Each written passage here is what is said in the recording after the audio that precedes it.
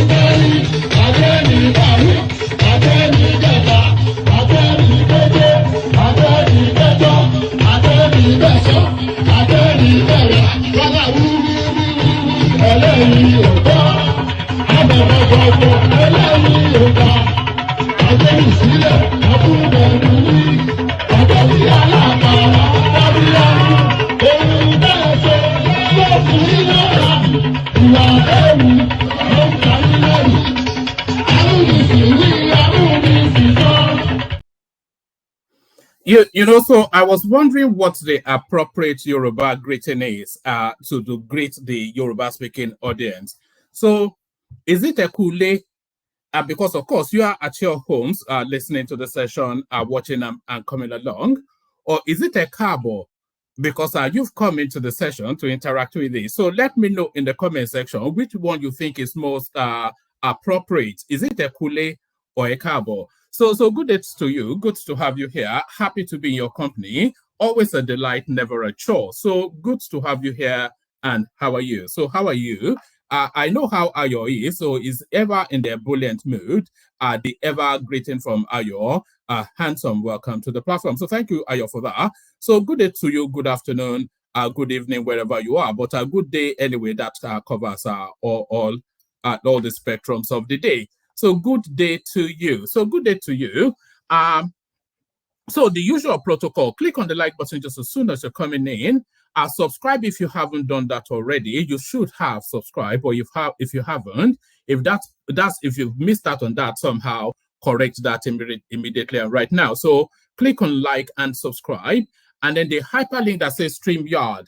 As you know, the conversations have been just scintillating over the last few days. Okay, so this is the divergence in the opinion. So Ayo insists that it's a cabo, and Ola on our Facebook is insisting that it's a kule.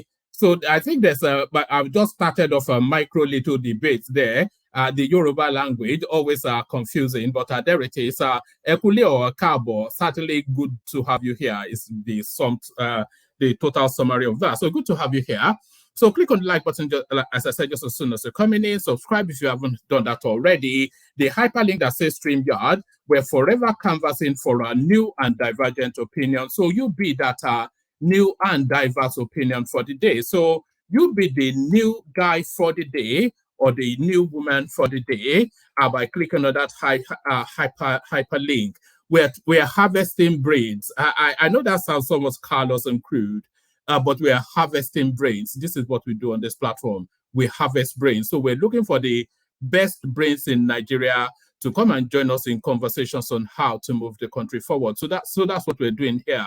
So if you consider yourself within that bracket, then we would like to harvest your brain. So we're harvesting brains. So click on the like button, click on subscribe, the hyperlink that says StreamYard, your invitation to buy your host cups of coffee, of course, that's ever pinned in the comment section, but please continue to ignore that as you've always done. So there's really only one story going on within the Nigerian space. So why don't we kick it off from there? Let's kick it off from there. Let me hold on. So there's only one story going on within the Nigerian space. So why don't we kick it off from there? So let's kick it off. With this. Let's kick it off with this. So we kick it off with this. Let's see. Yes. All right. So we kick it off with this. So this is the only thing going on. So I'll play you this. Let me play you this, and then we take it off from there. Let me remove Ayo's handsome greeting from the screen. Let me go onto that screen. A lot of you, of course, would have already seen this, but for the benefit of the conversation, let's kick it off from here. Before we throw to Ojinika Okwe, let's go back to Abuja, where the president of the NLC, the president of the TUC, and other labor leaders are addressing the protesters. And of course, we have our Arise correspondent, Funarinam Benjamin, on the ground there to give us the details. Against removal, but our point is that we must produce here at home, because we are the only OPEC country in the whole world that is not producing. And we told them, and they agreed, and we signed agreement. That's how the Port Harcourt refinery was awarded for a turnaround maintenance. And we agreed that by the first quarter of 2023, Port Harcourt refinery will work. Is it working now? No. Are they talking about refinery? No. Are they talking about production economy? No. Two, you are aware that they brought the issue of Dangote refinery, that it will be ready by the first quarter of 2023. It was commissioned. Is it producing? No. If we depend solely on importation, Two variables are not under our control. One, the exchange rate and the cost of crude oil at the international market, which means it's going to be a vicious cycle that it has been for the past 30 years. It has been a vicious cycle, and it will continue to be a vicious cycle, and it will continue to affect our economy. And therefore, government must come with 3 plans: immediate, medium, and long-term plan. I've not seen that on the table. It's a fire brigade approach. It's a quick pill that will relieve only pain for now, but the pain will remain with us perpetually. What will address this issue is actually the issue of production.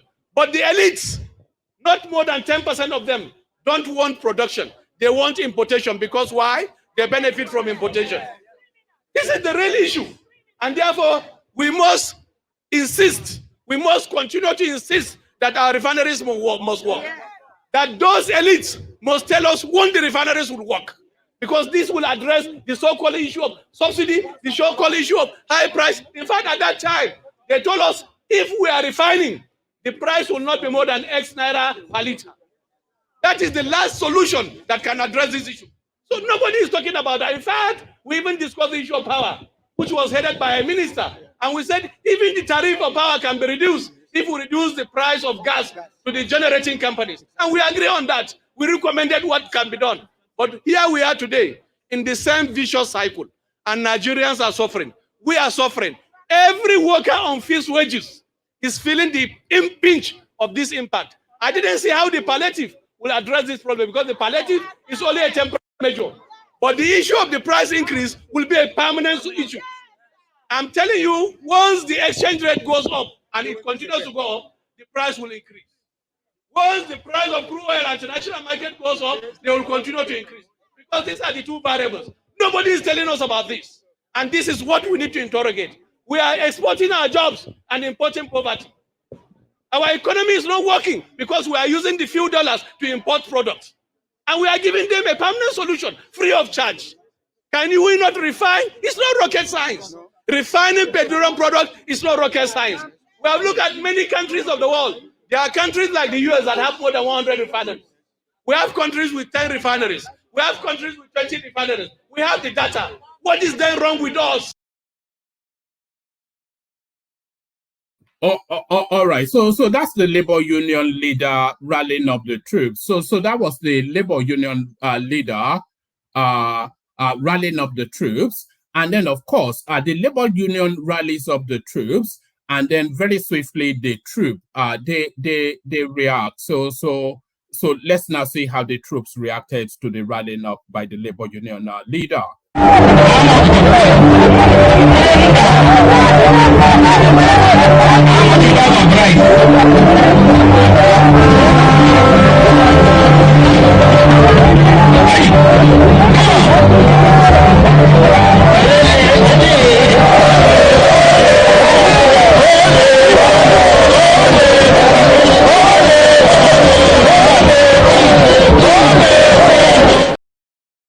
So that's enough of that. I'm sure you've all seen that. So that was meant to be a peaceful protest by the labor space, but you saw how it spiraled out of control.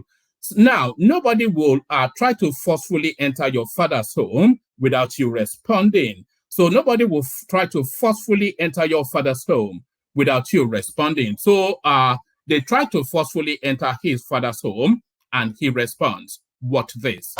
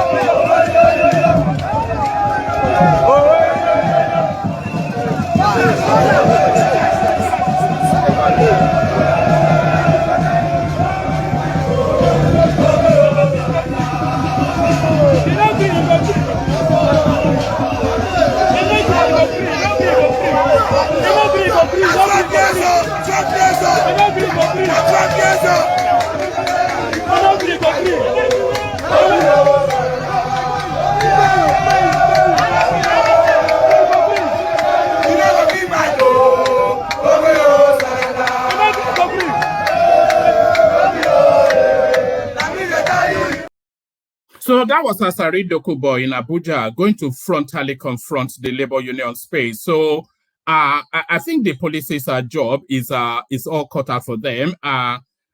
Somewhat of a fairly peaceful protest. Still, I've not yet heard of any skirmish apart from them breaking through the National Assembly gates, shouting "Ole Ole." So I'm sure that will be meat and drink for the usual suspects. You know them; they'll be delighting in that, of course. But is situations going to spiral out of control? Is it going to continue tomorrow and onwards? Because it's meant to be an indefinite strike. So that space under monitor. So a lot of time to be spent on that space. And I said, is it going to continue in perpetuity? Well, if the Edo State governor has his way, it will. Obaseki asks organized labor to reject federal government palliative. So I was quite surprised when I saw that headline. But then, of course, Obaseki is of the PDP stock. But for him to go to that extreme, that's somewhat caught me off guard. Obaseki asks organized labor to reject federal government palliative. So let's quickly go through this. Edo State Governor Godwin Obaseki has asked organized labor to reject the federal government's proposed palliative aimed at cushioning the effect of fuel subsidy removal. President Tinubu had, in the national broadcast on Monday, unveiled a 500 billion naira palliative for manufacturers, small businesses, and farmers. He also released plans to increase salaries and acquire 3,000 mass transit buses. Addressing protesting members of the organized labor, led by Comrade Odion Olaye, the Edo State chairman of the Nigeria Labour Congress in Benin City on Wednesday, Obaseki said the proposed palliative by President Bola Tinubu-led administration is a continuation of the fraud the federal government has always undertaken against the people of Nigeria. We in Edo State will support your action that your wages must reflect the current reality. So he can only really say that off the backdrop of having increased wages in his own state. So we have to confirm that. So if anybody is aware, make us be aware, as Obaseki increased wages in his own state because then, of course, the hypocrisy of it. So let us know in the comment section if he has. We in Edo State will support your action that your wages must reflect the current realities. The so-called money for palliative to be given to the local government areas to take care of the people. So we must stop this palliative fraud from the federal government. I want to call on labor to reject this palliative. Let them give the local government areas the money to give the people, because the government, let's take that again. Let them give the local government areas the money to give the people, because the government that is closest to the people is the local government. Federal government has no business buying grains or palliatives across the 774 local government areas of the state of Nigeria. So I will concede that actually that the government, the federal government can oversight, but using the local government obviously as the final port of call between them and the people. Recall on May Day this year, I warned you that we are likely to face the conditions we are facing today. And I advised you in that speech that you should not wait, but be proactive and be ahead of the game, he said. So I wonder if this is actually subversive language from the governor of Edo State. That's really where that question is. So that question, let's go on to the next headline. Labor protests, Tinubu made some commitments we're going to review. So this is the Labor Congress boss. So if he's made some commitments, does that then tell us then that they're going to suspend the protest until they are able to review it? So let's quickly go through this. Tinubu made some commitments. We are going to Tinubu made some commitments. We are going to not review, but review. NLC boss. Our president of the Nigeria Labour Congress NLC, Joe Ajero, has said that the Congress is going to meet to review some commitments which President Bola Ahmed Tinubu made to them today, August the 2nd. President Tinubu today had in an emergency meeting with the, I wonder if, because I thought Tinubu was actually out of the country. That's my understanding. President Tinubu today had an emergency meeting with the leadership of the organized labor at the presidential villa Abuja to address the issues that led to the nationwide protest, which they embarked upon today, August the 2nd. Answering reporters' questions shortly after the meeting, Ajero said that the issues discussed are the same issues that led to the protest today. He said that the president, however, expressed his position, made some commitments which were taken side by side with what the Senate said to them earlier in the day when they marched to the National Assembly. So they did not march to the National Assembly, they busted into it, breaking down the gates. We are taking it back to the office with our colleagues to review it and release a document on our next line of action. We have gone deeper into them. The president's broadcast has broader issues, but there are one or two things that need immediate action. The NLC president said that no one person can call off the strike, saying, that's why I say we will have to go back to the office so that they, the EXCO, will look at it before they come up. And by tomorrow, the NLC will equally have their NEC meeting to look at the bigger picture. On whether President Tinubu asked them to suspend the protest, Ajero simply said, the president is a pro-democracy activist, so he understands protest. So Tinubu, of course, a notorious protester in his own day. So now that the thing has come back to him now, I don't really think he has grounds to belly ache. So from the protesting labor force to the incoming governance, Tinubu sent second batch of ministerial lists to Senate. So let's just, we might as well just do all the readouts now. So we do that now.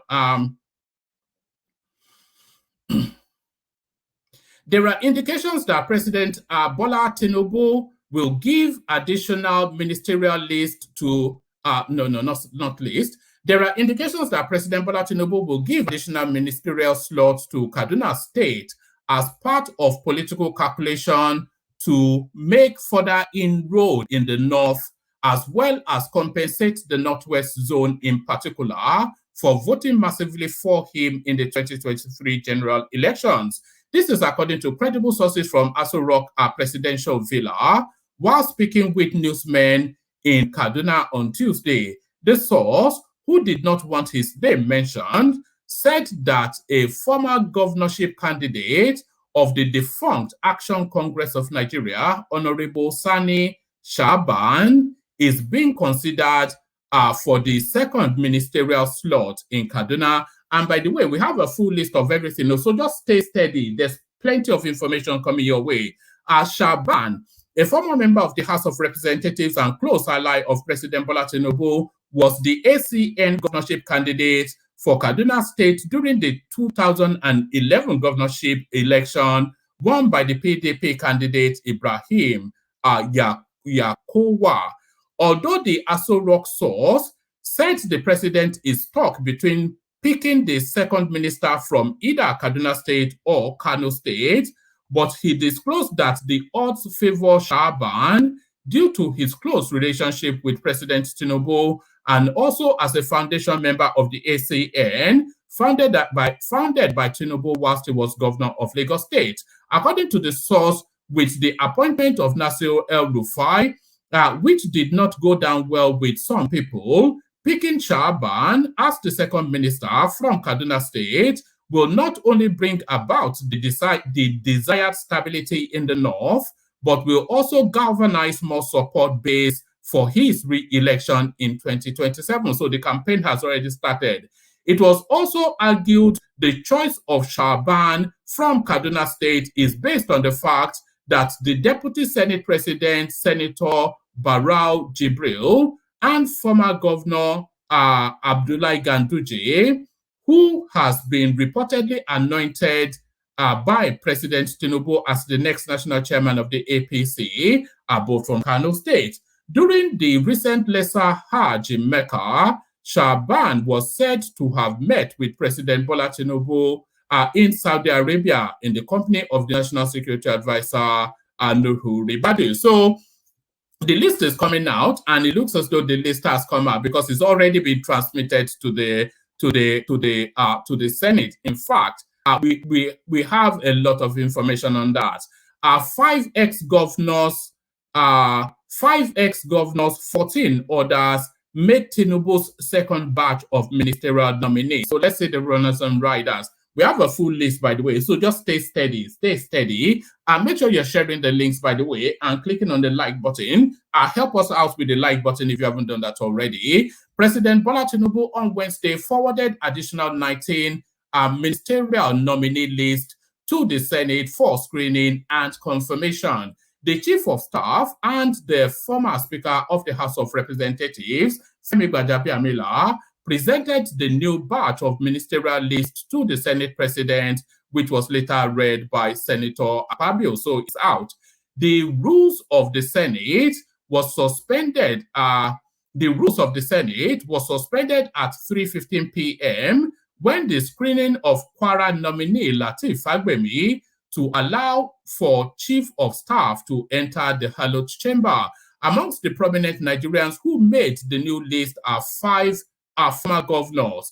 They are Gboyega Oyetola from Osun State, Atiku Bagadu from Kebbi State, Bello Matawale from Zamfara, Ibrahim Gaidam from Yobe, Samuel Lalong from Plateau.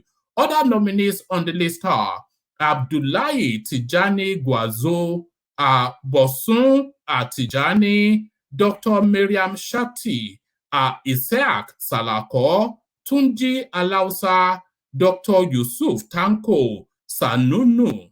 Others are Lola Adejon, Shaubu Abubakar Audu, Professor Tahir Maman, Senator Aliu Sabi Ali Abdullahi, Senator Al-Khali Ahmed Saidu. I'm seeing a lot of other names, but we have the breakdown as well. Senator Heineken. And by the way, this is a real name of Heineken, and yes, it is spelled like the beer. Senator Heineken Lokobori. I think it's from the Sapele Water sort of area. Uba Megari Amadu, and Zapa something or the other Beatrice Jasalo. It will be recalled that 4 former governors made the first batch. They are Abubakar Badaru of Jigawa, David Umahi of Ebonyi, Nasir El-Rufai of Kaduna, and Yemsin Wike of Rivers State. With the arrival of the second batch of ministerial nominees, the total number of nominees before the Senate is now 47. Meanwhile, the screening exercise of the second batch list, according to the Senate President Godswill Akpabio, will commence on Friday this week, while the new nominees are given Thursday to perfect their documentation. So there it is. So we go on from there. So actually, let's stay with that storyline just to wrap it up. So let's stay with that storyline just to wrap it up. So I'm going to bring you now just a couple of statistics. So I'll give you now just a couple of statistical breakdowns of those names. So here are the names and the states they come from. So Akwa Ibom, Ekwerike, Akpo, Bayelsa, the one they called Heineken, Cross River, Betadu, Cross River again, John Enna, Delta Stella Okotete, Edo Abubakar Mama, Rivers Yemsin Wike, Adamawa Tahir Maman, Bauchi Yusuf Tugar, Bauchi again, Ali Pate, Borno Abubakar Kyari, Gombe Al-Khali Ahmed Saidu, Taraba Uba Amadu, Yobe Ibrahim Gaidam, Taraba, again, I think we have Taraba twice.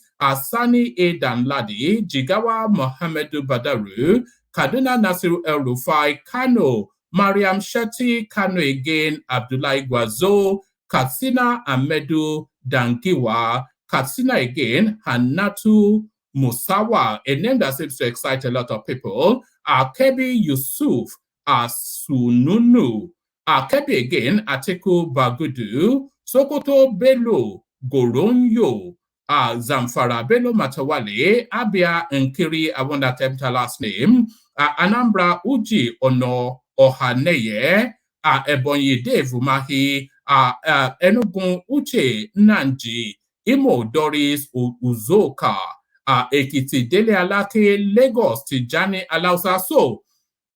So this name surprises a lot of people. The Lagos State slot right there, because a lot of people would have bet their houses on Ambode, but alas, that's the name that's come through.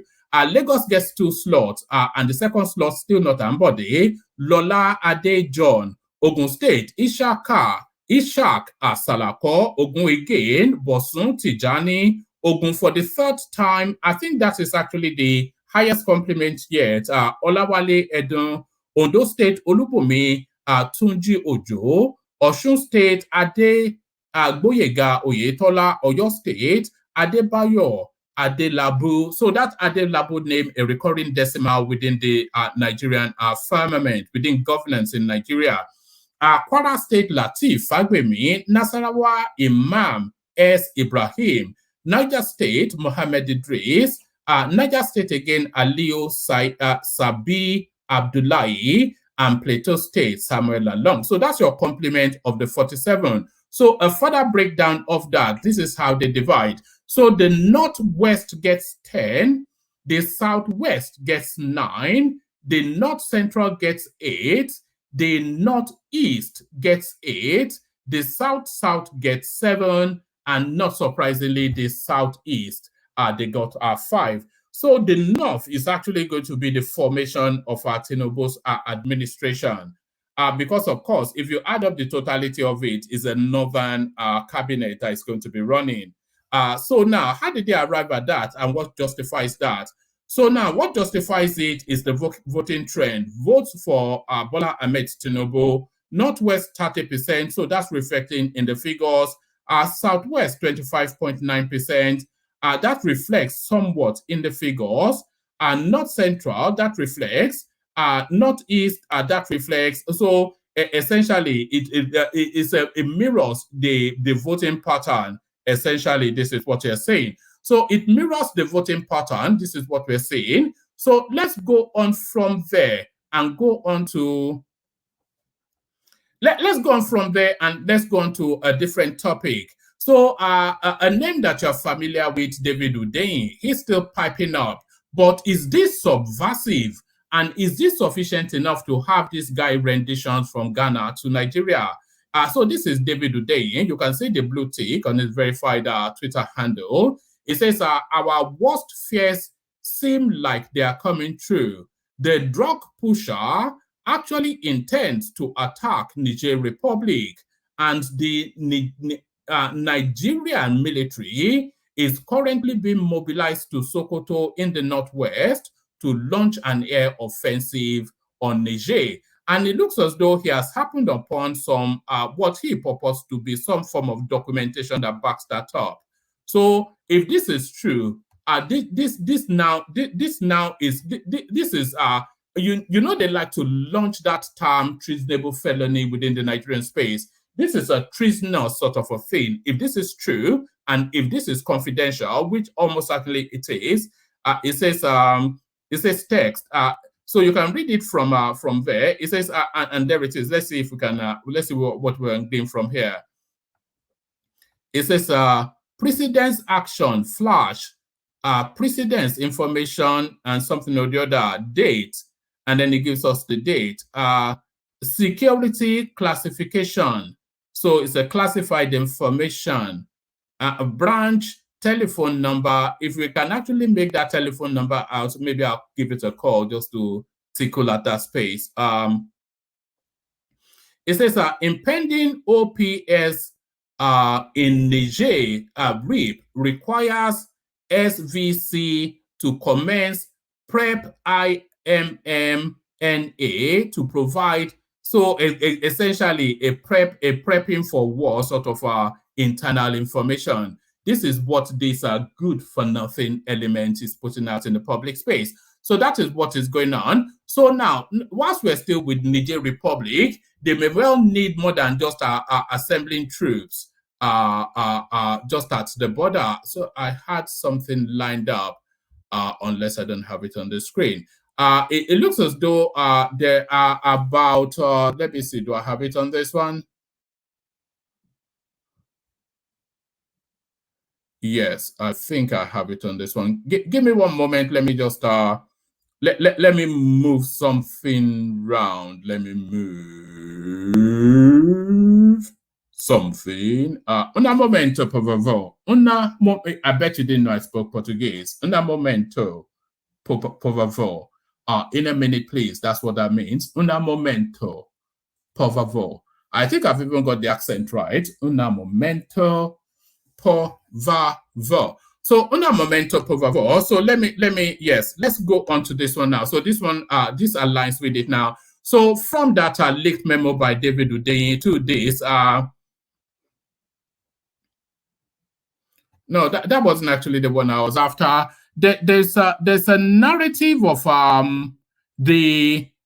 are about 4 to 5 countries that have aligned themselves with the Nigerians. So that's essentially what I was looking to bring you, but I can't seem to find where I've put that one now. But there are about 4 to 5 countries lined up to back the Nigerians. So there was a meeting, pardon me.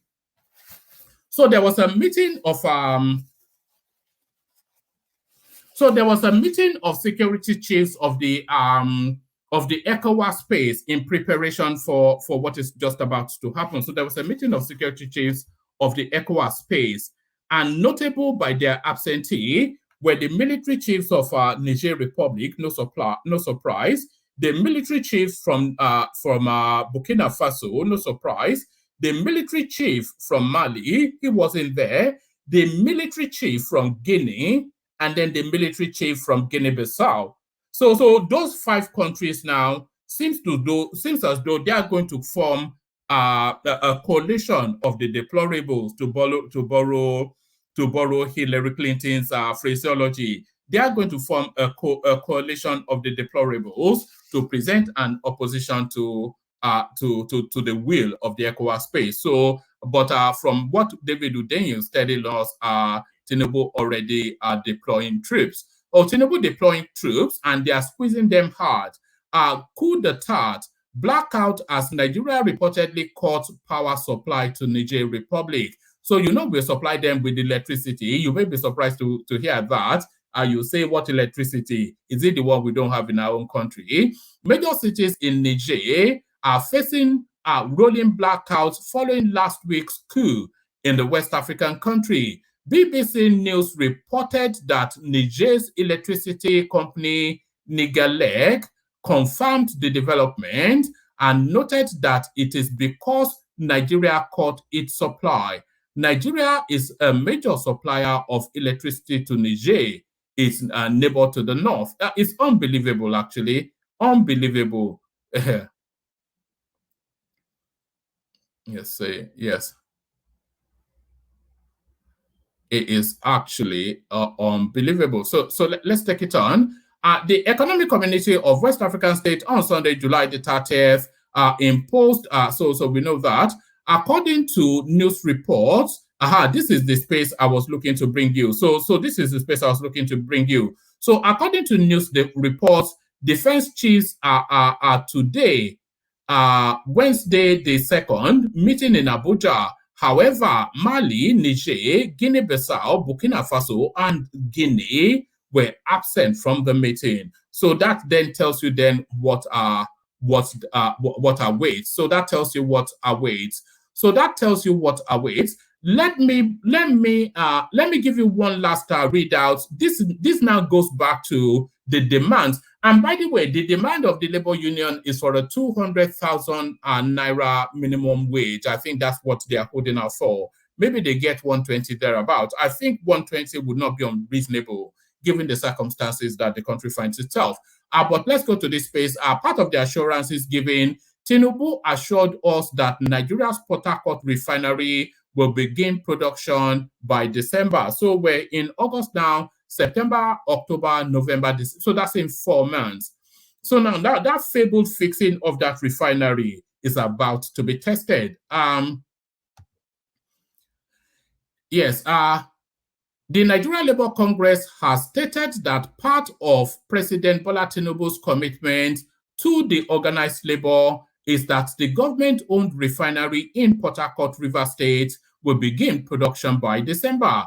The NLC president, Joe Ajaero, stated this while speaking with State House correspondents after a meeting with the president on Tuesday in Abuja, adding that the labor leaders had thoroughly examined the proposed measures put forward by the presidency. So if Tinubu is actually giving this assurance, I'm inviting that the labor union do not take it at his words. They should have an inspection of that space as part of their protest. During this phase of protesting, they should have an inspection of that refinery to see the level of preparedness or lack thereof. Because all the way through, remember when Buhari came in, he told us he'll be building a refinery a day. He couldn't even fix the one that and they were budgeting $1 billion a year for the refineries. The Labour Party president, Joe Ajaero, stated this while speaking with State House correspondents after a meeting with President Tinubu on Tuesday in Abuja, adding that the Labour leaders had thoroughly examined the proposed measures put forward by the presidency. He, President Tinubu, committed to an immediate restructuring of the framework for engagement in line with the input of the Labour leaders. He let out a certainty that the Port Harcourt refinery will commence production by December this year. He pledged to ensure that agreement is reached on the wage award for Nigerian workers immediately. So yes, I think Tinubu actually set himself up. That is national broadcast should have been an announcement of a wage increment, which was what Ajanle Koko was insisting on all the way through, and we see the fallout of it now. Our correspondents earlier reported that the NLC and the Trade Union Congress said they will return to the dialogue process after meeting with Tinubu, which suggested an end to their nationwide protest. Ajaero said, it is pertinent to inform Nigerians that the extent of the success of the protest is underlined by the request of the President of the Federal Republic of Nigeria, Senator Bola Ahmed Tinubu, to meet with the leadership of the NLC and TUC in a closed-door session. The engagement was fruitful with immense mileage. The engagement was fruitful, that immense mileage was gotten with regards to the issues that bogged down the work of the Presidential Committee on the subsidy removal and necessitated the protest. He promised to unveil a workable roadmap to the CNG alternative next week. On the strength of the President's pledge and commitment, we have decided for a return to a new and reinvigorated dialogue process to allow for full implementation. Once again, we thank Nigerians whilst we wait for the government to fulfill its own part of the understanding as agreed by His Excellency, the President. Correspondents earlier reported that Tinubu met with the NLC and the Trade Union Congress TUC at the Aso Rock Villa in Abuja. The meeting held amidst nationwide strike, which led to demonstrations and protests in several parts of the country over the untold hardship brought on Nigerians by the Tinubu administration, which is barely 2 months. So that's, of course, Sahara Reporter. So they wouldn't miss the opportunity to have that little. All right. So they wouldn't miss the opportunity to have that little dig. But I think that's sufficient enough. Let's come into the room. We've got Des joining us. Good to see you, Des. Bishop is around. Thank you, Bishop. The majestic Ajanle Koko, of course, he would not miss a protest. If he joins us, so Be ready for some elegant submissions. Isaac Black is in the house, and General Thomas makes up the day. So plenty of spaces. We want the room as busy as possible. So please join us if you have the time to do so, especially if you're a voice that we've not documented already. So I'm going to kick it off. Let me kick it off with Ife, because we've not heard from Ife for a long time. But before I kick it off with you, Ife, let me also play this 3-minute clip. So the change in government now is going to be reflected now in the word of the old that's now transmuted into the new. So that sounds somewhat convoluted and gibberish, but the change in government now is going to reflect in the words of the old that's now transmuted into the new. What am I talking about? Listen to this. Most important point I would want to make is that this institution belongs to Nigerians. It does not belong to any political party. It does not belong to any public official. It belongs to over 200 million citizens of this country, both at home and abroad. And it is with that understanding that we will be engaging the world. We believe it is the right, not a privilege, but the right of every Nigerian to have full access into the affairs of the presidential villa, into the affairs of the office of the president and the office of the vice president. We will be more open in terms of providing access to information to radio networks, television networks, newspapers, and online news media than ever before. We are committed to ensuring that there is a zero-tolerance policy on every spokesperson and every media functionary that works here in the government in terms of how we relate with Nigerians through the press. Gone forever, by the grace of God, are the days when government spokesmen and women will speak down to Nigerians, would use condescending language with Nigerians, and would display some form of institutional arrogance toward Nigerians. That will not be tolerated under my leadership. I want to be very clear that President Bola Ahmed Tinubu is a man of empathy.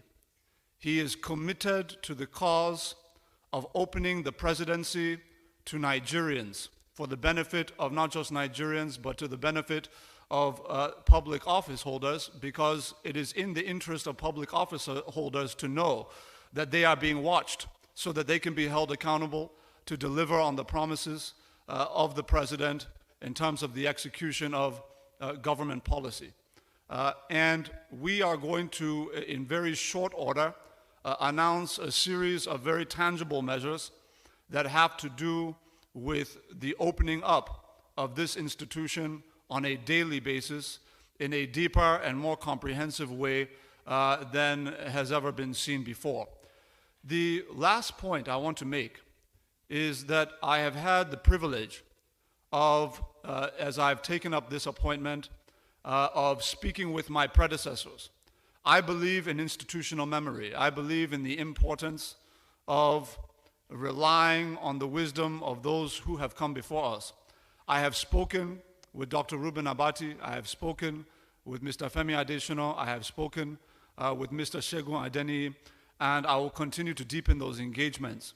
And irrespective of political affiliations, all of us love this country, and we're going to do our bit to ensure that the Nigerian media feels that it has its rightful place in the affairs of government, in the affairs of public life, and that our institutions are open for them to deliver right, accurate, and factual information to Nigerians. With that, I thank you very much.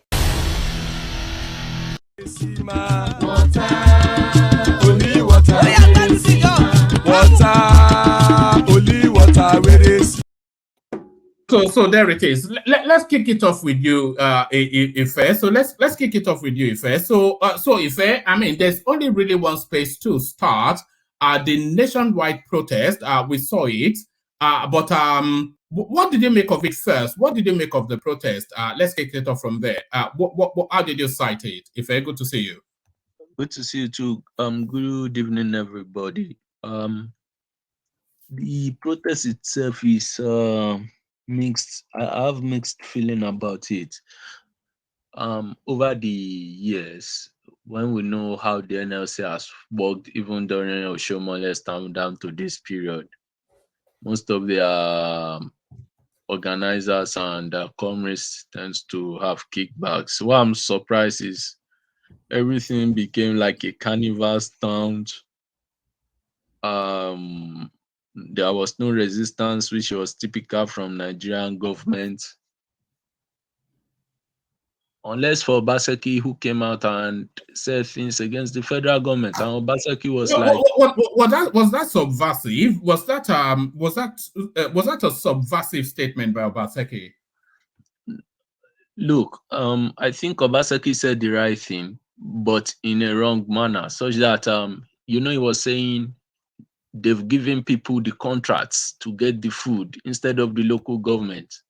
So it still means that a little few will benefit from the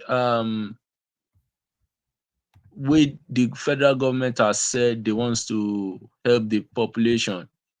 So maybe at the end of the day, when you look at how these contracts were awarded, it will just be some people very close to the presidency, that's all. And they will now be the one to determine what each state or each local government gets.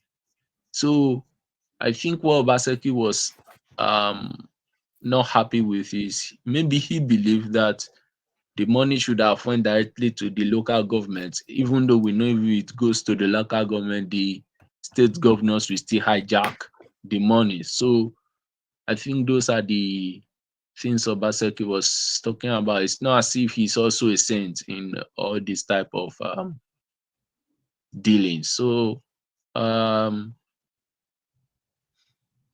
unfortunately, can you even imagine the increment they gave the military personnel from 1,000 to 1,200?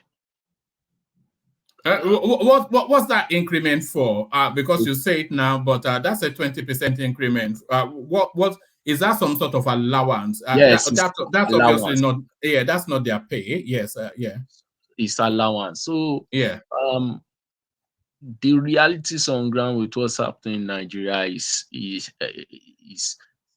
I think if any increment is coming to Nigeria, it should be 100% on every type of salary anybody is earning. The 30,000 minimum. Yeah, but we don't know how much they've increased their salary by. So that's an allowance. So that's in addition to yeah. What kind of allowance would that be? Fair? Maybe some out of station allowance, away from your wife allowance, any sort of allowance. That's not their substantial pay. That's an allowance. Okay. Yeah, so on the protesting from the NLC, some other went across the nation. There was one in Port Harcourt, Lagos, Kano State. And funny enough, Asari, one man, what are we going to do with Asari Dokubo in this regime of Tinubu? Look at that.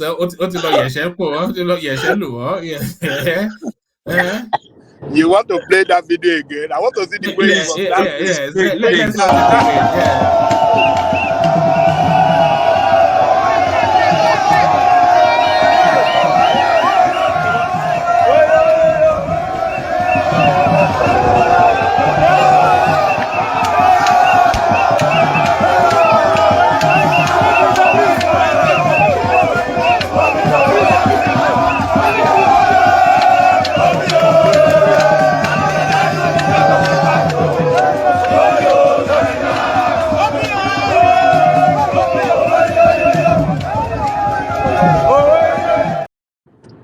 Tinubu will have to rein in this guy very quickly because he's amusing now, but very quickly he's going to spiral out of control. So it's good for comedy now, but they have to, pull him back a little bit, I think. The insensitivity to what's it called, Nigerian workers is he going there to fight them? Is he going to fight the workers? Where was his AK-47, by the way? I thought he had an AK-47 for everybody. Even if you must do something like this, should not be the grieving Nigerian workers. I'm telling you, if Nigerian workers go on strike for 1 month, I don't even think Nigeria can afford NLC going to strike for 1 month, not to talk of 2 months. With the fragile economy we have now, that country will most likely collapse, and I don't want something like that. But on the NLC stuff, I still want to. What are you making of their demands? 200,000 naira as a minimum wage. I don't think that is excessive, but I don't think it is attainable. But certainly, it has to be at least 3 times what it is now. Even 3 times is probably still not enough. Mama, the exchange rate, when the minimum wage was at 30,000 naira under, I think, Jonathan's period, right? The exchange rate was still around about one pounds to about 300 naira. Now we are talking about 1 pound to about 1,000 plus, and we are seeing that 30,000 naira exchange rate. That is, it has almost quadrupled now, and we are still looking at that very meager exchange rate. So it means if you what would you consider a realistic minimum wage for the Nigerian person? Not just subsisting level, what a realistic minimum wage. What would you consider a realistic minimum wage? And don't go to left wing, but a realistic one. Let's check it. What's the price of I think for me, if I want to look at a realistic exchange rate, I will benchmark it on the price of cement. Cement. Let me check the price of cement now. You make the minimum. You link the minimum wage to the price of cement. Exactly, because cement is 5,000 naira. 5,000 naira. Right. Why? Tell me why first. Yeah. Why I will benchmark the price of minimum wage on cement in Nigeria is an average Nigerian does not have an affordable house. An average Nigerian tends to build his or her own house gradually. Hold on. You want the laborers to be building? The minimum wage is the base level entry point. Yes. So somebody that is the tea boy in the office, you want him to be getting money to build a house? No, Is it benchmarked to affordability of a house in the UK where you live? Based on how Nigeria is structured, for me and my own experience, as somebody who grew up on the street and understand a little bit. You want to benchmark minimum wage to affordability to build a house? Seriously, what are you talking about? Look at woman. The truth is this: whenever I did say not to go to left wing. In fact, that's almost Marxist what you just said. So carry on. Yeah. So what I'm looking at it is, most times when the price of petrol goes up and the price of building material goes up, it affects the average Nigerian on the street. And most times these building materials are affected by the price of exchange rate, international exchange rate. So if an average Nigerian cannot complete his or her house at the slated time, it means it will trickle down to the mortgage system or the bid system. It has a trickle down effect on everybody. Most of people that I know are either working as laborers who will go on travel, come back, and if there are no works based on people who can afford housing in wherever the projects are ongoing, it will affect an average family. I believe the build system, the transportation, which is circled around petroleum products, affect more Nigerians than any other sector.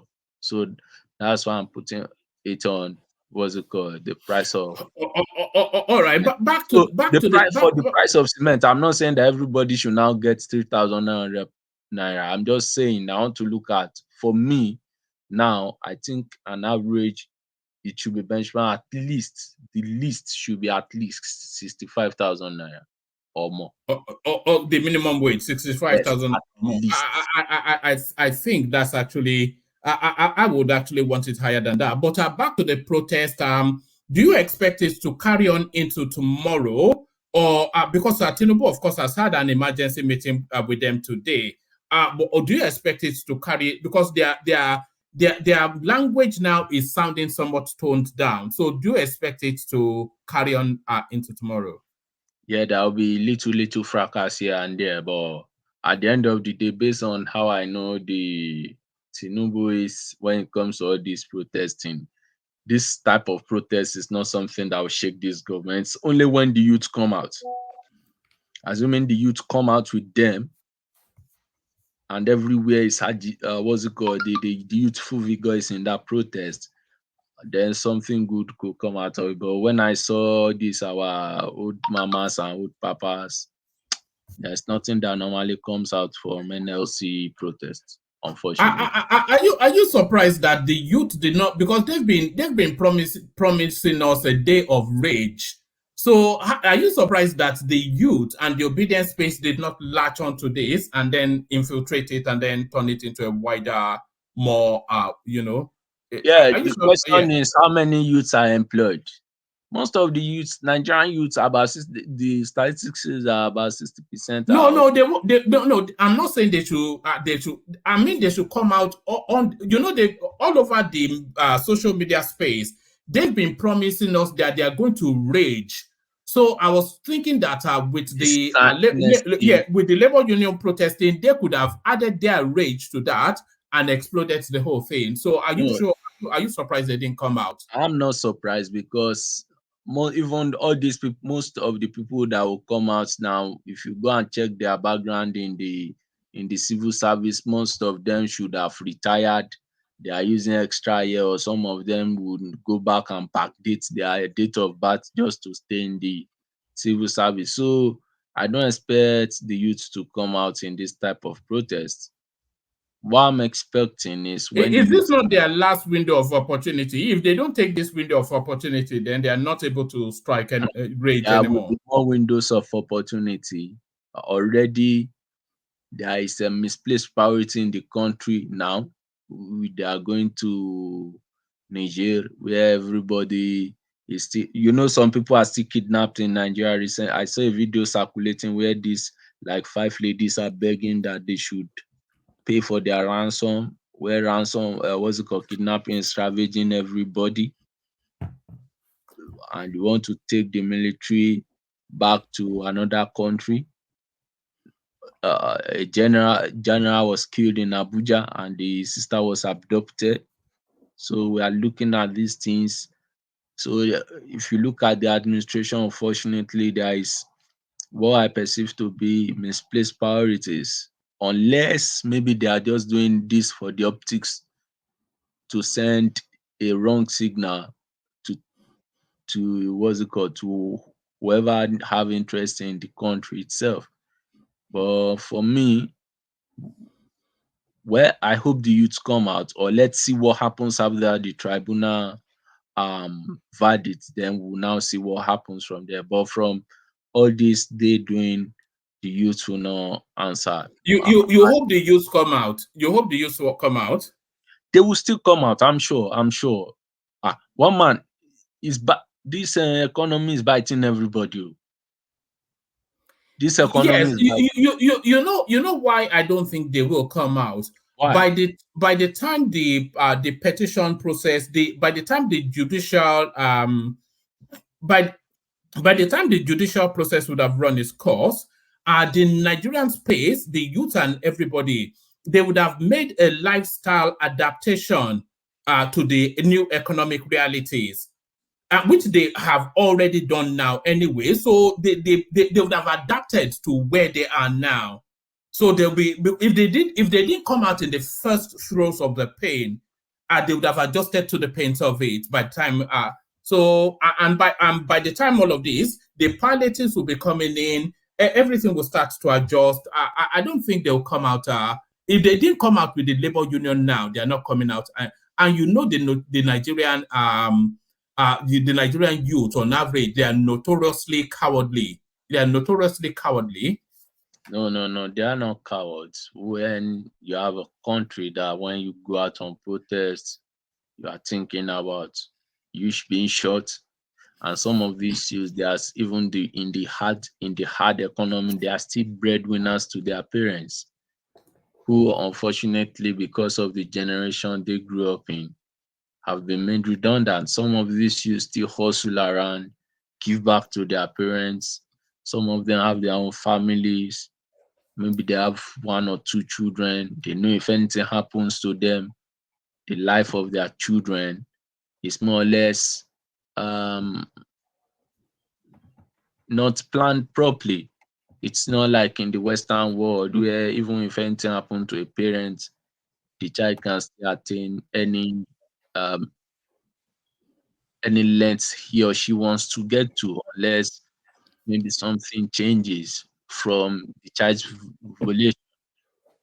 But in Nigeria, it's not the same. Wow, man, let's be sincere. So you cannot, if you are going on a protest, unless you don't have people who depend on you, that's when you go out on protest with your full chest. But in Nigeria, you are interdependent on everybody. You see, that's an uncle is depending on you, your parents, or a cousin, this type of lifestyle. So at every point, you don't want a situation whereby you're out today, maybe in the next 3 months, you cannot go out again, because it's a day-to-day minimum, wage-like living. There's no social security or something for anybody. So one needs to be careful. And you see what happened in the Lekki thing. People are shot, then they want to bury them. Nobody is coming out to. So everybody needs to be careful, All right. Let me ask you one more question, then I'll go on to Ajanle Koko, who I think these sort of spaces get towards. Were you surprised that the people that were breaking through the National Assembly gates, were you surprised? Were you surprised they were not shot? Were you surprised they were not shot? I'm surprised, yeah. And why I'm surprised is this same incident happened, I think, last year during Buhari's tenure. But the security forces did not allow them to break the door of the to break the gate of the National Assembly. I think this, and that's why I'm suspicious of all this, because they when they started all this carnival-like of things. I don't get that. There was there was nobody that was talking about giving some form of the reason why they are there. They were just dancing here and there. So even no senator came out to come and see them. It's only, so it's shady for me. It's not straightforward. Yeah. All right, brilliant. Stay with us. I still want to hear from you on the ministerial list, but let me go quickly to Ajanle Koko. So Ajanle Koko, Aluta Continua Victoria Asata. So is Victoria Asata and has victory been won by this protest? So Ajanle Koko, it looks as though those spaces that you had concerns about with regarding the Tinubu's broadcast, that is one of the spaces that the protest was wrapped around, and it looks as though the protest shook the establishment so much that Tinubu had an emergency meeting with these people and made a lot of concessions to them. So, Aluta Continua, Victoria Asata, Ajanle Koko. Thank you, man. Greetings to our listeners around the world. Click on the like button, share, and subscribe if you haven't done so. I think I give kudos to the Labour for coming out in their thousand around the country to demonstrate and to show their dissatisfaction to this administration that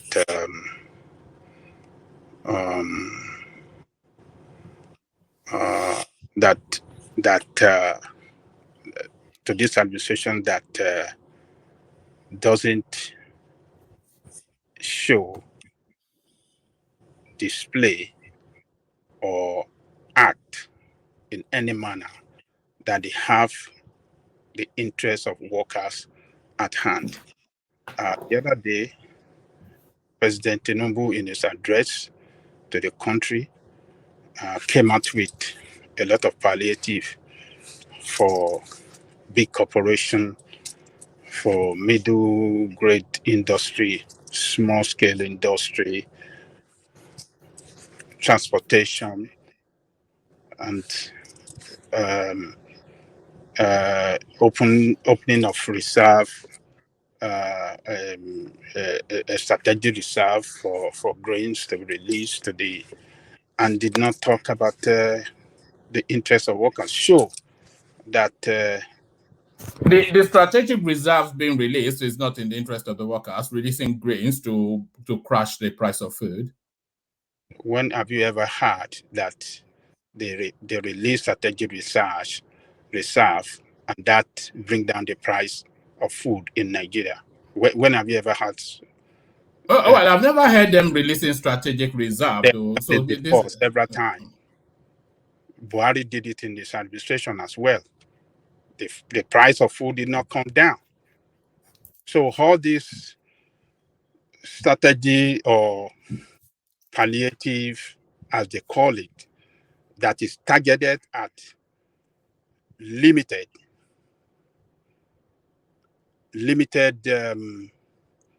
how do I describe it? Industries will not yield a better result for the generality of Nigeria, but rather yield a limited result that we won't feel it. We won't feel it. It's going to be like you throw a pin or needle in an ocean, in the ocean. You won't be able to see it. So the workers has expressed their dissatisfaction to the president and to his administration, that they are not happy with him, that he has not done anything good to them, that he's so insensitive to the plight of the workers. Look, the workers in that country are set of people or group of people that the government at all level should take their interests at priority. And the reason is this: each worker in that country have an average of 7 people that rely on them. 7. And each worker in that country are the most reliable taxpayer. The most reliable. But they've called off the strike anyway. They've called off the strike anyway, so they've gone to collect. They've collected their dollars, and that's it. Yeah. They pay their tax as at when due every month, direct from the source. The most reliable taxpayer, and for their interest to come at the bottom of everything, it shows that are they the most productive? Are they the most they are productive, the most productive out of the Nigerian workforce? Look, the civil servants. Wait, look, I'm not. Well, they go to the office to sell Ashoebi. Most Okay, half of them, they go to the office to sell Ashoebi. You see, that is where you people got it wrong. Mm-hmm. When I'm talking about we don't have them in our families. We have them in our families now. Hold on one man. When I'm talking about the workers, I'm not limiting it to the civil servant alone. I'm talking about the generality, the workforce in the nation. Any government that does not look at the interests of the workers in generality in the country, that government is not ready to govern the nation well. And the civil servant that your people disparage and call all sort of names, it's so unfortunate that you don't know the work that civil servant does in the society. If they don't work, the nation will not function. And that's a fact. We have seen it before. Civil servant with down tools, a lot of people will die as a result of that. Particularly if hospitals shut the door, if doctors goes on strike, and all the paramedical goes on strike, people die like chicken. So, but you see, leaders, these political leaders in Nigeria that doesn't care about the workers, and they believe they are one of the, group of people in that country that have been beaten down, that are scared to even fight for their right, that does not even know their rights. So that is why they don't care. They believe, oh, we can get away with anything. Until when the workers, why is it when the worker goes on strike, that is when they want to stand up and start talking to them? So if Nigerian workers, NLC, and other, associated, this thing, what do they call them? So if they didn't go on strike, so the government will not start to sit with them and start to negotiate with them. Only strike that work. That is the only language that workers can speak that the government can understand. I have to say I agree with you. Yeah. Okay. Okay, good evening, Ajaleko. Baba Ajaleko. One question, is that your real name or Inokijemi? I'm sorry, I have serious. I don't think Ajaleko is his real name. What did you say? I didn't hear you. Is asking if Ajaleko. Is Ajaleko your real name or Inokijemi? That's my real name. Yeah, there you are. Yeah. I don't mean any disrespect. I just wanted that. Okay, I wanted to interject because I understand your position. I spent some time yesterday night thinking aloud to myself in the dead of the night. Say, okay, I understand your position perfectly. You are passionate about Nigeria in your own unique way. I was analyzing a few contributors on the platform, trying to know their position. So I put you in a position, I put Kulata in a position, and about 2 or 3 other contributors. So I understand where you're coming from. But let's be very objective. By my view, I think that strike was not necessary. My view. Even though I know you are against me. But you just said something now that is very instructive. That you don't make civil.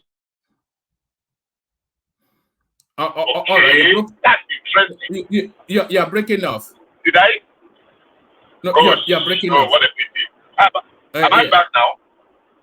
Yeah, but we can barely make you out. But go on, land the position. Okay. Carry on. Okay. Yeah. Okay. Maybe when I get back to a good place, I'll try and come back in. Or if you are hearing me, I can just quickly. Yeah, if you can quickly land it, it's a very quick line. Okay. He just said something very interesting that he's not referring to cost civil servants alone. It means the generality of everybody that is working in Nigeria, and I agree to that extent. I don't just want us to limit it to civil servants alone. It's not only civil servants that deserve good life. They don't go to different markets from the other. So if he says everybody, including Agbero, including conductor, including tailor, including warder, including policemen, including soldier, including I agree with him. There must be an improvement. So we don't have any, there's no disagreement with that, basically. All right, brilliant. Adale Koko, I was going to agree with you as well that the protest, it has the desired impact, that it should have had. Because if they were in negotiations, the government would still be messing them around. But with this protest now, Tinubu very quickly shelved everything, called them to his office, and he just opened a blank check and say, just put a number, So yes, I do agree that the protest had the desired impact. Yes, because protest is the only language that you can speak to the politician that they can understand the most when workers are fighting for their right. They are not good people. The politician in that, the political leaders are not good people. They don't love the workers. They don't love anybody. So it is when they take up strike action, that is when they will start to negotiate or try to want to even talk, sit them on the table and start to talk. So Tinubu have not shown a good leadership for not stopping this strike by negotiating with them right from day one. That is what I was saying the other day, that in his campaign directory, he has a directory in his campaign team as Labor's directory, Workers' directory. That directorate should have been responsible from day one after winning the election to start packaging what they have for the workers. And since it has assumed office, it should have started negotiation with the workers on the palliative for workers after removing the petroleum subsidy. But he failed. It didn't show a good leadership. It didn't show that it's in tune, that he filled the plane. So, but, well, negotiation have started now. I hope he will be able to, meet with them at the middle point where they can all agree and come out with a living wage for Nigerian workers. He should be able to do it. He's a Democrat. He's a politician. He was one time a labor man, a protester himself. He was one time a protester himself. Freedom fighter too. A freedom fighter. Yeah. So and he have in his team, he have a Shiomole, he have some of these labor veterans with him. They should be able to help him and to negotiate well with the workers, and so that he can have a peaceful running of the government without any interruption from the worker. Look, let me tell you, when Awolowo was the premier of the West, he was Western region pay the highest to workers than any other region, even more than the federal government. And Awolowo always beat his chest that workers will never go on strike. Would never go on strike on his, under his watch. Mr. Jarico, I want to ask you something. Yes. And I want, if the private sectors can give 100% increase to their own workers, what is stopping the federal government to also follow the same footstep? Because a lot of private sectors today, knowing the effect of this first subsidy, have already, most of them 100% increase, some 60, some 70, and their workers are enjoying it. Then what happens to the government workers? Why is government still adamant to carry out the duty they put there their workers. The private sectors have always globally paid higher than government, but yeah, Ajale Koko addressed that. Then I want to bring Patrick into the conversation because he has a lot of thoughts on the space as well. Ajale Koko. Well, the reason is that, like I said earlier, they don't show any interest in giving a living wage to the workers. They only care for themselves. They own themselves only to have the best of the best remuneration, benefit, and better pay than even their colleagues around the world. So they don't care about workers. So workers have to fight for their right. So the same thing Nigerian people have to fight for their right against this politician. They don't care for anybody.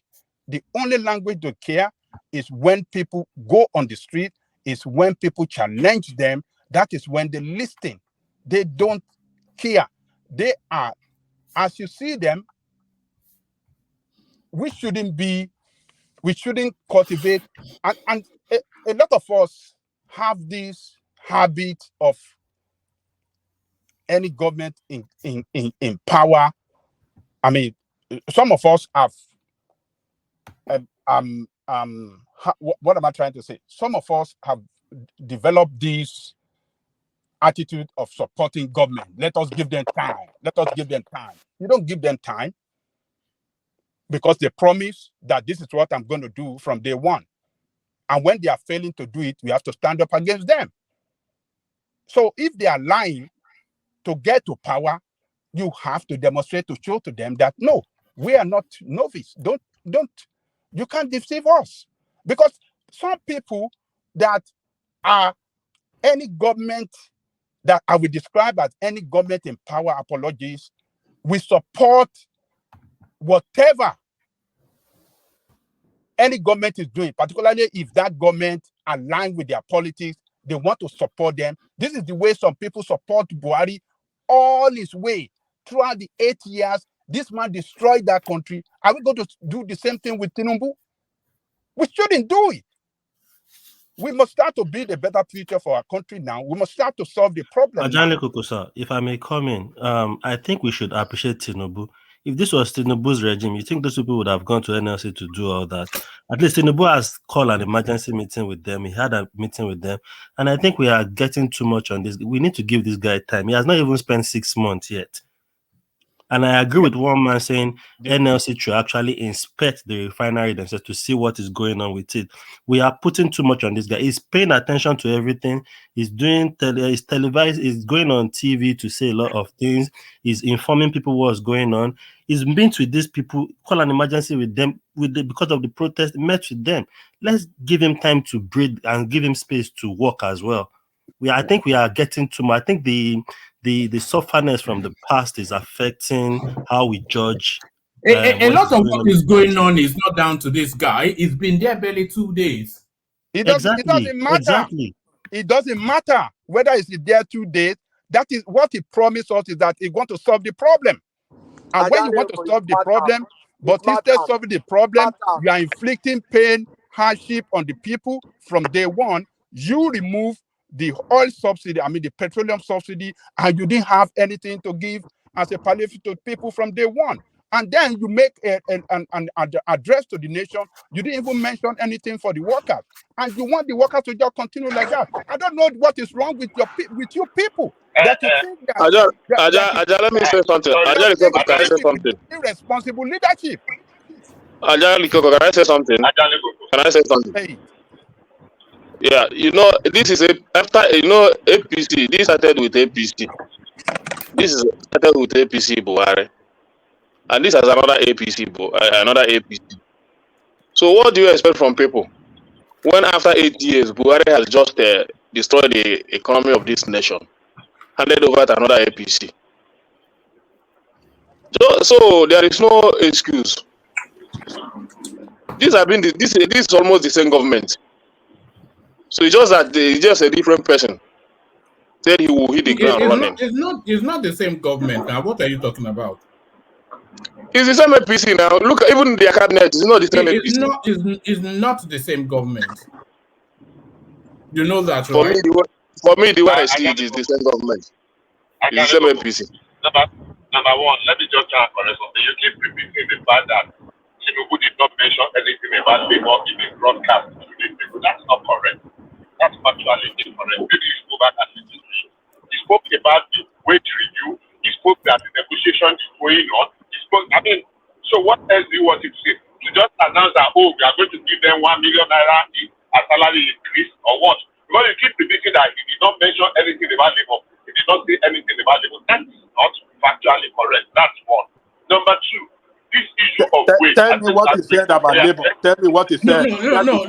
Sorry, Ajanle Koko. Let him give you that list. You address it, and I want to go on to Patrick, so I bring every voice in.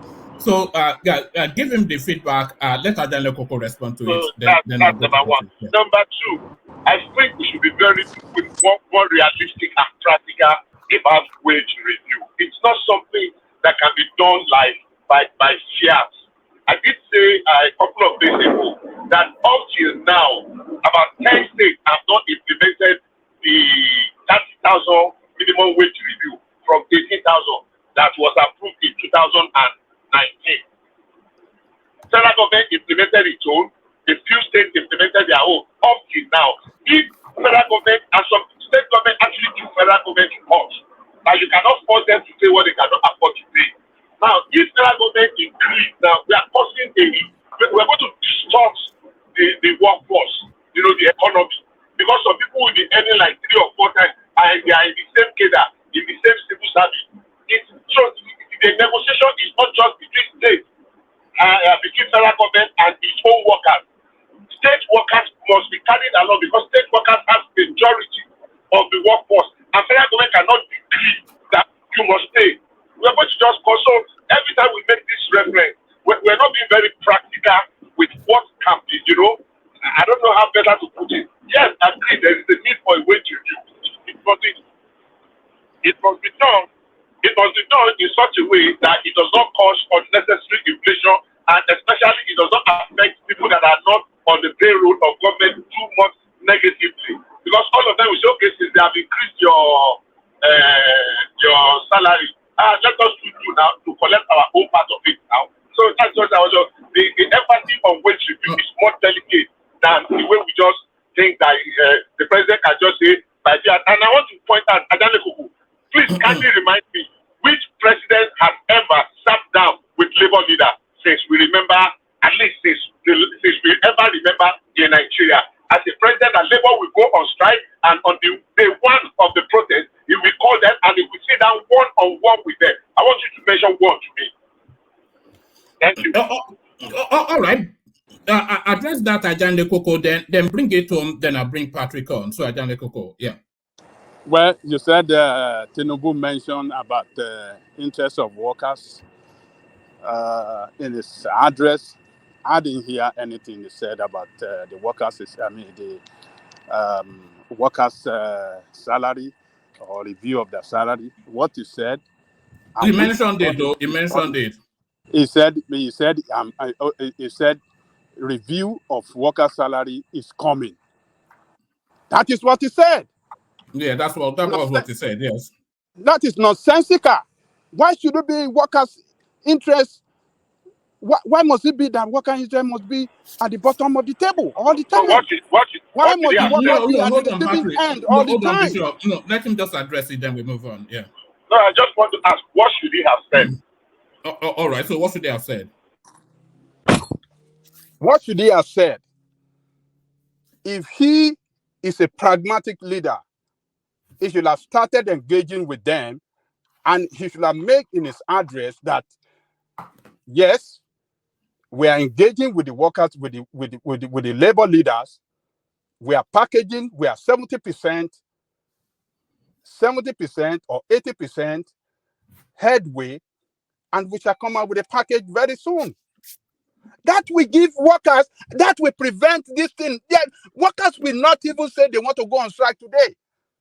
But because it didn't show any interest at all in the welfare of the workers. That is why you see worker troops to the street and bulldoze that gate of irresponsible leadership. How can the workers be demonstrating and coming to the chamber of the people, and you don't see the senator or the senate president coming to address them, to talk to them? Highly insensitive leaders. We have to start to fight against these people, or they will destroy that country right in our eyes. 23 years down the line, they have brought the country down. Tinubu is a Democrat. He has been on this thing. He called it lifelong ambition.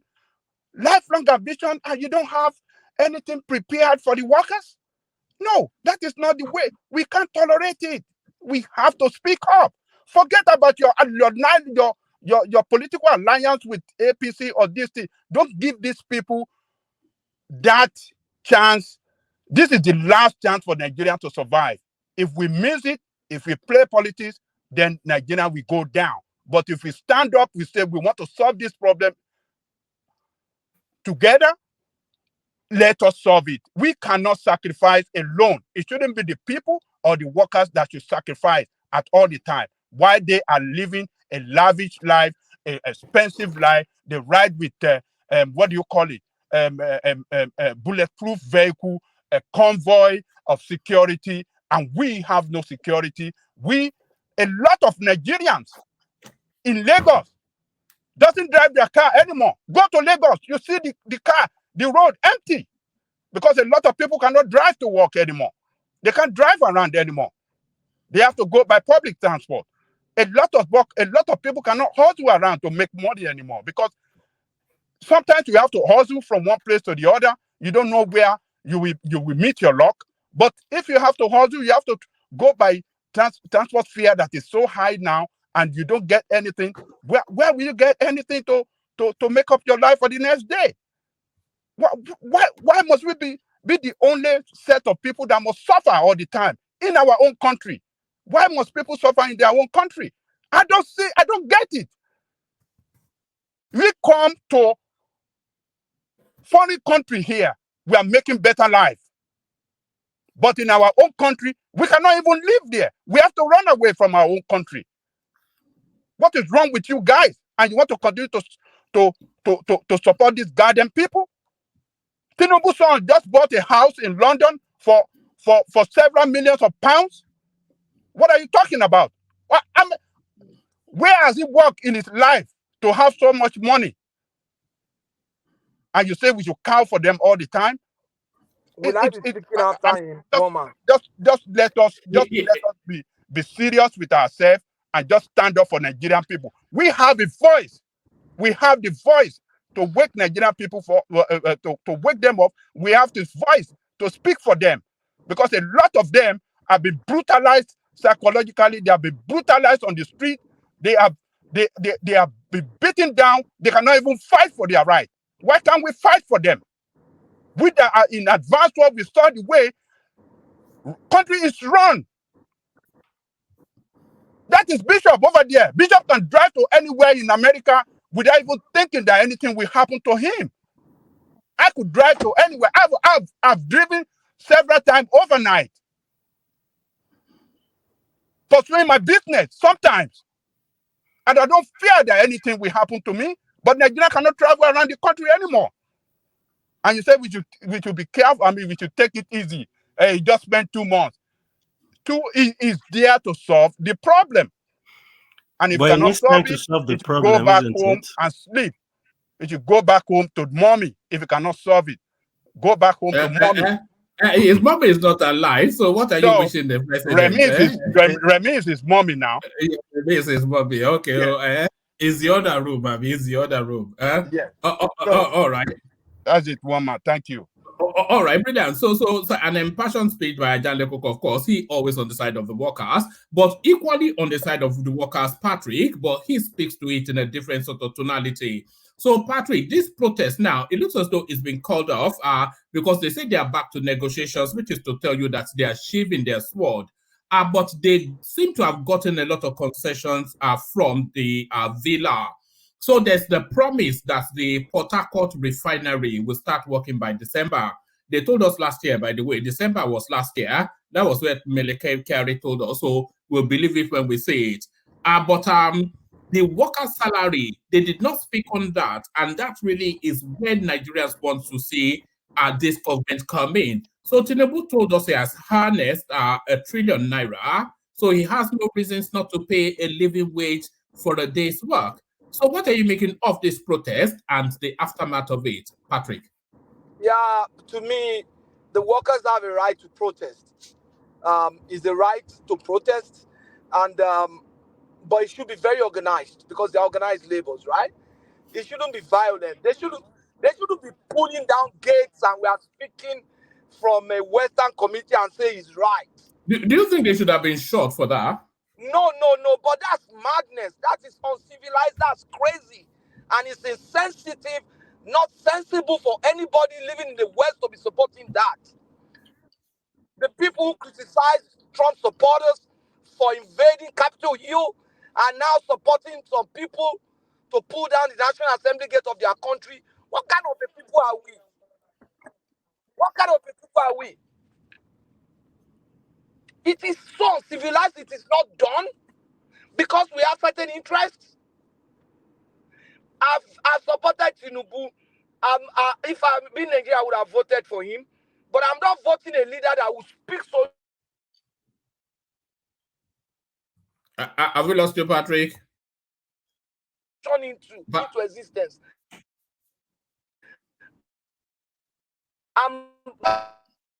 Are we losing you, Patrick? All right, Patrick, I think we have lost you. But I think Patrick's lost signal. I think he was driving wherever. Are you back, Patrick? I think it's driving. Yes. A lot of people are driving as even Des is driving. Everybody is driving. I think we're the drive time listening for a lot of us. Now, if no, Patrick, if you can hear me, then we can't hear you. You are dipping very heavily, Patrick. All right. Let me give you a moment to get to a better signal, and let's get a different perspective on all of this from Desmond. So Desmond, you're up next. The protest and the aftermath of it. Hopefully we get a better signal from you. Yes. Can you hear me? We can hear you. Okay, carry on. You are not driving your truck today. You are cruising. I'm not even driving. I'm being driven. You are being driven. Look at that. Olo Makure. Carry on. Yeah. Good evening, everybody. Well, Nigeria is turning to a nightmare. That's what it is. I didn't expect anything else. We have actually envisioned that this was gonna happen, and it's planning to be what's happening right now. But I sort of blame the system that Tinubu is running, the kind of way he's running the whole system. I blame it on him, because this would have been prevented if he actually played the ball, very well. The whole breaking of the gates, I don't like the situation that every protest or every peaceful protest, there always has to be something that that is negative about it. Something must be destroyed. Nigeria can always have a peaceful protest without destroying anything.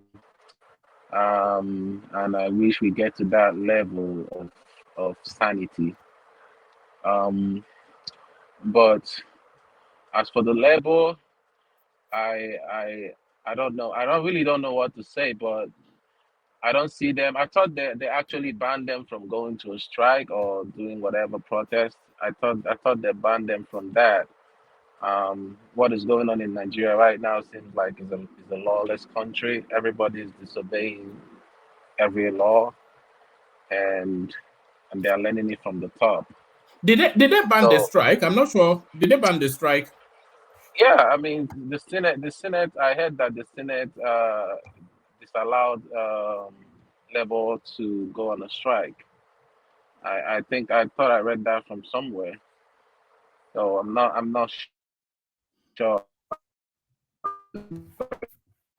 Ready from Are we somebody. losing you as well? So Yeah. I don't know. I'm having a bad network. Can you hear me properly? Yeah, we can now. Carry on. Okay. But yeah, with that being said, let Tinubu try to organize. He should be the chief master of trying to organize people. I mean, you all here have been testifying to how this man, you know, can play the game, can actually, unite people. You all, have been praising him all this while. So I'm not sure what is going on with all this praise. He's falling in our hands. If they fall on our hands, now waiting I go talk. If they fall on our hands. Because what I'm seeing for the past three months or less than 3 months now in his government is mostly incompetency, not learning how to lead people, not not actually learning how to make decision at the proper time.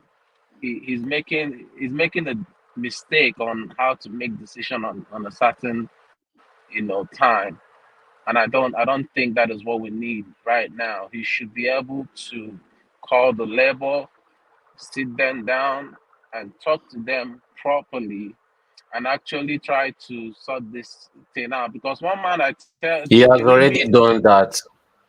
he has done that, but he's not doing it well. If he has done that, Ah, then he's okay, lacking. okay. Come and He's teach us. lacking a. If he has done that, then he's lacking his leadership skill. His leadership skills is leaving him. Okay, he Um, should do this. He does that. He didn't do it well. He should do it this I way, mean, my if way or you're the if you're a highway. leader, if you're a leader and you can't That's lead just something to complain properly, about. then you're lacking your leadership skill. It doesn't matter if you did it or not. If it's But not he showing just that No, you but you guys possess shouldn't be the advised. skill, you're surprised Dex basically is You lacking. saying all advised, these and things. I This told is you an that Let me abuse this is of finish, your office. please. advice, and now you are He's an complaining that this one is obedient. the Let me advice. Which one is it? You let just me want to finish. complain It's not on it's how not the to matter avoid of the Obi. I'm just concerned for my country. Let's get something straight. you It's not the matter help of Obi Obi. look for his phone Please, so that we can get his please. I'm mandate back. I'm just let me just finish, please, guys. I'm just here to state the fact that Nigeria is not moving in the direction that all of us was praising or thinking that it was gonna be, right from the get go. It's not. We can all sit here and deny that fact, but what is on ground is that it's not going in that direction. So, for him to properly set the, you know, make it go the way it should be, I mean, he should actually find a way to basically have this symbiotic relationship with the labor part, the labor, and basically try to tell them, if even if you don't have the money, try to get them that money as soon as possible, because this thing is gonna turn to something else. I can see it turning to something way more than this. But one man, I will come back because I'm almost at the destination I'm going to, but I'll come back to speak again, right? Yeah, Please. come back and speak on the ministerial list, which has been completed. So we'll wrap up this protest fairly quickly, and then we go to the ministerial list. And I want commentaries on Ajuri Ngalali's new posturing. So all of that. But let's go to Patrick. We'll come back to you in a moment. You lost signal quite heavily, but you were in the midst of the passion of your contribution. But let's go to Jide, who is on the floor, to give us an on-the-floor assessment of what's going on. So, Jide, you are in Lagos, and in Lagos, the protest was quite peaceful. Is that because Sanwo-Olu had already slashed the price of public transport? MC Olu almost slashed it as well, and they're already addressing food prices. So, your assessment of the protest, who were the winners and losers, and how did it play out where you are? Jide, good to see you. Jide, on mute, yeah. One man, good morning. Morning, morning. everyone. Yes. The protest was peaceful. The protest was peaceful in Lagos, and I think it was largely due to the fact that there was security personnel. The police were with them throughout the protest. They were moving with them. In fact, the number of police, security apparatus, and personnel that was deployed, it was amazing. So just to curtail any You form of, know, I saw a lot of security personnel embedded within the protest. So as they were marching, you could see a police vehicle right in the middle of the protesters. Yeah, in Lagos. exactly. So it was that organized. It was that organized. Nobody prevented anybody from protesting, and they went around, protested, but they were also cautious to avoid some hotspots. So they went to those civilized area of Lagos. That's where the protest actually held. Ikeja, some areas in Lekki, like that. So largely, I would say in Lagos, it's due to the security. Was that agreed with the security agencies? Because of course, if the protest got to motion, they would have been speaking, the usual suspects. Was Yes, that yes. did the security forces orchestrate the protest? I feel they all had an agreement, and I feel there was an agreement even with the government, because if you look at the body language of Femi Gbajabiamila when they finished the meeting yesterday, the man knew that the protest was going to go ahead, and his body language was not the cheerful Gbajabiamila after the meeting yesterday evening, before NLC now finally announced that they were still going to go ahead with the strike. So I feel they knew. So the government also had to come in to deploy all the security personnel and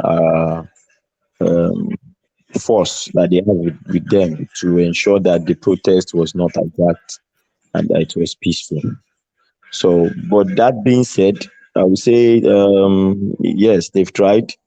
The yellow buses have reduced their transport fare, and the government buses too have reduced their transport fare. Like today, I took BRT for 150 naira, where it would normally be 250 naira.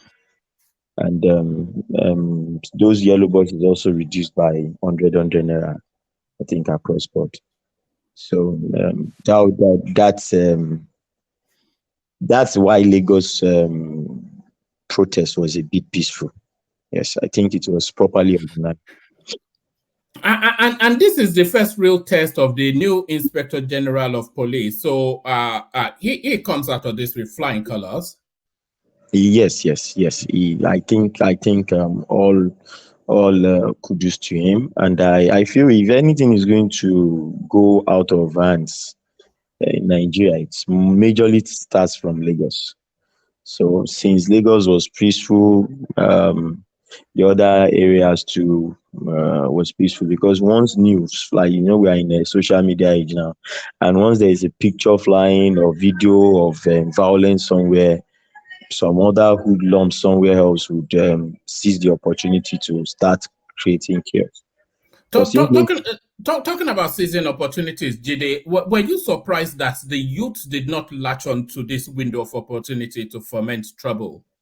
Yes, I would say I was surprised, and I also say that I wasn't surprised, because in all fairness, I support the protests, at least, so that the government would know that they still have the workforce to contend with the NLC that can at least keep them on their toes. But if we look at the whole process of what has happened in the past few weeks, the government has been in talks with Labour. I believe the government has invited them quite a long time. and the likes of Lake and Bajabiamila have been in the mix in terms of negotiation, and they've been, adjourning, resitting, and things like that. But when this the new increase in fuel price came up, I feel Labour felt that it was going to remain at that 500 and something naira across board for the country. But when it went to 600 and something naira in some other locations, this protest was just a means of telling the government that, come, we can still go on this protest. It wasn't as if they were not in a negotiation. They knew there was negotiation ongoing. They knew what was on the table for them. Probably they've not reached an agreement, but they just had to sort of test the waters and let the government know that, come, you are trying to take us for a ride or something. But I don't really want to see it that way, but I feel that's the way Labour saw it. And when they did the protests, the president had to, bypass all. I thought it was in Benin Republic for some event or something. Tinubu. He didn't. I don't know. I also thought it was in Benin Republic, but it seems the man is available in Abuja, and it will also be funny. Or do we have a Tinubu clone like we had like we had with Buhari? Do we have a Tinubu clone? Well, man, he came back the same day. Maybe you didn't follow the news. He came back that same day in the evening. All right. It would be stupid of him to be outside the country on a day when such a thing is going to hold.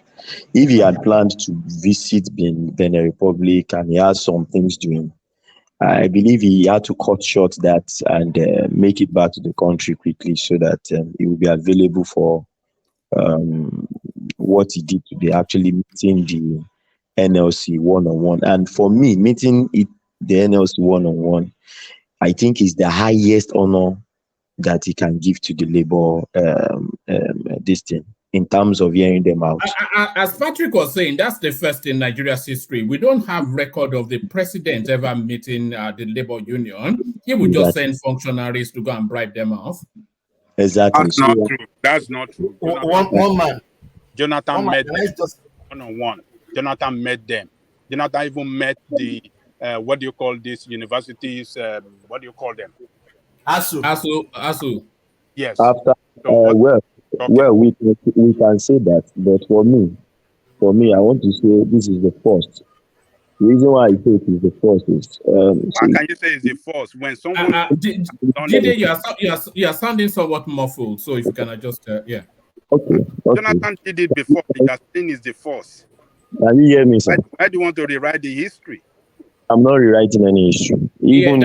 That's much better. Carry on. Even if Jonathan has done it before, for me, we need to look at the timeliness of this whole situation. Now, we've had a government that has not yet even constituted its cabinet. They have not constituted anything yet. And the Labour Union said they are going on strike. They've invited the Labour Union, even before Labour thought of going on strike. Immediately they increased. They removed the subsidy. They invited the Labour Union themselves to a negotiation table, and there was negotiation ongoing. No, Jide, you're too muffled. It's too muffled. Okay, can you hear me now, woman? Yes, a bit better, but yeah, carry on. Okay, what I said was, the government that we have now does not have its cabinet yet. That's one. We need to keep that in mind. Two is that when they removed subsidy, they actually contacted the Labour Union and they had a negotiation ongoing. While I would take this above every other form of meeting with the president or whatever, for me, is that these people said they are going on strike today and the president acted that same day. We have had presidents in this country that have all their cabinet complete that they've even forgotten about forming of cabinet and executive committee or whatever, economic committee or whatever, long before. And there was a strike, and they left it until when it became a big chaos before the president now started calling them. So for me, I would not take that as being responsible. This is a president that noticed that, okay, this thing is going to degenerate. It does not want this strike, and he called immediately. The same day NLC announced strike, he also called that he wants to meet them. Sincerely, I've been listening to Babla Janle Koko's story there, and that was why it was funny to me. In his speech, Bajanle Koko said he did not say anything about labor. In his speech, he said concerning the salary, that there is a negotiation ongoing with labor. If we can replay it, I will love it. But he said they should go and be rest assured that increment is coming. That was how he ended it. I don't see anything else he can say in that situation. And we must know that to increase salary, the president cannot just make pronouncement. He has to consult with the NLC, then also consult with the states to know that, okay, the value or the increment is not going to be something that the state will not be able to handle. So they must find a midpoint where it will be good and it would be economically wise for all the parties.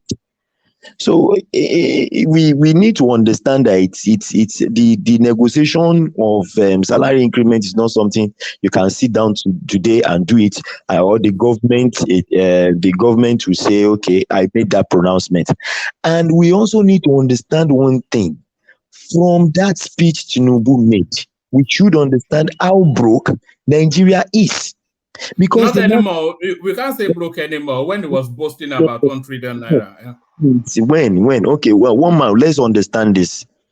If there was money that they could have used, they would not have waited to save 1 trillion naira first before they now start saying, okay, this is the way we want to spend the 1 trillion naira. So it means that, and if you listen to his speech, he said he's sorry about the gap or the delay in between the policy and the actualization of the palliative whatever that is coming. He said he's sorry about the gap. That means they were still waiting to recover this money, this fund, so that they can now use it. So this is what we need to understand before we go out and start judging people. We should try to understand what they are also going through. All right. That is my own point, because I feel if Nigeria has money in its coffer, we can just go and take the money and start negotiating with them, and you don't need to wait for the savings from subsidy. This is a government that I'm sorry that woman. Let me just man. This is a government that has come out to tell us that even the NNPC did not remit any money for so much. So we already know that even our major source of income, it has not been. We just need to tell ourselves the truth. All right. I'm going to take 2 more commentaries on this space, and then I want to move on to this headline on the screen because I think we've over-labored the labor. But let's see if we can get Patrick back, because I think Patrick was in the throes of something quite seismic. One man, before you move on, please, if you don't mind, I want to ask you something, please. Don't you think they should have shot like tear gas to those people, bringing down the gates down? That's the act of violence. They would not have tried that under Buhari's administration. He would have just told Dan Lade to go and shoot them. That's just what he would have done. Tear gas them, That is my own. You will approve that. Yes, I will approve that. They should have been tear gassed. And they should have been tear gas, and people should have been maybe mistakenly killed or something. And I didn't say kill. No. Do you not think they should have been tear gassed for breaking down the gates of the? You know that's an attack on Nigeria's sovereignty. What they did there. Which Nigerian sovereignty? Which Nigerian sovereignty? So we don't have sovereignty. Hold on. Hold on. Do you remember? Do you remember when Maman Daura rolled out troops on the National Assembly, and everybody was saying that was a coup. That was an attack on Nigeria's sovereignty. What they did, the Labour Union. No, what that one did then was stopping the legislature from having entry into their chamber, which was totally wrong. So the Labour Union kidnapping them. Is that not kidnap? What they just did? The Labour Union came to their leaders to talk to them. They broke the gate down. What is the gate? The gate. What is the gate? They forced an entry into parliament. They forced an entry to. Where are their parliamentarians? Why can't the parliament? What are you talking about? They forced an entry. They forced an entry for that gate in the first place. Hold on. Sorry. What does that seed? Never mind what you think of the people that occupy it. But what does that building signify to you? Who paid for the gate? No, I did. That wasn't the question. Now, what does that building? No, I'm telling you, who paid for the gate? What does the building signify? Who paid? It doesn't signify nothing. The building signifies if their building is not the sovereignty of the nation. It's Nigerian people's building. It signifies the sovereignty of the nation. Going to their leaders, the leaders should show, leadership by coming out to talk to them. That building signifies the sovereignty of that nation. Are they not part of the nation? And an attack on that building is an attack on the sovereignty of that nation. Not an attack. You are saying they should come and talk to them. They went and talked to them. They were even saying you can beat us, but don't kill us. The people in the building came out to them. How dare that you want to go to your father? You know. Your father locked you out. Thomas was not their father. He's not their father. Thomas was saying they should have tear gas them. If they had shot them, there's an argument for them to shoot them. They should shoot. Are you saying that? Am I hearing from one man? Yeah, of course. They are attacking the sovereignty of the nation. They should shoot. That's tantamount to an attempted coup. What they did. Are you serious? And they are made up within rights. They assault the sovereignty of the nation. In the country you live, when they demonstrated, have you ever seen anybody shot? And when they they don't go to town. They don't force an entry into the parliament. They should be shot. And when they try it, they tear gas them, they rubber bullet them, everything. Yes, they do. I'm serious. That's what I'm hearing. That citizens will be shot for just pulling down the gate of the parliament. What does the gate represent? The sovereignty of the nation. They pay the gate that they even paid for. They are the most reliable taxpayer in that country. So because the gate is good that with the tax, they should allow them to vandalize it. What are you guys talking about? They should have been rubber bulleted as the minimum. Can I ask Babajali a question? If or more and his guys that went to the National Assembly and pulled down the gates, what would the NLC and people like us have said to them? And what's the question? I can't hear you. If it was MC Oluomo that went to attack the parliament the way your friends did, what would have been your position? On what basis does MC Oluomo want to go to the parliament? To assert a right or the other, so for similar justifiable reasons as your friends did. On what basis will Oluomo?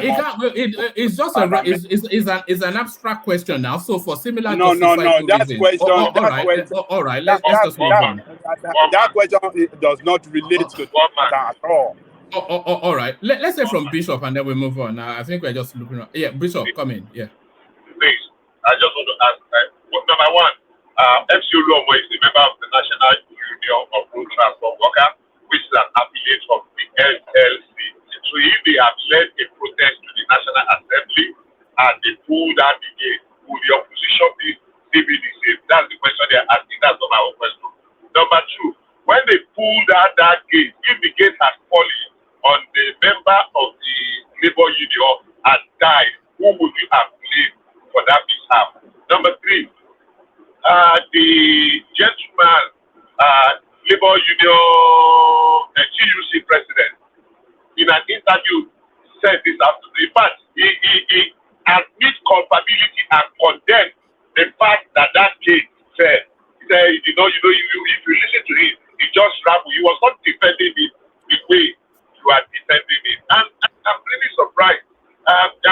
We still remember January 6th here. I mean, that insurrection on the Congress. Hey, somebody was shot dead right in there in America. In the Congress was shot when they invaded that. Now, if people had come, they say it was a peaceful protest. It is not all of them that will enter the office of the Senate President or whosoever. So, hearing Ajale Koko defending it, of course, I know you always defend everything in as much as it appears to be as the government. So, for at least sometimes, let's draw a line, please.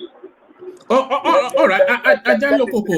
Hold on, Ajale Koko. Address that in a very succinct manner, and then I want to hear from Patrick, then DOG, and then we'll move on to another topic. I think we've been on that aspect for too long, but address that, Ajale Koko. Yeah, I want you guys to know that I don't support the pulling out of that gate, but for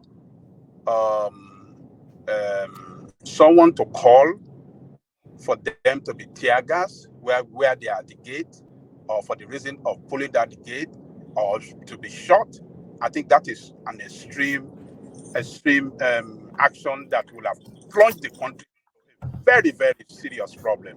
Even Tinubu would not be at peace if that had happened now. So I'm not in support of that. They went too far. They shouldn't have done that.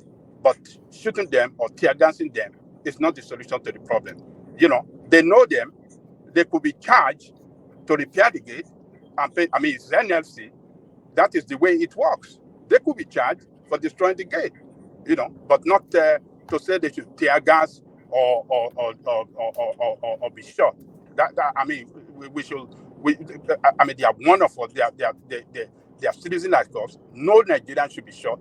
No Nigerian should be tear gas for demonstrating or for fighting for their right. That's my position. Thank you, woman. All right, Patrick, back to you. Patrick, do we have you now, Patrick? All right, DOG, round up that space, and then, okay, DOG, let's take a commentary from you, a very short one from Ekene, and then we move on. Yeah. Okay, all right, thank you, woman. Thank you. You see, for me, I don't see what's bad in the NLC protesting, but for them to start vandalizing government property in the name of, okay, because they are the one paying tax, so they should go and vandalize what the tax is going into. The tax is like a return of their duty and their pay to the government. But anyways, I think we should be commending what NLC has done. Aside them vandalizing, then we should be commending the president for actually, and if you look at Tinubu's regime, everything that has been complained about, if he's not attending to those people, is probably gonna go on TV to address the nation about it. Even like the 8,000, like he has come. It's been a while we've had a president. I can't even pinpoint a president that has really done this. Even this NLC thing, they would have making it like giving them like 30 days to do all those stuff and strike. Even the strike will start before the government to start sitting down with them to see them. Examples like the ASO during Buhari regime as well. So I think we need to start commending and giving kudos to Tinubu for attending to all these matters on time. A president could have used an excuse yesterday that it was in Cotonou with their celebration of their independence and all that. Could have used that excuse and leave them to do whatever they want to do and come back in a week and attend to them if he cares to attend to them. But it's coming back on time to attend to things. So, and I think a lot of Nigerians are just, I don't know, I think it's the obedient, to be honest. They need to calm down.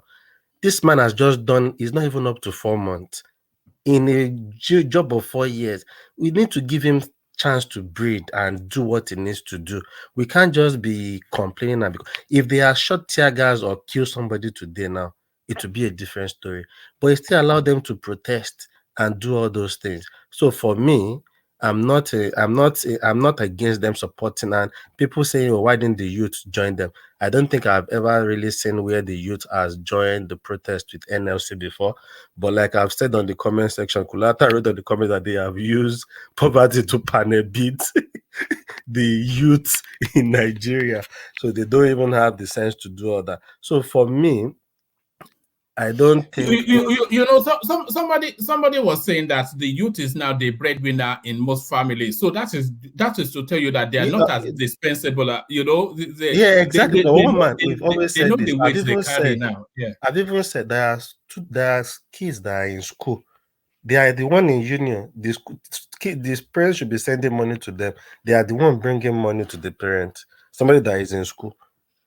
We've discussed a lot of different situations on this platform, and we've talked about this thing several times. And that is why we see a lot of students ending up as all these Olosho and runs girls, having kids going to do a lot of crazy things, So a lot of people are breadwinner, and I think the experience from the NSAS incident too has made a lot of people to be giving themselves a rethink before they make a move on such stuff. So for me, I think we need to calm down, because sometimes I see a lot of comment, and I think the major problem is the obedient. There is nothing Tinubu has done that they've commended, like, oh, this man has done well in this. They want to find fault in everything. They want to they want to use little things to bring issue in something that doesn't even make sense. So I think for me, I've been looking at it and I just thought, you know what, let this man, give him time to work. Now he has come to attend to them. The way they've now made their own issue known to him, at least he will do something and it will adjust some stuff for them. Lagos now see the effect of the NLC protest. Now they've reduced the thief here, and this is what we want in our government. When the people shows their concern, the government attend to them. How many times has Buhari, we can count how many times Buhari came out to address the whole nation, not to even talk of sitting down with likes of NLC and ASU to discuss anything with them. So we need to start appreciating this man and see where he's taking us, rather than condemning the stuff and all that. They have the right to tear gas those people today. There are several protests that is even peaceful that they've tear gas and killed people in Nigeria that we know of. So what is this one that they are bringing down the gate? Even I think at some point the people in the building started saying, that came to address them, started saying, please don't kill us. If you want, you can beat us, but don't kill us. So for me, to just cut it short, I think we need to start appreciating Tinubu. I would have expected him to send somebody else to talk to them, but he came by himself in person to have a meeting with them. This is what we want in our president. Let's give him time. I know the obedient will still find something to condemn whatever, like this was coming to say all sort of stuff that Tinubu is now done showing sign of a leader. Is he obedient that he's showing sign of a leader? But I don't blame him. I know where he stands. So that is not less expected. Thank you, Mama. All right, brilliant. Let's hear from you. Okay, one man. One man, thank you for allowing me to speak. Yeah. Okay, I think for me, I don't like the protest for many reasons, because it's like we don't like opposition in this country. We just want our government to flow the way they want to flow. If not for opposition, do you think Tinubu would have gone to some level he has gotten to his government today? Starting from 8,000 naira palliative, people coming against it and all that. But sometimes when oppositions come to speak, it seems like they hate the government or that. So opposition is to direct, opposition is to caution. Tinubu wouldn't have made some progress today if the NLC stayed back and said, let us wait, let us not protest. for me, NLC has done a good job.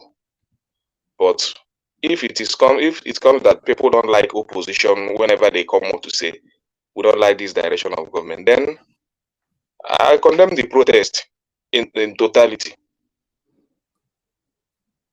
If these levels didn't come out, Tinubu wouldn't have the opportunity to show some level of leadership today. They brought their issues to him, close to him, in his own domain, and he was able to engage them. Then you are still condemning the opposition and all that. So for me, opposition is to direct the government. Government didn't know it all. Tinubu, you cannot tell me that Tinubu knows it all. He can only hear from the feelings of the masses to execute his plans. And there is one thing I saw about the issue they raised. The implementation of most of those palliative that he wrote out in the last speech, I think it will be commencing next year. And I still wonder why that. Why should he take it till next year, one man? Till March. No, I think it's starting from July till March next year. I think this July, this month. Is it Monday? This month? We are in August now. We are in August. From what I heard from Labour today, starting from next year. It's next year? Yeah, March. I thought it said July 20, commencing from July 2023 to March 2024. No, from what I heard from the NLC, the implementation is starting from next year. Yeah. It's next year? Yeah. It's starting from it's starting till March. It's not yet well. He's running the program is to run till March next year. It doesn't mean it's from July. It's from July this year now to March. I think he made that announcement like end of July, maybe on the 29th, isn't it?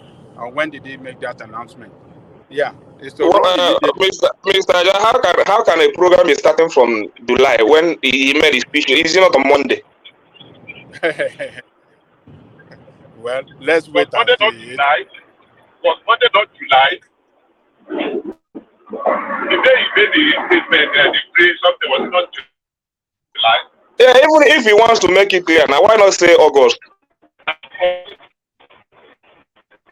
Because Monday is the last day of July. It doesn't matter from immediately in March. You saying that it's going to start off in March next year, it's not even related at all. Okay. Let's say now. Let's say we're expecting we'll be expecting at least this month now. Let's see the execution and all that. So if we don't see it, we start to criticize him from this month. Is that what you are saying? Because this month now we are supposed to see the implementation and all that. Because what I heard from Labour, the Labour said that this is starting from next year. Okay, if you say that, let me finish. If you say that it is starting from July this year, when you give them loan this year, you give them loan this year. But can you let me say one statement? Yeah, please. You say? Can I be our representative on this platform? Yeah. I don't know what category your business falls into. Whether it is medium, whether it is, just look for people. Let us put paper together. Let them put paper for you, so that you can put in tomorrow.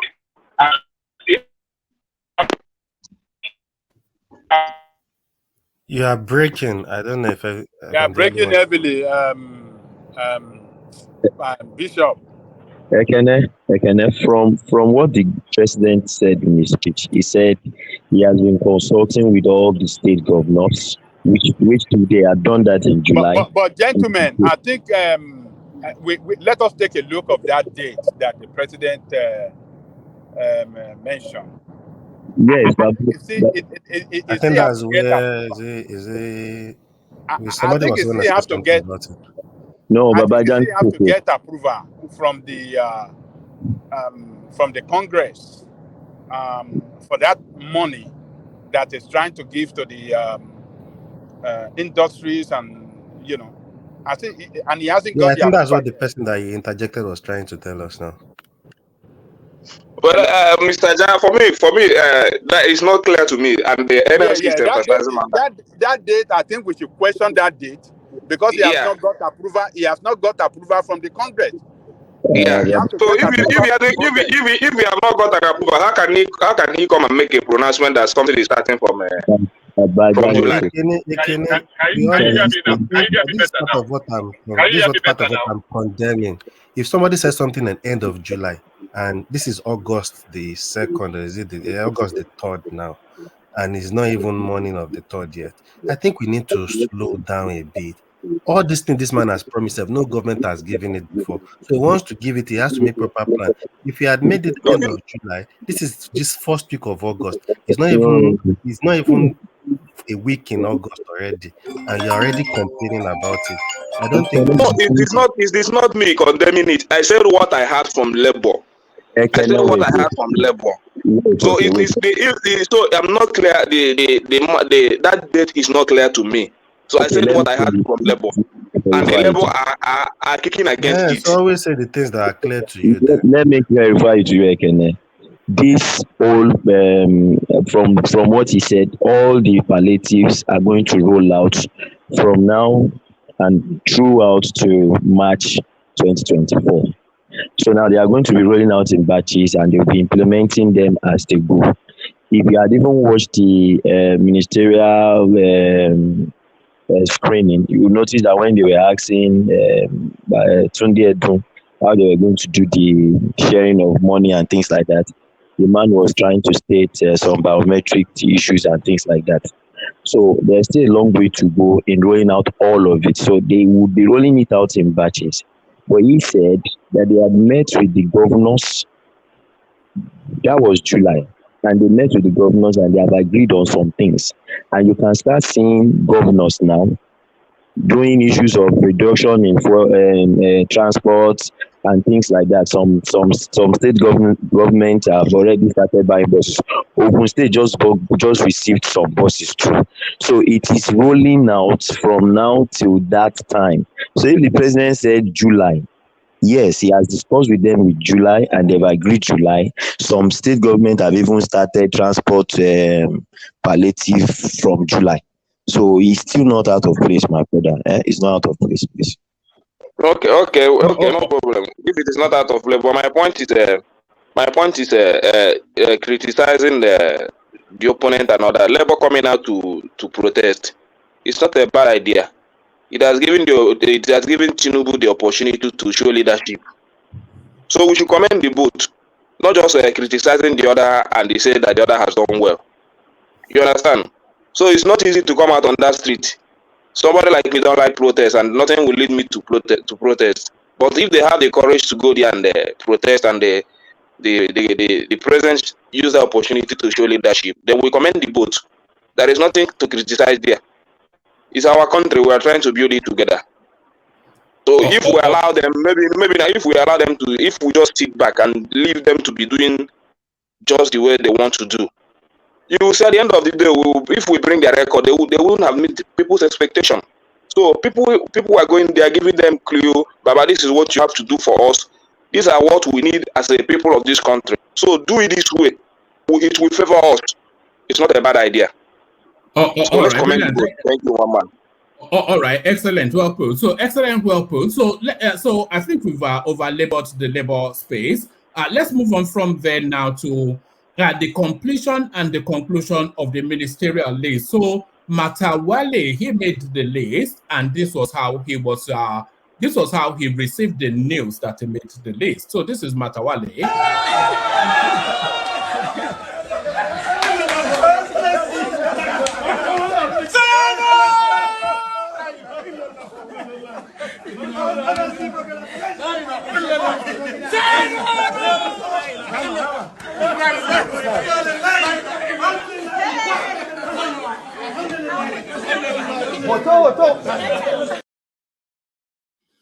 You would have thought he won a lottery ticket. Some people will argue that he has won a lottery ticket. So there it is. Nigeria, my country.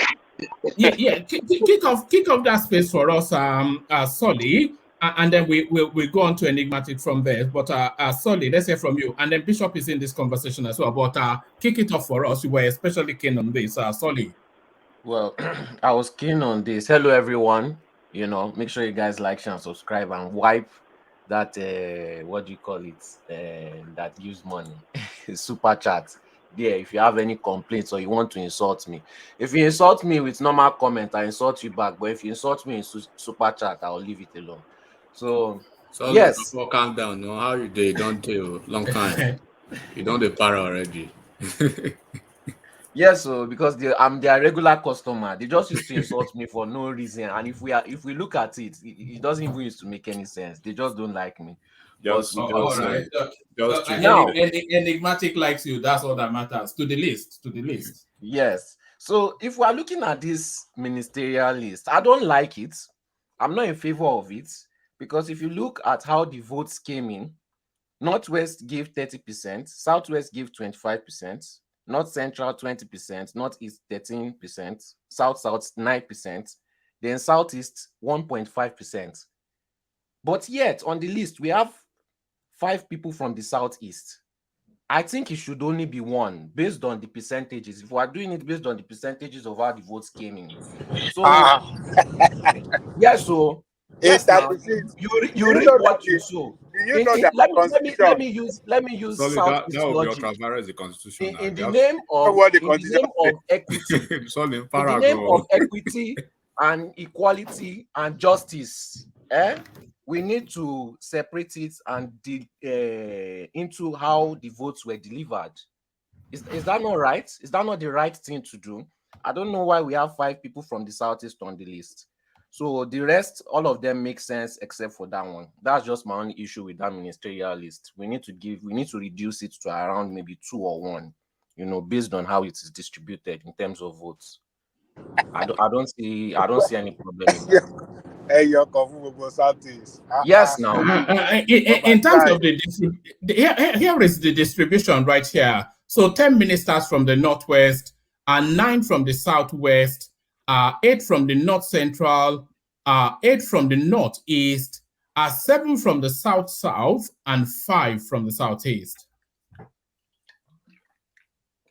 So in my opinion, this is really not fair, because if it was the other way around, and Northerners were full in that list, they will say they are giving them, what's this thing that they used to do in university when the Northerners get lower score? That is not fair. In the name of equity, in the name of justice, in the name of equality, in the name of fairness. Only when it applies to favoring them that one is applied. But when they get things that, you know, if you look at the voting patterns, you'll say it's fair. How is it fair? 1.5%, 5 seats. You mean it's too much for them? Is that what you're saying? Too much. That's why I said they only need 1 seat or 2 seats. No, they're a major stakeholder in the Nigerian firmament. Now, what are you saying? What 1.5% stakeholder? No, maybe he wouldn't have followed the constitution. Now the constitution that said that each state should produce 1 minister. So he would have avoided the constitution to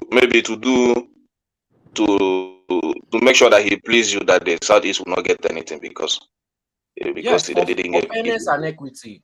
So for fairness and equity. And you don't remember and you don't know that it's constitutional. Can I ask because if it's not, because I know that if it's not constitutional, I know that even Southeast will not even get any plot there. Which will be. But you didn't know it's not. You didn't know it's constitutional. Unfortunately, it seems so. I want to ask a question from you. Yes, it's constitutional. It's not constitutional. If it was not by the Constitution, I would support what Solly just said, 100%. But now it is constitutional. So I want to ask, where does that noise of marginalization comes in this? Because now you did not vote for this person and he has given you 5 seats and According to you gave us 5 seed. You gave the Southeast 5 seed. As if he's dashing them. He's according to dashing the them 5 constitution. It's according to the according to constitution. constitution. Okay, the But other state that got like 2 or 3. What happens? that's what I'm He saying. hasn't. He just gave this. He just gave these people what they desire according to constitution. Then the other ones he gave them 2. He gave them 3. If you look at the chart just under the split right there, you'll see that what they have done is to reward according to how the votes came in. So the Northwest that gave them the most votes, they got the most seats. The Southwest that gave them the second most, they got the second most, etc., etc. North Central gave them the third most, they got the third most. Northeast that gave them so that's how we went. That shows that he still do it according to how he wish. No. South is still get the lowest. So why are you complaining? If you want to go and take it from there, go and take it from there now. Who cares? No. What people are saying, Ekene, is Southeast gave him 1.5% vote, which is to say no votes at all. But to punish them, he's giving them 5 seats, which people feel that it should be more than 1. But like you said, the Constitution are compelled. So people should be punished because they voted. People should be punished because they voted the way. Who are those people? No.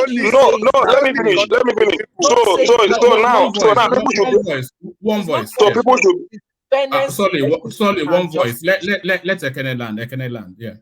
So what we are saying in this platform now is that before you vote in Nigeria election, you should consider the post you are going to get, not the capacity or the person you want to vote or whatsoever. So we should consider that before we vote. Ekene, should I tell you what Barack Obama said? What did he say? Barack Obama said voting has consequences. Let the consequences play out now. Voting has consequences. What do you mean? It depends on the way you understand it. Consequences depends on why this thing. I understand it in different perspective. That voting can have consequences. Is like this is, you see, most of the areas where this nomination came from is where APC won. So that is why it's good to be part of the winning party and join the winning people that are in the race. So everybody will not be the part of the winning party. It's not possible. These people are APC. Majority of them are APC people nominating people. All the people who gave that position in the Southeast was still the people that work for him in the Southeast. You know exactly. What do you expect? Hold on. Ekene, if Labour Party had won this election, you see this table right here. It will read upside down. Whatever happens. So this whatever happens, one man is still constitutional. I believe if it's not constitutional, Southeast will not even get two slots there. I know that. So it's because of it is constitutional that they even get that fight. People APC members. So, but for me, people saying that. For me, we should stop this narrative of if you vote, you will not get position. After all, this nomination, what does it show? Is it impressive? Recycling old former governors. See this one jumping up as if he has won lottery. He's jumping for the money he's going to lose. Win lottery. That's the money he's going to lose. That is what he's jumping about. Who is even looking at the ministerial list? We are looking about the performance. What are they going to perform if that position is given to them? What will be their performance? What are they going to offer the nation? We are here talking about the South is not delivering votes, so they shouldn't get one. You're not even talking about what will these people offer to better the life of Nigerian people. All right, let's get back to Solly, who has the floor, and then from there we hear from Enigmatic, who really understands this space. No, Solly, that's just my position. I just wanted to poke fun at the justice, equity, and fairness only when it favors us. But my main topic is that Niger issue. All right, I'll come to that in a moment. So Enigmatic, yeah. So I forced you on because, of course, this is your space. So the list of I think is actually had more of a compliment than than Buhari, because I think Buhari had 42 ministers. Tinubu has 47. So the runners and riders are out, and I'm sure you would have had a cursory glance at the names that have come forward. So what are you then making then of the complete list of Tinubu's cabinet? Yeah, thank you, one man. And then I appreciate the opportunity to speak once again. So I think what I would just say about the list so far, he just released the second, the second batch this evening, if I'm not wrong. I would say the first one, I think we've spoken about that. I mean, quite, it's a mixed bag of, impression, basically. So now that we have the full complement of the list, what I would just say is I see more technocrats and professionals, brilliant and enticing. Like Matawale? No, let me just continue. Yeah, carry on. Brilliant and then I think enticing and very, let me say, flamboyant, CV for, resumes for majority of them.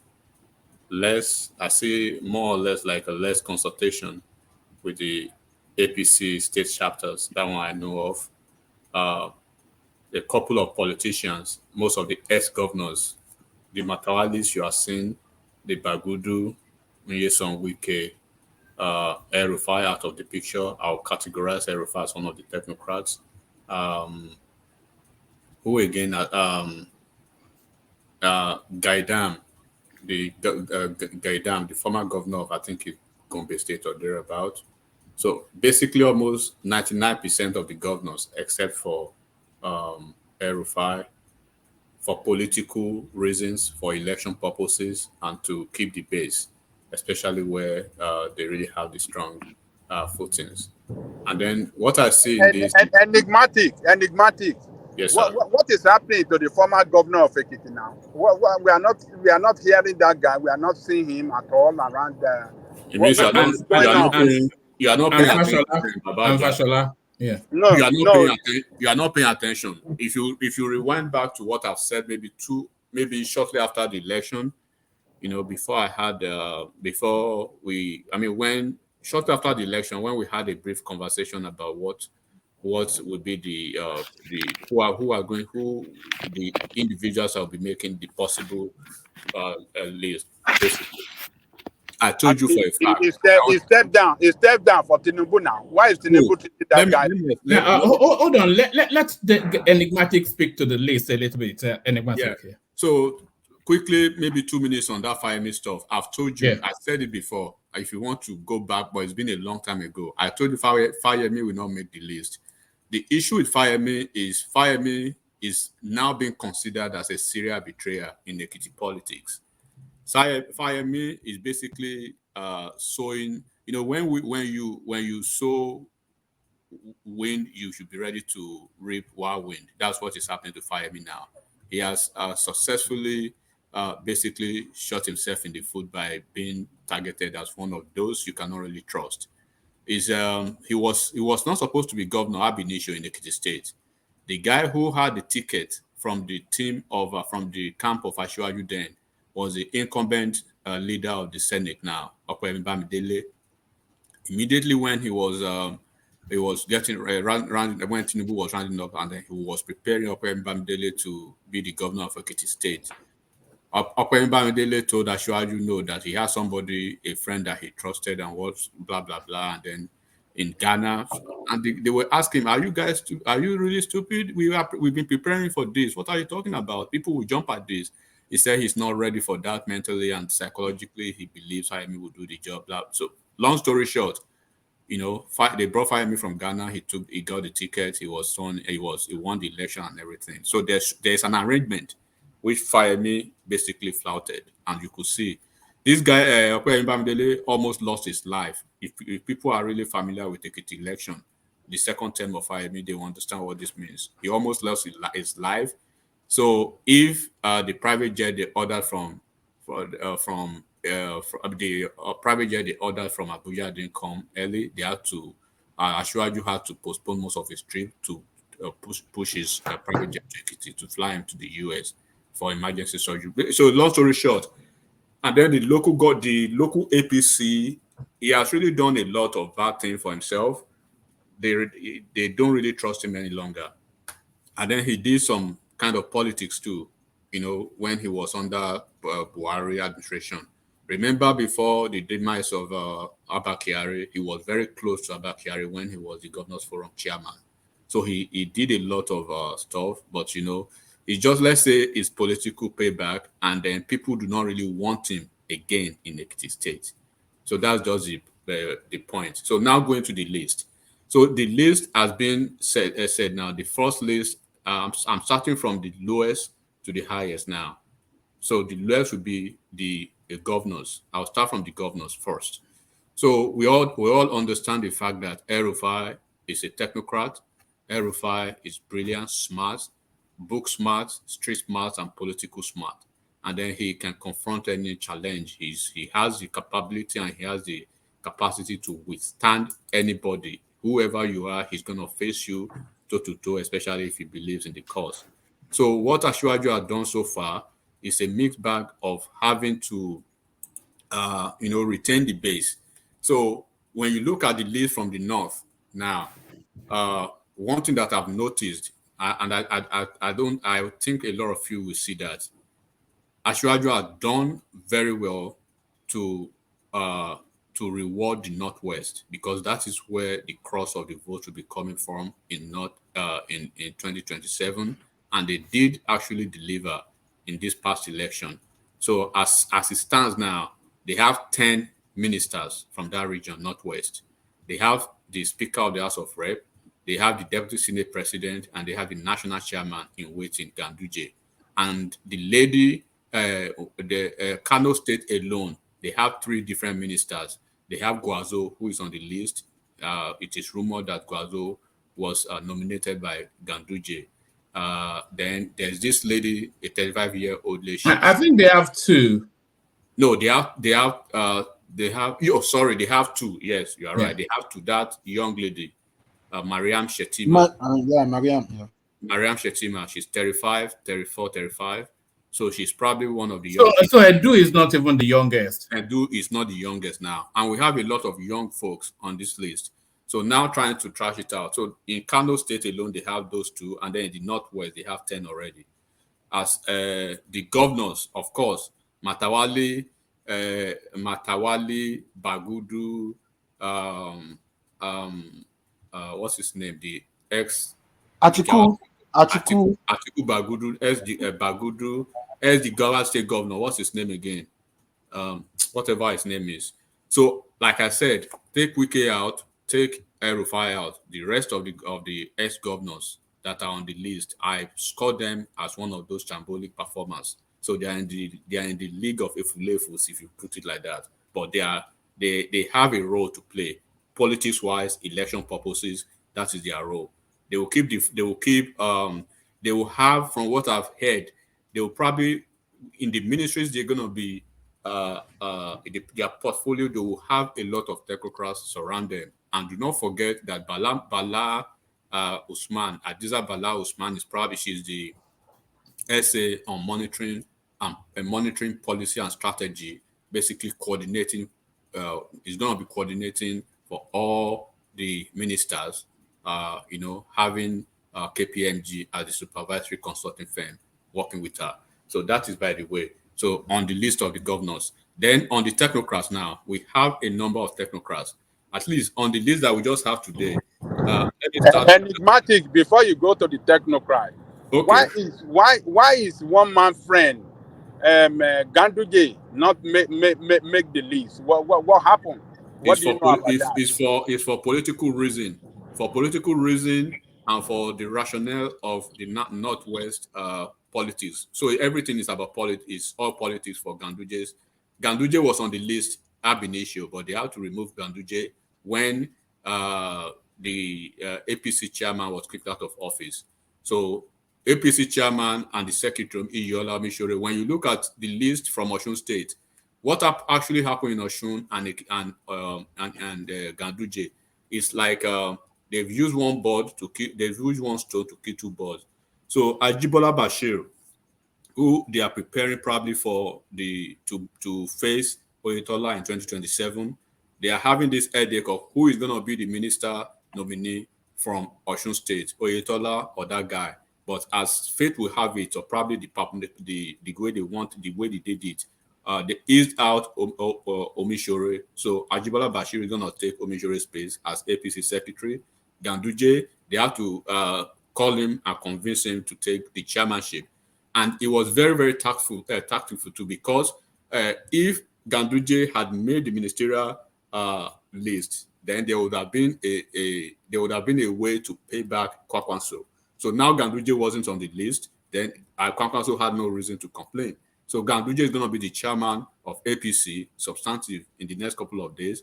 Ajibola Bashir is going to be the secretary. That one is done. That is why you are not seeing Ganduje. But Ganduje's guys, Ganduje's boys, they are well represented. Like the ex-governor of Oyo State, Ajimobi, his son is presently is Ganduje's in-law, and three of Ganduje's boys they will be making the board and parastatal list, and Ganduje's boy too is that Guazo. Ganduje nominated that one. So what they did in Kano State is they are preparing the ground for 2027 because it's going to be more. It's going to be a very. They want to win everything from Northwest, and they don't want to lose Kano. So when you look at the guy, that Guazo guy now, he's 50% Ganduje boy, 50% Shekarau guy. So Shekarau does not have problem with Ashwaju. He's cool with Ashwaju, but he has problem with Ganduje and Kwakwanso. Enigmatic. Before you move on, sorry for cutting you. They are preparing for 2027 when they just won the election. Are you now for you? You don't policies start almost immediately after the election. Now that's why you see all these people still crying about mandates. Wow. Yeah, so that's how it works. So Kano State is they are getting ready not to have, because there's a possibility that Atiku will be coming again in 2027, and then there's a possibility that maybe Kwakwanso will be coming. So they want to have a good show in the Northwest, and I just read out the list of appointments so far, what they've had in Northwest. So they've locked down Northwest. Northeast is so good for them with the VP and all the ministerial folks. So I'll go to the ladies. Okay, let me go to the ladies first before I go to the technocrats. I'm I'm not impressed with the ladies. I'm impressed that at least for the first time we have more female, in a federal cabinet, right? I think we have 7 of them. So the most outstanding one among them, honestly, I can't really score any one of them outstanding. Beta Edu she, of course, we know she's brilliant, she's young, but she can, she still needs some tutelage, and she still needs that, political, mentoring at the larger stage. So I will see most of this lady being maybe, like I said, I don't know if Ashwaju is going to go the route of Minister of State. If that is possible, then they will be probably, most of the ladies will be Minister of State. When you look at the lady that came from Imo State today, the one that was at Zenith Bank, she was a medical doctor turned banker and then politician. She basically did not hold her ground. Anatu Musawa did not hold her ground. She was supposed to be having a pitch moment for her career and what she's bringing to the table. She was talking historically about her father and the history of Danfodio nonsense. But the lady from Himo have a very sound CV. Yeah, she one of the obviously. best I've ever had. I even hear she made first class or whatever. You can tell she's smart, but there are some people that are let me say I'm a focus when it comes to public speaking. I think that is what and then you can see her body language. So of all the ladies, though Beta Edu spoke, she was able to hold her ground, but of course not to the best of my expectation. So for the ladies, the good thing about the lady is at least they are in the cabinet.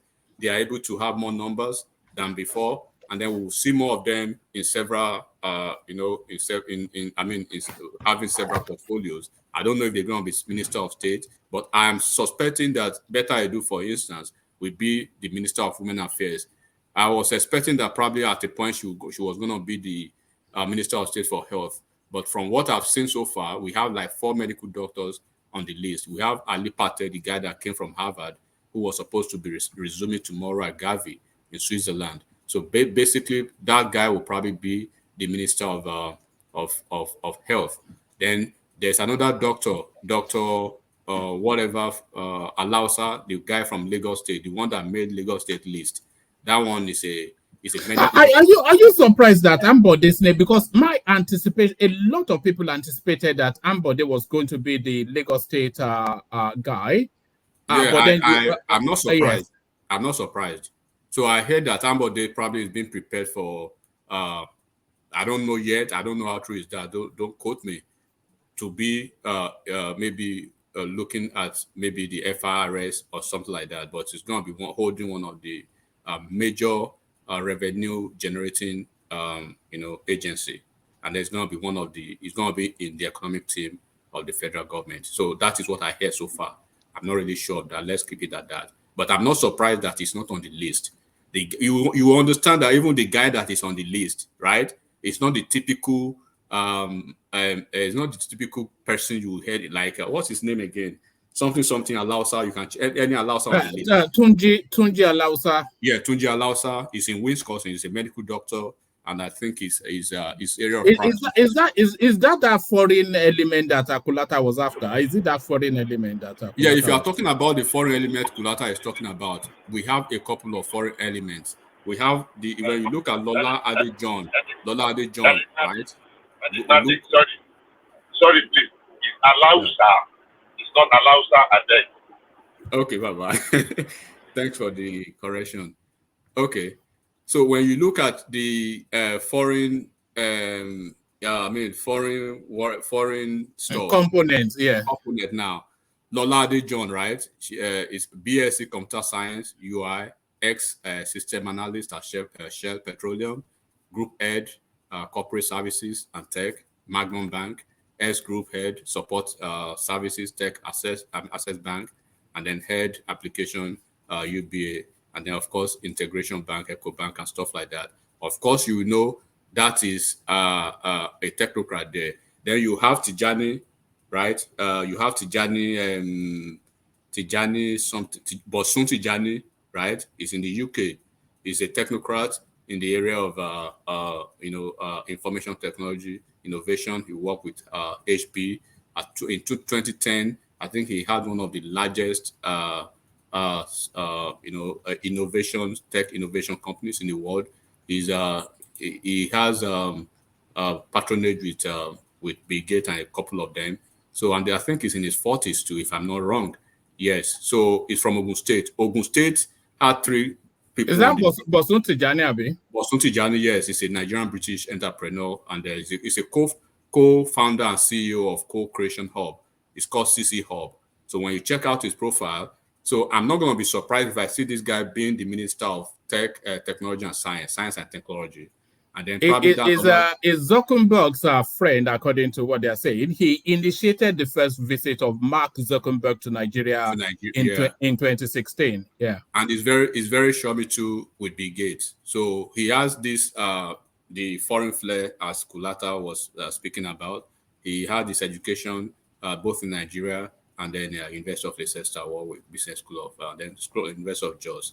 So enterprise development, innovation management, and innovation systems experts, basically.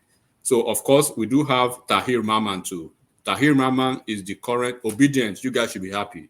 So that is the VC of their VP's school-based university in Abuja. So Tahir Maman, I'm not going to be surprised if I see him being the Minister of Education, because, of course, he's in the legal field. But that would be a waste. SAN, Professor of Law. No, it's not going to be a waste because his own area of law is treating towards academia, basically. right? He was the former DG of law school for almost 5 years. For almost 5 years, you should know Tahir Mama now. One man is the former DG of Lagos Law School, and they was the director general of the Nigerian Law School at the time.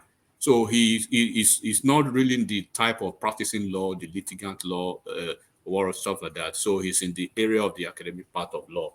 So, and he's very good with academic and stuff like that. So if you see him being the Minister of Education and they currently be the VC of a university in Nigeria, then you shouldn't be surprised. So that is there. Lateef Fagbemi, of course, you already know that's going to be the substantive attorney general of the federation.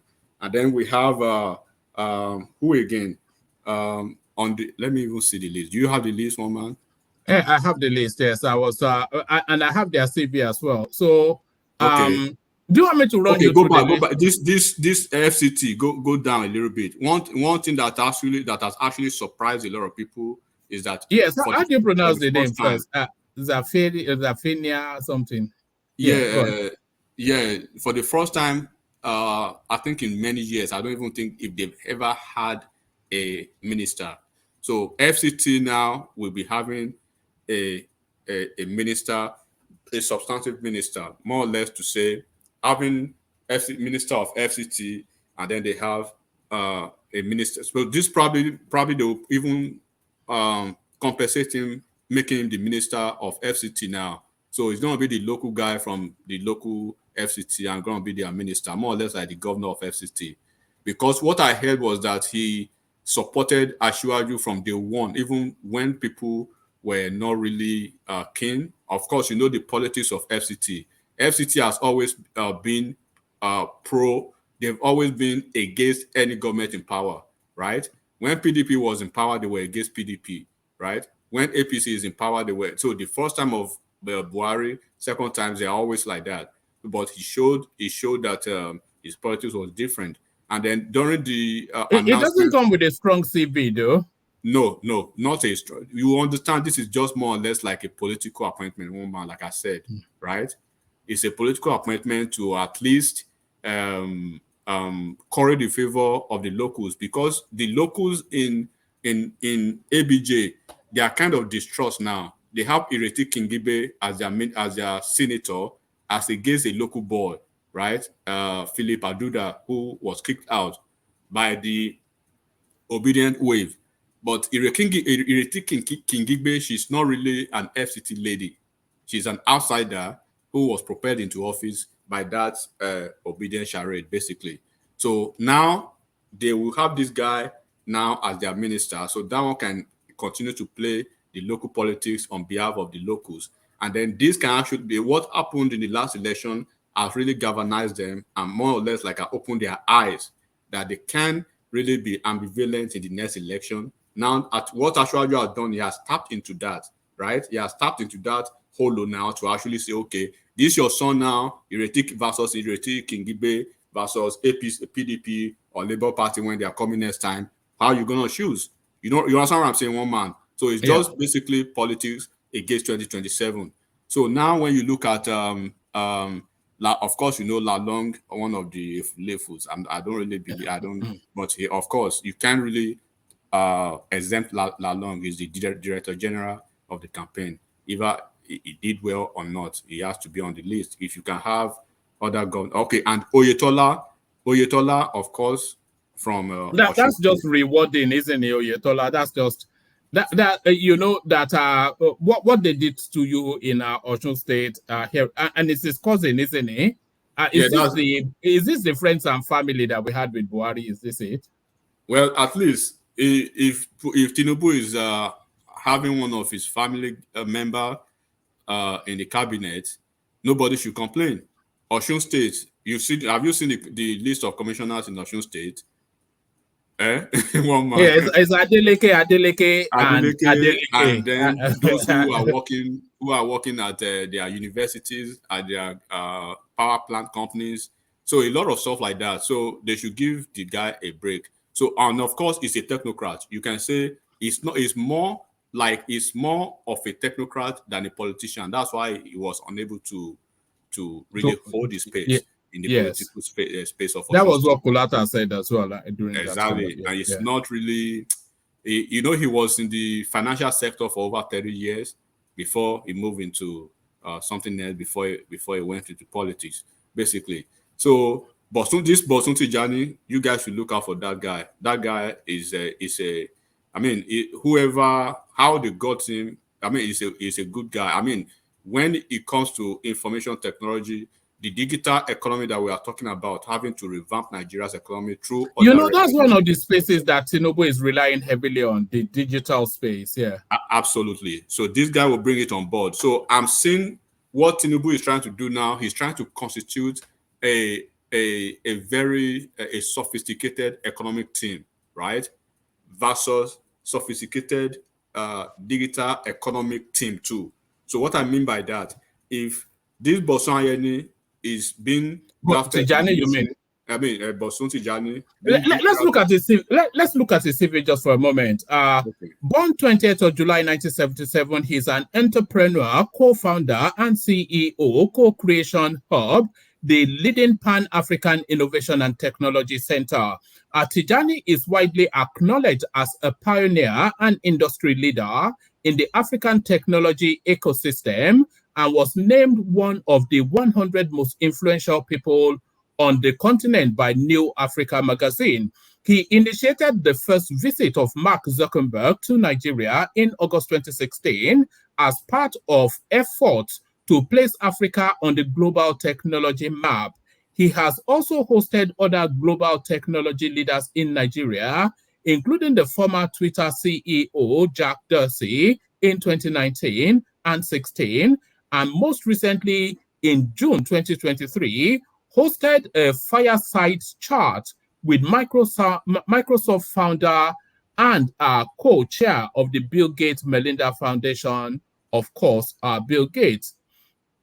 So he has an impressive CV. Let me give you the fullness of it. In 2019, under his leadership, the CCHUB acquired Kenya's iHub and launched the something or the other design lab in Kigali, Rwanda. In the same year, he has also expanded Pan-African footprints into Southern Africa by leading something or the other Namibia, the main tech hub. So he's a tech guy. That's just it's so in highly that tech experienced space tech now. guy. Yeah, yes. In that tech space now, we have like three of them. There's this Lolade John in the tech space. So Lolade John is probably going to be the Minister of Communication and Digital Economy, and this Tijani Bosun will probably be the Minister of Science and Technology. And then you have that honorable. He was unable. They didn't really give him room to speak, to espouse. He didn't have his peak moment because of the a legislative rule for ex member or probably current member. The one from Ondo State, Olubunmi Tunji Ojo, is a young sharp too, maybe 42, between 42 and 45. I know him for a fact that he's a DevOps expert, AWS and Azure, those kind of stuff, all those basic cloud platform guy. So software engineer basically before he joined politics. So those are the three ones that I know that are within this tech space. So when you look at those three young guys, and then when you look at the economic team, and then where I see a strong team too is going to be the medical team, so to say. So we have this guy from Lagos State now, Alausa, as my brother corrected me, the guy from Lagos State who is a medical doctor in the practicing in the area of dialysis and then some other stuff like that. We have Ali Pate, who is an infectious disease and a communal disease expert. Then we have, of course, Beta Edu, who she's a public health expert. So I do not know how this is going to pan out. If there's going to be Minister of State, I mean a substantive minister. So if there's going to be Minister of State and substantive minister, so I can confidently say, or almost confidently say, that Pate is going to be the substantive minister, while this Alausa will be the Minister of State. But I wouldn't want to see the only Lagos person on the list being a Minister of State. That will not happen. So Tinubu will find a way to make him a substantive minister in a ministry that he can probably, espouse and demonstrate his capacity, while Patel will probably be the minister of health, and then Betta Edu will probably be the women affairs minister.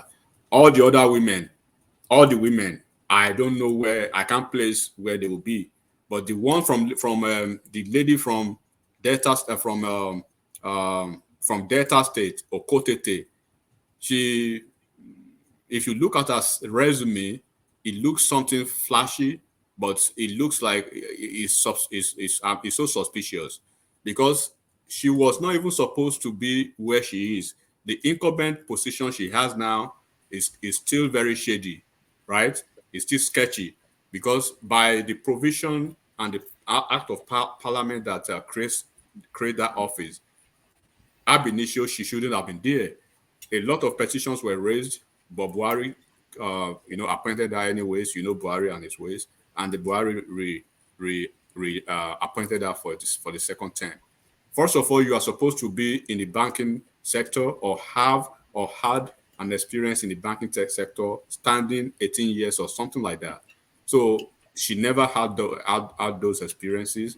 No cognate, just more or less like the one Chinedu that we have in Lagos State, from local government councillor to where she was executive director at Nexim, where they have to do a lot of stuff that has to do supervising various banks, and basically she does not have that, and that's why she's still. There are so many petitions against that. Sorry, so far. So what percentage? Just give us.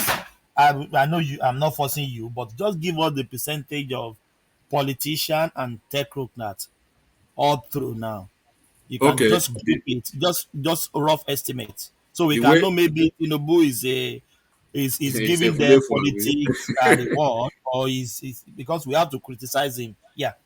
Yeah, the way I see it, right? Like I said, there are more technocrats and more professionals, as I've just highlighted now. But a lot of critics, right, and the skeptics, they want to really focus on those politicians on the list. There is no way. If Atiku had won the election, if Obi had won the election, you would definitely see politicians on the list. You will see names you've been seen for 100 years on the list, because for instance, there's no way Obi would have been the president, and you won't see the chairman of the campaign, Akin Oshutokun, right, occupying the space. He's a politician of so many years, so you can call him one of the recycled elements in the political space. There's no way you won't see the likes of Kenneth Okonkwo. So tell me, sure, that one sure. You will see that one sure. So it's a mixture. It's a mixture. So now on this list, going to your question, more technocrats and more professionals, right? Like I said, brilliant, intelligent, enticing, flamboyant resumes for majority of them. Except for the fact that the one that came from maybe Sokoto State that came with two passes or 2 credits or whatever it is, right? Except that one that I can say. But even when you look at the list of them, at least they have a master's degree. And then what I've noticed too now, that a lot of the people that have spoken with a few people from the north, they are mad that this is their complaint now.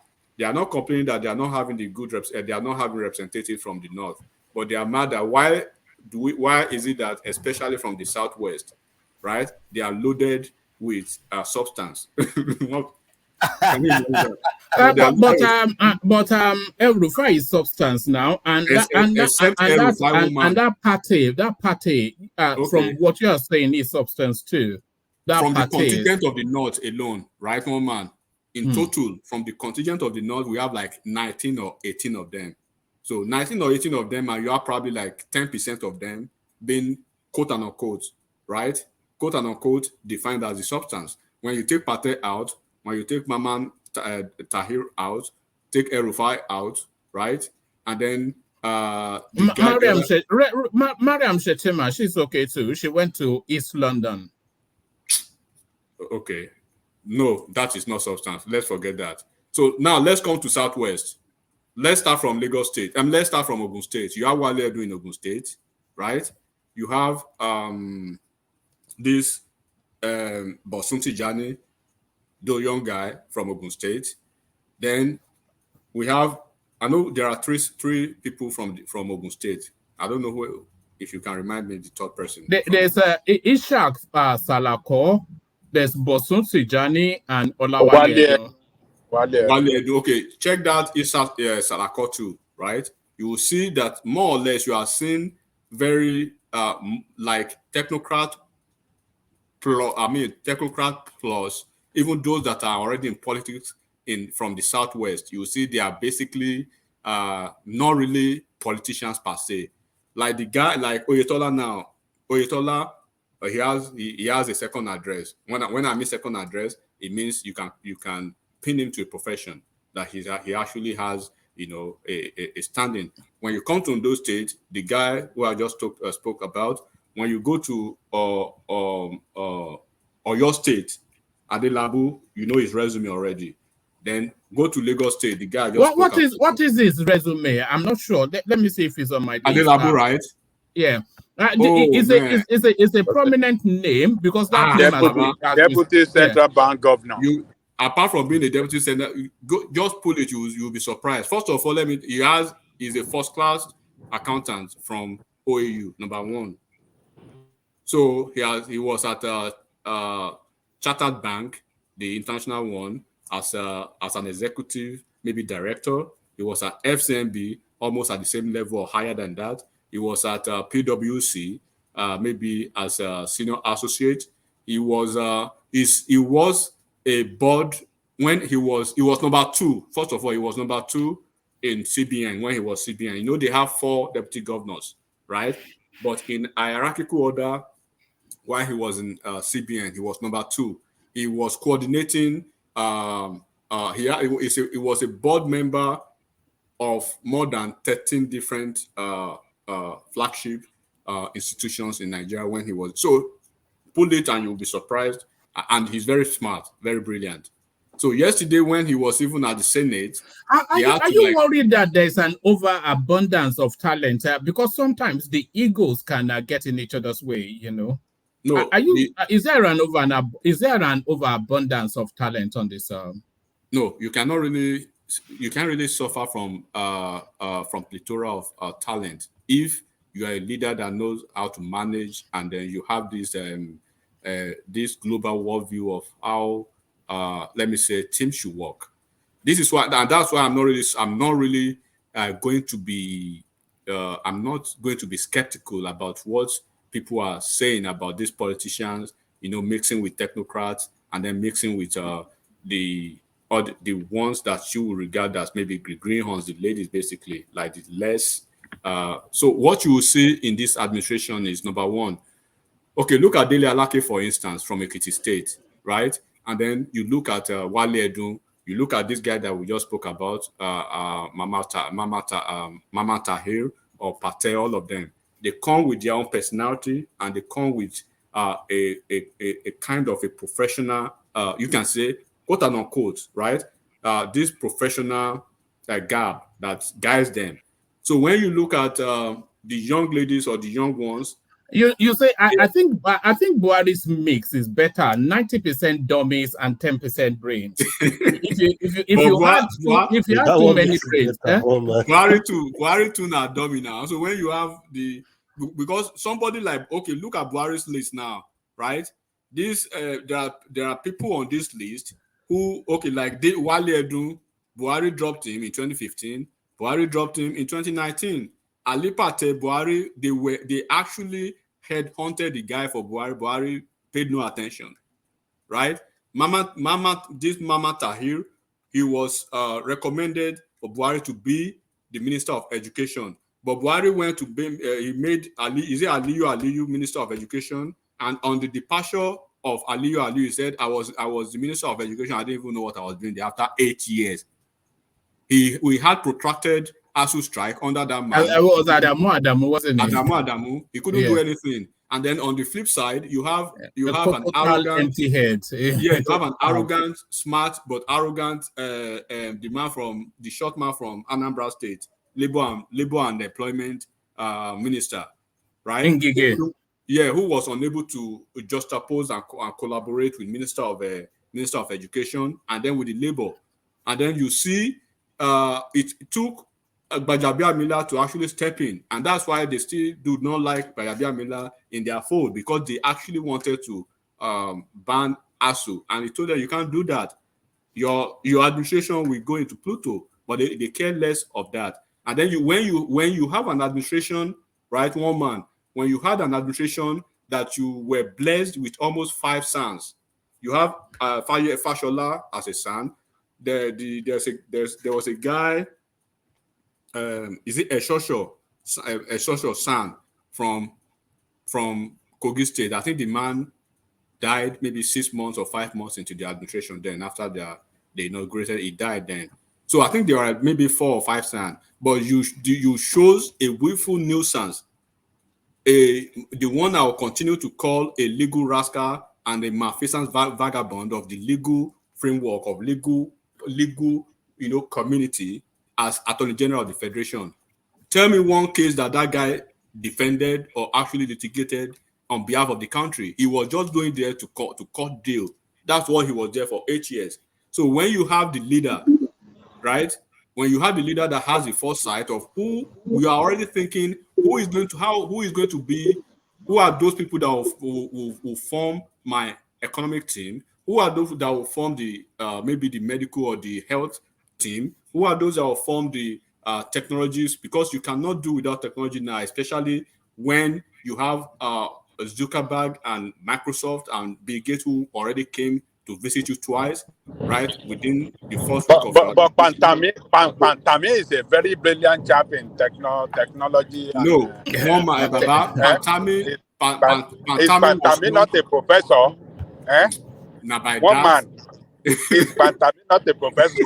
It was for 1 week until they revoked. Do you remember the academic unions? They said if you try it, we will deregister your school. This is the problem He was a professor for 1 week. And this is the problem that Buhari had.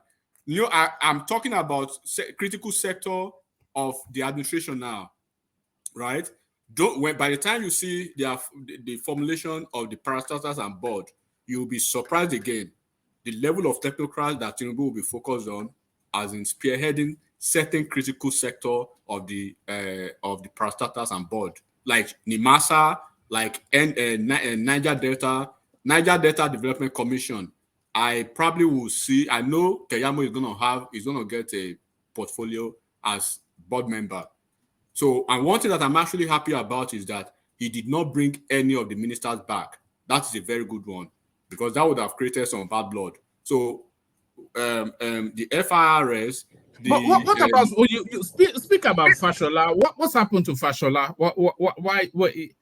Fashola, I mean, all the positions are being filled, and his name is not coming up. First of all, it's a multiplicity of issues. One, there are people who do not want Fashola. Fashola is Tinubu's boy, but there are people who do not want Fashola. Regardless of that, he's still Tinubu's boy. Tinubu wanted him, but Tinubu had this kind of a personal mantra that no minister will make it back. That you've had your shot, let new people have their shot. One, and he conveyed with Fashola more than 5 times. Fashola insisted that he needed the rest. I was going to say that aside that Fashola was saying, I even watched an interview that he said no, he's not going to take an appointment, that he needs to rest. He said that publicly, but people thought he was joking. But he insisted that and that was actually what had Tinubu a long time before he chose his chief of staff. He offered him the chief of staff on a platter of gold. From day one, he has been penciled as the chief of staff. Gbajabiamila was supposed to be the number 2 on the list. Even Dele Alake, what's his name? Edu was on the list. So he drew a list of 3. Number 1 on the list was Fashola. Fashola insisted that he needed a break. Edu was supposed to be. They were planning Edu for either the CBN or the finance. But at the end of the day, Tinubu needed somebody who can balance the political trajectory because of the way the election panned out, and then the legislative politics. For the first time we have a majority leading the minority political parties leading the majority in the legislative arm. If you look at it, so they needed somebody. So that's why until it was very clear to Tinubu that Fashola wouldn't be taking up any appointment, so he had to man up and appoint Gbajabiamila. So that is why you are not seeing Fashola on the list.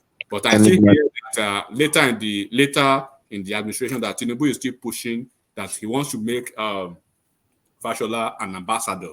If he takes that, he's probably going to be the U.S. ambassador to Nigeria, ambassador to the U.S. or to the United Nations, one of those two. So he's still planning something big for him, but the guy is still insisting that he needed a break.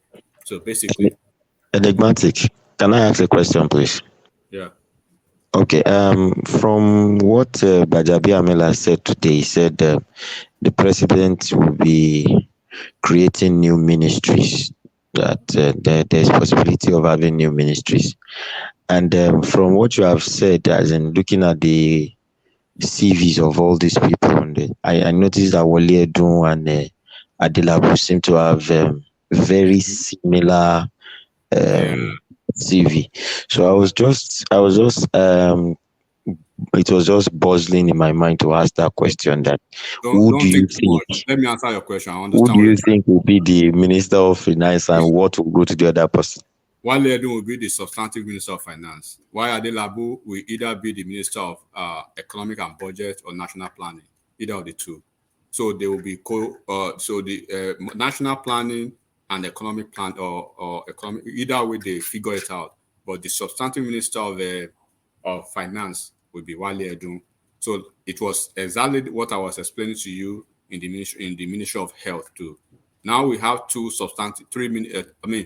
senior doctors now, Ali Pate and the Alausa from Lagos. So Alausa, being the only guy on the Lagos list, there is no way they will be making giving me a sort to say an irrelevant portfolio. So I want to see where they actually want to put that, because I can say from my sleep that this guy, what's his name, the Ali Patel, is going to be the Minister of Health. So on the tech side, I've already told you what will happen there. Olubunmi Tunji Ojo, Tijani Bosun, and Lola Ade John. Look at the three ministries for them: the Minister of Science and Technology, Ministry of Communication and Digital Economy for Bosun, Tijani, and Lola Ade John. For Olubunmi Tunji Ojo, I don't know where they will probably put him. It's almost a certainty. You know that they're trying to create a convergence, Ministry of Energy and Power and Energy, because they're trying to synergize the gas, our gas reserves with electricity. And El Rufai has been making a lot of commentaries on that space, so he's really hustling hard for that. For what? They want to create a Ministry of Power and Energy, and El Rufai wants it. Okay, on the Ministry of Energy, first of all, I saw something because I'm just usually I don't recommend, but let me address this real quick. Mysterious, he said he wants new people to have a shot, but shows Wike and El Rufai. If you do not know why Wike and El Rufai is on the list, then there's no way I can explain to you. You should probably go and find out somewhere else. We've said it severally over here. So El Rufai is going to be the Minister of Energy or Power, the one that will supervise the energy, light, power, NEPA. I think he said it even during his screening. And then Wike is probably going to be the Minister of Works, or if I do not see Bumetunji Ojo, it will get Fashola's role, Wike. But I see I see him in a sort of Niger Delta oil role.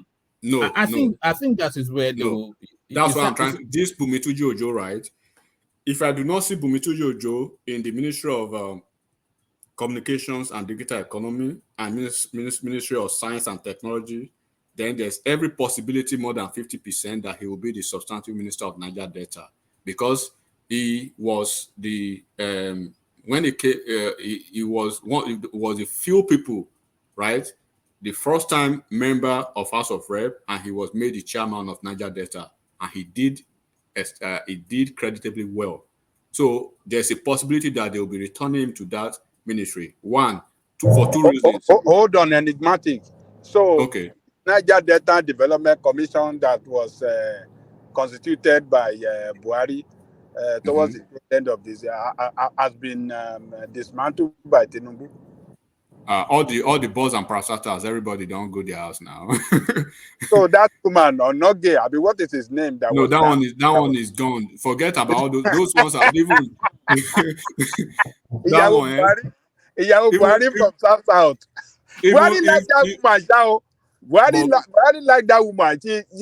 I mean, you know, he tried to give him give her INEC whatever. Presidential something, or what do they call it? But you know, the politics of Delta State, the APC politics of Delta State is just like the politics of APC in the Southeast.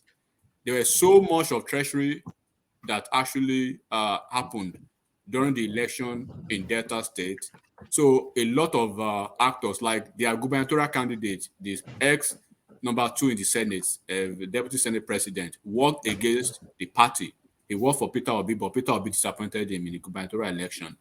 This woman that you are talking about now, that was given the chairman of NDDC, I see there's a possibility that they will replace her now with Keyamo. So the supervising ministry of that agency is what I'm talking about. If Wike does not make the list to be the minister of Niger Delta, then the guy from Ondo State, this Olubunmi Ojo, will probably be the substantive minister. Then they will have a chairman of NDDC on its own. You know, NDDC is a board on its own, and they have a ministry, right? They have a ministry and they have a board. So the board will have their director general. They will have a chairman who is going to be supervising the director general. They have a DFA, they have projects. So each of the states of the Niger Delta states will have board members. So it's a very big one. So if they give Keyamo that, it's as good as giving him a whole ministry. So that's what will pan out in this. So I think I've answered that question. But the Minister of Petroleum is what I don't know yet. Who is going to be the Minister of Petroleum? Will they retain it? It might be Wike, or what do you think? You don't think Wike will be considered for that Ministry of Petroleum? If it's not going, no, I don't. It's probably going to be Enekin Lokpobiri, the guy from Bayelsa State. It's probably going to be Enekin Lokpobiri. If it's not Lokpobiri, then I can't say who is going to be. I don't think Tinubu is going to act like a Buhari being the substantive minister and then appointing a minister of state for the petroleum area.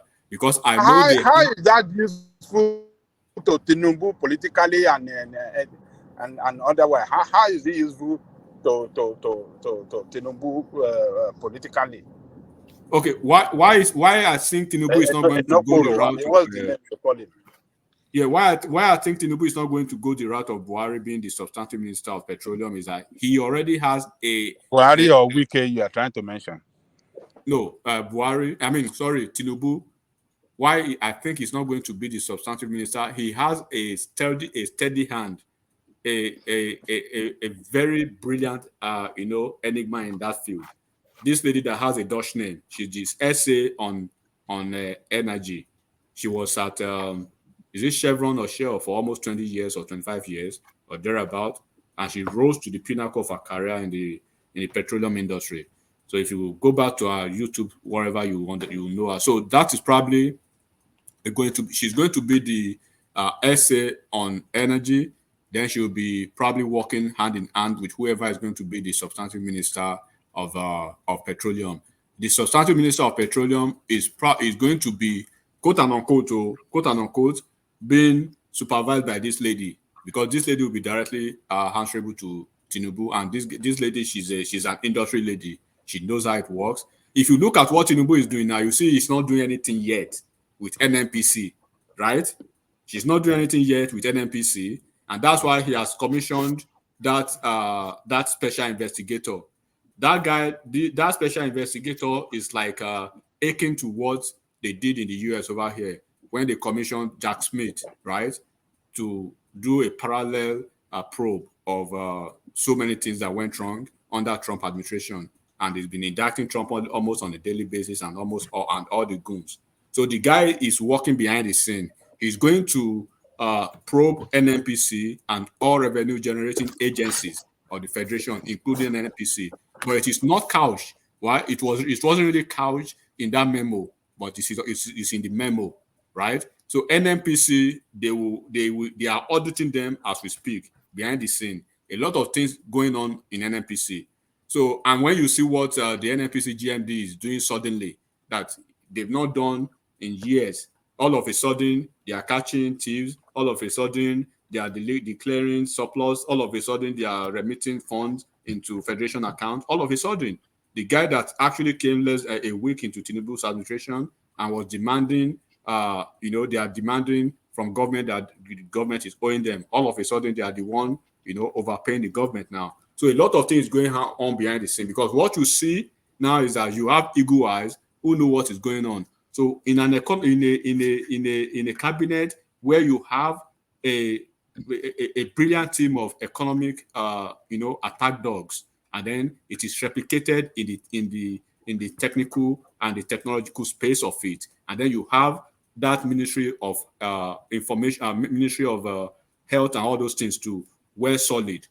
People will have to stand up, and then this man is not going to shy away from getting people fired. Do not be surprised after a year he reshuffles cabinet. Buhari was shy. If Buhari is probably Buhari's cabinet or probably ministers were the luckiest in the history of Nigeria's politics. You already know that when they sign you on from day one, you signed a 8 years contract. They go and they come back and they say, if you did not make Buhari's cabinet, if you don't make the full length of Buhari's cabinet, maybe you didn't do something right. Some things right.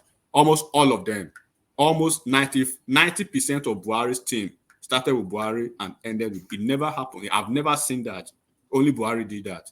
And I know at a point there will be some cabinet reshuffle. So when you see the cabinet reshuffle, then you could see probably they will ease out some dead roots, quote unquote, or a couple of the politicians, bring in some, reshuffle them or replace them with a few technocrats. You see all these political compensation or compensatory portfolios, being handed to maybe some technocrats in that field. So things will happen at the time. It's not going to be a business as usual like we had under Buhari. So that's basically, it's a balanced team. We should just hope for the best. And speak to us a little bit about the geographical mix of the space. Northwest got 10 ministers. Southwest got 9 ministers.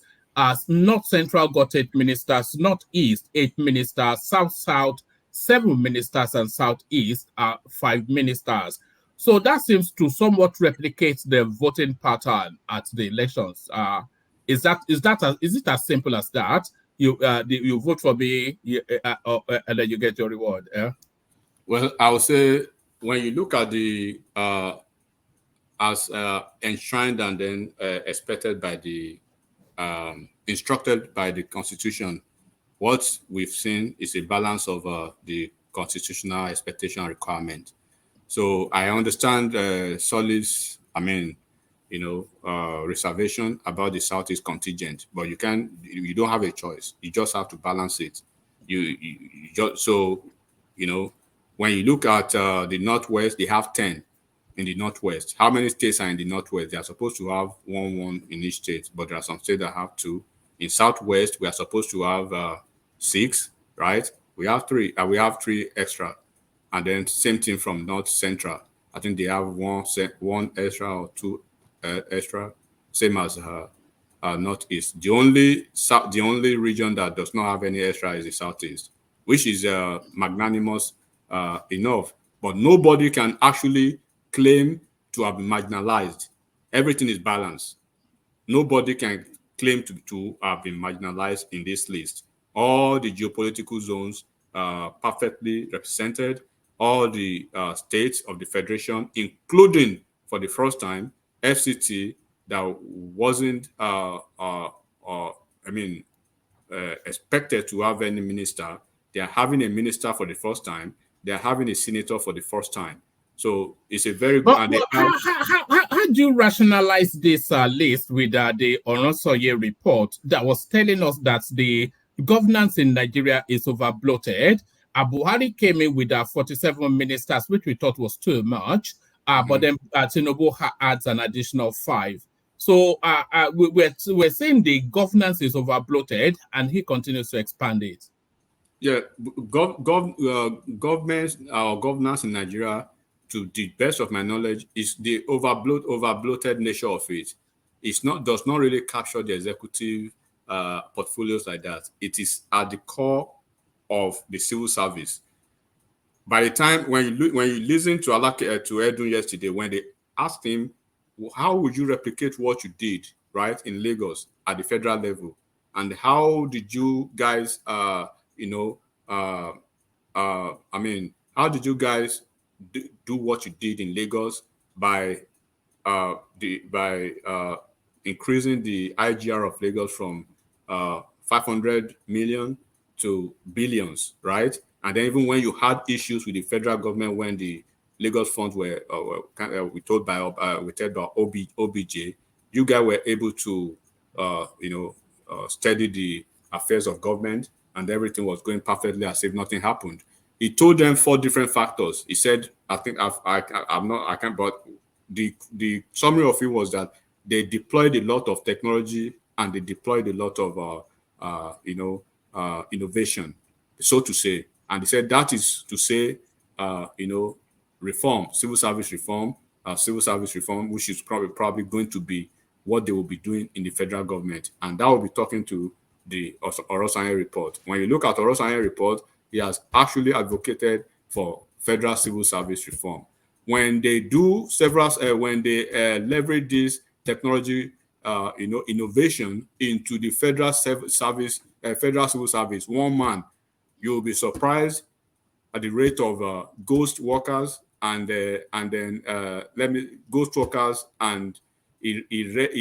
multiplicity or duplicity of agencies, of positions, of almost everything that is wrong in the federal government. There are so many people that are not supposed, that do not have business in the government again, that are still there. There are people that are not, like in some ministries, you could probably see, 3 different offices or 3 different roles, or 3, having same function. So by the time you are able to narrow that down by way of having to, and this is why you have the economic team will basically do, and that's why I was talking about him appointing the SGF. SGF being a career civil servant. He rose, to the pinnacle of his career as a civil servant before he joined politics, right? And then you have somebody like El-Rufai that they are, innovation and then centric. And then what Edun was speaking to was that there will be some paradigm shift in the federal civil service. By the time they do that, a lot of things will happen that will open the space up. At the end of the day, at the cabinet level, it won't really matter how many essays you have or how many PAs. By the time you are able to, cushion that effect at the civil service level, because bulk of the whole corruption that we are talking about, do not forget that most of these politicians, when they get appointed, they receive their portfolios. The very first day they resume into the office. Honorable Minister, you are welcome back. You are welcome to the ministry. The Minister of the Permanent Secretary, the Director of Finance and Administration, and the auditor, all of them will swoop on the minister. They already show you the loopholes where you make the money. They will show you where the money is coming from, what you need to do to. So those are the people who knows, where the dead bodies are buried in the ministry. So what they are able to do in Lagos, if they are able to replicate that in the federal ministry, for instance, look at the turnaround, right, in the judicial system in Lagos State when Osinbajo was given the task to do that as Commissioner of Justice. If they replicate that at the federal level, and you have an Attorney General of the Federation, like somebody like Lateef Fagbemi, right, who is who is a professional to the core, unlike Malami that we had in the past, then you can as well see what will happen and if they're able to replicate such in each of those ministries, then within a year we can have a turnaround in the federal cabinet and in the civil service as a whole, and then that will trickle down, right? Because when you get a hold of the federal government and then you are able to shore up the revenue generating agencies, then what will be the next problem of Nigeria is looking at the subnationals, how they are performing and how they are utilizing their FAC allocations, basically. And that's the problem at least would have been solved by almost 45% or 50% if the federal government can get their acts together, basically. All right, brilliant. Well put. Does anybody else want to give thoughts on the now completed ministerial list? Who has anything to add to that space before we move on? So finally, nobody can claim to have been marginalized. We had an election. Every of the region participated. They had their representative. The Northeast, they had Shetima. They had Shetima and Atiku. The Northwest, they had Kwakwanso. Southwest, they had Tinubu. Southeast, they had Peter Obi. They all went into the field. They all did what they wanted to do. The ones that failed. The ones that won. The ones that are not satisfied with the outcome of the election, the legal processes are going on. So whatever the court says, we'll wait for that. But so far, so good. We've had a very good year so far, and no region of the country can cry or be marginalized. So far, so good. This comment on the screen, enigmatic. It says, Justin, this is how you're reporting, our roving correspondent, Ayo. It says, Justin, because people are already trying to take ownership of portfolios that they feel they are best suited to, or they have indications that they're going to be given. I was saying earlier on that El Rufai was speaking to the energy and power sector, and is already fleshing out a roadmap for himself. So this is now Fagbemi, who a lot of people will be aghast if he wasn't made the Attorney General Minister of Justice. This is what he's saying. And I picked out this comment because Ogbeni had been making commentaries about this space for a long time. He has always been of the view that all this EFCC, ICPC, and all of these things, they should not be more than a desk at the Justice Ministry. And this, along those lines, Fagbemi is speaking, I will seek merger of EFCC, ICPC, other anti-graft agencies. So this is the Onosoye report that we're talking about.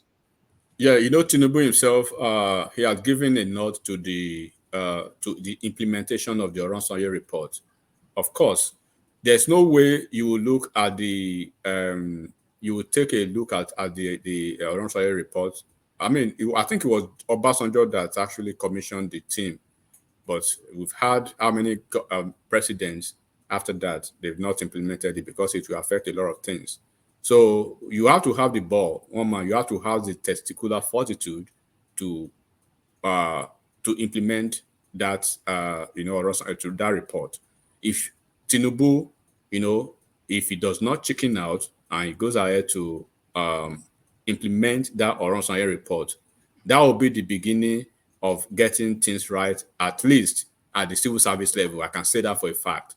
So speaking to what Fagbemi said, if you listen to his screening, right, he was making, sometimes I like to make scenarios, right? He was making scenarios about the job functionality of FBI, their conduct, and how they go about their businesses, right?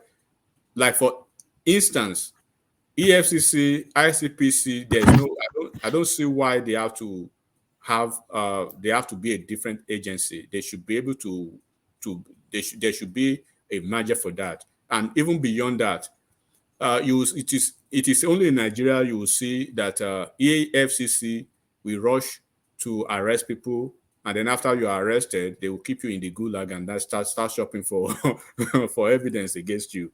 And I think he said that in the screening, and I think he made certain things about FBI. If God forbid, if FBI knock on your door, just know that you are done 97%. So the remaining 3%, is for you to admit, yes, I am guilty. Let's make a plea bargain.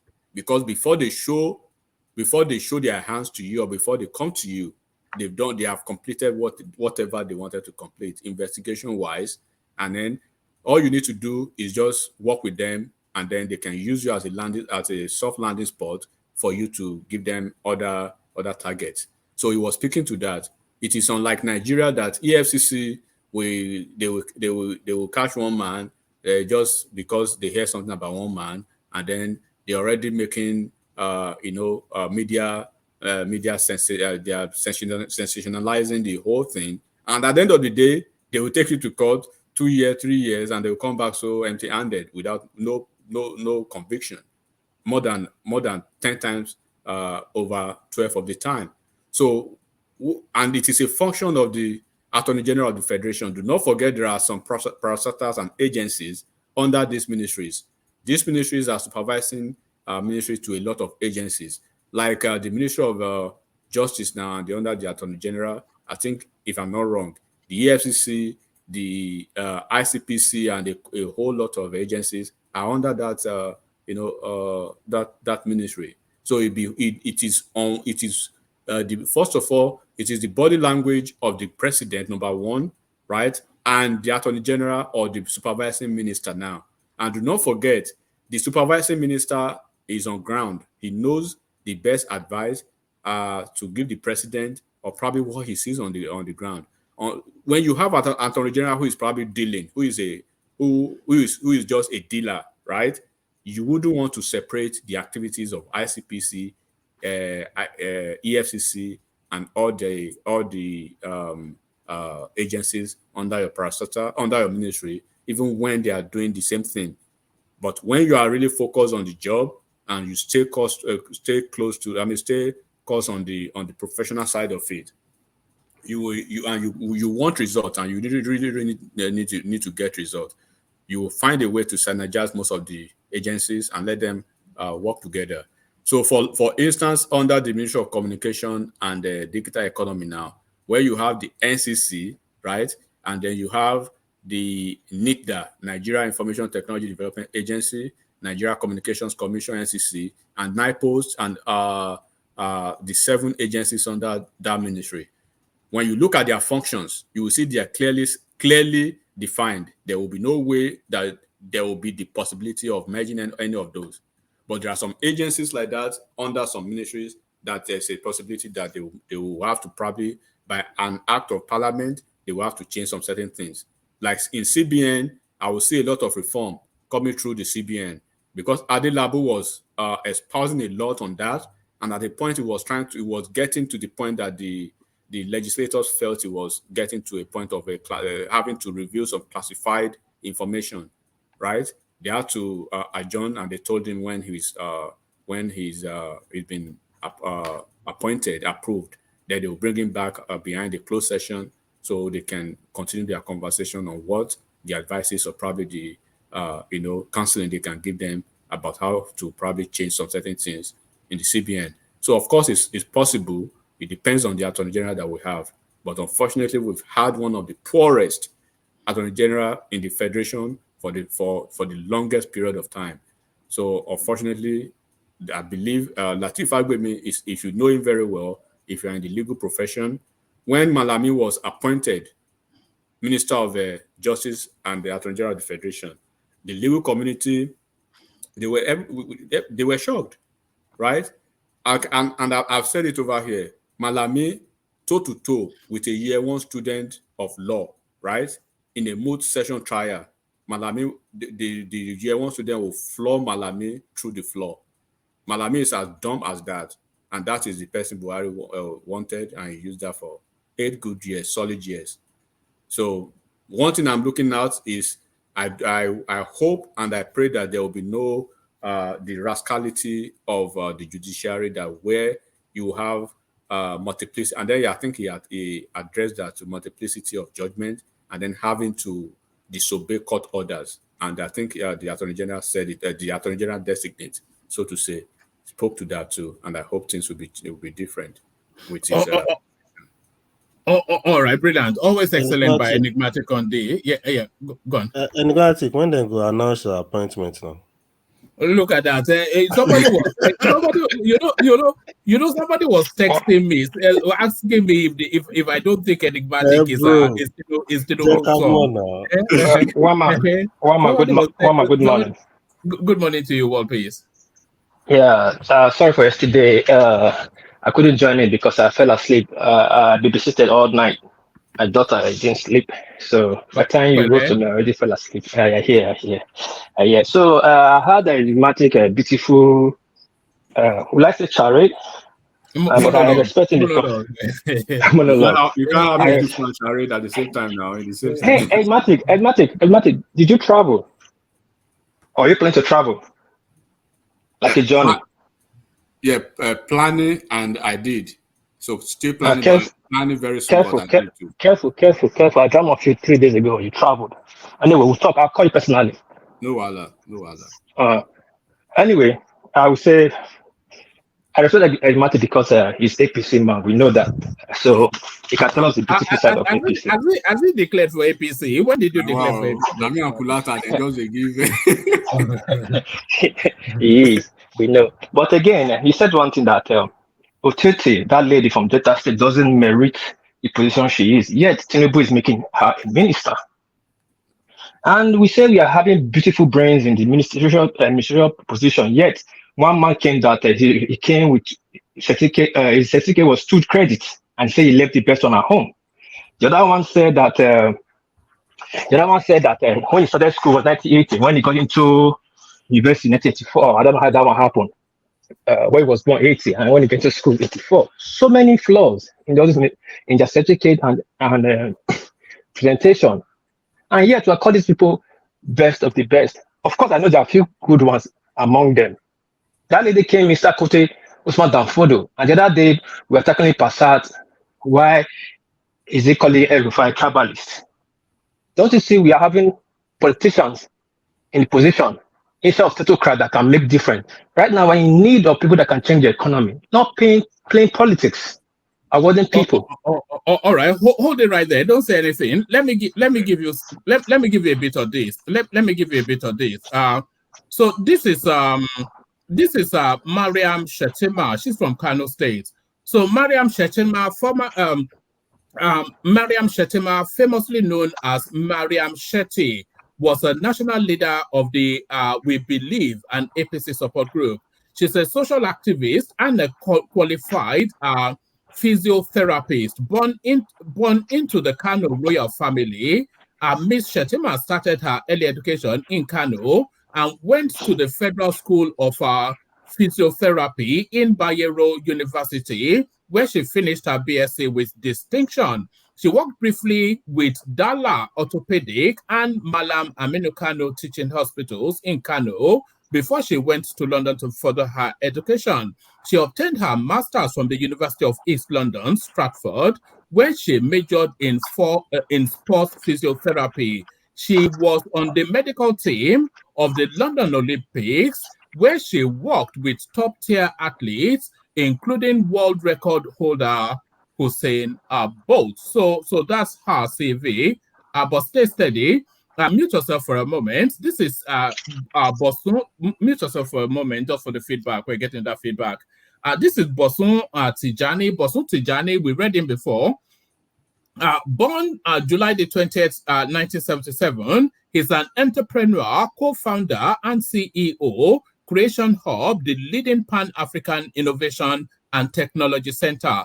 I'll give you one more paragraph because we have read him. Tijani is widely acknowledged as a pioneer and industry leader in the African technology ecosystem and was named one of the 100 most influential people on the continent by the New Africa magazine. So this is Tunji Alausa as a Bishop now correct source. Alausa is the executive chairman and chief medical officer at Daisy Care Center in Illinois, United States. The Ekwe-born nephrologist studied medical science, studied medicine at the University of Lagos, and was assistant professor and attending physician, Rush University Medical Center, Cook County Hospital.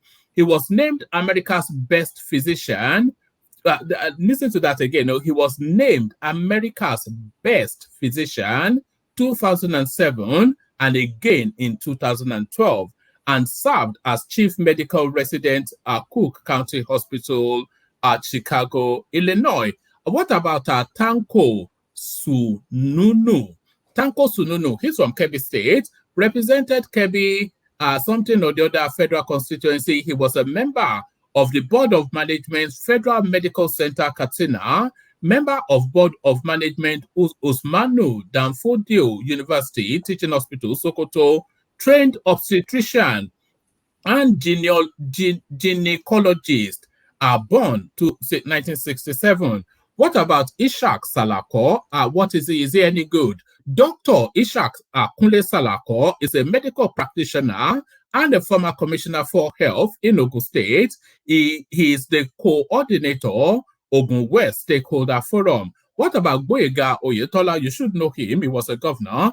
Boyega Ishak Oyetola, CON, born 29th September 1954, served as governor of Osun State, as you know.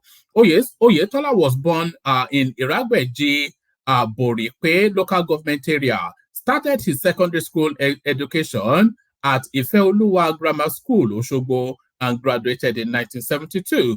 Oyetola proceeded to the University of Lagos and graduated with a Bachelor of Science honors degree in insurance, 1978. He proceeded for his mandatory one-year NYSC in Yobe State, where he lectured at the Staff Training Center, etc., etc. He obtained his Master's of Business Administration, MBA, from the University of Lagos, 1990. He contested, Osun State and all that, so we know his CV from Osun State. So Chief of Staff to Aregbesola. What about Atiku Bagadu? So we should know him. Atiku Bagadu Bagudu, CON, born September 1961. He's the immediate past governor of Kebbi State. Obtained his BSc Economics, Usman Danfodio University, Sokoto, MSc Economics, University of Jos, MA International Affairs. Married to Zainab Bugudu. He succeeded XYZ as the governor. Bello Matawale, born, etc., etc., obtained his first living school certificate from Maradun Township Primary School, 1979. Graduated, attended Yaba College of Technology, Lagos, and later went to Thames Valley University. After briefly serving in Abacha, so that's his CV. And then on and on it goes. What about Ibrahim Giadam? He's from Yobe State. Ibrahim Giadam is a senator from Yobe State. What is his CV? He attended Borno Teachers College, Maiduguri, where he obtained a teacher's certificate. He attended Ahmadu Bello University, Zaria, where he earned a diploma in accountancy. He later returned to Ahmadu Bello University and the BSc in accounting degree in 1990 and became a member of the Chartered Public Accountants, Certified Public Accountants of Nigeria.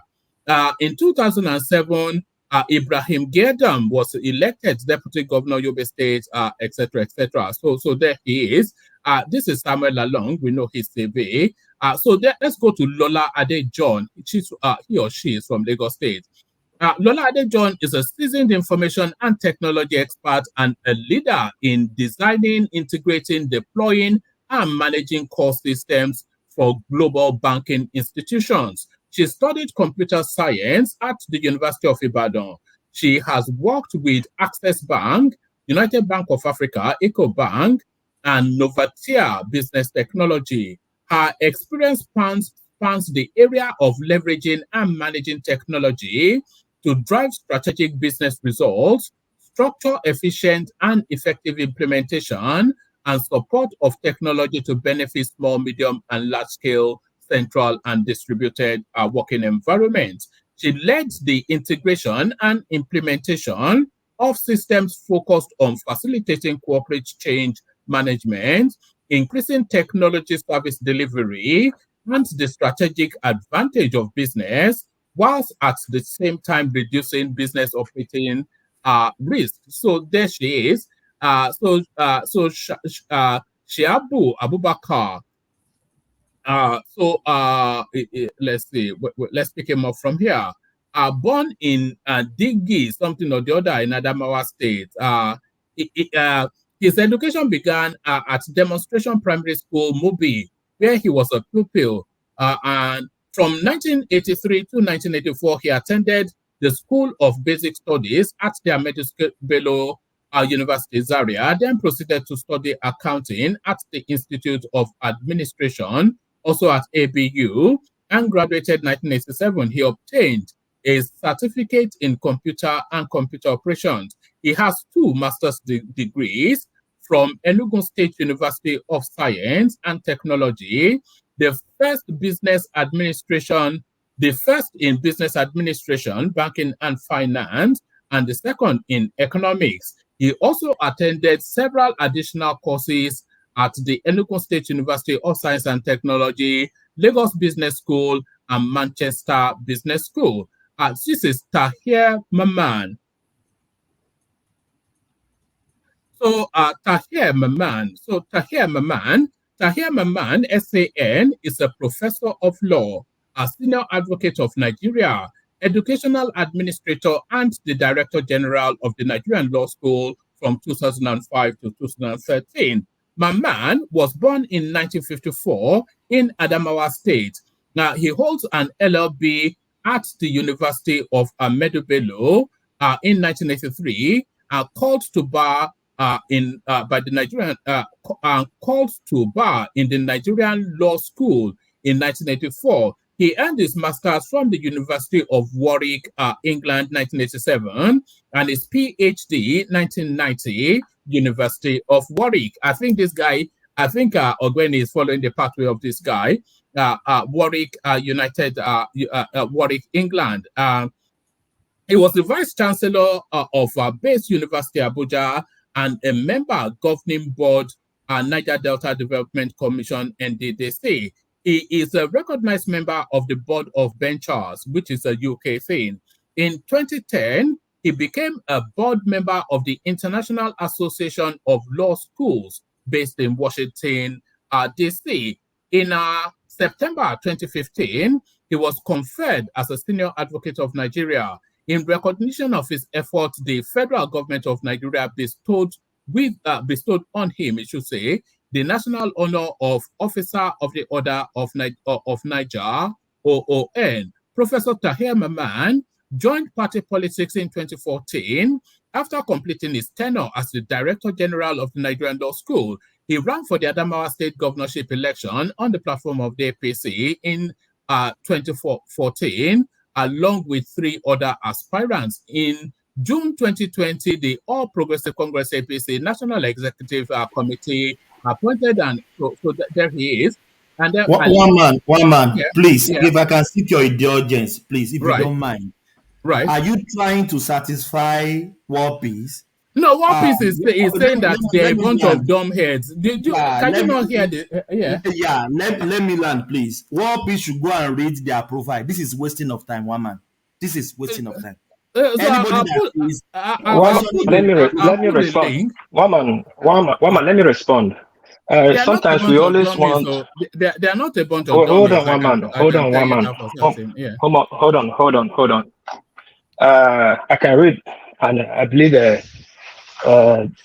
best general and the best tribalist on this platform, which General Thomas, always feel that when I speak, I'm against this tribal man that's the president. Sorry, I'm using this word because he's trying to come for me. You know, Thomas, I'm capable. I can take 10 of you. When I spoke earlier on, I was just talking as a Nigerian, talking about the list. Even though they are the best, I can screen it. And I've been watching the screening. I'm not listening to their CV. I've been watching what they brought to the Senate ground, their screening. And most of them were just messing up. And that was my statement, earlier statement. Now, if we want to go with a CV. Nigeria is the best country in the world. But practically, these people are being in government. What are they going to show from what they have been in government since? What are they going to show for the... Hold on. Most of them have not been in government. And the CV is a reflection of their practical working experience. Yeah. Yes, I get that. I got that. And in my statement, I said some of them are okay. But I specially pick out some people and I mention their names. Now, if you talk about the governors that make ministers, that's pure political, and I spoke about that. I don't see why some people will be in the government. Do you want us to bring up El-Rufai CV or Wike? I don't need El-Rufai CV or Wike CV, because if we're going to that, it will be a long listing. That is political, so I'm not going to join issue with you. Qualified. They are qualified, is what I'm saying to you. One man. I So- think what so you- what the problem I see here is that, you know, like I've always said, right? There is nothing that you can do sometimes that will placate a number of people. When you understand that it's just like politics. When you do politics, you do your politics to the people who are ready, right, to appreciate your kind of politics, and whatever you get from it, you run with it. So do not forget that I understand Whopper's view, but when I started this conversation, I told you it's a blend, right, of from my own objective opinion, right? I see more technocrats and professionals, brilliant and erudite, flashy resumes for majority of them. Two, we have then politicians are on the list. The core politicians you see on the list, they are on the list for certain reasons. They are on the list for election purposes, and then to keep that grassroots farmament going. Because where you need the people are talking about Nigeria is broke, we need this, we need that. And I was telling you already, we can speak to the team, to the economic team that we are expecting. We can speak to quote and unquote. This Lola Adejon, I never even knew she's from Lagos, and the Salako I never knew he's equally a medical doctor. So to say, we have like 4 different medical doctors on the team. We have 4 or 5 subject matter experts in information technology and cybersecurity space. If you are in that space, you understand what it means to have such degrees, and you know it's not just a walk in the park, because I have one of those degrees. Okay. And then when you have a law degree to a certain extent, and then you are called a technocrat or a subject matter expert in that field, then it is not a walk in the park. Like I said, we do not expect to have Jesus Christ, Obama, and Biden on the list before people will appreciate. It is what we have that we appreciate. But so far, so good on this list. I came here 2 days ago or 3 days ago. I said, to the best of my knowledge, some people on the list, they've been underwhelming to the best of my expectation. I was expecting more from what I got from most of the female contingent. I've not really seen a flashy, let me say, screening or moment. Moment from those ladies at the screening, at their screening. But the few ones that we are identifying now, woman, I challenge anybody on this platform. Go and check out Dele Alake's screening. Go and check out Lateef Fagbemi's screening, Wale Edun's screening, Ali Pate's screening, the architect Dangiwa from Katsina State, who was the MD or whatever, executive director at Federal Mortgage Bank, and the current SSG of Kano of Katsina State, and a couple of all the experts. And I told you here to Okotete, he had a quote and unquote supposedly intimidating CV, but I said it's suspicious because she said she went to Uniport to have a diploma, then in Dawsa to do something. Then she was appointed as executive director at Nexin, but you are supposed to be a banker for 18 years or thereabout. So everything she has to me, and that's why she's had plethora of petition. Of course, we cannot have 100% technocrats on a political list. How do you want to go back to the grassroots? So the politicians you are seeing on the list, the Matawali, and I grouped, I actually fragmented this list. The Matawalis, those are the list of Efulefus.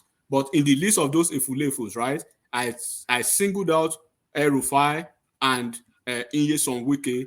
Nyesom Wike not being a technocrat, but being a performer for what he did as a governor. The record is there for him. And El-Rufai, first being a technocrat and having been a top performer in any and every political offices he has held, as Director General of BPE, as FCT Minister, as two-time Governor of Kaduna State. The list, the records are there for you to see. So these are the things. But when some Nigerians want to come, blanket to say these are a list of total Efulefu, I mean, it's quite unfair to the integrity of all these people. They, of course, most of the only one. Sorry. Let me conclude. The one from Kano State, I said about him from Sokoto State, and I don't know what the Senate will do. They have the power to reject his nomination, right? It is their priority to. If I have the chance, I will kick that man out. If I have the chance, we had a professor who I was completely ashamed of. People, if you are from Plateau State, I'm sorry. Is it Plateau State or Benue State? The professor that came from Plateau State or Benue State, he said he had he had this whatever at 3 years old, or started school at 3 years old. I was basically unable to articulate his point, right? So do not forget, sometimes paper degrees does not equate intelligence. We have a lot of professors who are very smart book-wise, first class everything, but they can't even articulate most of their points. They can't leverage a simple solution of their subject matter areas. Most of them there are so many people like that. And then you will see some professors. I think we had Ali Pate today. Go and look at his exposition today. It's not easy for you to be a professor at Harvard, and for you to be resuming. He was supposed to be resuming at his new job at Gavi. If you do, anybody can Google what Gavi is in Switzerland tomorrow. And then when you have a core contingent of these young folks, this is the administration so far that has the average of 40 to 50 years, more than almost 40% of them on the list. So it covers almost every spectrum of the expectation of an average Nigerian, right? Without sentiment, without primordial political, jugglings or whatever. We can say this is a list that is okay. The one from FCT now, look at his resume, for instance. Very, very poor resume. But I told you guys that it is there for political reason. So because when you are talking technocrats and you are talking about revamping economy, at the end of the day, you are still talking politics. There's no way you skin it. You are still going back to fall back to politics. Biden has politicians, core politicians, right, in his cabinet, and there are technocrats in the same cabinet. Because when you have to go to some states, you know what you have to look for. When you are coming to Texas and you want to pick maybe a Secretary of State in Texas, definitely you know you are not looking for technocrats in Texas, where it's red. What you are looking for is someone who has ties to the ground. But you can flex your muscle, you can cushion that effect in blue states like California, like New York, right? Like Colorado and stuff like that. This is what you've seen over here. So the contingent is balanced, but of course there is room for improvement.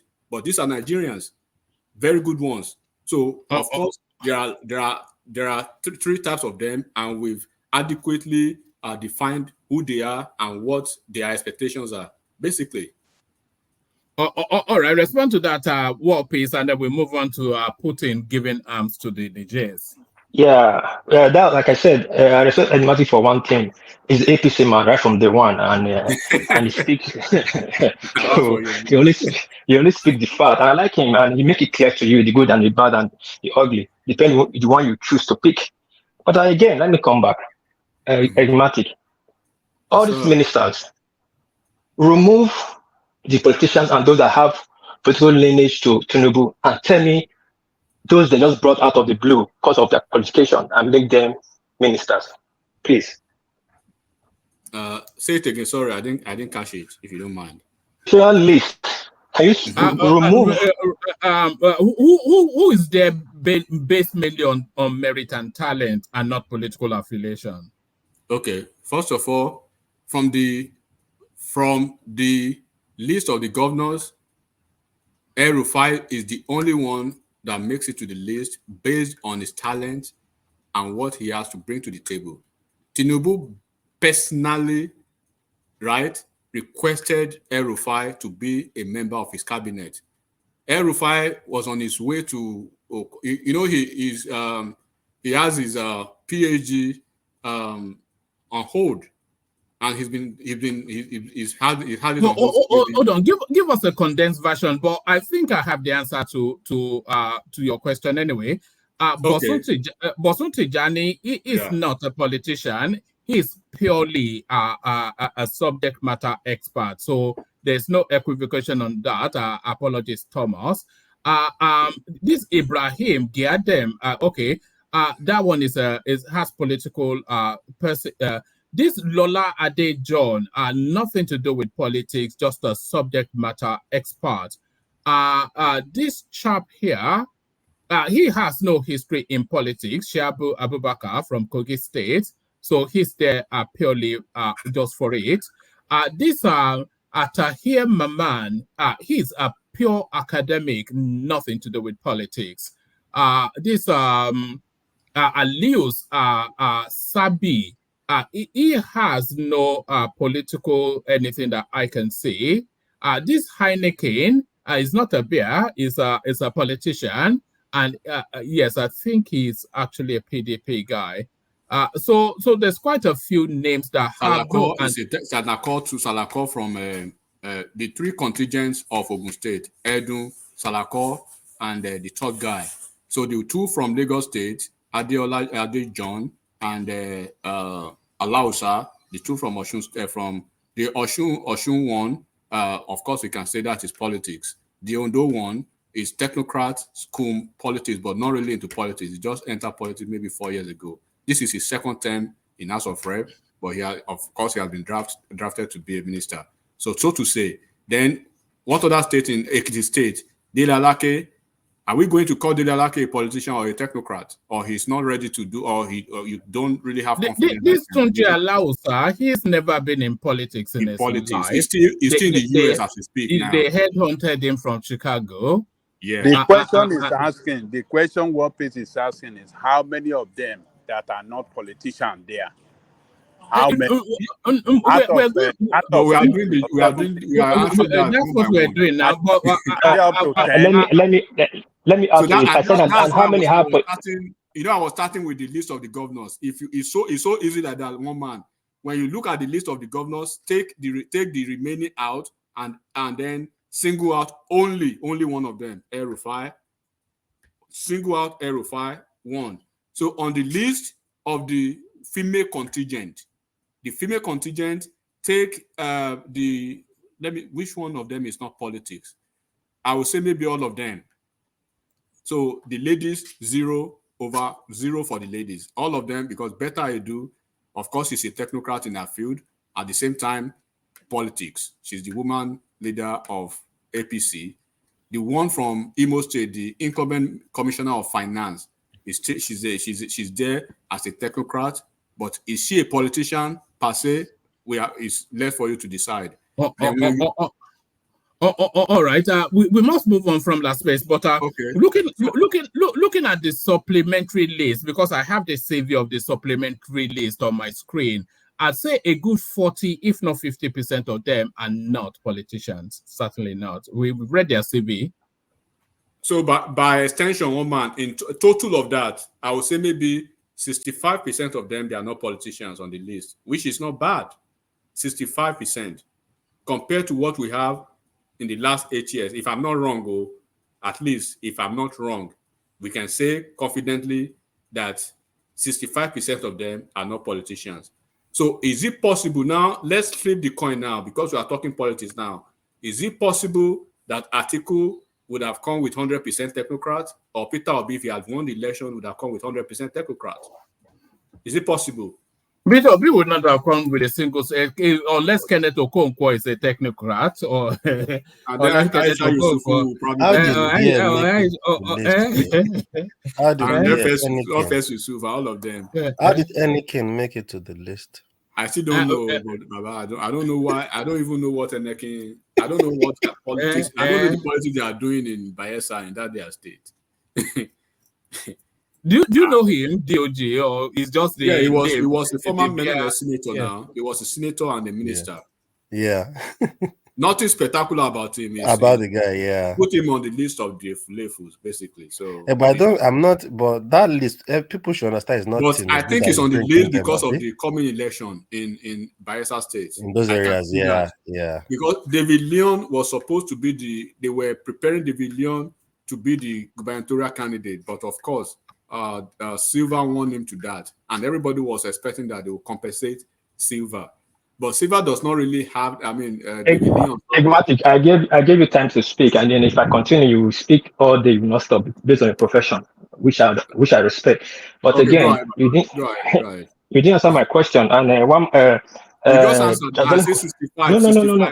According to your opinion, people you know the information you have. You didn't listen well carefully. I said, how many of them are not politicians, and how many of them don't have political lineage to politicians? Well, and I don't know how to. Okay, so I want to call names for you. Yeah, go ahead. Not up to like 3 or 4 that was headhunted. Does not have political lineage. So the people they have screened so far. Does not have what? Political lineage. That was headhunted.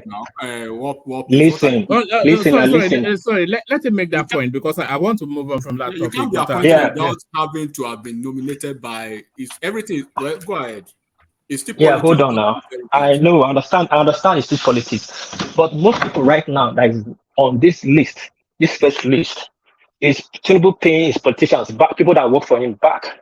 No, no, nobody agrees to that. We've read the CV, but we don't want to be. I know. I might answer you on that CV. People can have beautiful CV and they cannot perform. Most of them cannot perform. Hold on. What sort of a language is that? What is the purpose of the CV? Is it not to document your work history?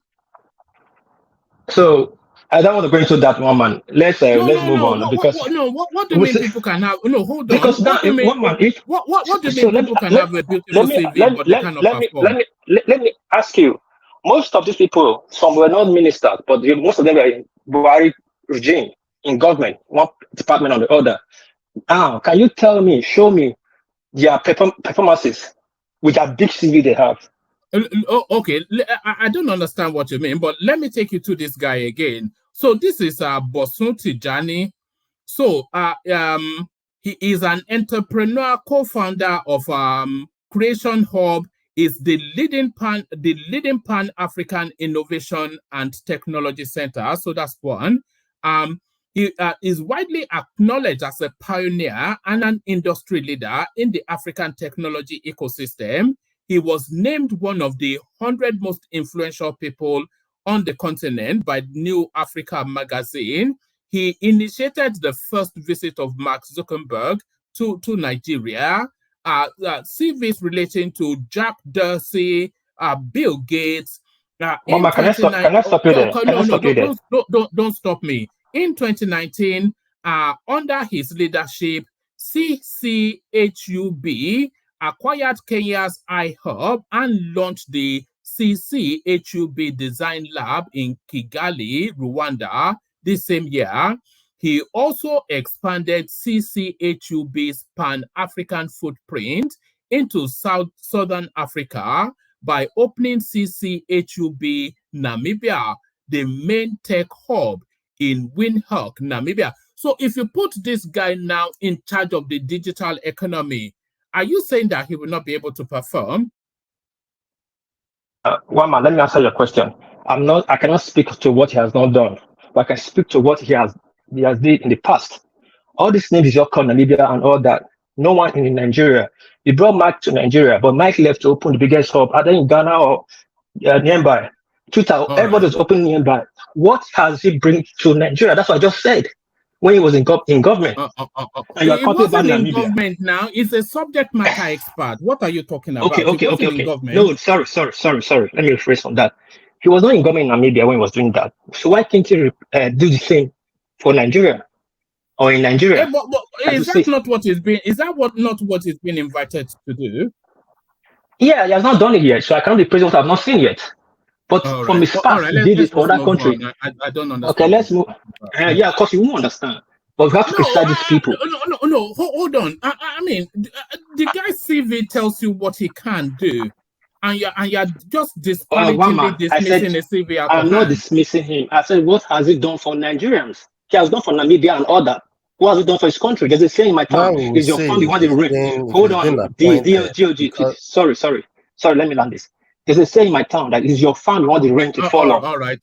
So what are you talking about, one man? All right. Okay. It's probably useless. You are probably right. So let's just move on. I'm not saying it's useless, but they're not done anything for Nigeria yet. I don't praise the past. Right. The past is not Nigeria too. What do you mean the past? Is CV now?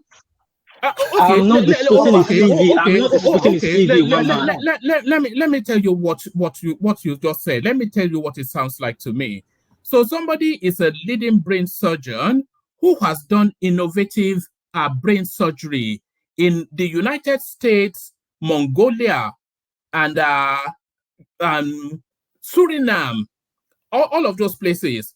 So they now bring him to Nigeria to say, come and be the head of the medical space. And you're saying to me that because he has not done brain surgery in Nigeria is questionable. That's what it sounds like to me, what you just said.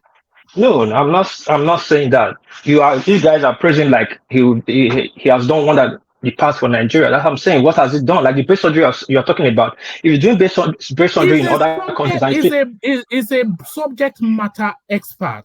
I mean, am I talking I gibberish? Got it, man. I got. You're not talking gibberish. Let's just move on. Let's move on. This is let's just move on. Let's move on because you are confusing me with what you're saying. Let's move to this space.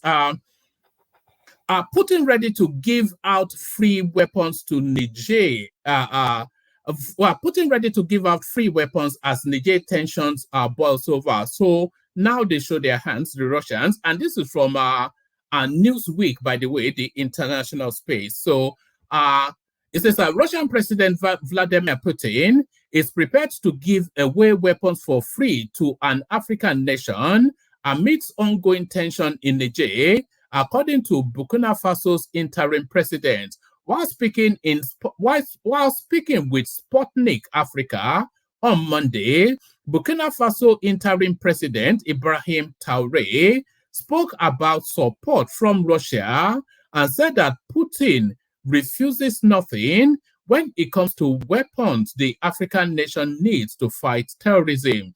There are no restrictions. They do not refuse license, and it is a good price. Russia is also ready to deliver weapons to us for free, Traoré told Sputnik Africa. The comments by Traoré come amid ongoing tension in Niger, which is a neighbor to Burkina Faso, after democratically elected President Mohamed Bazoum was overthrown by soldiers and a general something or the other was placed in charge. According to Al Jazeera, the military government of Burkina Faso and Mali also responded to the military takeover in Niger, saying the transitional government of Burkina Faso and Mali expressed their fraternity solidarity to the people of Niger, who have decided with full responsibility to take their destiny in their hands and assume the fullness of their sovereignty before history.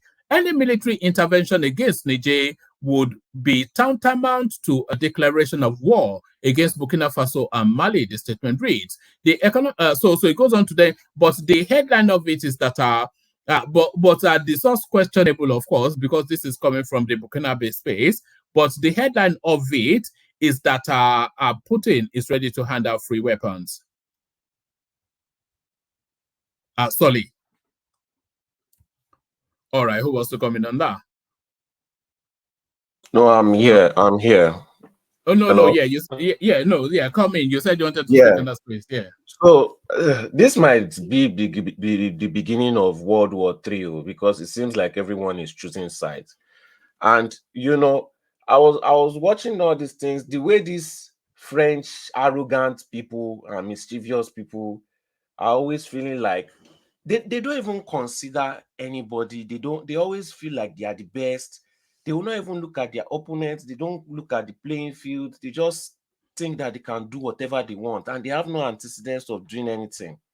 Now, Russia is going to wipe weapons anyhow in all these small nations. Yes, they may not be able to defeat Nigeria, but they are going to take a lot of people go down in this sinking ship.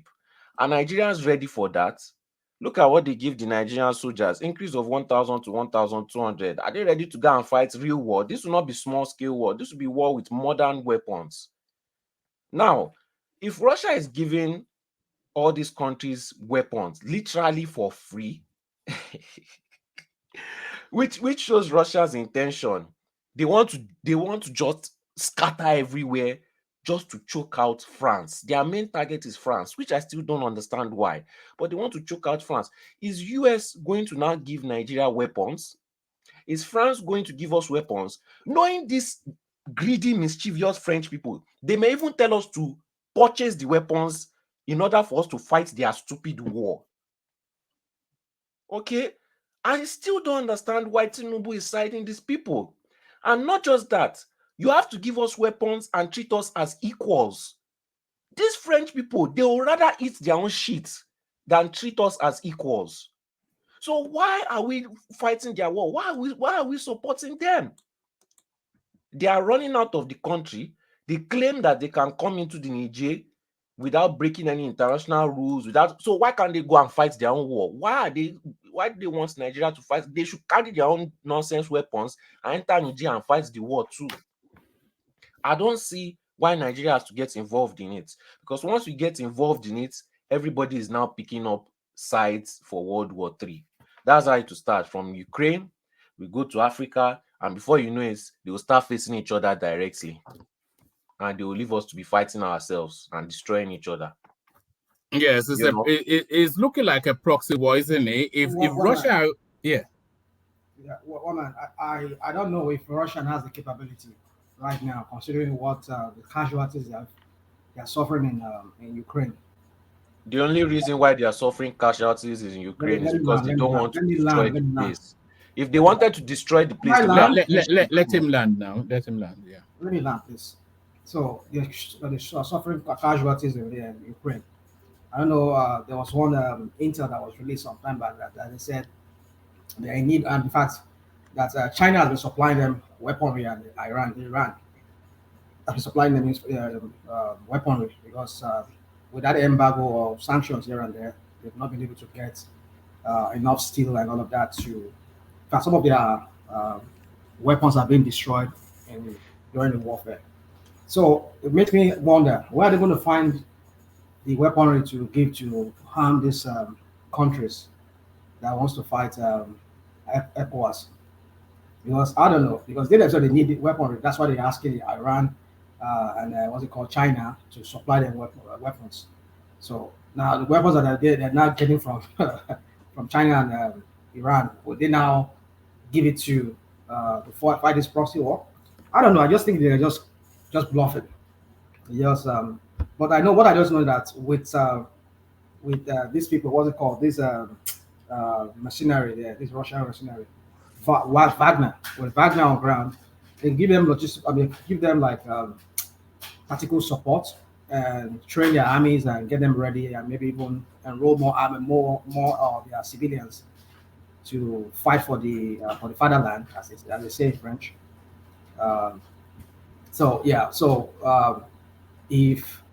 If that's what they want to go by, the mercenaries on ground in Africa already to train them, well, I can understand that. But the weapon there, that they'll supply them weapon.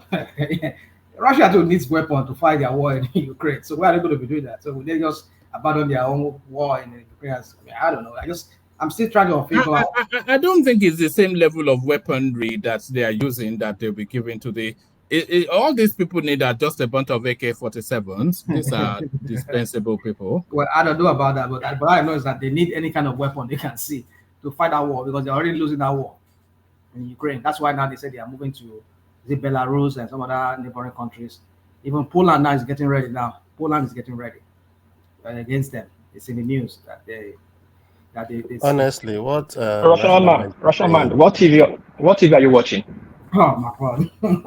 what No, answer my Rational Man was saying, I was thinking the same, that it's just a bluff, just it's private not negotiation. it's not any Russia bluff. is too much. It's not any bluff. I don't know what Russia TV too Russian much man is bluff. watching. I don't know what TV Russian man is So you watching. on your own TV, And they watch on your own Samsung. TV. Samsung and Sanyo. Now they gotta watch. What Rational piece? mind What is piece? On watching your too own much TV, you saw CNN. Putin saying he's gonna Let me give tell you something. Let me tell you something. Hold on. First of all, both the NATO and Russia are fighting a proxy war. They're not using their direct men for combat. Russia is using Wagner while NATO is using Ukraine. Ukraine don't have soldiers anymore. They are how do they call this force recruitment? A neighboring country, a neighboring state, a country that in their own territory. They are forcing into military. That has been a problem since. Russians are using Wagner. They are keeping their armor. See, NATO want to exhaust Russia weapon, but Russia is not fighting the war with their own weapon. They are using Iran and China, and they have exposed the global weaponry system that America so emphasized on, the Abraham Patriot missile and the Leopard tank that from Germany. Only took Russia $15,000 drone from Iran to take them all out. I don't know which news people are watching. Now, Wagner is on Poland border. And you are saying Russia don't have what? I don't get it. And another thing is, from the way I'm looking at it, Russia is not trying to win any war. They don't win any war. Yes, They're they are just using the war to negotiate their way out. Out the West and slow down the West because they are moving more for economic reforms. They want to increase the stability of so many other countries so that the US will not be the dominant power, the West will not be the dominant power. There will be more dominant powers, and nobody can really oppress anybody. Japan, they are not trying to win any war. Japan, France, Saudi Arabia, they all trade with Russia now with Ruby. I watch Japanese news here every day. In Japan, America have the most bases in the world, 120 bases here in Japan. And yet you guys are talking, you know what I watch here? Russia is not losing any war, neither they are winning any war. They are using that war as a proxy war. What will stop this? The only people that are going to start real war is the West. Those are the only people that are going to trigger real war. What is the fact that you are watching your Japanese news does not make it? You are too much focused on NBC and CNN. Leave that place. It's bad for you. Every news outlet reports what they see. No, CNN always has its own propaganda. It's not every news outlet. I listen to CNN. Hold on, but the news that explains a lot. Hold on now, I listen to CNN, but the news I just give to you about Russian mercenaries or some Russian forces, they are close to the Polish border. I saw it in one of the news online. I read it just as I was sitting here talking to you guys. So I don't know why you people always have to like castigate every news outlet because they report or they've been known to be what's it called, or the carriers of false or misleading information. Come on. I'm not that stupid to just accept whatever everybody tell me. I do my own personal research, my own little research of my own. So my point is this: that is it not a fact? You, Solly, you, our friend Wapis from Japan. Is it not a fact that China and Iran are supplying arms to Russia? You want to debunk that? Okay. What are you debunking? It's not a fact. I think I read that somewhere myself as well. Yes, they are ally. Hold on, they are not ally. They are ally. Russia, China, Iran, North Korea, they are ally. Now they have gained more allies. Is it not a fact that NATO supplying Russia? Do you know that Shoigu was in North Korea recently? Leave North Korea. Is it not the fact that NATO supply Ukraine weapons? You're not addressing the issue. Except you don't want to talk about it. Shoigu. But what are you trying to point out? Hold on. I don't understand what you're trying to get at. What I'm trying to get at is this: that you just mentioned now. In fact, I even forget that part too.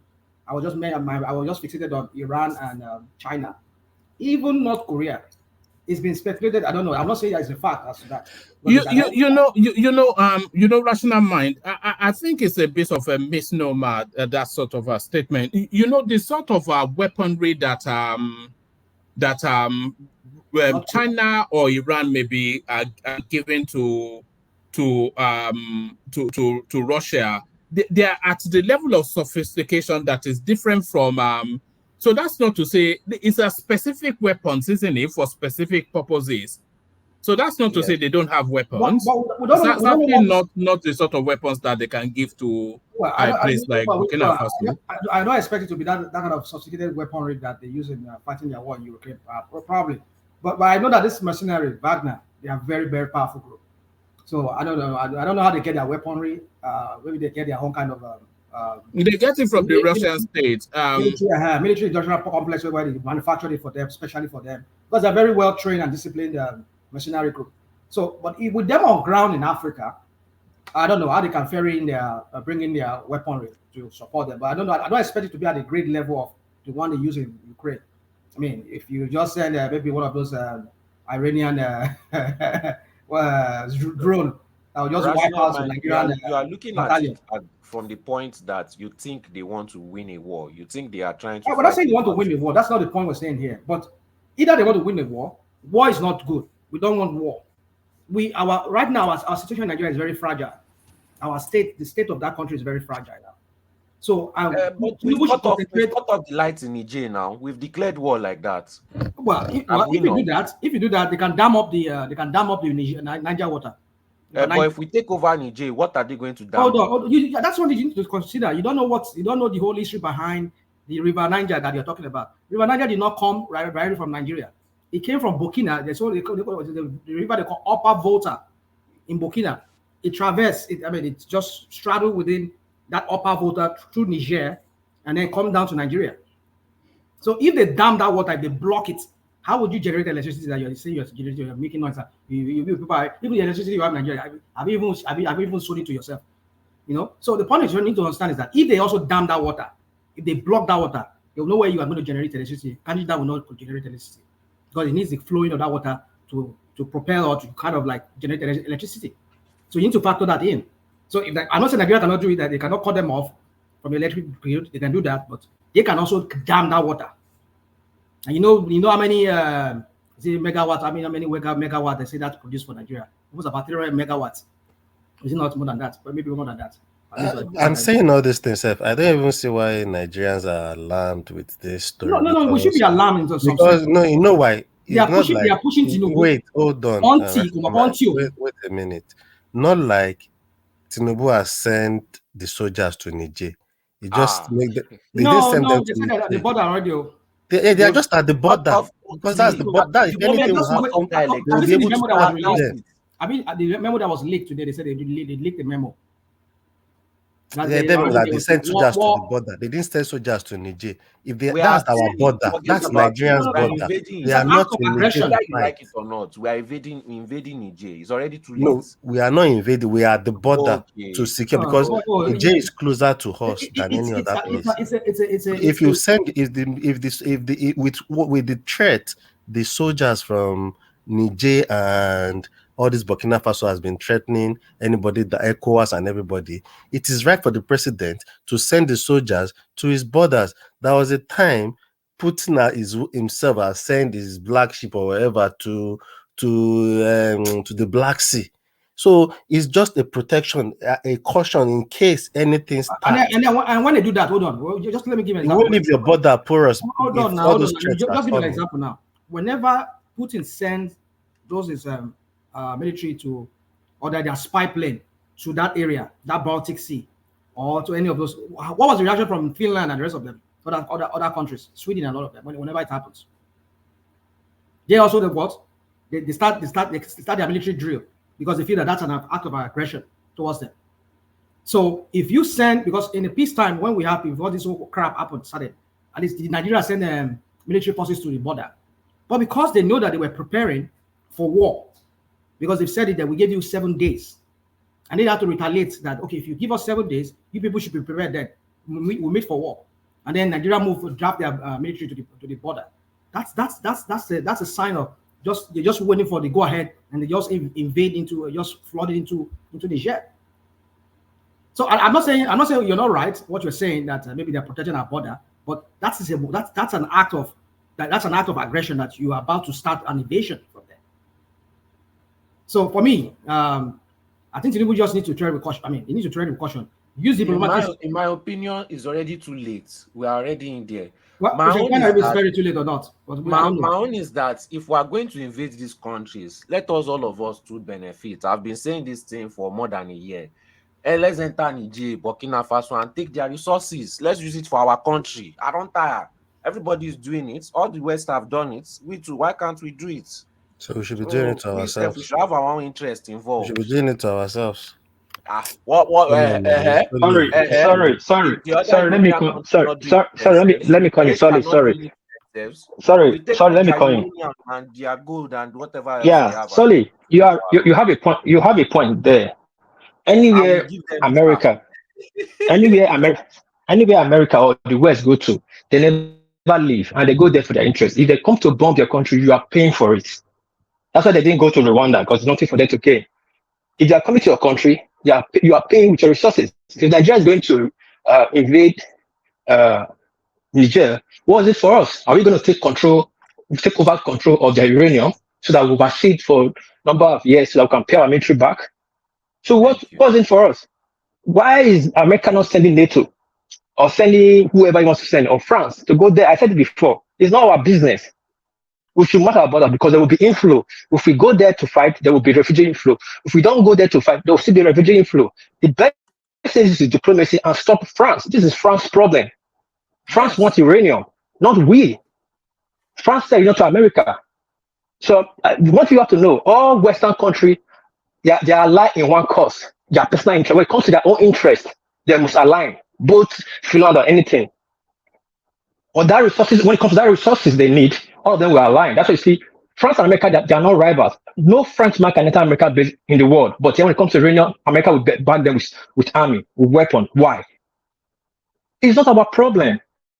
It's Russia and France problem. And let them sort it out. And the Nigerians said that they don't need France anymore. Why can't France sit down and negotiate properly and give them better pay?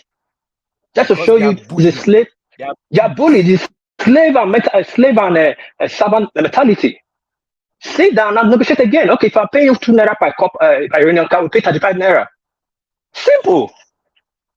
But you want people to them as equals. That's just equal. You don't even pay them what they deserve.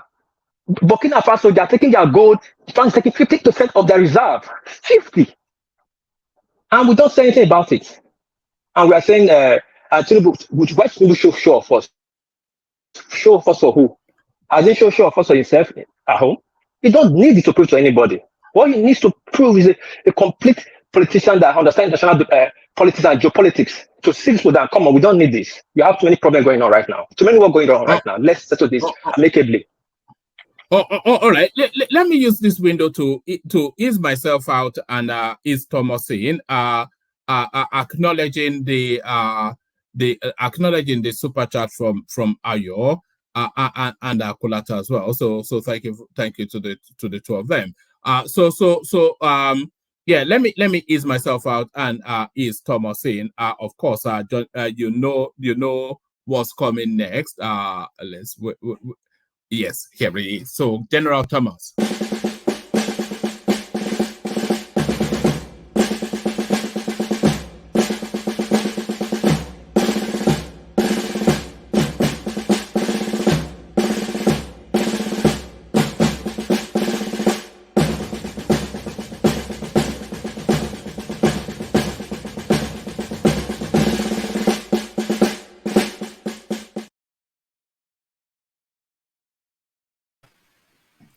Yeah, SP the call.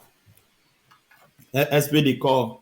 Yeah, I'm not going to SP the call for mobile police army. They tell you to identify yourself. If you know you're they go beat you.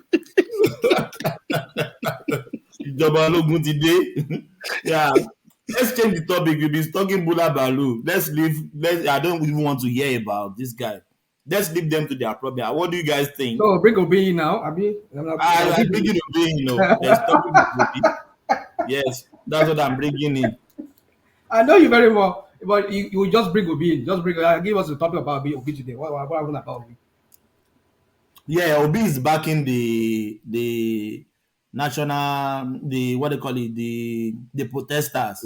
Obi lost his phone in the court. Really? Are you joking or you are? I'm not joking. It's true. I saw it in the news now that they stole his phone. There was a picture of But him they said they looking found around. they There's a said they picture of found him the phone looking on Niger. around, and his vice president asking him, you put it on this place? And a lot of people were saying this is why he needs like an assistant or a aide that will be going around with him. He was looking for his phone. He But missed it. they said it was his personal DSS card that was attached to him. I had his phone. That's what I had. I don't know how true it is. So Obi How is can still he be going to looking? court. How can they say they stole his phone in the court? No, so Obi is still going to court.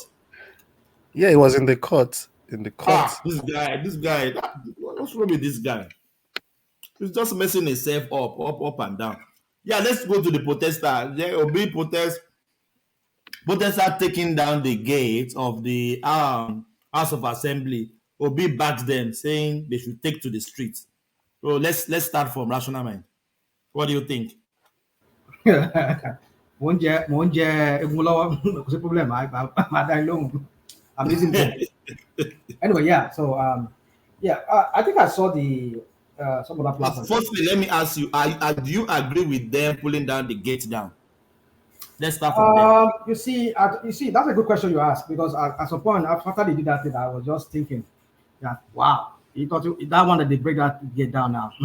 By the time you go, yes, they want to repair that gate again now, billions of dollars, billions of naira, and they go vote for that gate. That same billions of naira that could have been used for some, some social program, now they will not vote. Oh, I was like, oh my God. But I understand it's the people who owns National Assembly. I mean, the Nigerian people are the one who did that themselves. But I just felt like maybe they should have just opened that gate for them and let them come in easily without having to let them to use some kind of without even having to resist them, and make those protesters to use their weight and their force to break it down. But the only hand I'm looking at it now, they go down, they will vote. Maybe that gate, so maybe they're supposed to repair it for maybe 100 million naira. You hear that they will be using 1 billion naira to be repairing it now. Oh, forget about repair, rational mind. Forget about repair. What rational mind, you were not here. I suggested they should have tear gas them or water can them or shot them with. How would they do that? When Tinubu and people were doing their own in 2013, 2014, who tear gas they would be there now. That's why I said, be careful. Good question, rational mind. Good question, because I was hearing this guy on the background when he was saying you're supposed to tear gas and if they were animals. I don't get what people are saying. For the fact people are protesting, do you think? Hold on, I beg. Hold on. For the fact people are protesting, they are not against your government. They are protesting for the national rights. It's NSC protesting, and I thank Tinubu for quickly addressing the issue. Because if you are let it linger on, could have degenerated to something else that everybody will be in chaos. Why targeting peaceful protesters? What peace? This is what I was saying as well. Like, it's not wrong that the NLC protested, and we should appreciate Tinubu. But I don't see why a lot of people were just saying we should appreciate Tinubu for attending to them. He came along. It's been a while we've heard this. He's been trying to communicate with the nation as well. Every little thing that looks like it's going to be trouble, he attends to it, and we see the difference. And the NSC protesting has actually made some kind of difference. Like Lagos State now, some fares has been cut down. So, but fine, the way the NLC put down the gate, nobody will support them putting down the gate, but I don't think it's bad they protest. But rational mind is supporting them now. Is supporting them the No, it's good that they protest. You have to protest to get what you want. Akpabio failed in that situation. It's not only Lagos that protested. They protested almost every state. Kano, it was peaceful. In those states, they took the protest to the government house, and obviously came out immediately. It's on TV. And What peace? Hold on, let me land. Sorry. Okay, when they came counting, he said, "Okay, I'll support you 500 million for palliative." That's what they know. I've counted the protesters down. The situation here, the goal is to calm people down. I probably should have been in front to talk to these people. Is the entire parliament who are protesting? You are screaming nominees. How the nominee better than the people? The people are you know working like them too? Akpabio failed in that position, and we should call him out and show he acknowledge it, not talking about He gates. never failed. He never failed. He never failed because Kumi, please hold on, please. Don't just jump in, please. Let's get some decorum. What is you are in diaspora. Who is making that noise? That's Patrick. Patrick, your system is making noise, man. I have to mute you. I have to mute you. Sorry, your system is making noise. Warpies, this is to Warpies. Do you know we live in the West? You live in the West. In the West, don't you see police, security using water cannon, using tear gas to disperse protester? Don't you see that? Are they Yes. not let me finish, please. Are they not acting violent, pulling down the gate down of his state? Of what it's if I were to be police, they will tear gas them or water cannon them. That is violent. They should have stayed outside of the gate, do their protest. Their voice will still be heard. That's what I'm trying to tell you. You have the floor now, please. Okay, let me respond. Yes, from the part I watched to the part they put the gate, the protesters didn't just get there and start destroying things. They were there protesting. And like I said, if I probably was there with them, addressing them, shut the Senate down, bring everybody out, address people. You don't expect a baby that is crying to just stop crying. Maybe you beat that will just stop crying. But they say that the hand you used to beat a baby is the hand you used to draw him close to the body and petting. You don't expect people will just come, just say, okay, I'm Akpabio, go back home, and they'll just go home. They'll push at you, then you will push back with something, you want to get something, and will calm them down. That's why I make reference to some states. Because look at Lagos. What the police did in Lagos, sorry, please. What the police did in Lagos, hold on, please. What the police did in Lagos, that is what police are supposed to be doing anywhere in the world. For the fact, the previous governor and president have said it's standard law. Now this president is doing it. This president is doing it now. It seems like something great. Of course, let's give them that accolade so they can continue that's a standard. Every protestant needs protection. So to be police with them, so that people will not infiltrate the crowd. So that the police can give their own report that this protester was peaceful, was who done that infiltrated the crowd. Now, if Nigerian government is doing this, I don't see anyhow or anywhere would disrespect the government. See Lagos and we give them kudos. Benin will give them kudos. Kano will give them kudos. But why is it Abuja? That the Senate says that they're better than everybody. If it's taking 3 hours to calm this people down, stay there and calm them down. And somebody is telling me he didn't do anything wrong. Yeah, let's hear from Bishop. Bishop.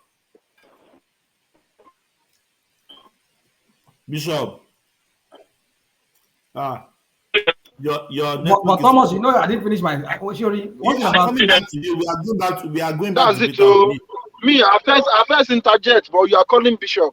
No. Oh, sorry. Pumi, I forgot. Please. Yeah, let's hear from Pumi. Yeah, Bishop, hold on. Let's the reason why I said Akpabio never failed is this is the first day they are protecting, and they remove the gate. Imagine they continue. That means they will take off everything in the National Assembly. Let us call this way. Because now, Bishop,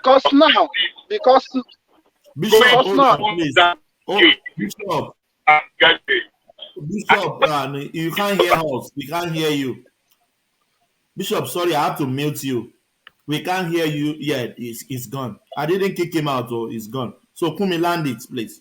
Because if you can check the video, I saw many police following the protester entering the National Assembly. There is nothing like police doesn't guide them. They guide. They do. Now, my own point is, if anything bad happened today, you know what? You know that we change this narrative here, because that's how we are. Yes. Let's say, for example, as they are pulling that gate, the gate fell on somebody and died. What are we going to say? We say Nigerian police do that. That's what they will say. Yeah. As they are talking now, that's what they are going to say, that, oh, Nigerian police, they won't kill them. Second answers. See, we just go through a lot.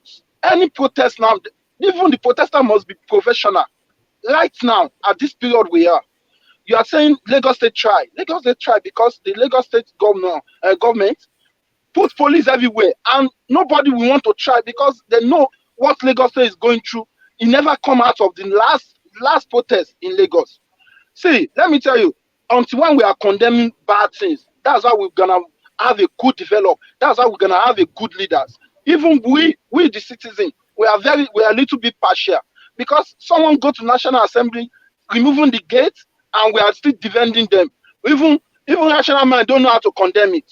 But if it is APC, RB, MC Oluomo do something like that, I know how he's going to do the analysis. He's going to bring one or two things up and down. You see, it's difficult for him to condemn it. That's my take. Yeah, thank you. Let's go back to Rational Mind. Yeah, Rational Mind, back to you. Well, I don't know why some people will just have to ban. Wait, Rational. I thought you said you were eating bones. How come? Yeah? Huh? Are you Wanna not go eating fire bones? ball Jagun Dada? Mo ti parí egun, mo ti parí ẹ̀. Well, none of my mo ti ní ha gbogbo kìíní tó àwọn iṣan tó wà mẹ́ẹ̀. It's not going to be easy to extract bones from the old man's throat. My teeth is still there. They're all still there. I'm not mistaken. That's what my grandfather said last time. So anyway, yeah. So guys, I don't know why. I mean, I'm not saying trying to like no insult to anybody. Like way some of us, I mean, we just hear the opposite. I never supported the pulling down of that National Assembly. The Rational Mind didn't condemn it outrightly. Hold on. I did not say it's a good thing, but what I said was that it's going to cost us another money to fix that thing. And all I said is that it's not the right thing to do to pull down, but I can understand if they did, because they won't allow them, give them access. You know, you're fighting against a mob of Nigerians who are hungry. Just open the gate, let them come in, and then look at what they did eventually. So just open the gate, let them come in, calm them down. But Rational Mind, they won't just leave that gate just open like that for people protesting to just come in. Well, see what happened then. I'm not disagreeing with you in them which country do they open gates for protesters? I just think The at Rational the Mind, point. tell me, in which country do they open gates to protesters? Protesters are coming. Okay, all right. So you didn't open the gate now. What happened eventually? Now what happened? But that is wrong. I'm not saying breaking it down is the right thing. I'm not saying that it's wrong. It is wrong. You have to tell me that it is wrong. Don't say it. I'm not saying it's the right thing. Rational Mind, is it wrong? Come on. Rational Mind, don't fall on Patrick's bully. Don't fall on Patrick's bully. Don't fall on Patrick's bully. Rational Mind is not wrong, to be honest. I just think what Patrick is expecting from Rational Mind is he wants Rational Mind to say we all support the protest, but he just wants Rational Mind to say it's wrong for them to pull down the gate. I said it that it's the wrong thing to do to pull down. Yeah, it's the wrong thing to do. I don't know what else you guys want me to do. Okay, yeah. That's why he said that Patrick didn't hear you initially. That's why I don't know. So I said that it's wrong, but I said that. But I understand if they pull it down. I want to believe we are on the same page on this topic. I don't think anybody's saying it's good that they pull down the gate. The person we are supposed to blame in this Abuja protest mainly is Akpabio. That was my stand at the beginning. Akpabio is supposed to be out there talking to these people. Other governors did it. Why is it different? Even the president did it. But it won't be waiting for them outside now. It won't be waiting for them. They still No, listen. This book came to hold on there. DOG, sorry, I'm not trying to cut you short. This book came to the gate, like I said, to the part I watched to. There was a bar between the gate now was shut and they were there protecting. That time the player was still calm. That's the time Akpabio would have come with the Senate leadership. If it's 10 or 20, I come out and address these people at the gate there. In Benin, they came to government house. Government was standing face to face with them. Even the NSAS riot, Wike did it. He stand with these people and calm them down. Sometimes the little deed you will do will go a long way. if people forget history, I think Patrick will know this. When Bangida went to UI, when they were saying I Bangida want must go, to Bangida must tell go, you, what did he do? that was Eh? beside my school. Can What I happened? come He I in? came out was from his car. there. I was in You were UI there. that day. Yeah, he came out I from was his car, in started taking UI. people's hand. And what was the chant? The chant saying, Bangida must stay, Bangida must stay. Little thing you do go a long way. But But people was like, you see what we piece? should I'm not call a spade agreeing a with what spade. you said that little Can I did come in? if he had come out early, Hold but we on, don't know what please. You can see somebody's circumstance. in the middle of. Yeah, hold on, please. Yeah. DOG land it. Yeah. So we don't know what circumstance was the situation. Like the riot you are talking about in UI, I was in UI that day. I went to Methodist Grammar School, Bodija Ibadan. So we are all inside UI. We went to SUB to swim. Then we were coming out. Then we saw everything was in my eyes like this, right in my face. So sometimes it's the circumstance that warrant how the situation happened. Now they are doing screening, doing all those things. You don't expect them to stand outside and be waiting for protesters. They will know protesters will come. If the protesters was peaceful, they don't have to bring out the gate. At some point, somebody would have attended to them as well. Look at them bringing out the gate and all that. And the president was still here to attend to them. So fine. I don't say this is wrong for them to protest. It's really good to protest. If you are not happy, that's why we are in democracy. You protest and make your Yeah. stuff known. Then it's good that we now have a president that comes to attend to this, that is ready for dialogue, but bringing down the gate is just wrong. GOG, you are right. I'm not against what you're saying, but my own is that the build up that led to the build of the gate, that's what I'm questioning. When people were there for like an hour, nobody broke down the gate, and there probably was still seeing people inside. When you know people are already in your gate, marching, Okay, let me chanting. ask you what You would have stopped what was going on. peace, See, hold on, please. Oga Patrick, hold on. Oga Patrick, hold on, please. Nobody's better than Nigeria, not that Babio or the president. You would have stopped whatever is going on inside the Senate house and attend to the country first. But you were okay, still doing screening. let me ask you. Let me ask you. You see, if those guys have stopped and they sat at the gate and protested at the gate from morning till evening, will Akpabio have come out to attend to them? As in, they didn't That's break not a down the question. gate. Oga Patrick, you are more capable than this. Ask me a better question. That's not a No, I'm question. asking. You know why? I don't have the answer to this question. It's below the belt Okay, for me. So raise the standard. let me try and explain to you, because I've also led protests. You understand? There's a tendency for protests to be hijacked if there are no leaders to the protest. I am sure that the organized labor person that led the protest to that place, I'm not sure it is the leader that will say, pull down that gate.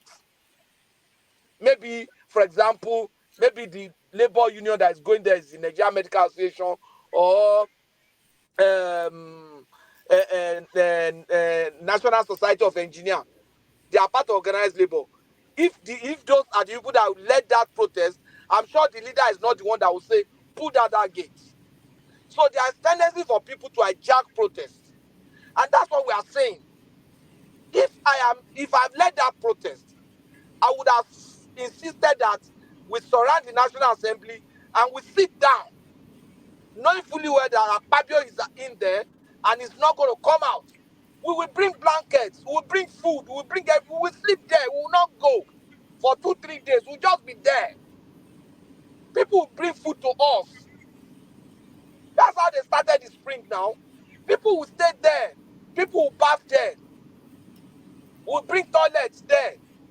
Mobile toilets, we'll put it there. And then people will start building. They'll start building. Those guys, they will starve. They will be inside that building. They will be starving. We will be eating outside. We'll bring music. We'll stay there. Not like NSAS that they went and came back. No, we will still sleep there. Bed. There will be bed, camp bed, everything. At that point, it will be forced to come out. You understand what I'm saying? So, but what has happened there? Let me give you What are you another talking about, instance. Patrick? What are you talking about? Wait now. Let me Inside that country, we say no people even eat let them. me finish So even now. eat them now, Allah. And they say they go bring campaign, go bring I'm everything. telling you how I would have led that protest. You will lead it, but you have the money, right? Now you go sponsor the whole thing, right? Now you go pay all the People money. will support them. These are organized labors now. They have money This is now. not a jamboree now. This is not a jamboree. Wait. Organized labor don't lead protest. If organized laborers are leading protests, there is money. If we want to lead a protest, we have a budget for it normally. If in the course of leading that protest, somebody have an accident and fall sick, Where do you think they will get money to treat the person? Is it the protest budget now? We have a budget for the protest. I've led protests before, and I'm sure some people that know me and are listening to this platform, they will concord that, yeah, that I've led protests before. You need to provide budget. You need to be in control of the protest. Now, let me give you an example. In the course of breaking into that place, what if somebody had gone in and shot Akpabio? Somebody from that crowd had gone in there and shot Akpabio. Some people will still say, hey, got to daft one here. That's what is good for them. That's my challenge. Or Patrick, or the gate fell and killed somebody there. They will say, it's police, so police have killed somebody. They are killing protesters. They say it's gate that kills. This is very ridiculous. This is what people always say. If you say the gate killed, why would they accuse the police when the police is not responsible? Why would they be saying that? I don't hear you. If you want to argue things, let us argue things based on what this hypothetical situation that we always like to create. That sometimes it sounds ridiculous. Sometimes it's just beyond me. All because of Tinubu, because Tinubu is the president, right? We cannot criticize him. Why do you normally, please, Patrick? Why are you doing this? Doing what? Doing what? You're talking about Tinubu here now. That's what it is. It's all about Tinubu. No, you're not talking it. No, yeah, please. You don't need to mention his name now. It's not because of Tinubu. You are educated more than this, rational mind. Rational mind. Leave Patrick. Today is not Patrick's day or this topic. Let me say this topic. Maybe after this topic, he might do better. What he's doing just now is my Oga, is my beginning Oga, but what he's saying right now is not. It's not it. He's just being a politician, a mere politician. Oga Patrick, please, with all due respect, what you just said just now, can I educate my two students? And that we here now. That is his opinion. What piece? That is his opinion.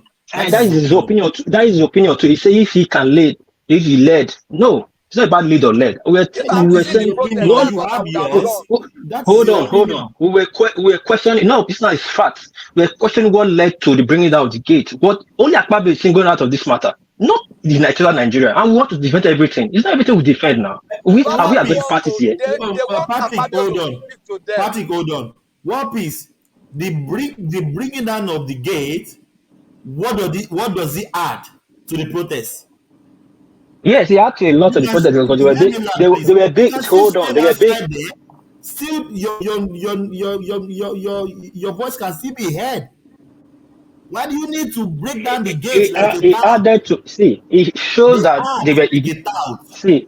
Oga Thomas. It showed that they were being ignored because Akpabio is not bigger than the rest people that met these people one-on-one immediately, front on, bullseye, grab the bull by the horn, talk to these people. There's nothing, there's no equivalation at your own word to justify Akpabio delaying these people. The more you allow protest to continue, if we start building momentum, and start attracting hoodlums.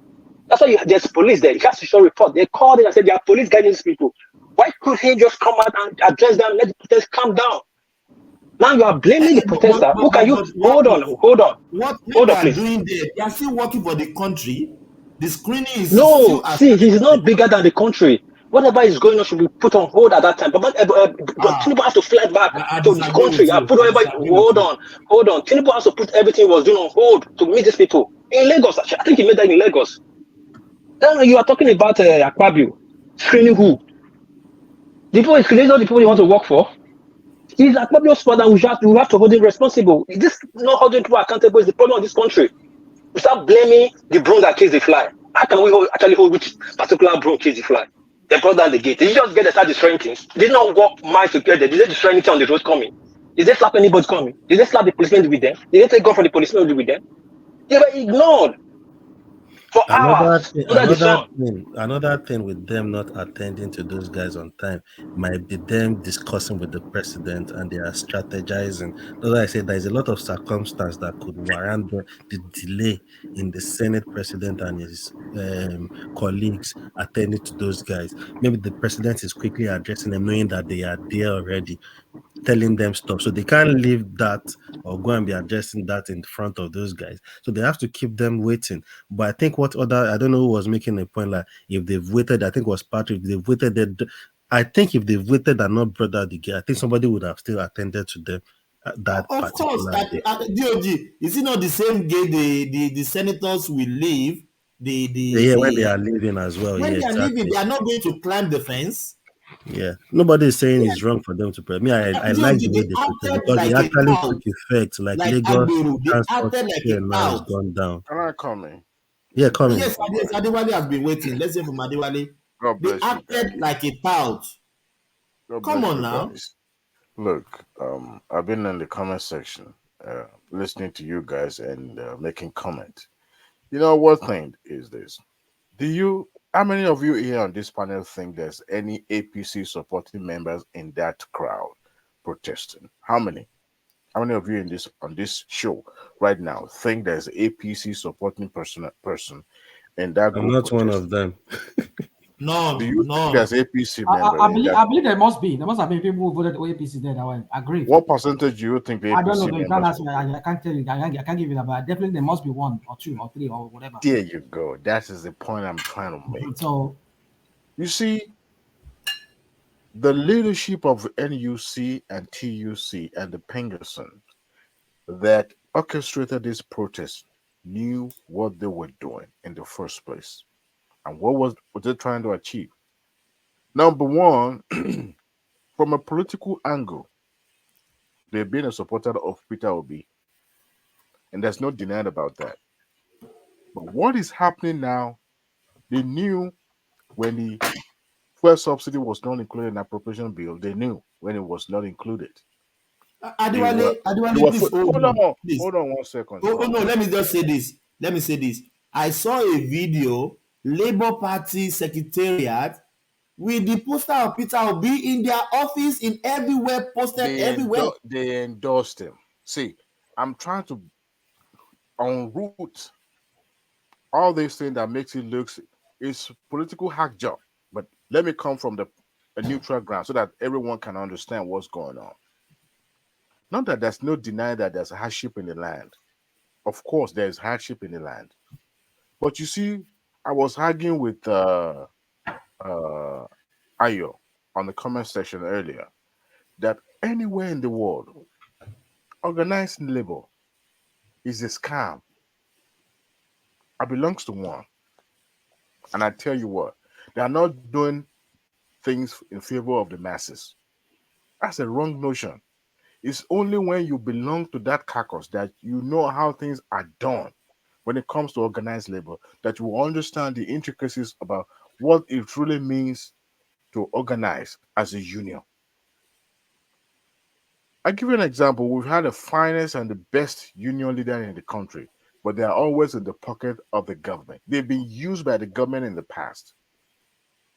In the first place, you are in a round table talking with the government, engaging with the government.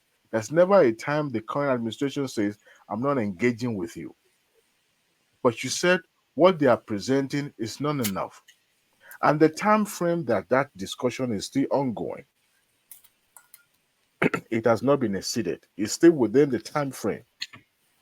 And you went ahead to galvanize the protest. You know who needed to be arrested? Are the leadership of those who orchestrated the protest that went to remove the gate of the National Assembly. If they are able to remove the National Assembly gate, guess what they are capable of doing at the National Assembly itself? Not that they were not granted audience, they've been told before, because the land is already ripe for chaos. What do I mean by that? The National Assembly, they contacted National Assembly leadership and they were made to understand, look, we appreciate what you are doing, but don't you think it's too soon? And they told them there's no way we are going to attend to you. But they went ahead anyway. And they took the route that they took. You can imagine if the leadership of those who organized the protest were not able to contain those who pulled down the gate. You can protest anywhere, but there's nowhere in the constitution or in the law of the land that says the government must grant audience to the protester. No, the protest is to, showcased your grievance, displeasure against the government or against anything that might be bothering you as a Nigerian and as a national, you are free to do that. You are guaranteed protection under the law. But when you now take the law into your hands, I don't think the leadership of the NUC and the other organized labor were the one that told those hoodlums to put down the gate. I don't think so. But it was beyond them because they knew the weapon that they have in their hand, that organizing this is going to galvanize those people who are already hurt. You are at the same time, you are still in the session of talking with the government to the point that the president himself had to be there to pacify, to let you guys understand. Other people are suffering as well. That's why I asked the question in the first place. Do you think the percentage of the APC member in that gathering of protesters are more than 1%? Or you even find any APC member there? Those who are hiding APC. But you see, we weaponize situation like this because we know it's going to work in our favor. It is. If you want to know the truth of organized labor, we should ask the finest, the labor finest in Edo State, the comrade himself. What's the thing that you're talking about now? I mean, are you saying that it's the wrong thing? What they did was Hold on. you are going to come to the defense of these people, but let me speak my mind. Let me speak my opinion. It's my opinion. Go on, you don't have to take it. You don't have to believe in it. It's just my opinion. And I'm not saying it's a fact. It's what I perceive. The bottom line is that NUC has no business organizing this protest because they know that wrong people will hijack it from them. Luckily, other states were able to mitigate against it before it becomes, because they plan to make it not just one day, but almost a week or a long, indefinite protest. And while you are still sitting with the government of the day that gave you audience. Earlier, I was listening to Adanle Koko earlier, and I said, tonight's show, Adanle Koko should be given an Oscar because What did I do? What did you do? I wasn't here. He was on the side of he was playing the devil's advocate, trying to make the government of the day look as if they are not paying attention to the yearning and the condition of the mercies. We all have relatives. Are they? No. See, when you have a government that is engaging on the day one, that is to tell you that they are ready to rescind their decision and their policy just because they want peace. But have we ever had this intervention before? We know we've had Hold on, please, guys, please. No disrespect. No disrespect. No disrespect. That appear to listen, but they never listen. Hold on. This is the part I want to come in. The administration that didn't listen is APC-led administration. No, I can't let this one land now. No, you keep using this one as a getaway card. I know. I'm not disrespecting you. I'm not APC. I'm not PDP. I'm not. Please hold on. I'm not APC. I'm not PDP. I'm not Labour. You keep saying we have never had this good. The past government that just left is APC. Hold on now. No, hold on. I'm not just using it only on you. You say we never had this good. Somebody used it. You used it. The past government that just left is APC. Led by Tinubu to bring Buhari in, and it is continuing the legacy. And we are talking about we never had this good. It's a shame to talk about that. They're supposed to bury their head in the sand like the ostrich, or that's what they are doing, like the ostrich burying their head. They leave their big body. Now we'll still give them accolade what they did in this protest. They were able to calm it down. Nobody's saying anything wrong about the protest, and you are giving kudos to how. Hold on, please. You are giving kudos how most of the government officials responded, even the president. But I'm faulting Akpabio that gave the room that led to the breaking down of that gate. I'm just checking the process. I'm accusing Akpabio for that. His leadership, he failed in that aspect. And everybody's coming here to blame, turn it from what really matters to politics. It's not everything we play politics about. So people that left politics in the rally in Lagos, are they PDP? Hold on, let me land now. So hold on now, please. So the people that left politics at the rally in Lagos, so they are PDP and Labour, right? and yet they were peaceful. The one that led in Benin, they were PDP and Labour, and yet they were peaceful. In Kano, and I tell now, hold on, and now tell me, as a hold on, now tell me, now you tell me, since you are, hold on, hold on, each other, please. let me finish now. Let me finish. Hold on. Let him finish. Yeah, please. so you should now know that you are very sure that the one that led in Abuja was Labour, which is PDP town. We all know that was Labour Party that led. You should not make it political now. That distinguish how many APC was in Lagos and PDP was in Lagos and Edo other states. Distinguish how many people, other parties that were there, and tell me, so that I can believe what you are saying about Abuja. You know, if you look deeply at the thank you, one in Opis. Lagos, the one in Lagos that was organized in Lagos, I watched Asleep TV, and guess what? One of their reporters was live on the field, interview a Lagosian, probably from the southeast or south, but I call him Lagosian because he was at the middle of the market, and they asked him. He was not in favor of the protest. As a matter of fact, when they showed that environment, it was as if protests never even take place in Lagos. So that is to tell you that hardly you will be able to find APC member, even in the protest that happens in Lagos State. It was as if it was non-existent. I'm speaking to the one that took place in Abuja. You know, we need to understand something. No matter how biased we may be or how myopic we may be thinking, we should always look at things from a different prism, because what we speak to is from our own point of view. As far as I'm concerned, they may have a legitimate, and which they do.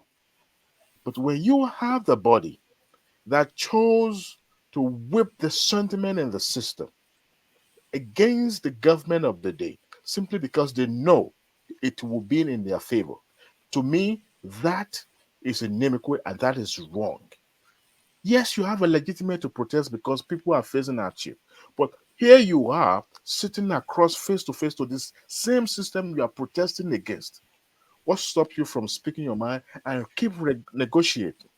What you are doing is to whip public sentiment. Hold on, rational mind. What they are doing, what the leadership of the organized laborers are doing, is to whip public sentiment.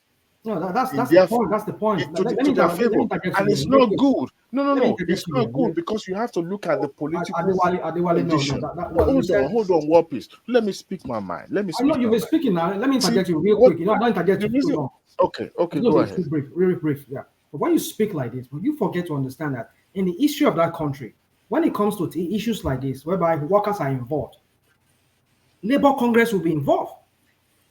In 2013, 2014, when what's his name, Tinubu and the people, Bubu, all of them, they were protesting when he said was going to hike this what's it called, fuel subsidy removal. NLC was at the forefront. Why did people criticize them then, saying that they were anti-people, they were anti-government, they were being used, they organized labor? Why did people not be talking all this Dogoti Richie then? Why now? So the point is, I'm trying to make it is this: be careful what you wish for. He said it, that his first subsidy was a scam. That's what Tinubu and the people said in 2015. And now they're doing it. The same thing they criticized Jonathan for, and that's what they did. And people are not protesting against it now. Let's tell you why we can criticize people. Let's tell you why we can criticize Labour now. They say what? Because let me tell you why we can criticize Labour now. Because Labour then because of Tinubu. They can explain now. Oh, Rio to preempt me see. What I'm saying is that there are some organizations. Let me continue. Yeah,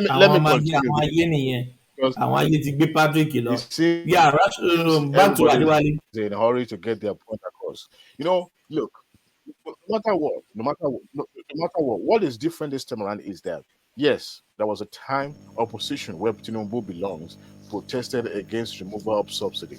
But I tell you what, this is an administration that is still in infancy. Okay? But you know, you are granted a privilege to sit across to negotiate and to keep dialoguing. But the moment you leave that table and you want to bring in sentiment into it, you don't have the power to control the narratives anymore. What they did, because they know, it's like when you have an atmosphere that is ripe and is already wet with petrol All you need is just a little spark, and that will engulf in flame. And that was what the federal government was trying to mitigate against. And the labor union do not care if the country goes up in flame. Yes, they have a legitimate. I give you Adibal, an is that example. Freudian sleep? You said Labour Party. You are right. No. I don't want to get the Labour Party involved. Even despite that, the leadership of the NUC and the rest of the organized labor endorse Labour Party. They can endorse anybody they want. After all, Labour Party was derived from labor union, right? But what I'm trying to bring to our notice or to our attention is that what they are doing is more or less of trying to whip the sentiment of the public, and it is not right. It is not good, if not coming from a political aspect. See, they have a legitimate reason to protest. I tell you this, as a Nigerian, as a patriotic, as a nationalist, they have a very good ground to protest against what Nigerians are going through. But you also have to understand that the moment you are granted a table to talk, to speak your mind, to dialogue, then you have no reason to complain. Yes, it's about being in a boardroom where you are negotiating deal. At times, you may not, you may seem that you are being shortchanged, but the moment you begin to rally around and getting your point across and keep negotiating, at the end of the day, you may win, you may not win. But the moment you try to whip the sentiment in your favor, because government could as well say, you know what, we're going to make you guys look bad. I mean, let me tell you something. Who would have thought the likes of Oshomole would have become part of the political class in this country when he was holding forth in the labor union? Who would have thought? Nobody would have thought that. But we've had the finest labor union in this country, in the likes of the Kokoris and Cole and the rest of them. They discharged their duty, but they were in the pocket of politicians. That's why you could see those NUC NLC finest. I call him finest because it was one of those who was, at the thick of the democracy fight there, who was there fighting for the labor union. But those who don't know what labor union is all about, they will be thinking it's political. There's no doubt about it. It's political, and they do that. As a matter of fact, I was even thinking that they will involve Adami Oshomole at a point as an emissary to help to pacify. But of course, they understand the trade of this, of this state. They understand what it takes, the intricacies that goes into it. But my take is this: those who protested went to National Assembly and pulled down the gate.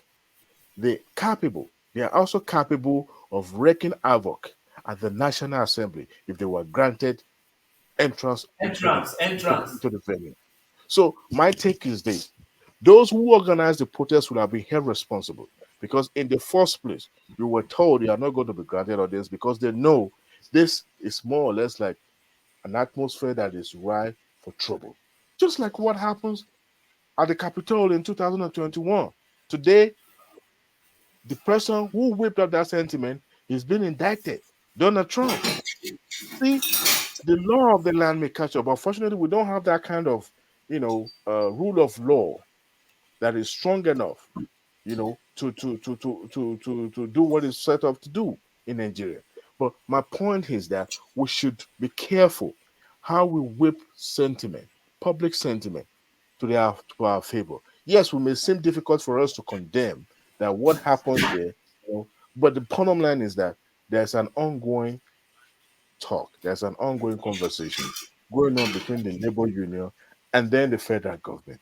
See, in Lagos State, and this is where I'm against Anjan Lekoko, when Tinubu became governor, the first thing that he did was to make sure he sanitized the civil service in Lagos State. And since the time he left office and all his predecessors, never a time did Lagos State owe any civil servant in Lagos. As a matter of fact, they recruited more people into the civil service.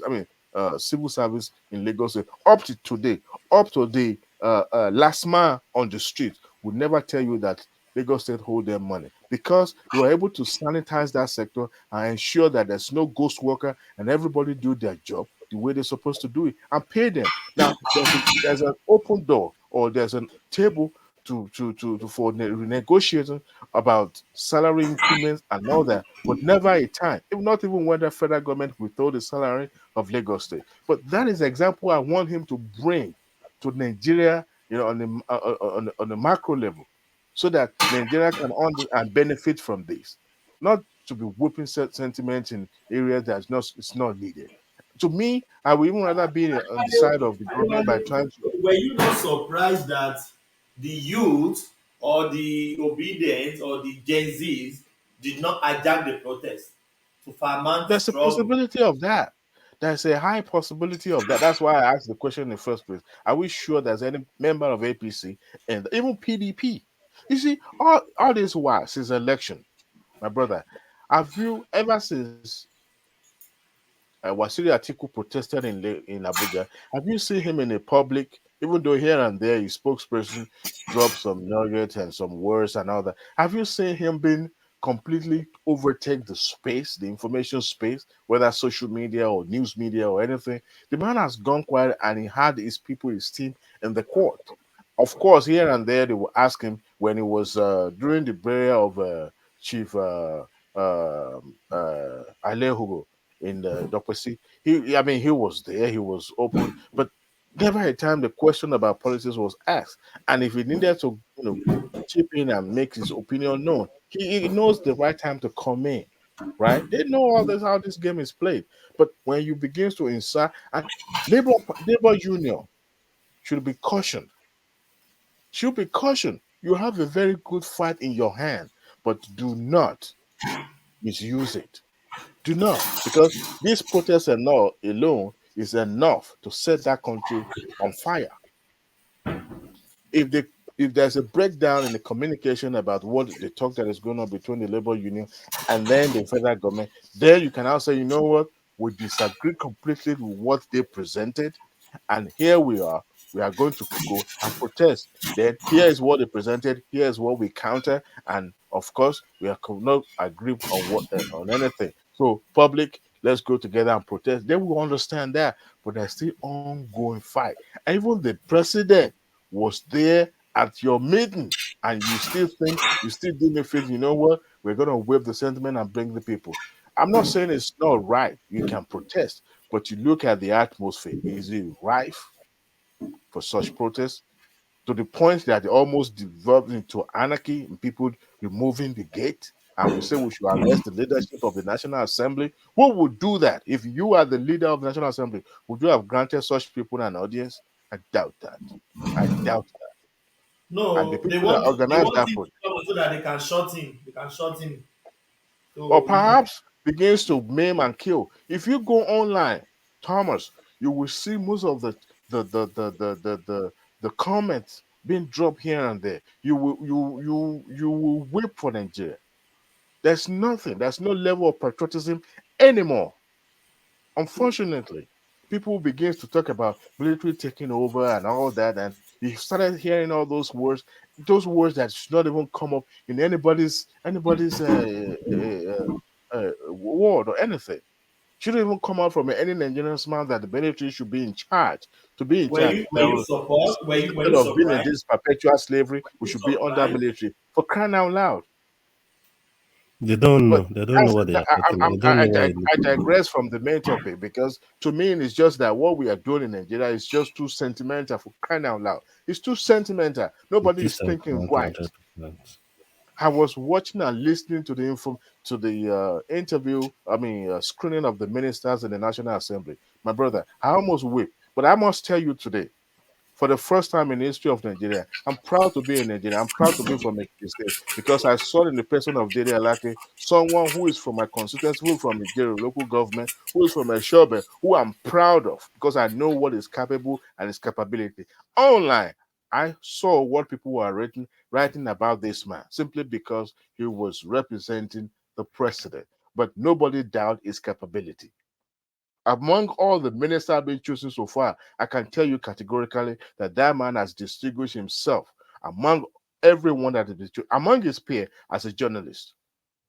There's no doubt about it. We could witness the change in the tone and the language of president for the first time in the history of this country.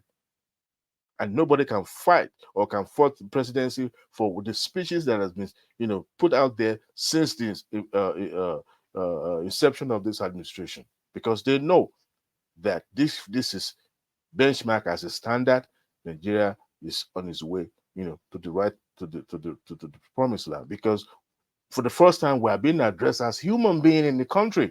And I can tell you, I can finger the hands of Delalakin in every speech is being read to the Nigerians. And somebody, a half-brained person, going against him. I just can't fathom it. And these are the people who fought for democracy that we are now holding as if it's just, nothing in Nigeria.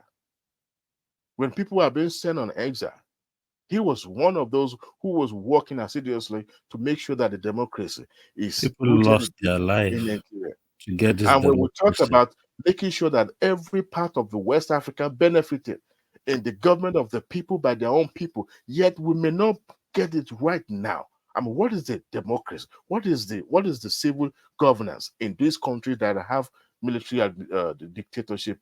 When did they get independence? And people are saying it's none of our business. But I tell you what, if it is easy for any other country in the West Africa, it will cut across him. You saw the reception that been granted to Adewale, a lot of these guys you see on those comment section in those social media, they are born in the 90s, so they don't know all these things. They don't It know is what disheartening. military regime is. It They is don't. disheartening. It is disheartening. Yes, you may disagree with this person. You may feel wrong. You may feel as if you are being neglected. I get it. But where is the level of patriotism? For one time, where is the level of patriotism? People just want to criticize for criticizing's sake. I'm myself personally, I'm not a fan of Tinubu. But for crying out loud, we've had it worse in this country because I witness it. We can make it better by not keeping quiet, by speaking truth to the power and calling out in a civil way, in a very civilized way, not in this demagogue and demagogatory manner that we go about. It is repulsive when you go on the Twitter space and see what people typed out there, and the foreigner read those things. It will be a huge task for any minister of information to counter what those son of anarchists put on the Twitter space or any social media space. Because it is very, very hard when you don't have a level of patriotism. If Nigeria is good for the first time I set foot on this ground, on American soil, I remove my shoe and I pray on this land that this is my Jerusalem. If this land favors me, I'm favored. I wasn't born here. And I die back. Military rule is inimical to the growth of any country. Tell me the country that has been governed and ruled by the dictatorship that is better off today. None. Zero. Nada. And someone is praying for military to take over in Nigeria simply because your preferred candidate does not win. Yes, it may be tough right now, but there's some hardship. There's some hard decision that you have to take. And you take that decision because of not just you, because of your unborn generation. We all agree that subsidy is a scam and is going to the hand of just few. Between 2 months, we were told by the current administration that they've saved up to 1 trillion naira. 1 trillion naira. Now, the question we should be asking is, what have they done with the 1 trillion naira? If they haven't done anything at the end of this fiscal year, they will begin to question it. Now, then you can put people on the street and protest. But when you have a government that came out and make proposal and say we're going to do this, you're going to do that, then fight that. That is what you can criticize. At the end of it, there's none of them, none of those measures put in place, which is common Nigerians. So that is when you can now protest, not when you have it at the infancy. We should be common sensical in our thinking. Unfortunately, we don't. We don't. I yield the floor.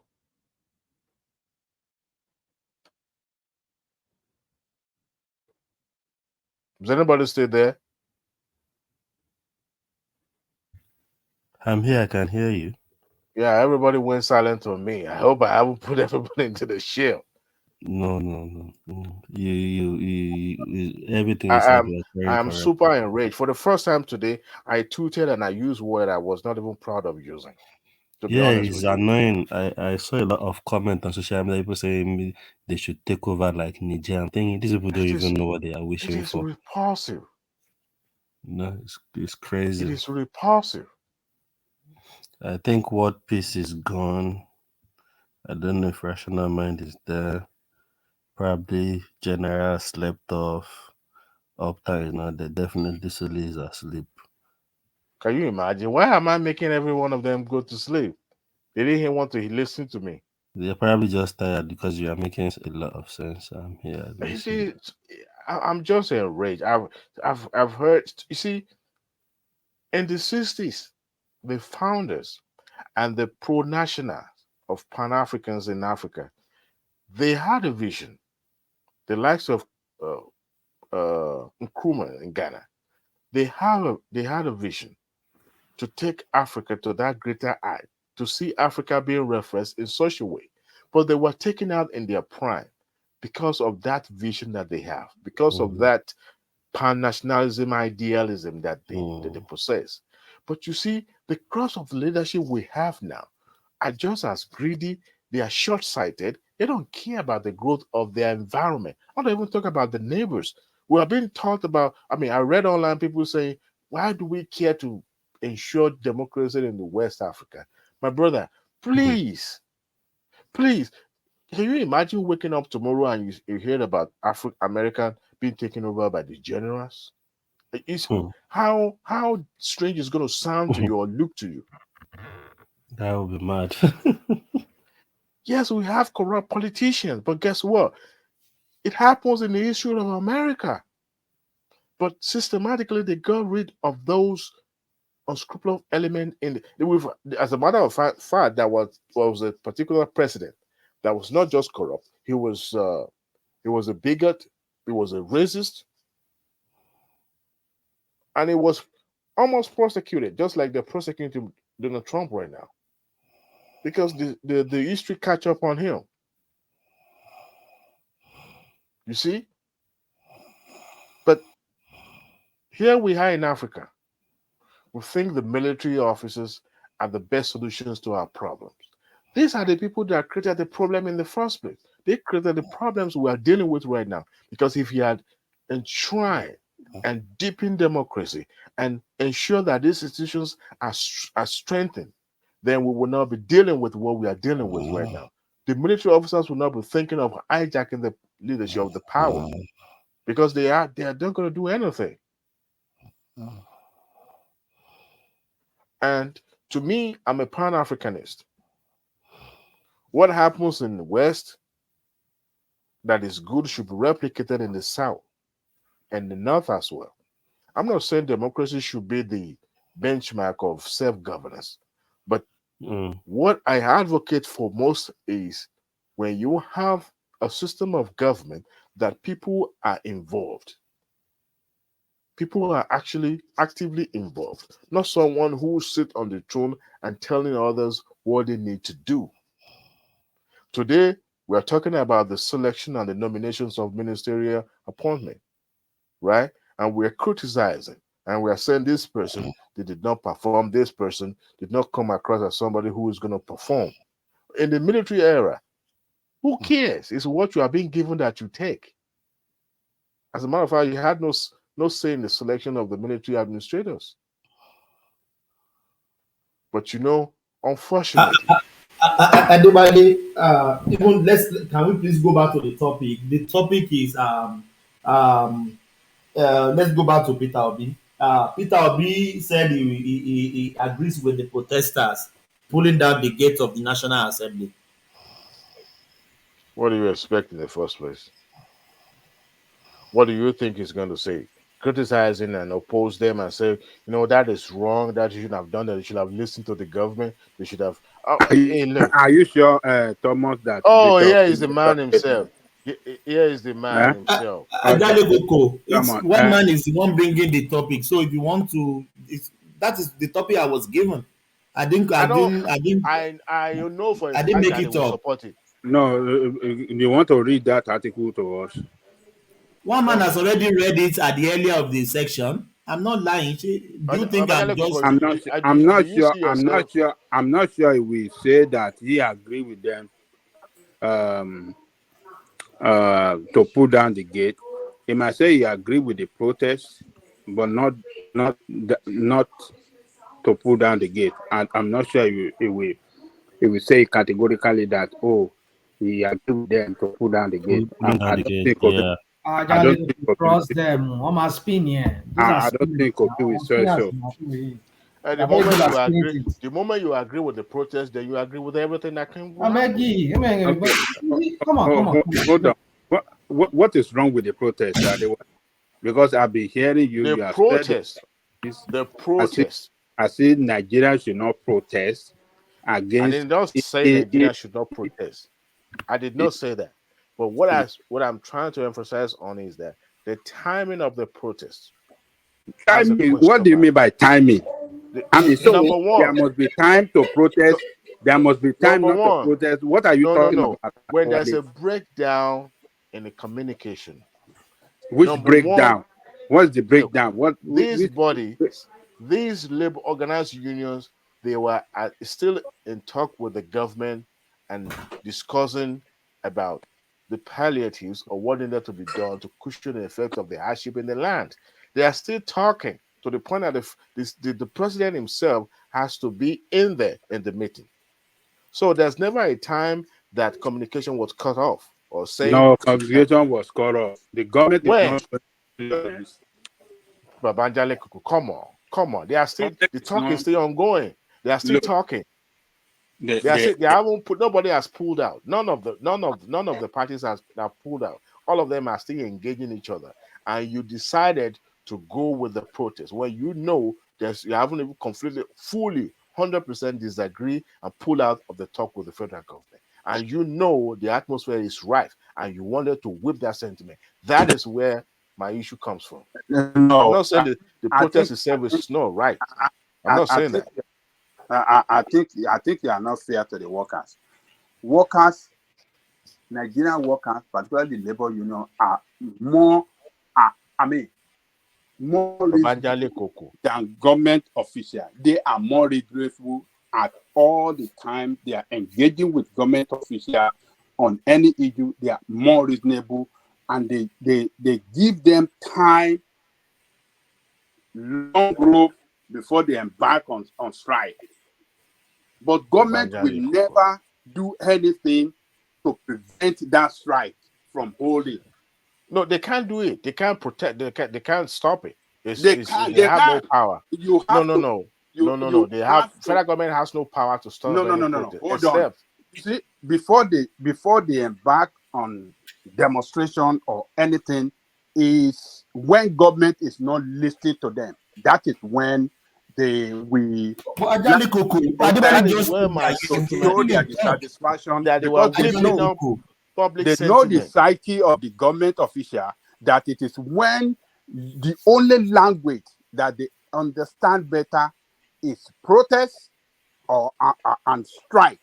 For an administration that you understand is what just I'm 2 saying? months, and what they've proposed has not even put into administration. Which what do you mean by administration? That's not even that what they were proposing. Hold on. Administration that stayed 2 months, according to you, that know how to remove subsidy that brought hardship and pain on people, and does not have anything to give in return to people. Let's get something right. To fight the suffering and hardship that they have inflicted as a result of removal of Look, hear me out.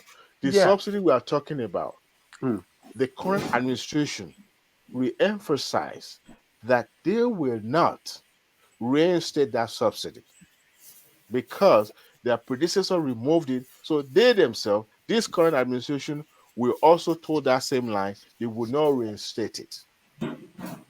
Okay. Now, but the talk between the Labour Congress and federal government boils down on number one, the refineries. The article that one man displayed earlier shows or says that Tinubu promised that refineries will work by December. As at December, Tinubu was not at the helm of the affair of this country. So No. they can't hold him. He's promising this year, December. Okay, but That we are it in will be August. ready. We are in August. Yeah, he said, hold on. Don't let us look. You are taking this. We are in August, Baba Jale Koko. They were sworn in on May. Look, even the ministerials have not even take hold of office, but they themselves, just within that small cabinet, that kitchen cabinet, is the one engaging. All these this is a direct to the source.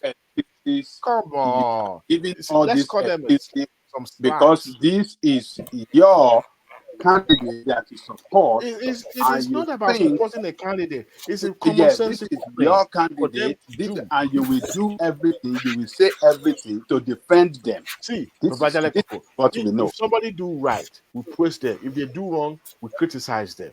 Okay, on this show, I've criticized when I needed to criticize. But what I'm really against now is that when you granted an audience, for example, Evangelic Coco, if I needed something from you, all right, and I come to you and I'm in talk with you, let's say you and I are in a business partner and we're talking and we're negotiating a deal, and all of a sudden I went to the press and I started spilling to the press and say, you know what, public, please, this is what situation is going on. Of what advantage is going to be? You are creating enmity for the government. Is that going to work in your favor so that if it doesn't work out, they will say, well, after all, this is what we propose. However, the enemy is the government. You don't do that. That's why I was telling somebody at the comment section that organized labor is a scam. It's political in the first place.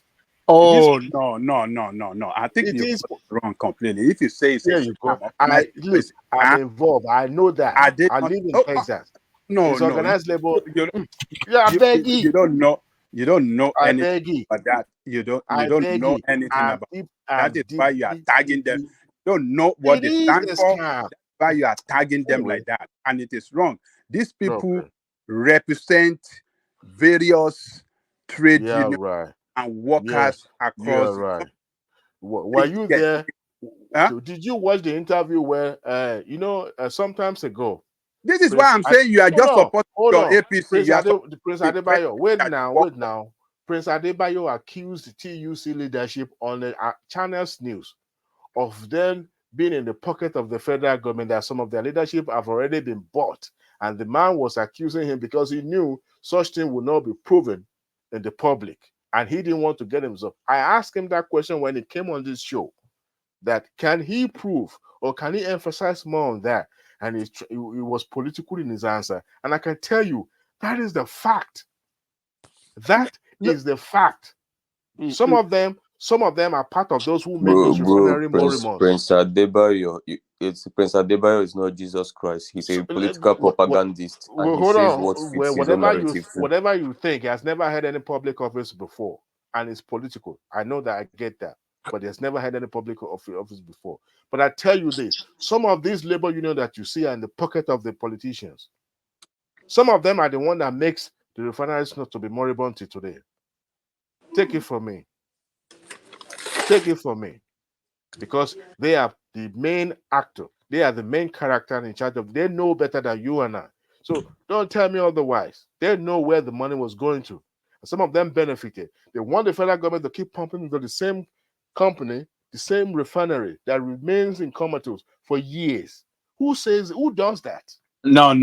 You it was part of the agreement. It was part of what is being put on the table. It's not about.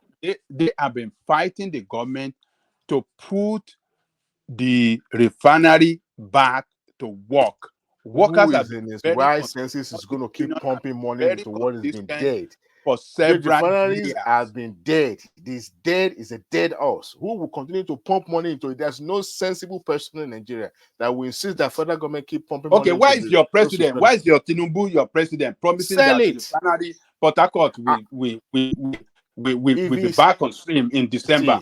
It is possible to say that, but I see. Why is he promising that it is still political? What he was saying, he will renege on it because they themselves know that he's going to renege on that promise. That he would never, that those refineries would never come active. They would never.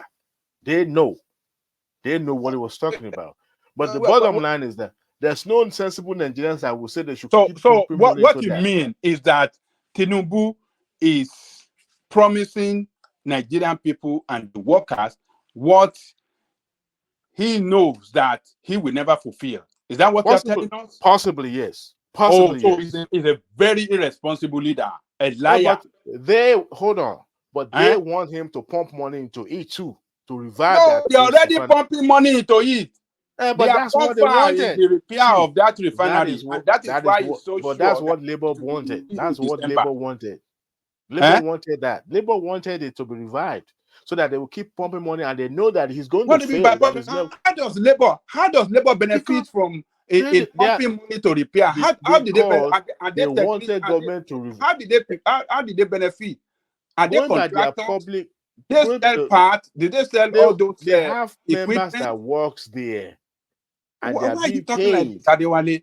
Why are you talking? I don't know. Are their members not being paid? The workers are there to work. The workers are there to work. Please some of their members work in this refinery. They have pengasons, right? They have other members that work in these refineries. Some of these people knows where the money is going to. They are beneficiary of all these things that is going on, all this corruption.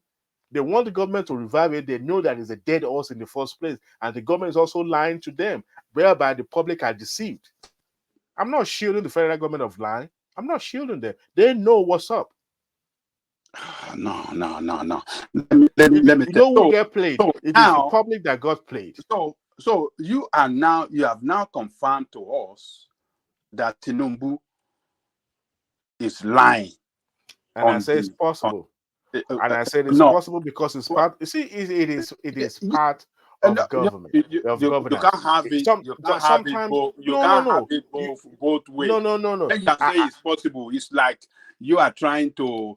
You know what? You want me to be categorical? Yes, he knows. Let me be categorical. Yes, he knows that those companies, those refineries will never come alive. He knows. It's part of the game. So you are very categorical that is lying to us now. Yes, I'm categorical. I am categorical. So that's part of the game. Both of them are playing. So that's the president, and they know. Now that you have confirmed is a liar. So how do you think they are? So also are the labor unions also a liar. The trade unions, so they know him better before they go on strike in order to push him to show interest in the in workers because they know those refineries will never come alive, but they want him to keep pumping money so that the public will be deceived. Let's forget about refineries. It is as simple as ABC. Let's forget it about is as simple as it, and they know there's no way for every administration let us forget about 1999 up to this moment are unable to revive those refineries. There's no way Tinubu will be able to refine it. The best option is to liquidate them and let the private sector take over. But as long as we still have federal government in charge and the labor union knows where the money is going to, there's no way. And they know that this is just a dead elephant and they want them to continue to spend that money. All this is sentimental. Can I ask a question? Sorry. So if by December that refinery is not going to come alive, but let me ask him a question. So if you don't mind. Okay. So let me ask you a question here. So if you are of the suggestion that the refinery should be sold, Tinubu was categorical during campaign that he's not going to sell the refinery. But we had a candidate that wanted to sell the refinery, and his name is Atiku Abubakar. Why didn't you vote for Atiku Abubakar to sell your refinery? Why did you vote for Tinubu that was categorical that he wasn't going to do that? The refineries were once sold. Are you aware of that? What did you say? The refineries were once sold. It was revoked by Yaradua. Do you know why it was revoked? I don't know the politics they played there. Exactly. You just said the key word, politics. Okay. Because they know the money is going to stop going to the pocket of who it's supposed to be going to. That's why the government revoked the license, revoked the sales of. No, I think I will need you to answer the question directly. Tinubu was categorical that he will not sell those refineries. Atiku those said are he was going to political talk. sell those refineries. Now, Listen, wait. Now, let me ask Uptown. let me put my question to you I again, so want to maybe you answer you understand without it. going around. I don't beat around All the right. bush. Okay. Fine. Those are political talks. You know for a fact those refineries will not come alive, and those refineries will remain the same way. That is why they granted licenses to private sector for them to be able to operate the refineries. And the laborers knows that the money is also coming to them through that dead elephant project. So it's about who is able to deceive who in the eyes of the public, and the public bought into it. What Tinubu said in the public during the election was an electoral election talk. He will not sell those refinery, and he will not pump money into it. If it's pumping money into it, that means labor union also is going to be benefiting. And I'm saying it categorically. Okay, they both So honest and they both know. what exactly is Tinubu's plan with the refineries? Since you say he's lying to us, so what exactly is his plan? He doesn't have any plan. I think He their didn't come, best he didn't bet. come with any plan. I think their best bet. It is part. It is. I think it's going to be because part of the demands of the labor union is that those refineries will be revived, and he has not given them a concrete answer by saying, "Oh, we will refine." Even though he said it during the electoral time that is going to revive those, he knew that pumping money into this is just more or less like when you are paying subsidies. And the organized labor, know how this political game is played. I will use what you said against you in the eyes of the public. However, we will also be a beneficiary of this. But we are going to live up on what the public hold us to, because we don't want to look as if we're in the pocket of the government. They know. And there's also a political angle whereby some of them have biases and they are not shy away from, showcasing that biases. The leadership of the Liberal Congress also, majority of them are in favor of Labour Party. So want to make sure that this administration is also look bad in the eyes of the public. It's a game. We Yes, all know that. you see, that is where you got it wrong. You're contradicting Labor, yourself I'm because not you're contradicting exonerating anything. Tinubu, and then Look, you're talking everything about Where have you seen me did he exonerated this vote for administration? NLC? Where have you seen me? See, sometimes you have to be your friend of your enemy sometimes, in some circumstances. But the crux of the matter of what is ongoing right now, Labour Congress knows what they are doing. If you, Uptown, I'm having a dialogue, I'm having a talk with you. If you ever been involved in the boardroom negotiation before, you will know that everybody hold their card to their chest. You don't go out there and start talking, even if there's a merger of conglomerates or big companies and all that. You don't go to the press, because most of the time what is going to be spilled to the public is going to be a snippet or a little small information that it won't hold anything. So they want to make sure that they get to the bottom and to the nitty-gritty of the deal before they start coming out and be categorical about this system. So what the two of them are doing, the federal government is talking, even if they don't even say jack at the negotiation table. The NLC chose to go public and go into that protest mode. My take is that, to me, that is sentimental. That is uncalled for. At least you keep talking to that deal, that negotiation break down completely. And if it goes down and it breaks down completely, then the public will know. But right now they are still talking, and everything that the federal government has proposed, even in the speech the government Tinubu made day before yesterday, What did he have they fought? what did he say? What did he say about workers in the speech? If you can remember, what did he say about workers? He proposed increase in salaries. He didn't say anything about that. He said it's good. He said there's going to be. He said Yes. Hold on now. Hold on. Part of that review was included in their negotiation. Hold on. He said review of worker salary is coming. Because that is part of the negotiation that is ongoing. Hold on now. What do if Tinubu had been engaging and had been making progress with the workers, with the trade union on matters that of interest, matters of interest to the worker, do you think they will have embarked on this demonstration? No. They will still do it. No, don't say so. Workers are very They will. Robbers are very, they are just grandstanding. They are. They are workers are very reasonable people.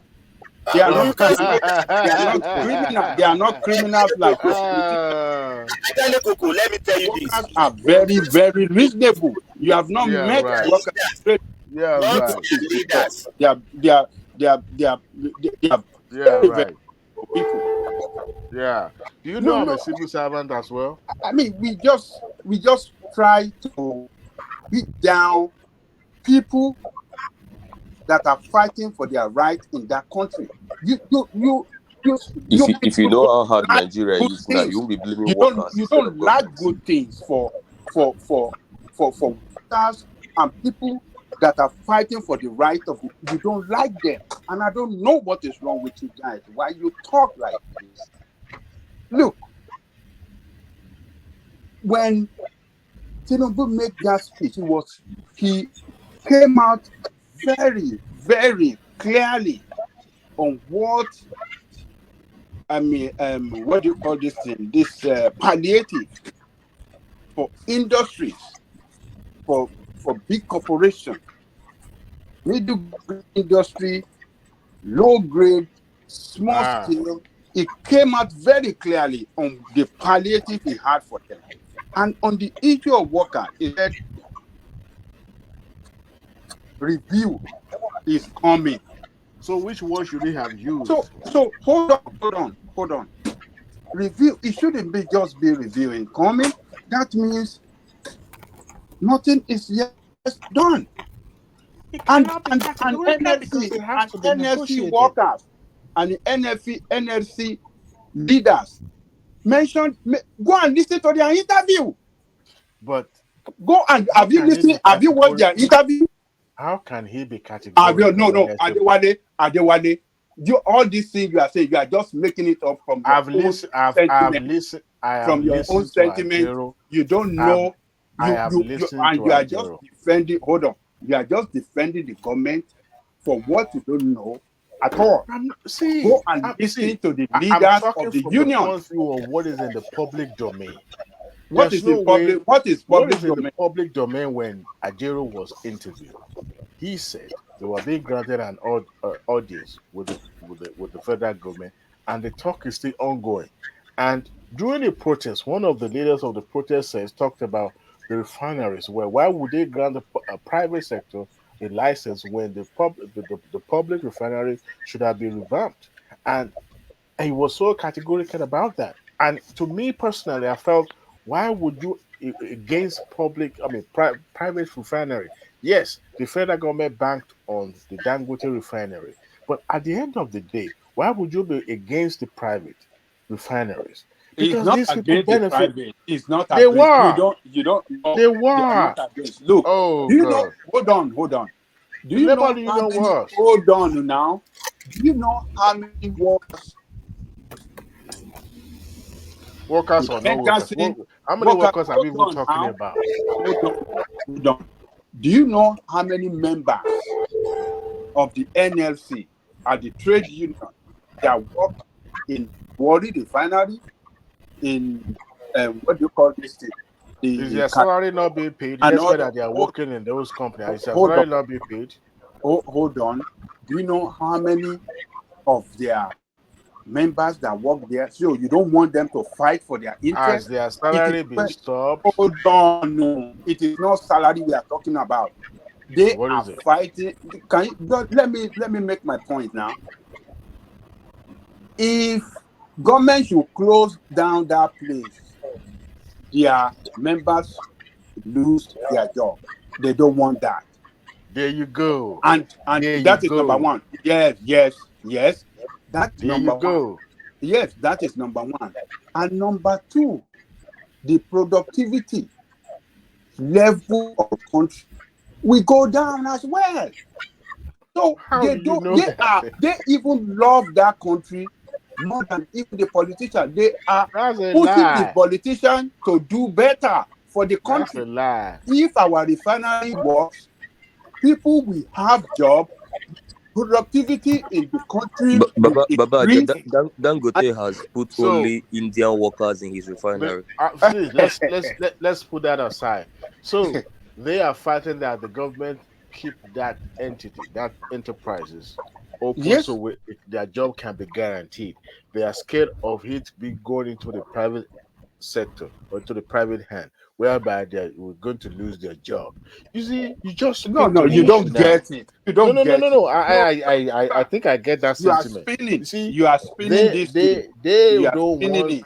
a You refinery to go are into the spinning private it. hand because they will not guarantee their job. But you see, that's a valid fear. That's a valid question. That's a valid antagonizing tactics. But you know, the funniest thing is that there's never a time Maku will not die. One way or the other, those enterprises will be sold and sealed, because that sentiment will not hold any water anywhere, because they are the one benefiting from that enterprise remaining the same, and the money is going down the drain. And they know federal government is not going to revamp those refinery. It's not going to be. If it has never been in the last 20, 30 years, it will never be. And they are benefiting. They are the number one benefactor of that. Buhari have pumped so much money there. Because they always do. They will pay salaries. And Tinubu, your president, said he'll be ready in December. Because that's a way. Because that's the way federal government pacify those people. They have to pacify that and ensure their job remains. So you have to lie. Your Tinubu have to lie.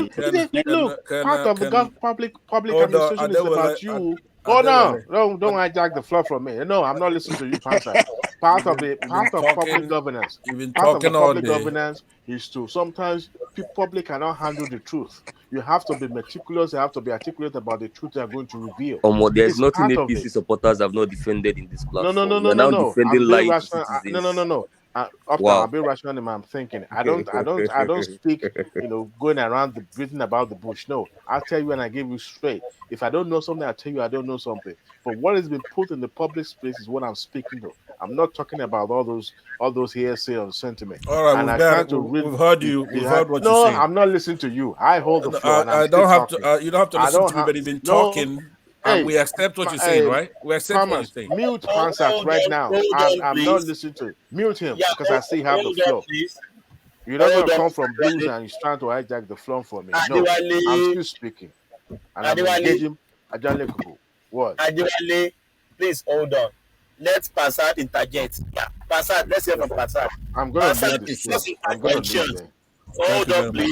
Hold on, please. Just interjection. I'm still coming back to you fully. So just few interjection. Yeah. No problem. I appreciate that. But what I wanted to do is to actually make a brief statement on the earlier point that Adewale was addressing, which was the Niger coup situation.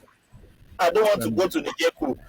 And I just want to. I want to make a comment on that, and maybe I can leave after that. I wanted to say something about that. Or you want them to finish, and then you come to me on that. I have to say that's what I want to discuss. The other issue, they both tackled it very well. I am on Nigerian Electrical side on that one. What is your ruling on this? Yeah, thank you. Adewale. What? He said he's already on Nigerian Kuku on that side. I don't know when Nigerian Kuku spoke about the issue in Niger. I never. No, I'm talking about the last one you're talking. The little. He's talking about the trade union. Yeah, They should go ahead and arrest you and arrest Ajero at the same time. Okay, that is my final submission. They should arrest you and arrest for you and Ajero instigating against the government Okay, of so the day. Thomas, I think he's using the floor on that. Let me say what I want to say about the Niger coup because it's very sad. Our country, I mean, the Africa is a basket case, right? We know that Niger supplies 15% of France's uranium. It's supplied by Niger, right? And actually 15% to the European Union, something like that. And they don't have power. They just shut off Niger's power. The uranium they get from Niger is what's been sustaining them. They say 15%, but we know it's gonna be more than that. If they admit 15%, it's a whole lot more than that. So we know that Tinubu has been going to France But for Pansat, help. Pansat, Yes, sir. Yes, sir. Pansat. Yes, sir. Why are we doing this, for God's sake? Why must Nigeria? Why should Nigeria shut down the power of the whole country just because they want to bring the country and the people of that country, the industry, everything have to go down? Why is Nigeria behaving like this? Why are you talking like this? Babajale, I know for a fact. I know for a fact. You've been on this head way before me. Like this? Why is this country under the leadership of Tinubu? Why are they so cruel to their fellow black nation? That's why I want to. I don't want to just 1 minute. Let me under the dictatorship. Let me line this up before. Hold on. Let me line this up. Prefer that dictatorship to the what we have now, Babajale Koko? How does it affect you? How does dictatorship affect your country? Would you prefer? And I will tell you how it affects Nigeria. You have to be active here. Thomas, do you think Nigeria should be under the dictatorship? He's been talking for almost 2 hours. Hold on. Everyone should hold on. I know Hansard is the enemy of progress on this show. He would never want to hear my voice. Yeah, please. Adewale, please. Let me hear. You have been speaking. Everybody has been speaking. Because I hold the floor. I haven't said a jack on this show since 5:30. Please. And here I'm not doing I've been this. talking for 3 hours. Jack, I don't care. I've been on this show since 5:30. Listen to everybody. Don't Yesterday I didn't say a jack. I want him to hear what somebody like Pastor should even have a say. I want you to Passat. Yeah. Passat, don't tell me what to do. If you want to talk, please talk. Okay, thank you very much. So, like I was saying, we know that Tinubu has been going to France and they've been doing intrusive surgeries on him, which is like a national security risk for us. And those of us who came on this platform, we complained about that. Our politicians will put it that way, not just him. But, France is not United Kingdom. As bad as United Kingdom is, it's a horrible, UK is horrible when it comes to colonizing other people and using their resources. But France, particularly, is medieval and cruel and wicked and don't have any respect for Africans whatsoever. So now we see that Niger, whose interest, there's one particular company, a French company called Orano, that is the energy company from France that's in charge of taking those resources from Niger, taking their uranium without proper compensation, right? So now, what did they do? They're trying to use Nigerians as a banana republic to go fighting this war. I'm gonna have to take this call, but I just tell my hold on. I'm gonna tell it's my girl. I'm gonna tell my girl I call her. Let me see. Hey, baby doll. Oh yeah, I came with fight. Hello. I can't take this from Fansa. Today I've been listening to people. I'm enraged by what I read online, and that's what even get me a little bit. Oh, I see where you're coming from. There's no sense of patriotism at all. It could be on the both sides, on the defender side, but when you are seeing red people not. Adewale, listen to me, please. We still have to hear from any people. When was the last time you? No. When was the last time you heard me being enraged? I'm very sorry for putting you in the background, but we still have to hear from people. Even if they if they are speaking rubbish, here we allow everybody to speak.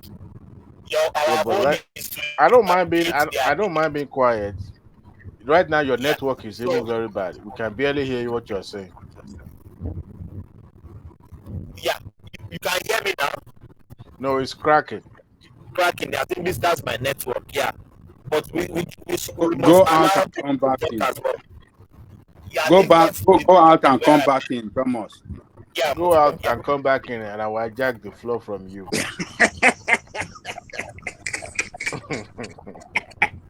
Ale close your Opa toro Yeah. toro. Opa toro. See, Babajale Gugu, I'm so pained that you see when I left the shore of Nigeria. Of course, I left Nigeria with bitterness in my heart. But the more I grow, the more I realize that I can't run away from my shadow. I can't run away from my heritage. And yet I want the best for our country. That's why I would never speak evil of Nigeria. Before I used to think, when I heard people saying they call him Bajan, I would say everything. But the more I hear about Nigeria being, dragged, I understand that it's terrible, and the political atmosphere will make it worse. But some people are just being too myopic. They never see beyond their nose. It won't take anything away from me from criticizing the incumbents. He won't. But where is our sense of patriotism? When people are saying military should take over, military, are they listening? There was a time in we have passed that now. No, we haven't though. I haven't though. If you have, I haven't. Those ones that are calling for military to take over in Nigeria, those one maybe they have not witnessed military rule in Nigeria before. Maybe that is why they are talking like that. And okay, I'm back. I will touch up on that, by the way. Are you on a Twitter space? So, like I was saying, yeah, I before, know. I don't go. I don't go. It's a terrible place. Don't go. It's a terrible place. They will try to be in order, please. Please. Who are you to tell me like I to be in order, not to be in order? This president that we have now. Just joined a few seconds ago, and you are saying that to be in order. Mute him, my friend. You are lucky I'm not the one in charge of the show tonight. How would I allow you to come in? We have right now. Can we have some order in the house, please? But like issue Thomas God, just the one. All right. So the point I was making. Back to Passat, back to Passat, Thank you very much. So the point, just in 2 minutes. Answer will take you to 1942. Just wait. The topic will take a down south now. I'm actually almost done. I just want to bring you the information.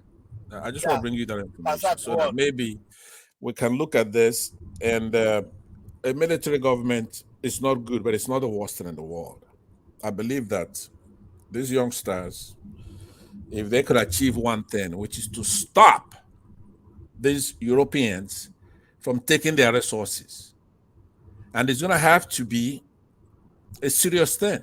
Now, I don't know about you. Have you ever had two women fighting over you? It's when you get the best love, right? So if Russia wants to go in there and remove France, I think Niger could gain from that, from those two to compete, not to set their prices and not to take their resources.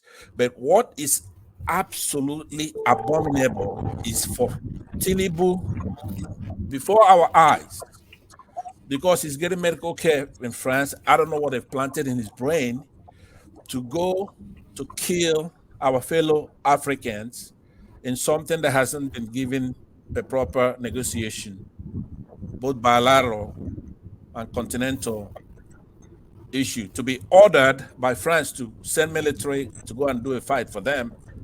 That will be unacceptable. That will be unacceptable for anybody.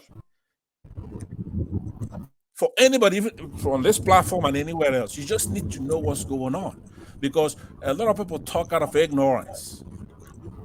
When we say we don't want somebody that old and that corrupt, that crooked, that useless to be our president, this is why. How are you going to start a war because France wants you to go and fight for their interest, for their energy company against one of our neighboring states? So now this is not a time to choose. How do you Yes, know? sir. How do you know what you're talking about? Are you just preempting? I don't get you. No, I'm not. What I'm saying is something that if you get the information I'm giving you, then you should Google and get more information. But everything I say is a fact. I don't talk How do you know as carelessly. a fact? How do you know as a fact? Well, I've studied the issue. Sorry, I knew about the issue Pastor. before. Yes, sir. Pastor, sorry, Yes, sorry. yes, sir. Yeah. Thomas, you know I don't normally support Yes, Pansat. please. Yeah, this thing Pansat is saying is the fact that is happening there. I had wanted to say it. This thing that Pansat just said is the absolute truth. Then we don't want to be another Ukraine in their war. What is our interest in France? They are not our colonial master. They have never benefited us in any way, whether politically or business-wise or anything. Nothing. In short, the people that are France allies, that used to be France allies like Cote d'Ivoire, that used to be France boys, they are having problem with France. So why should we be? What should be our problem? We don't stand to gain anything You from are this war. just getting France. this as a fact. No. I'm not guessing. I'm giving you facts. No, I'll tell you why. I gave you a link on the private chat. So what I would do, actually, I will exit the stage. I'll have you study this. Okay. Pansat, This continue. Don't worry. yeah. I Continue got to you. speak to this. I Yeah, I don't will. normally support Pansat, but he's saying the truth now. Thank you very If you much. go So watch, I gave you a documentary, Orphans of the Sahara. Go and watch and see the fight for the uranium in the Sahel. it's Hello? shameful, to be honest with you. So Patoski, you know Yeah. what? You know when I heard today that Nigeria cut off electricity supply to that country, but look, Nigeria is joking. Those guys can dam so. that place. They can Oh dam that yes, Niger. oh yes, They will dam because it and the that's night all. flow down from their side, and we had agreement with them that they should not dam it so that we can enjoy that flow The of little water electricity we are down having now, here, and it that will is go. what is giving us electricity in Nigeria, and that is why we agree with them. We will supply you electricity. Don't dam it. We will dam it on our own side. And we Ajane Oko, that is eh? a very terrible decision. So we are Why would Tinubu do that? What is pushing him? Because of France electricity, we are now mortgaging our own small electricity we are getting. Because that uranium is what is powering France electricity. And now we are ready to give up our own. What is the and the interest of Hausas France? are not going to take it like that. Another thing is that as far as the Hausas are concerned, they're more Nigerians than they're Nigerians. They're not going to have anybody going over there killing their people. Two weeks into that war. Do you even know the risk? The risk is this: if there's a war between us and Niger, if those rebels or guerrilla soldiers enter our territory, we will not be able to differentiate them from our people. Absolutely. And in addition to that, we are even defenseless. We are borderless country. Right. They can Mali is going to fight on their side. A lot of them, Sudan, all those people are going to fight. So why? And it's justifiable. Pansat, we have our own security problems. Since what support have we gotten from France to fight Boko Haram all the while? Zero. That was something that threatened our own democracy. You know, to me, Macron probably has there was a time he has the smallest brain in the world. We postponed our election because of Boko Haram. Right? He wants to poke his fingers in our eye. He thinks we're stupid, right? You're gonna I think no, it's not that. I think it's him. I think they are pushing him and he's inexperienced. No, I no, think they are pushing they him, got him. and You he's don't know. inexperienced. Let me tell you, these people, this France, even Switzerland, before they changed, these Europeans have no respect for Africans, dark skinned Africans, right? You should see what they've done in the past. People like Lumumba, those people, do you know who killed them? They're quiet countries today, right? European countries, they've come to Africa and they have bastardized our continent. So they want to return to that now. This is exactly what they're doing because this is so blatant. You're going to take a candidate, right? Tinubu, talk him away in France for so many weeks as you are helping rig the election, as you are doing extensive surgeries in his brain, take over as the host of this perceived president of ours, and then he's going to turn around upon your command, start a war within a day or two without consulting the country, without doing proper negotiations and investigation and diplomacy with his neighboring state, and he's just going to rush me into a war to secure your uranium. That is absolutely unheard of. Pastor, Yes. Pastor, do you know that if tomorrow Russia decides to give Niger $200 million, they will build a new dam in that place, and that will be Oh all. yes. They can build it for Russia them can do that. they can build it in a matter of They can months. build it in 3 months. 3 months, 6 months, they will Because build it they don't even have rain and there will be now. You know their gone. place is dry. They'll build it in 3-4 months.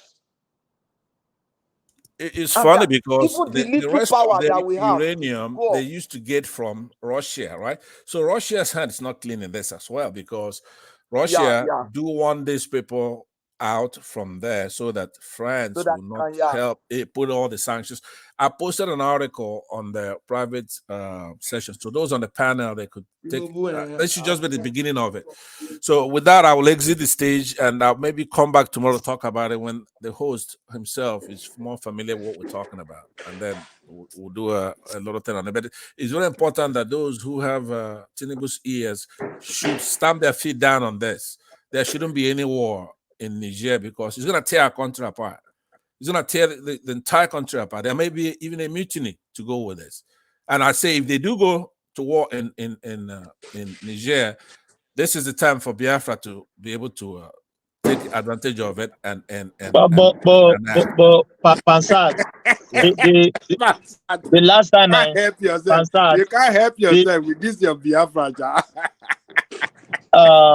Pansat, the last time I checked, you like war. You always preach about war. I Why are you just said it. preaching peace now? I'm not preaching peace. I just said it before John was laughing. I said, let me answer his question because let me just answer his question. It's an important question he asked me. He said, I like war, right?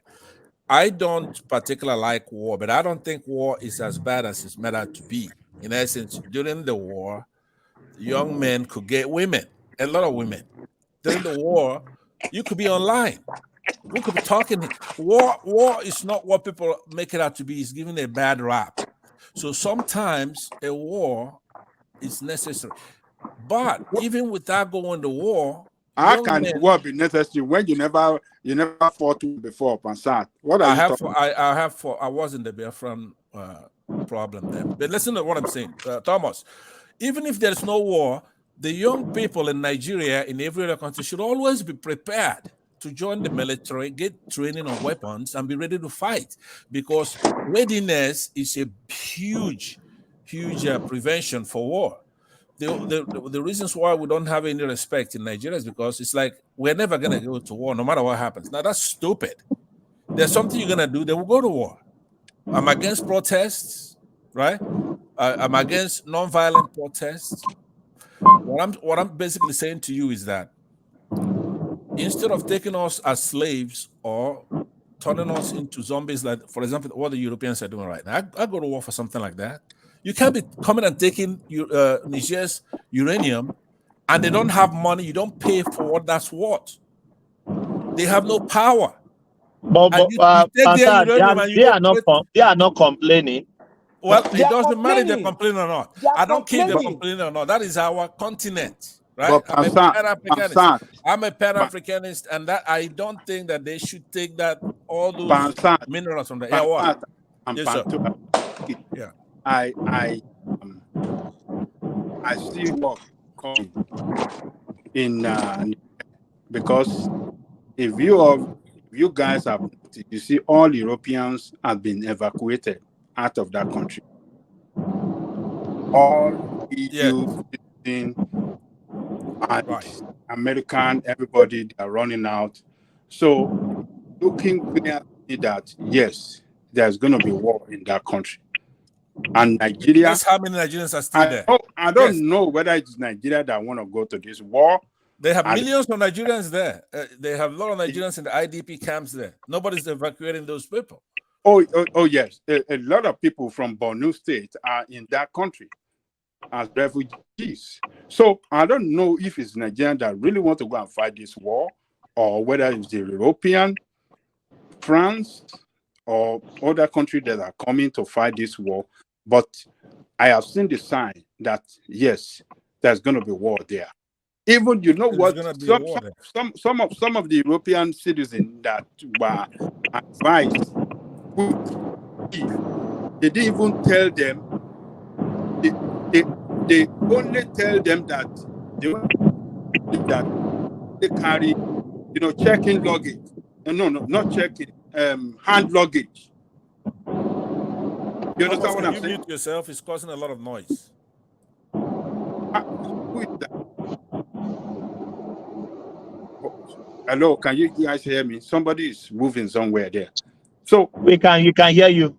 Yes, those Europeans were only allowed to carry hand luggage, carry more than hand luggage, each person. So you see, I don't get it. I don't know why they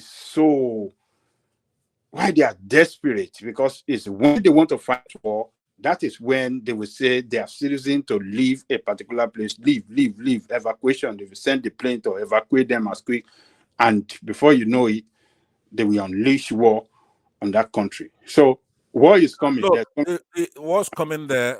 The France doesn't have the legal authority to directly go there, so they need some kind of nexus that will give him. But what I'd say is that what Tinubu is doing legally, they say somebody's acting ultra-virus, which is you acting beyond your capacity. First of all, you haven't even won an election. You don't have a mandate, right? You're gonna let somebody order you. Hold on, because everything we're talking about here comes here together. When for example, he has mandate. It's just that he's taking a wrong decision. That's but check this out. Taking the wrong decision. The point is that when people such as myself, right, I don't oppose people just based on frivolous stuff, right? We're in danger to have somebody like this because he's corrupt. He is very corrupt. No, that's not relevant to what we are saying now. It is very. Let me tell you the relevance. Listen, Patowski, listen. No, you cannot make Peter Obi is not corrupt. Peter Obi is a saint. Let me answer that. Speak to the issue. Don't speak about corruption. Speak to the because issue. Unless somebody is corrupt, France cannot make you go to war without negotiations, without diplomacy, right? You have to be so corrupt that they can order you. They already have stuff on you, right? They could order you to do something like this, and you don't consult your own country. You don't consult Nigerians, prepare them for what's coming, right? You have to be so corrupt. It's corruption. When you hear corruption, I mean, it's boy, I don't even know how anybody could say, oh, what if Obi did? Even if Obi would do something like that, but we don't have Obi there now. Who do we have? We have him there. So if you think that Obi is the kind of person that Macron can go and tell to go to war against Niger and he will do it, then you're helpless. You don't need help. Yeah. I mean, on what ground? Yeah. We want to even go now. Shouldn't he got an approval from the Congress? Was the National Assembly? I think if in our democracy, if we want to go to war as a country against any other country, I think he, as the president, should seek for approval from the national, isn't it? That's right. But he's going through. He's going through the African. What did you say, Patoski? He will do it. He will seek approval. He can't unilaterally say he's going to war. He will definitely seek approval, and they will give him.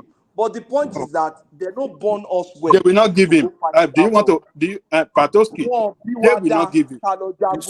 It's not gonna seek. They will not give him approval. They will give him, and he will not stick. They're not born us well to fight that war. Not because we can't win. Not because we can't fight and win them. You cannot fight and win them. You can. Listen, Patoski. Hold on. Patoski, you said two things that are. Hold on. You said two things that are wrong right now, right? You do have one point there. When a war goes on, who's your ally, right? If Niger has Russia as an ally and they want to get even with France over there, do you think France is a reliable person? Did you see what happened in World War II? They're unreliable. They were run over by Germany. Hold on. Because you just said there casually, right? Not because they cannot win. You say they won't give him. He's not going to seek any. He's not going to seek for the National Assembly to. He's an unlawful person. He's not. Hold on, please. Because if you're going to seek such an authority, you'll be doing that now because that war could jump off any minute. If France strikes and try to free that president who is in detention right now, the war is on. After this evacuation, the war is on. So you don't. If they seize some asset, somebody, they did something that require like a hot pursuit, the war is on. So don't try to couch it. When I say you disappoint me, when you say Obi is the same or don't talk about corruption. No, I'm not talking of Obi. Including when you say don't talk about corruption, don't. Don't let is the whole. That's the thing. Let's speak to the issue. That's the issue. That has nothing to do with this issue. Don't let us go that route. Okay, tell me. Why Thomas, bring Adewale back now. Do you put Adewale on the back or what? Thomas. He left. I put him in the background before. He's disrupting my section. He says no, hold on, please. He's disturbing the section. If it is Pansa that did the same thing, I will put him in the background. I'm not partial. So I put him in the background. I put him in the background. I put him in the background and he left. He's disturbing the section. It's not like it doesn't deserve to be removed. He does deserve to be removed, but it does deserve to be removed. Yeah, you're a fair host. I've never accused you of otherwise. Go ahead. So you are afraid. Yes. The last thing Nigeria wants is a Niger that is at war. Let's even assume we are not even the one fighting Niger. Let's even say, oh, no war, we are not involved. We don't want a Niger that is at war. Now look at Libya. Look at how far Libya is from Nigeria. And look at the effect of the war in Libya on Nigeria. Now you have a war in your neighborhood. So you can imagine what the effect will be on us. So the last thing we want is war in Niger. We should be the ones stepping up and negotiating for peace and trying to lobby everybody so that no shots will be fired. Yes. No shots should be fired. Right. We don't even want a destabilization. Patoski, you cannot but one thing I know for sure is that the Congress will never give Tinubu approval. They will not give him. They will not give him. He will not even pass it to the Congress. He's not going to seek it. Approval in the Congress. Right. He's not going to seek it. They won't give it to nobody. We are even having he's not going to seek it. Look, Pastor, even if you say we have war, you spend money to fight war. We are even having a problem removing subsidy, removing this. So where is the money going to come from? We don't have the money now. Not only do you not have the money, they don't have the manpower. He's going to find out very quickly there'll be a mutiny in the Nigerian armed forces because the very first 2 weeks, if you're killing a lot of these Hausa-speaking Nigerians... No, not because of that. If there's a war, there might be a coup. I'm telling you. No, but listen to what I'm Because saying. It's like me. If I'm in a war, and you're killing a lot of my people, they're coming back in body bags, right? And I'm fighting with you. I'm not gonna do that, right? There is no way. A lot of people still don't know. A lot of people don't know how far this thing's gone. For example, on this platform, the host doesn't know, and others they're looking at it as a little skirmish here and there. But this is a major war. It's a serious one. Major war that is being fought for the same reason Africa has been so down. But think about that. Without a war, though, how do you go and you take 15% of your uranium from an African country and take it all the way to Europe? You are not paying. And you're not paying what is worth. And then because Russia don't want you to vote against them in the sanctions regime, right? And they try to cut you off because you get the rest of your percentage share from them, then you want to double what you're getting from Niger, and then you start a war to do so. Because the youngsters in the military there say, no way, we're going to have to cut our ties with France. So instead of them fighting it out, they want to recruit us to give them the impetus and the legal standing to go to that war. And by telling our newly head of state who's in court to know if he's qualified or not. They are using ECOWAS. They are using that's ECOWAS. what I'm saying. That's right. He's the chairman of ECOWAS. ECOWAS president, ECOWAS members must think. Yeah, but how are they going to think unless we raise the issue now and begin to let them know that it's not going to work? It's not going to work. I think this is the final stage of the plan of the Western countries. You know, their original plan was to destabilize Nigeria. They've been saying Nigeria is going to break up, Nigeria is going to this, and it's not happening. I think this is their final stage of their plan to eventually conclude that long-standing. If there's a war in Niger, there's going to be a problem in Nigeria that might even lead to breakup. If the refugee comes here, if the weapons enter here, if all those things come here, then there's a problem. Because think about it, Chad is already destabilized. We are just thinking this and that. Chad, they have rebels in Chad. The rebels the other time killed the former president. East Africa, or the Central African Republic, they have problems there. Sudan is having problems there. Look at all of that stretch. Then Chad has a problem. Now Niger is in problem. Look at Mali. Mali, the closeness of Mali to Niger, that's another problem. So what do you expect? Nothing. You understand what I'm saying? I understand what you're saying, but you see, but the point I'm making is that you cannot be half pregnant here. You gotta be comprehensive in embracing the truth and the light, right? So when you saw Tinubu go to France shortly after, even during the campaign and during the election itself, he was gone over there, and he was there for like incommunicado sometime for like 30 to 60 days. And then this, right? So what, as a thinking human being, how could we sit here and let them do that? Because it's a grand plan. I'm looking at Biden, the American administration. They see what the election observers say. They didn't condemn any of it. They are willing to have somebody who is almost a persona non grata here in the United States because of his crimes with heroin. They let that happen on purpose. It's uncharacteristic. It's unbelievable. No matter what anybody's saying in our country, it doesn't matter. So now you see it.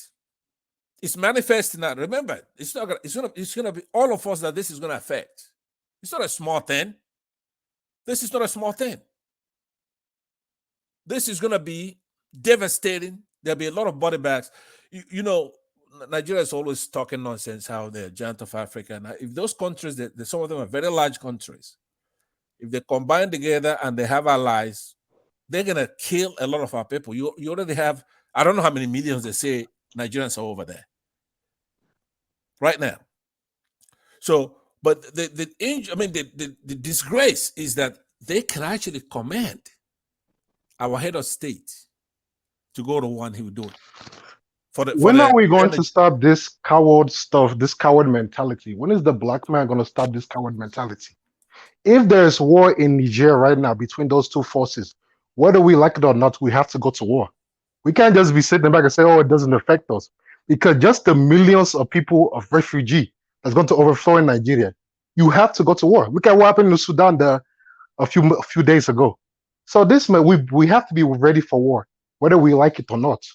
And we should even be prepared to go there. So I don't see why must we go to war? Why can't we prevent war? Is it not easier to prevent than to go into war, which will be more costlier, which is more there, which a lot of people will lose their life? And why must we go into war in the first place? We can mediate first, but if those two forces start fighting, and we see what happened in I think it was Sudan or something a few months ago happening, we can't afford millions of refugees from Niger to come into our country now. That would destroy our economy.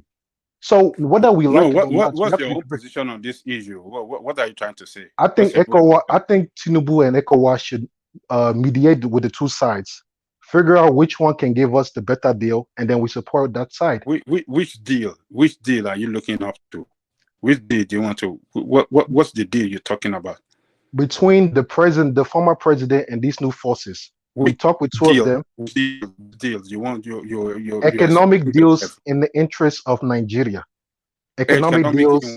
What kind of deals you want to get from a country that is poorer, one of the poorest country in the world? A country that depends on us. What deal are you expecting from them? Nigeria having one of the largest economies in Africa. If we can take advantage of the market in Niger, we can stimulate their markets and really grow that market exponentially. So that's just one of the economics deals we can get from that. Look at the North. Kano is one of the top economic producers in Africa. So we could teach them the same thing in Niger if we have more access to that market. So we have to look at what's in our best interest, and we can't just be sitting back and say, "Oh, whatever happens, happens." No, we have to be proactive. No. Which proactive do you want to be proactive in internal affairs of another country? They topple the government. They want to govern their nation. What is in saying, "Oh, you cannot do it. Whoever that give me deal is what I will govern the country." Why must we go that line?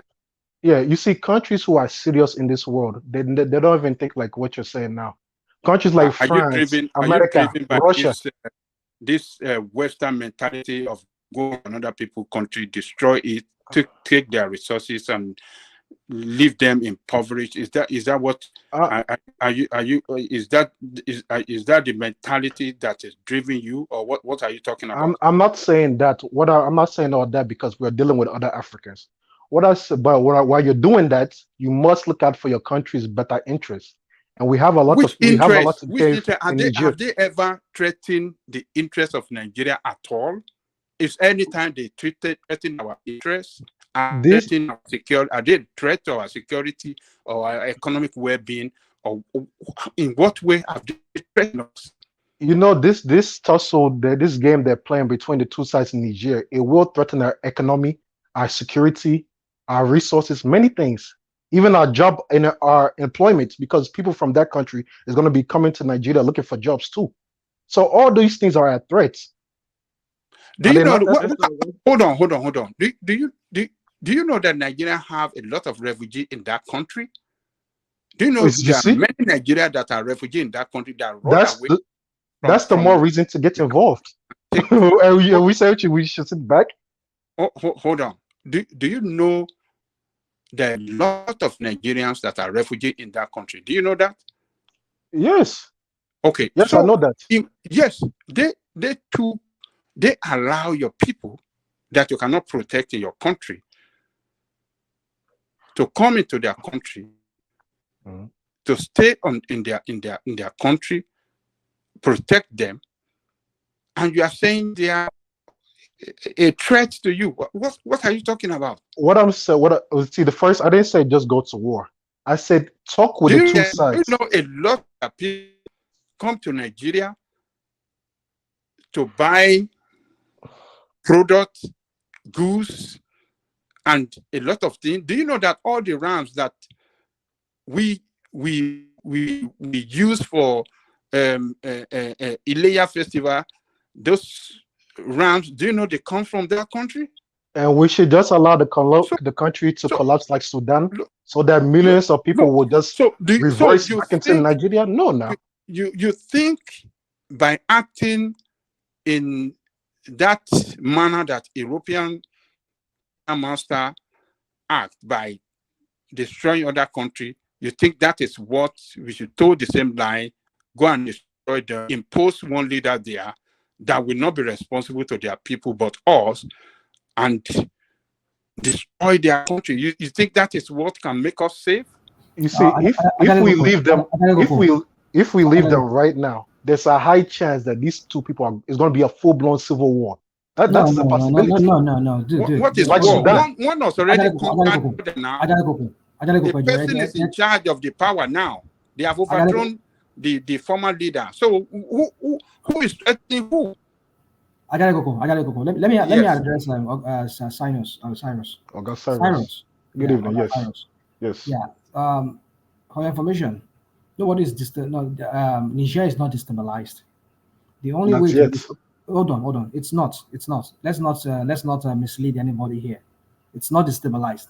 All they did was they removed a democratically elected government, which I'm saying, I'm not saying, I'm not condoning, I'm not saying it's right.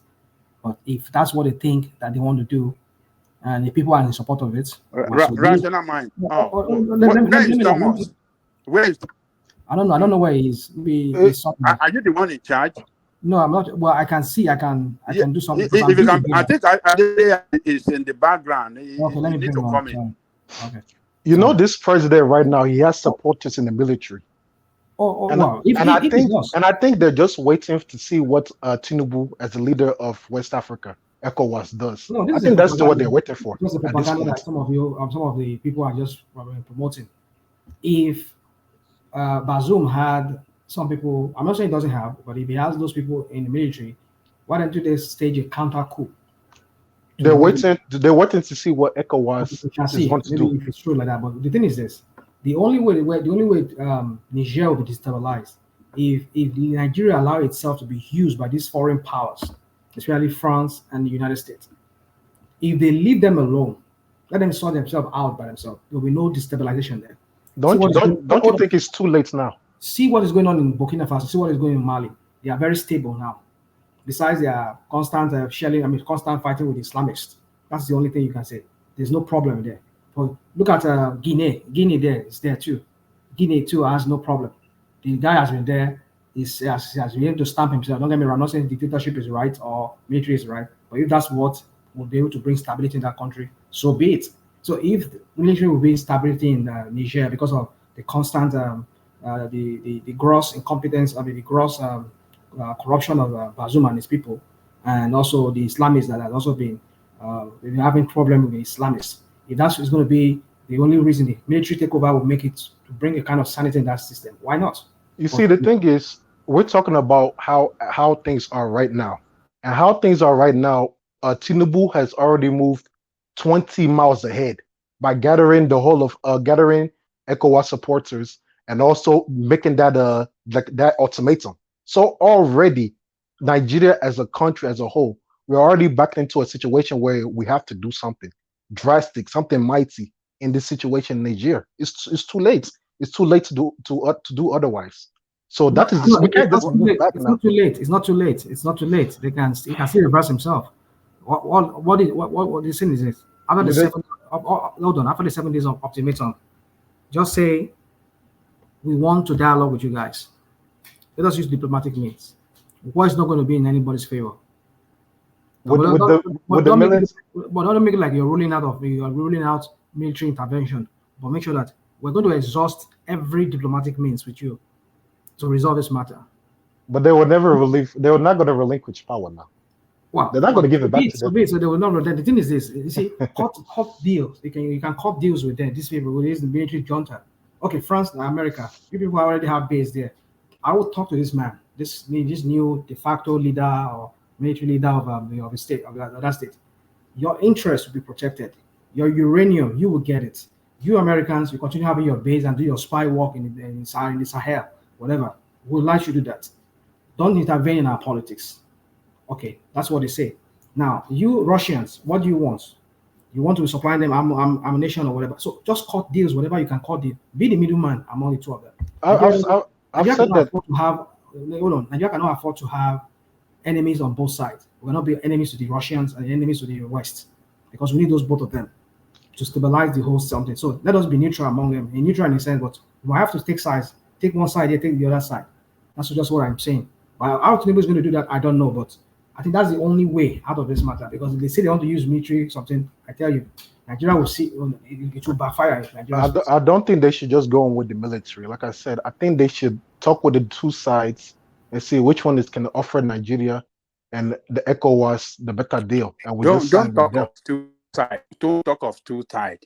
One is already one has conquered the other. There's one in charge of the country now. Forget about that guy that been overthrown. That one is gone. But you know ECOWAS can reverse that. ECOWAS can reverse that. What can they, except they is in captivity? What are they? What are they going to find? Forget about the other guy. That one has nothing to offer. He's no more in power. He doesn't control any government agency. Nothing. He cannot give any order or any directive whatsoever anymore. It's gone. We have the military in charge of that, and the entire military. They are all in support of this coup. So who do you want to negotiate with? No other person than these military guys. Well, whoever we're talking to or negotiating with, I believe they want Nigeria to be on their side, whoever it is we're talking to. So we have to play this situation to our advantage, to our economic advantage as well. So it just remains to see if the president is going to do that or not. Because as he's talking now, it seems that everything forward. Preparing soldiers, we're hearing they're preparing soldiers in Sokoto to go. So that's how far everything we're hearing is forward. Nothing cooling down. So no, you know what? The protest should switch to anti-war protest. I was not supporting the labor protest, but I would support if they switch to an anti-war protest. When we fought for democracy, we died for democracy. No soldier, no foreign person died on our soil. If the Nigerians want democracy, they should be the one fighting for it. If you see what is happening there, what kind of coward man? That's a coward mentality now. Come on, hold excuse me. That is cowardness, truly. That's a coward man. Look, America is not doing that. Let me finish. We fought for democracy in Nigeria. I was a fighter for democracy. So I lost friends who fought for democracy in Nigeria. The Nigerians are on the street supporting this military junta. So they don't want democracy. Why should I allow my soldier to go and die and fight and enforce the democracy on the people that doesn't want it? Because if you do not intervene, you do not make any contribution, and you do not mediate, if that country explodes, many people inside your country right now if you go and even die. You're the one that is going to cause the explosion now. That's the point. That's going to cause the explosion now. You are the one that is going to cause the explosion now. Because I think the people don't want the democracy. The people don't want it. We wanted democracy and we fought for it. We lost our. What's going on? It dropped. I think it dropped. Yeah. I think all of you are underestimating. Are you there? I think it's there. Maybe he has gone to read the fridge. I'm very much around. I think all of you are underestimating. I'm so believing that Adewale Pansat friend. No, Thomas did me dirty. He kept me in the background for more than Yeah, he did. 45 minutes, and he kept Oh, bringing really? people on. Sorry, Yes, I didn't know. Because I knew because I that was is going to busy be the here. last Yes, time okay. I'm going to attend his show, because he No, shouldn't no, have no. done me that way. Please, I sorry. never for once be rude to people on this show or intro. What I was Yeah, doing is just to bring guests it's into not the good. show and It's all that. not good. I've We never have to for talk once to him. been He cannot derogative do towards that. people. And he kept me in the background. Even despite that, he was lying when I was right there, was saying I left. I never left for 1 second. Oh, you were sitting And there when he others was could see. talking that you Yes, left? I was. I heard him. Yes, I was still listening. I was still in the background. Wow. Well, we cannot judge two when we only hear them for one. Thomas is not here to say what So happened. you're It's saying okay. I'm lying? No, Well, no, no, no, you're no, here no, now. Go ahead and talk. Go ahead and no, talk. no, no. Go ahead. Hold on, guys. Can you just allow me? Because yeah, Adewale, please let me apologize to you. On behalf of one man, I will do that. I know one man here will do that too. Please, we still need people like you here. Sometimes just that some of us we see things differently, and we act differently. So please, if it's I here, know, but look, he was insulting me. Adewale was insulting no, no, me. no, it's okay. Forget It's And okay. then No, it's okay. Please, He please, never please, insult please. you. No, no, Never no, no, insult no, no, no, the no, no. host. Hold on. Pansa. No, I won't allow you to Pansa, please. Let's just move on. Please, I beg you, Pansa. I don't want us to do that. If he insulted you, I'm sorry. Because I was busy on a phone call doing my thing here, so I didn't know what was going on. I'm sorry. I will All right. apologize to you. I will That's fine. apologize to you. I'm sorry. Not You necessary. know, Go ahead. Go ahead. rational Let's mind. move on. It's okay. Rational Let's just mind. move on. Now, so I think the No, topic we have. I'm not trying to make it a little bit awkward. See, whatever I said to Pansat, he himself knew that I wasn't coming from angle of malice. I was saying it just to, when you antagonize people, but you're just really mean what you're saying. You're just, saying that That's to the the way I point took that it. Vandale That's the way I Koko took it. was laughing hysterically by saying, Right. somebody will say that you overthrow tonight. That's right. At times I'll be on this show for hours and I won't say a single word. I don't believe that. That's right. I don't believe that. At But a point when I finished talking, I everybody agree went with what you silent, said earlier. and I was Just telling move on, what, let's Adewale. It's okay. reject It's okay. We have a serious topic. some form of We have a serious topic here, and I gesture to would like this. to But hear he from just took it others literally and to put me Niger. I in the don't. background. It's I know okay. others. It's okay. Adewale, I beg. Let's move on. Let's just move on. Now, I think we're talking about this Niger issue. It's a very important matter we should discuss because Nigeria is I a mean, very Rational Man was speaking Nigerian the other day now with that's this. Sabarino. There's one of their language there, one of their local He language. was speaking Nigerian now. Rational Man. Well, with Bartholomew, right? Yeah, With Bartholomew. Yeah. So yeah. Anyway, yeah. So my point is, I'm trying to make is that yeah, we're talking about Tinubu's invasion. Tinubu is invading. Once they invade Niger, that sounds really good, ridiculous to me. Why would you want to invade them? No. You know what he did already? He cut off electricity supply to that country. Oh, he already did. He already did. Oh my goodness! So if they now dam that, if they dam that, the River Niger, you know that River Niger it flows from Niger. It flows from there. River Niger is from Niger.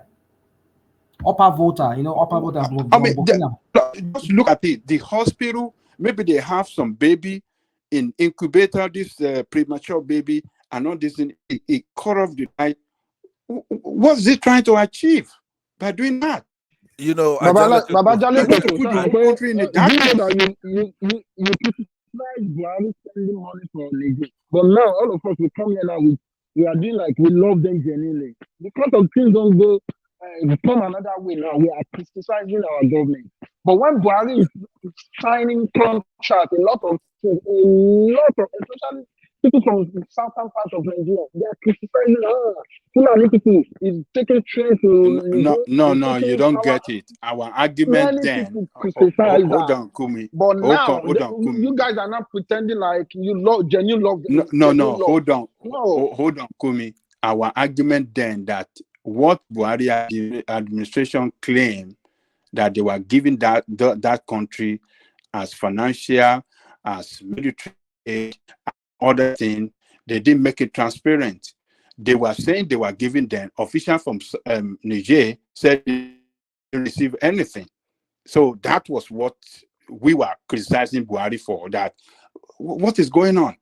Said you spend so much money to give them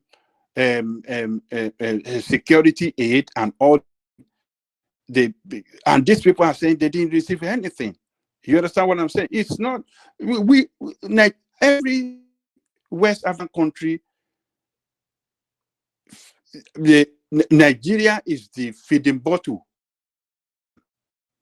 We all know that. And yeah, Nigeria Coco always, and Rational Mind. yeah. I wanted people to also perhaps look up the term.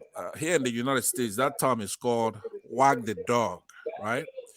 So wag the dog is a political term that's used act of creating a diversion from a damaging issue, usually through military force. So a lot of American presidents have used it. I believe Tinubu's interest is jiving with the French one. Tinubu is having issue with the courts who are looking into his election. So he's so quick to jump into a military encounter because he's trying to wag the dog. It's a known thing. It's not up for debate. If you don't know what it is, look it up. Can't get support from Nigerian people for that. So anyway, Yeah, I know it's that too majority late. of Nigeria were not going to support him to go to war. Nigeria is a Niger. quasi military dictatorship, right? So there's nothing a president cannot do because the other side is, what are you going to do about it? Right? There's nothing you can do. But they said some people say that it needs National Assembly for him to declare war on Niger. Yeah, that's what I was saying earlier. Legally, that he must get approval from legally you need that. Before Legally, before he declare war on another country. Legally, you need to win Abuja, right, to be president, to be sworn in. But none of those things work in banana republics such as Nigeria. Don't hold go on. there. No, I am stick to the issue now. Look, when you are going I down, am giving the whole you. thing I'm will giving scatter you. now. We don't want it to scatter. Let's be specific on the look, Nigerian issue. No, listen to me. Don't let us go on election. Election matter. Forget about it. It's been handled by the court. Please, let me land. Even though you're an ally on this particular topic we're discussing, I'm not going to be respecting that just because of that. And I'm going to sacrifice the truth so that we can stay in a cordial discussion. I'm going to be comprehensive. But that's not the issue now. It is don't the issue digress. because don't digress. Let me land. Matter is not the issue. What point was I trying to make there? The point I'm making is that when you have these people coming to power by grabbing it, running with it, they're not going to be Democrats like a Jeffersonian Democrat. Say, I'm supposed to go and get the National Assembly to pass this or pass that. No, we don't have such a country. It'd be good if we did, because there should be consequences, right? The president can be removed from office, right, if he violates the Constitution. But that's never going to happen in Nigeria. We know that. So the point I was making there is more important than what we're discussing. I'm trying to make a point that Nigeria is not matured enough, due to the nascency of the process, to respect those delineated constitutional powers among the three branches of government. Because the only thing that will stop a president from acting ultra vires is the consequences. Maybe the judiciary will do something, or maybe the legislature will do something. They don't adjust this program. They don't adjust this program. So that I will curtail that point because it's succinct. I think I've made the point on that. What I'm saying. You made the point. Yeah. Hold on, Panson. Just excuse me, please. So this is something now. They don't what? They did this what? Can I come in then, please? Hold on, please. Somebody just was it you? Remy Coca. Was that you? I think it's Kumi. So Kumi, what did you say, please? You want to repeat? No. I'm just joking. I'm just joking that perhaps he's taking out to another. Okay, please. Can I interject now? Can you say? Okay, just. Pass that with his friends. Yeah. I can land. Let me get a couple of minutes. No. You've said something. Hold on, please. Answer, please. I'm sorry. We want to take it around. One man wants me to take it around everybody, so everybody can have a say. Let me do some, because some people are in the background here, and I need to bring them in. But let me check on Solly. Solly, are you there? I think he's been quiet for a long time. Because I have to put you behind. So Soli is no more here. He's gone. If he's not here, I'll put him behind, and then I have to check on somebody else or somebody. I think what was that person? Two Niger, are you here with us? Yeah, I'm here. Okay. All right, just checking. I'll come on. I'll come to you, Two Niger. But let me take Soli. Let me put him behind. Where's Soli here? Sorry, excuse me. Yeah, I want to bring somebody. I think he goes by the name Joe. Soli remove. Yeah. So Rebecca, come in, please. Come in, please. Okay. Good morning, everyone, and I'm quite delighted to be here again this morning. And I think a country has a sovereignty to protect, and also to protect its own people and its border. The situation that is happening in Niger is a big concern to Nigeria. Even before anything, there are a lot of Nigerians in Nigeria states. Even if you don't see them, you will see them begging for alms in most of Nigerian big cities. We know they are poor, and the instability of what coup has done to Africa, especially West Africa, is quite enormous. We are still suffering from their misrule. We all know what happened during the Babangida regime. We all know what happened even before Babangida regime, all the coup that are happening in Nigeria. I don't want to take us to a lot of what everybody knows this thing. So what is happening in Niger now is an aberration. Look at the whole West Africa. We are having 4 or 5 planning a coup and having a military head of state. We have been enjoying unstoppable democracy since 1999. If this trend continue in West Africa, who knows what will happen in Nigeria? Who knows, maybe one day the khaki boys will kick in again and then suspend the constitutionally elected president and governors and the rest. If you want to be a big nation and a strong nation, you have to prove it, and you can flex your muscle. And that is what the so-called America and the Western power have been doing all over the world, and nobody stopped them. If you guys here are talking that we should just fold our arms, whether we like it or not, throw the coin, tail or back, we are going to get the brunt of it. If there is a big crisis in Niger, even without Nigeria intervention, a lot of their refugees will come to Nigeria. Are we going to be feeding them with nothing? Are we not going to be feeding them with the money that I and you or our people pay tax for?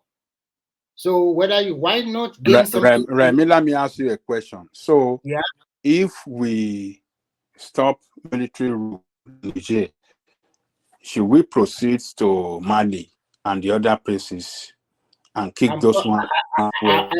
I'm coming to that now. So you can see, I'm coming to that soon. You can see that what bind both of them together. That is why Mali and Niger and some other country being ruled by military are coming together to say, okay, they should put a stop to this. But what I know in any military government is that at the end of the day, it's still going to be the same story. They will come with their boot and telling us that the country is corrupt, the leaders are corrupt, and before you know, say Jack, they start siphoning your money again to UK, America, France, and the rest. That's what they all usually do. And they are even worse than the constitutional authority in both short and in long run. In this dispensation, to be frank with you, if the ECOWAS come together as a body and they say they are going to have military intervention, I don't see why Nigeria should not join. So when you guys started to talk about Tinubu declare what he's not going to take a singular, take that decision alone. If the decision of the ECOWAS, so why should Nigeria not join? Nigeria should participate actively and kick him out. So when you guys talk, blah, blah, blah, Nigeria should not. When we did that in Liberia, in Sierra Leone, in Gambia, don't we restore the constitutional authority in the long run, in both short and long run? And when you talk about going to war, there must be a casualty. That is the event of a war or anything that, even if there is no war, if there is a crisis, some people will lose their life. Unfortunately, we don't pray for that, but it always happens. But you can't come here, denouncing Nigeria, and you guys talk about Nigeria is not good, it's that, they should not do that, the president should not do that. No. If you want to be a big player in the international community, stay firm and stay strong. You shouldn't be so callous and so afraid or so scared. Why? What country does that? America has been doing that all this time. So you want to stay firm, you want to stay strong in international political arena, so you have to go and destroy military your means neighboring country, use military to your neighboring state, neighboring state. What I'm just trying to say, Babajane and the rest is that if you think as a country, as a nation, you just hold your hand and then you see what happened in your neighbor, very close to your neighbor, and they have the borderline so enormous. No, I don't know. Is that our priority now, or we should focus on developing our economy? We should develop our economy and access to the international world and be a player in the international community, not destroying a very weak state. Ajalekoko, let him talk. Let me finish, please. You are just looking at it in just a direct position that way, but international diplomacy is not all that one. You can gain directly and indirectly from intervention. You can have a bargain with the superpower, whether you like it or not. It's still the superpower that is controlling this country. They are also controlling Nigeria one way or the other, and that is how the world rolls. So if we are going to go there in military intervention, we can also have a own bargain. I said it yesterday. With America or with France or this thing, more investment in Nigeria. Maybe we also get a chunk of the uranium in Nigeria. We can also be talking that can you give Nigeria opportunity to also develop our nuclear power? Why not? Nobody has it in Africa.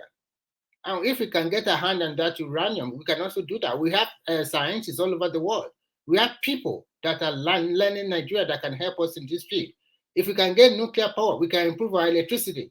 So you guys, if you want something, you have to go for it also. If you want your country to develop, not the way you guys are talking, you are chicken out and blah, blah, blah. No.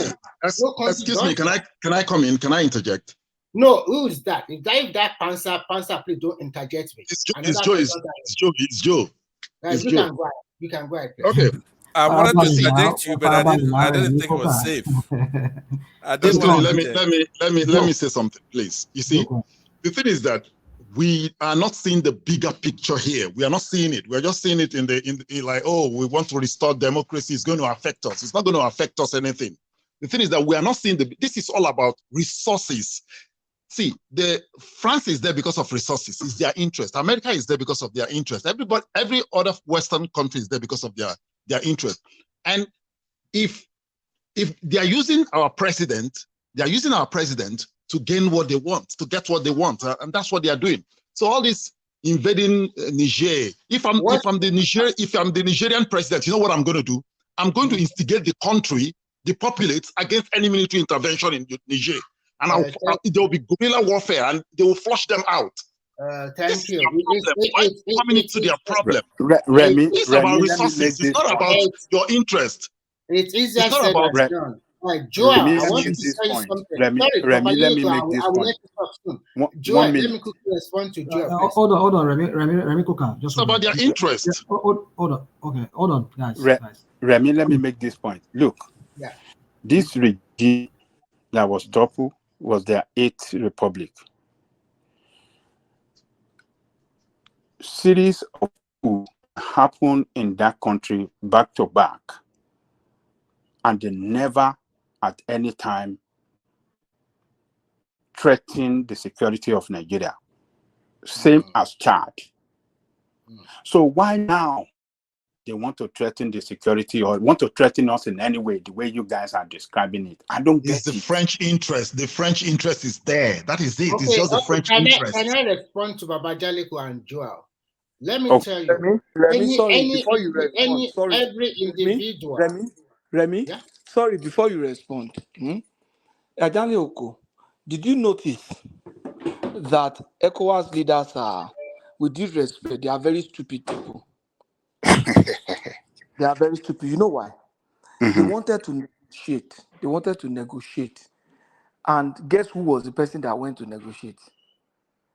Chadian military leader. Somebody who came in through a coup. Do you see the nonsense? They are senseless people now. They are I'm senseless telling you, people. our leaders are just crazy. I'm telling And you. I quickly These respond last to them people, so that other of people all can the have the people, floor. of all the people there, they couldn't choose somebody else. It is Debbie's son.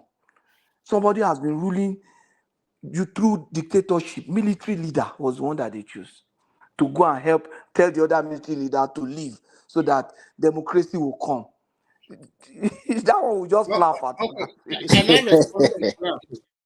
Let me tell you, everybody that's here, everybody will all have interest. Our interest might be maligned or not. In everything you do, you have interest. Just as we are speaking now, you can't be biased toward one particular country, and I can also be biased towards another particular country. You might be right that this is a Chad is being the person that came is true cool, but we are in new dispensation. You guys are talking now, and you think Nigeria is totally safe. You are not condemning the coup now, but if it happened in your country, what are you going to do? So we go back again. We start afresh again. It can happen in Nigeria also because it happened in our neighbors. So it's a kind of motivation. No, Remy, what we are saying. Please, Remy, I want to ask you, Remy, So now I will go back to Joel and I will go back to Adale and Kuku. You guys, the way you are seeing it, you are seeing it in a simplistic manner. Just be an holy man. Stay afloat. Don't touch. Don't do nothing. But whereas when there is a crisis, there's going to be a great crisis because of this coup in Niger, which is going to happen soon. Whether you like it or not, they are going to instigate internal crisis in that country. And a lot of Nigeria will flock to Nigeria. And we are going to use Nigerian money to take care of them. And we are not going to get nothing. So why not go there and get something? And instead of not getting nothing. What are you going to get? What are you going to get? What are we going to get there? What are we going to get there? Just tell me. What are we going to get there? I've want to already go and made take uranium now. I told you, I said that is not our priority right now. You can get some commitment. You can get some business from this superpower that are competing there. We can play with them too. Look, okay, if we intervene for you, France or America or even Russia, what is in it for us? Are we going to get part of also be mining uranium? You think they are going to keep to their promise? Anything they promise you, they're not going to keep to it. Get a part of what? No, that is the thing. Get a part of what? They're not going to get a part of what? I think you guys get a part of the Romy. Get a part of the mining of uranium. What are you going to do with it? I mentioned before, Nigeria is also not too young to have our own nuclear power. We can have that. Why not? You are just playing in very deep water. You that cannot even maintain good road. You want to go and maintain a nuclear power plant. We cannot even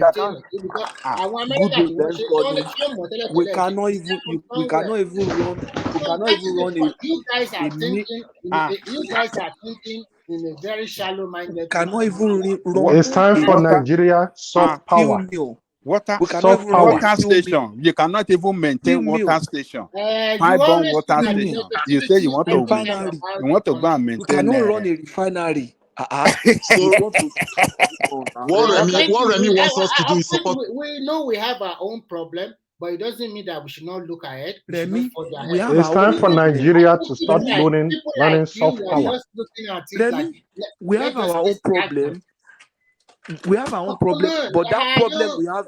You cannot make your refinery run. They don't want to push our government to build nuclear weapons, but they want to push our government to build refinery.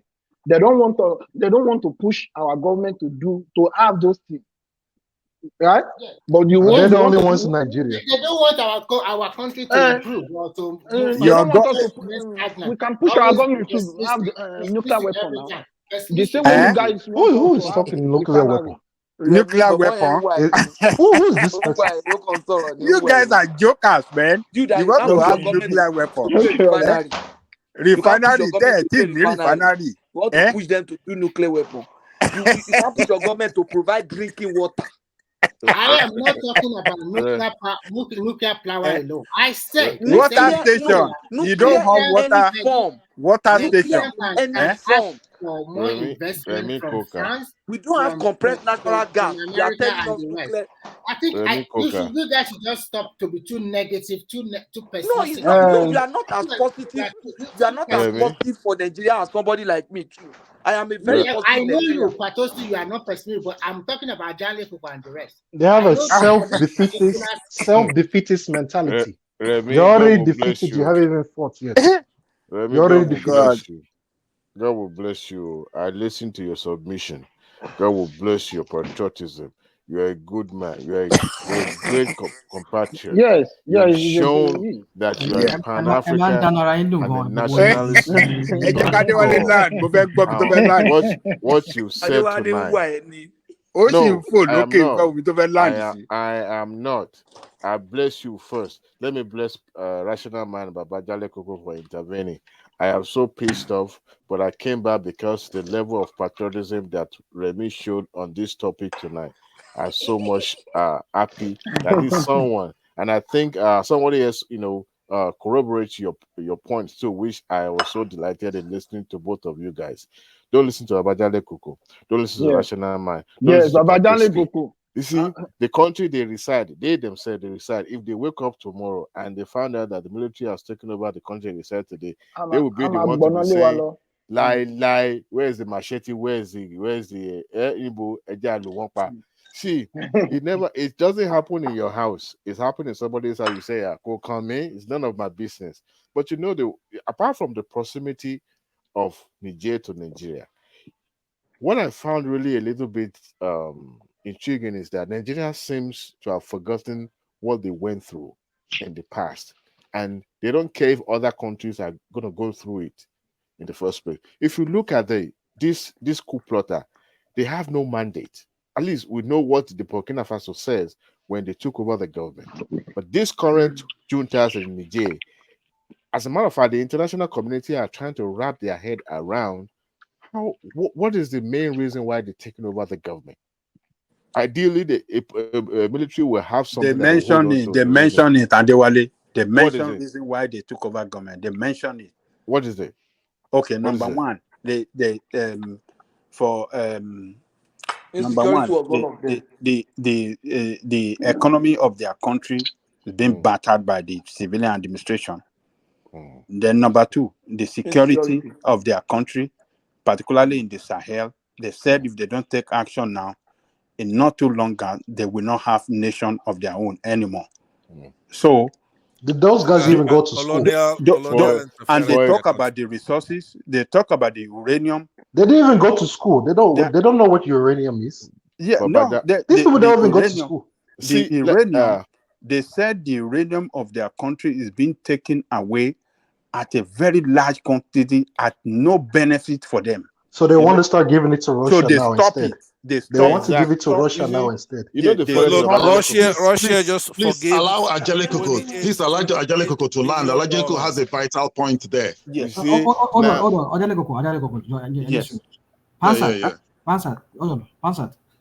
Ajale Koko, you continue. You get the floor. So can you just say in 30 seconds what you were about to say? What did you say? I was just saying that Russia just forgave $28 billion to African countries. So Ajale Koko is doing a good job. So I'll listen to what he's saying about that. That's okay. Okay. So they said that uranium is being taken away in large quantity at no benefit to them as a country.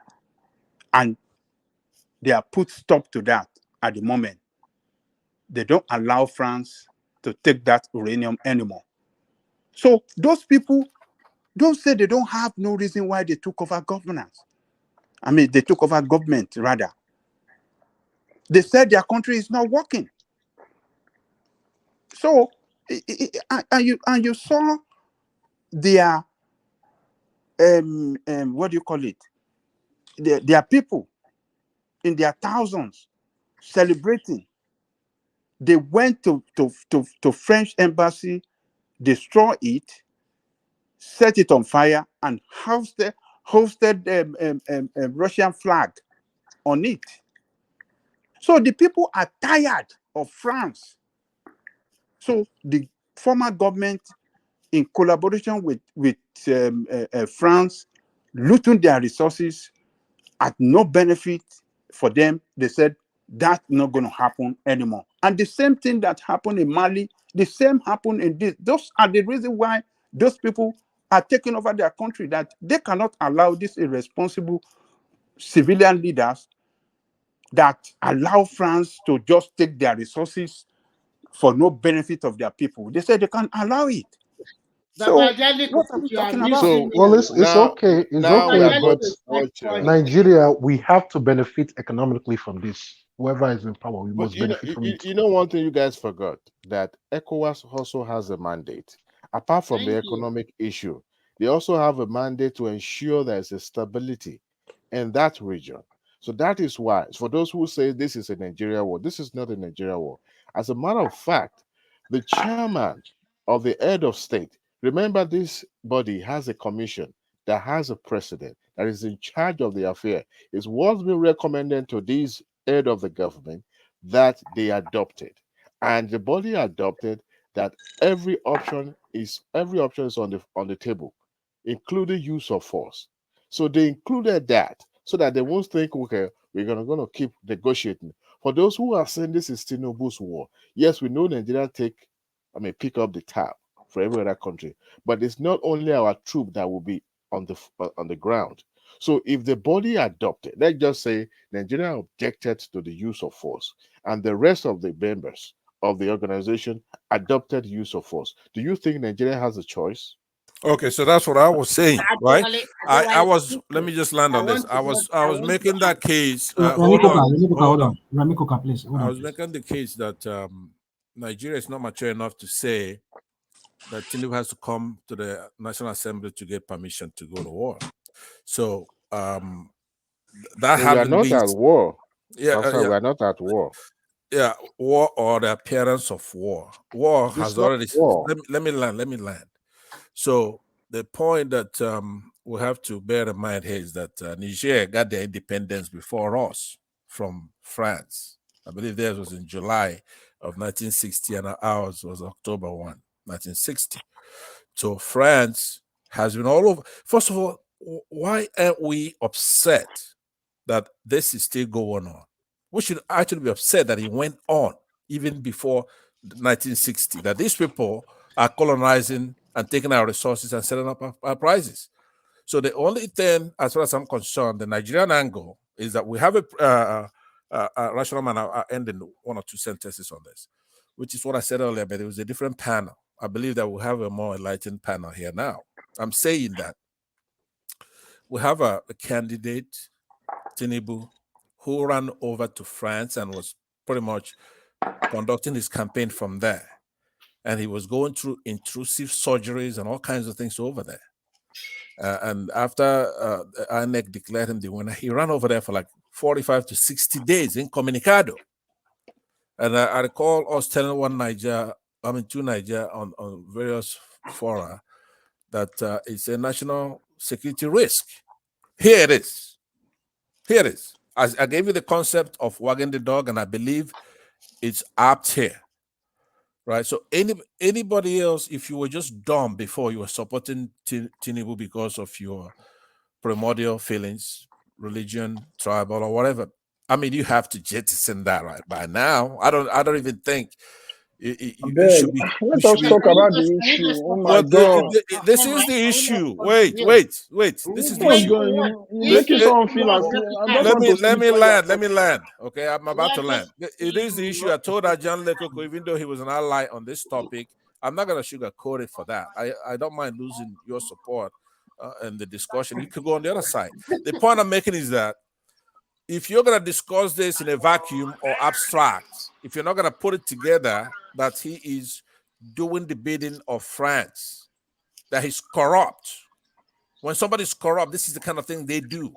Thank you. Right? So if you are here trying Ramikoka is just giving his own opinion. So I'm giving my opinion, and yes. like I said, the level of the discussion. Let's just go now. From now, let's not talk about it. I don't think Niger has spoken. Let me stop here, but let's go in order so that we know went to, because I haven't said what I actually want to say. So I'll stop. I'll yield here, but let's go in order from two Niger down. Thank you, Rational Mind. So Rational Mind, hold on. Remy Coca, hold on. Just hold on, please. Let us bring in some other voices we've not heard from. Joe. Joe. Can you just give me 20 seconds to respond to Babajale Koko? Please, 20 seconds. Okay, all right. After you, Joe, go. Babajale Koko, you said the people in Niger were celebrating, they were joyous, that blah, blah, blah, like this. I want you to look at Nigerian cases also. When Babangida, all of them came, Nigeria would go on the street, we are celebrating, oh, they kick out Shagari, blah, blah, blah, that. Now, down the lane, what happened? How much have we collected from Abacha loot? How much Babangida has eaten all over the world? Please stop this charade and let's be objective, for God's sake. These people will come with their slogan every time. Did he say 20 seconds? I said 20 seconds here. So, it's okay. Let him land the point.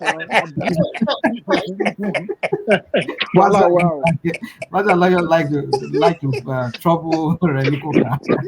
If it's trouble me, I will also trouble because it's always playing rubbish. Just like the point. So, that narrative you put out there, people who are happy that they are just deceiving. That is quite happening in Africa several times, happened in Nigeria several times. And your so-called leader, military coupists, what do? They even take your money out. They even make you suffer more than civilian regime. So what has Nigeria gained from it? So seeing people rejoicing that to me is immaterial, totally immaterial. Remy, look, if we really want to talk about the real problem, if you really want to tackle the real problem is the political class that are not responsible to their people, that doesn't, deliver good governance as they promise their people. If the government in Niger have delivered good governance, the military will not come in. Yes, you're right, It's just that we Nigerians. How do you know that, Bajale Koko?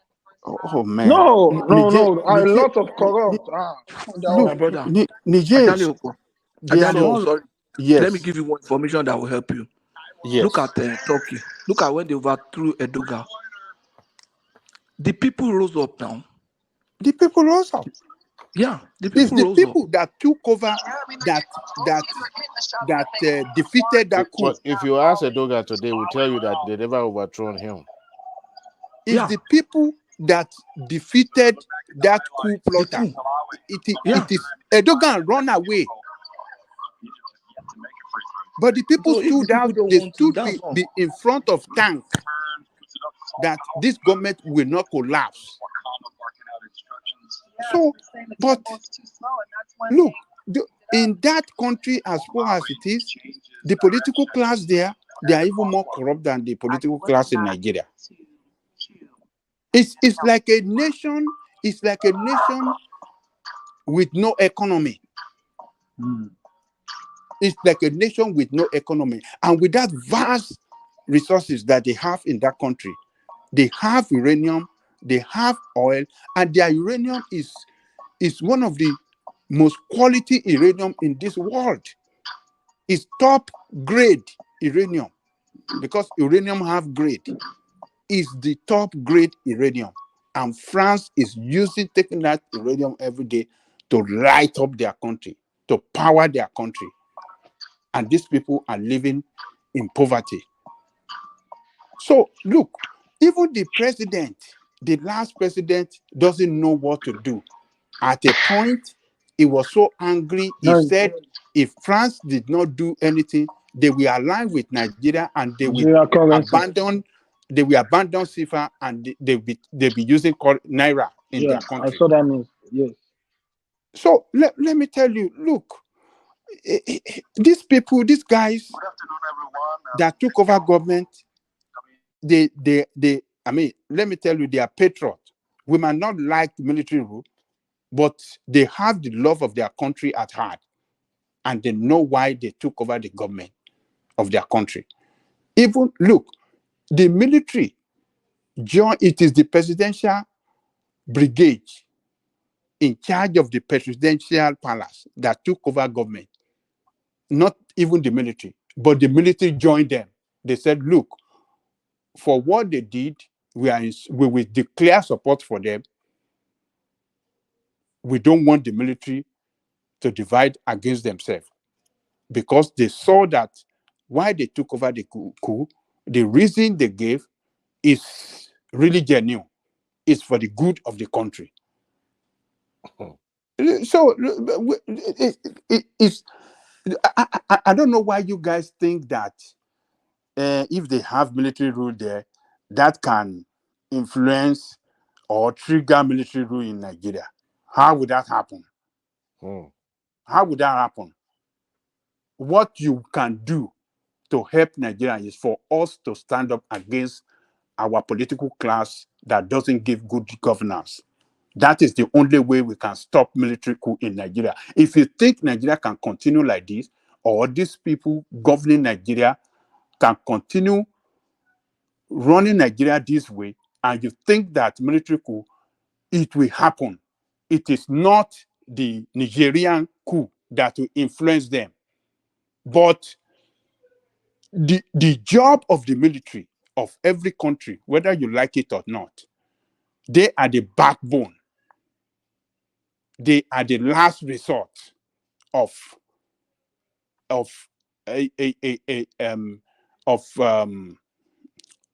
to protect the integrity, to protect the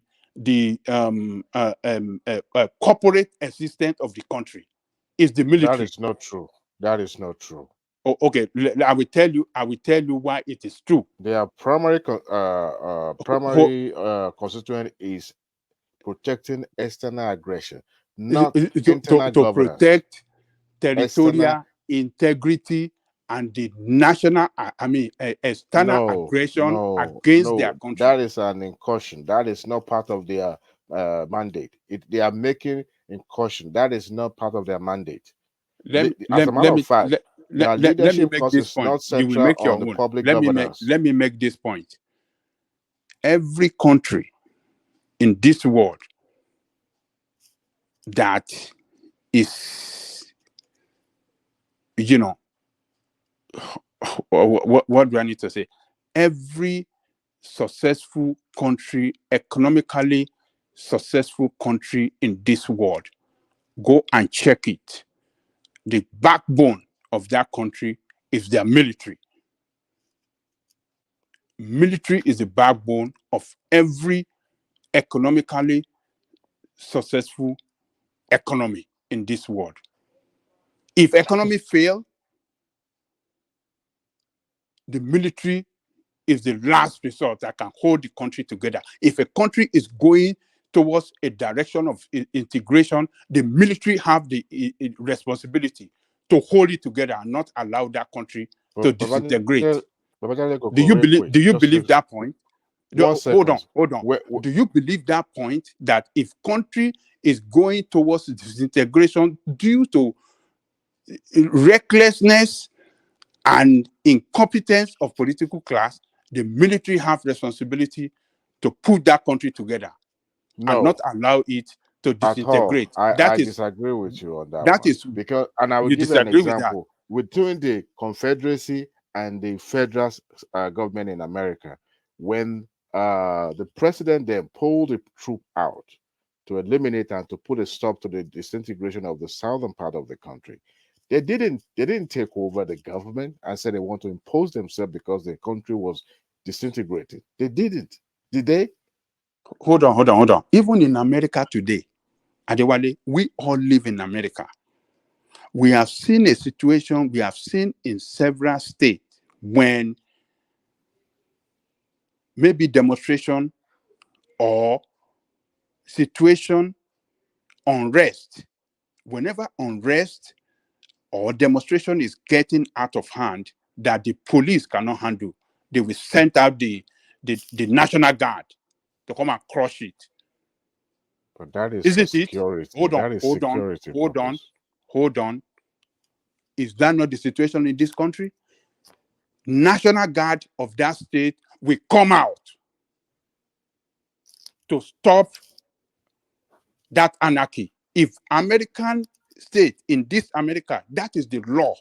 If a state is going through anarchy, that the police cannot handle the situation, the National Guard of that country will come out, of that state will come out to come and put it under control. Why do you think? Under the command of civilian. Under the command of civilian. Yes. Under the command of the governor. Yes. And if that state, national troop cannot handle it, then the national will come in. They will send support. That is the power of the military. Look, but the key word is that they won't impose themselves on the public governance. They will install security, but they won't impose themselves. Oh, yes, they will not impose themselves. But in this case of corrupt politicians, in this our own in America here, the politicians are not, the one at the top, they are not corrupt.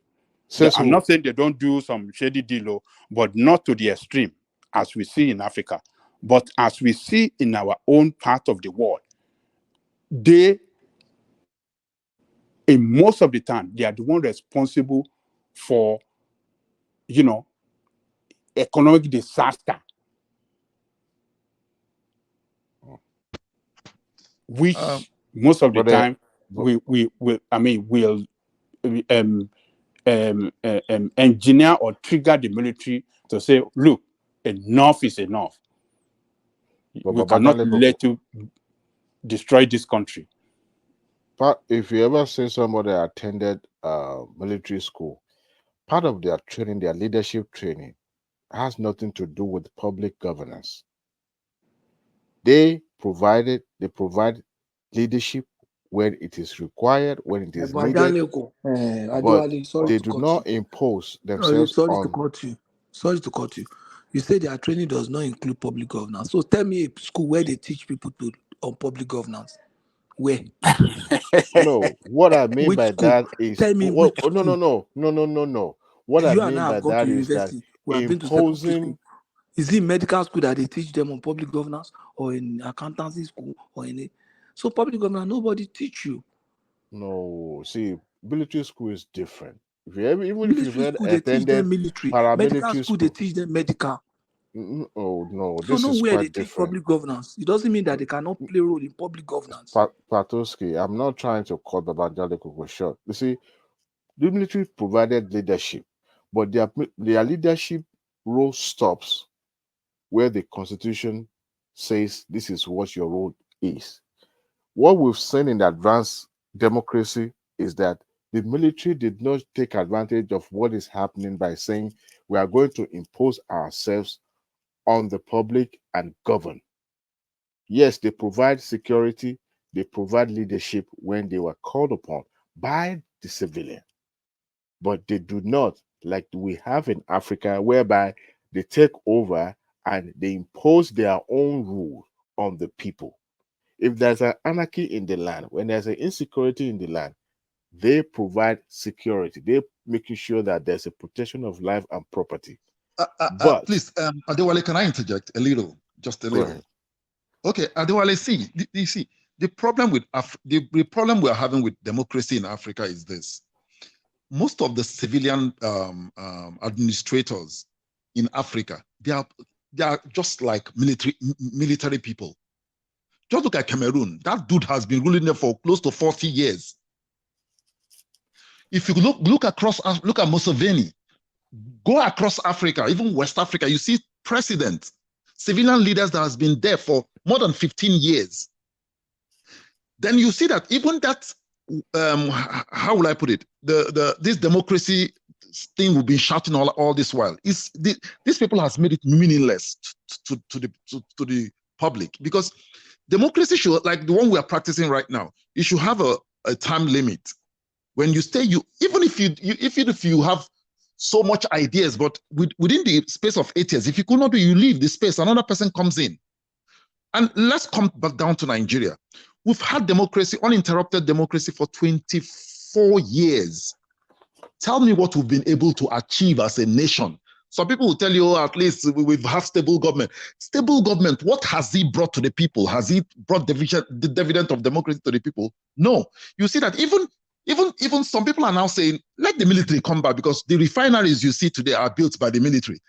All these stuffs we have today, the third mainland bridge, it were built by the military men. What have these civilians? And even the Abuja, the seat of power.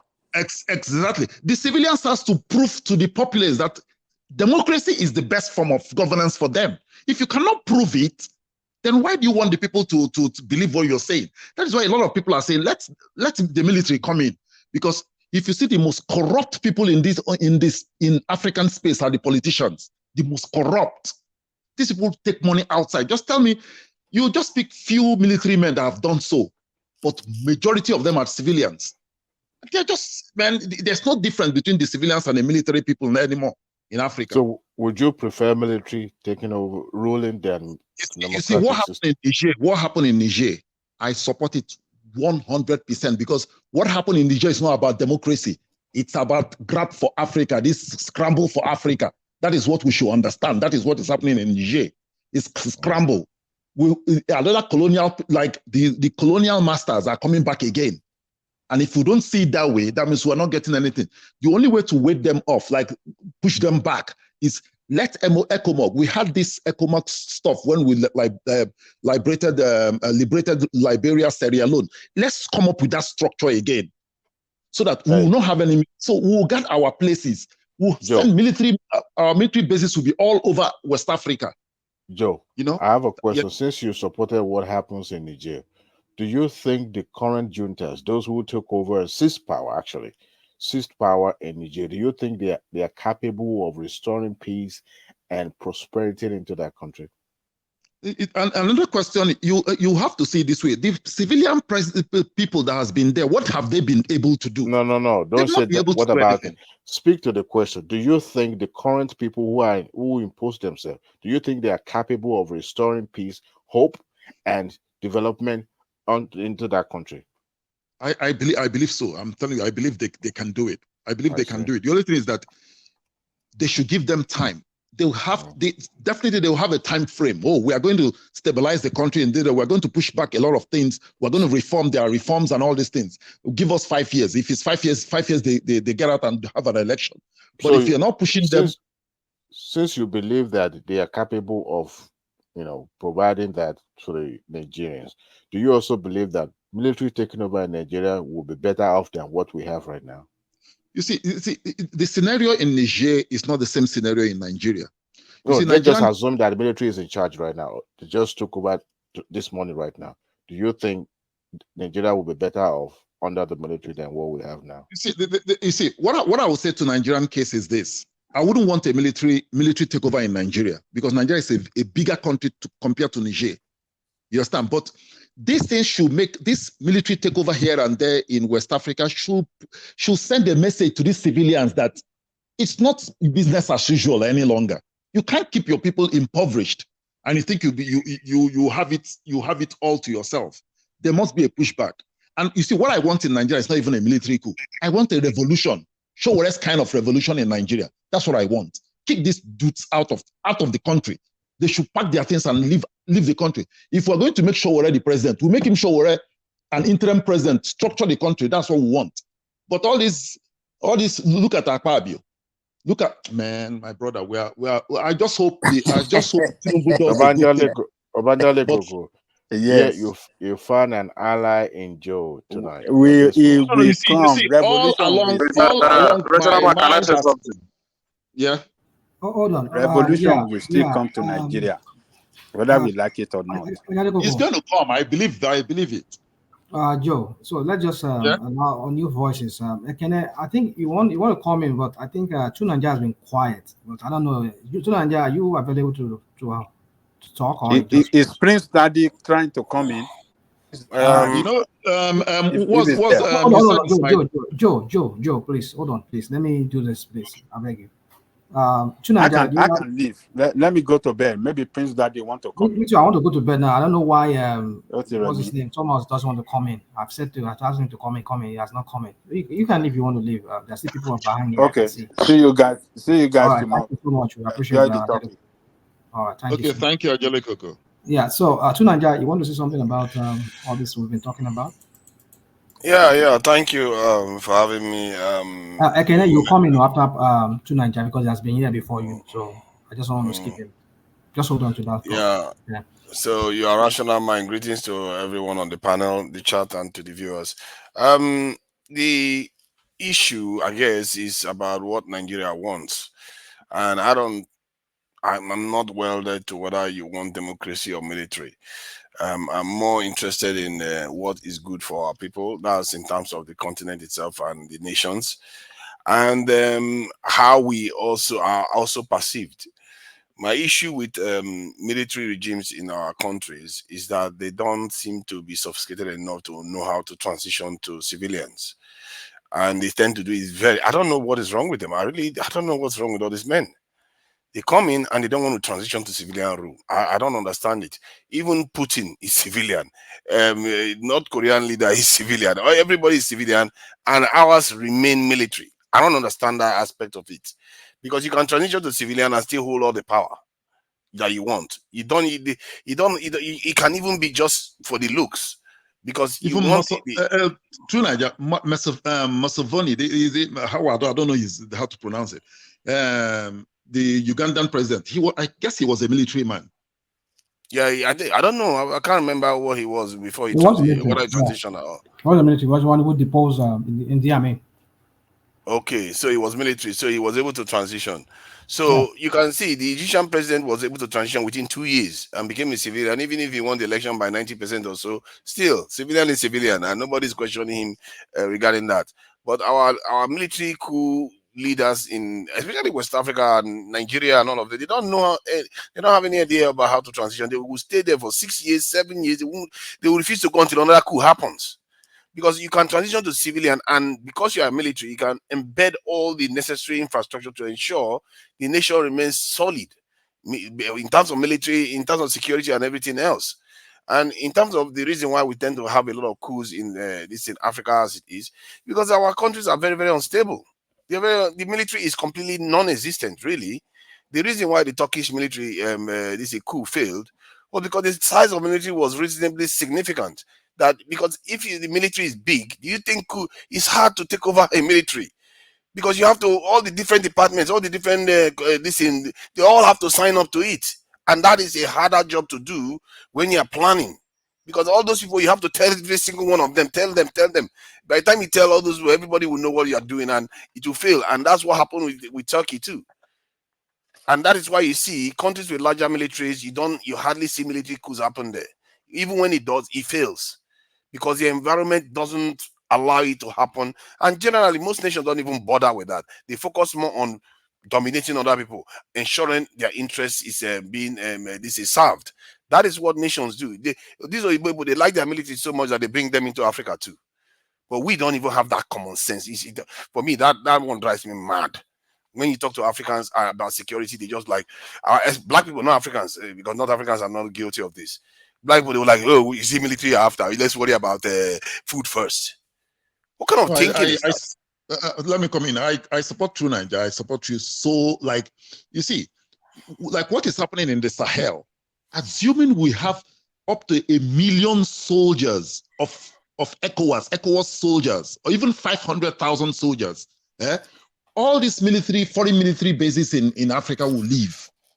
They will leave. Yeah. We will be the one putting those bases there now. We'll have one in Ghana, we'll have one there, we'll have one that in Mali, you see. So, see, that if ECOWAS say they don't want this man, they want to go after him, it will be very, very easy to uproot a president and throw him out like a junta like that, throw him out.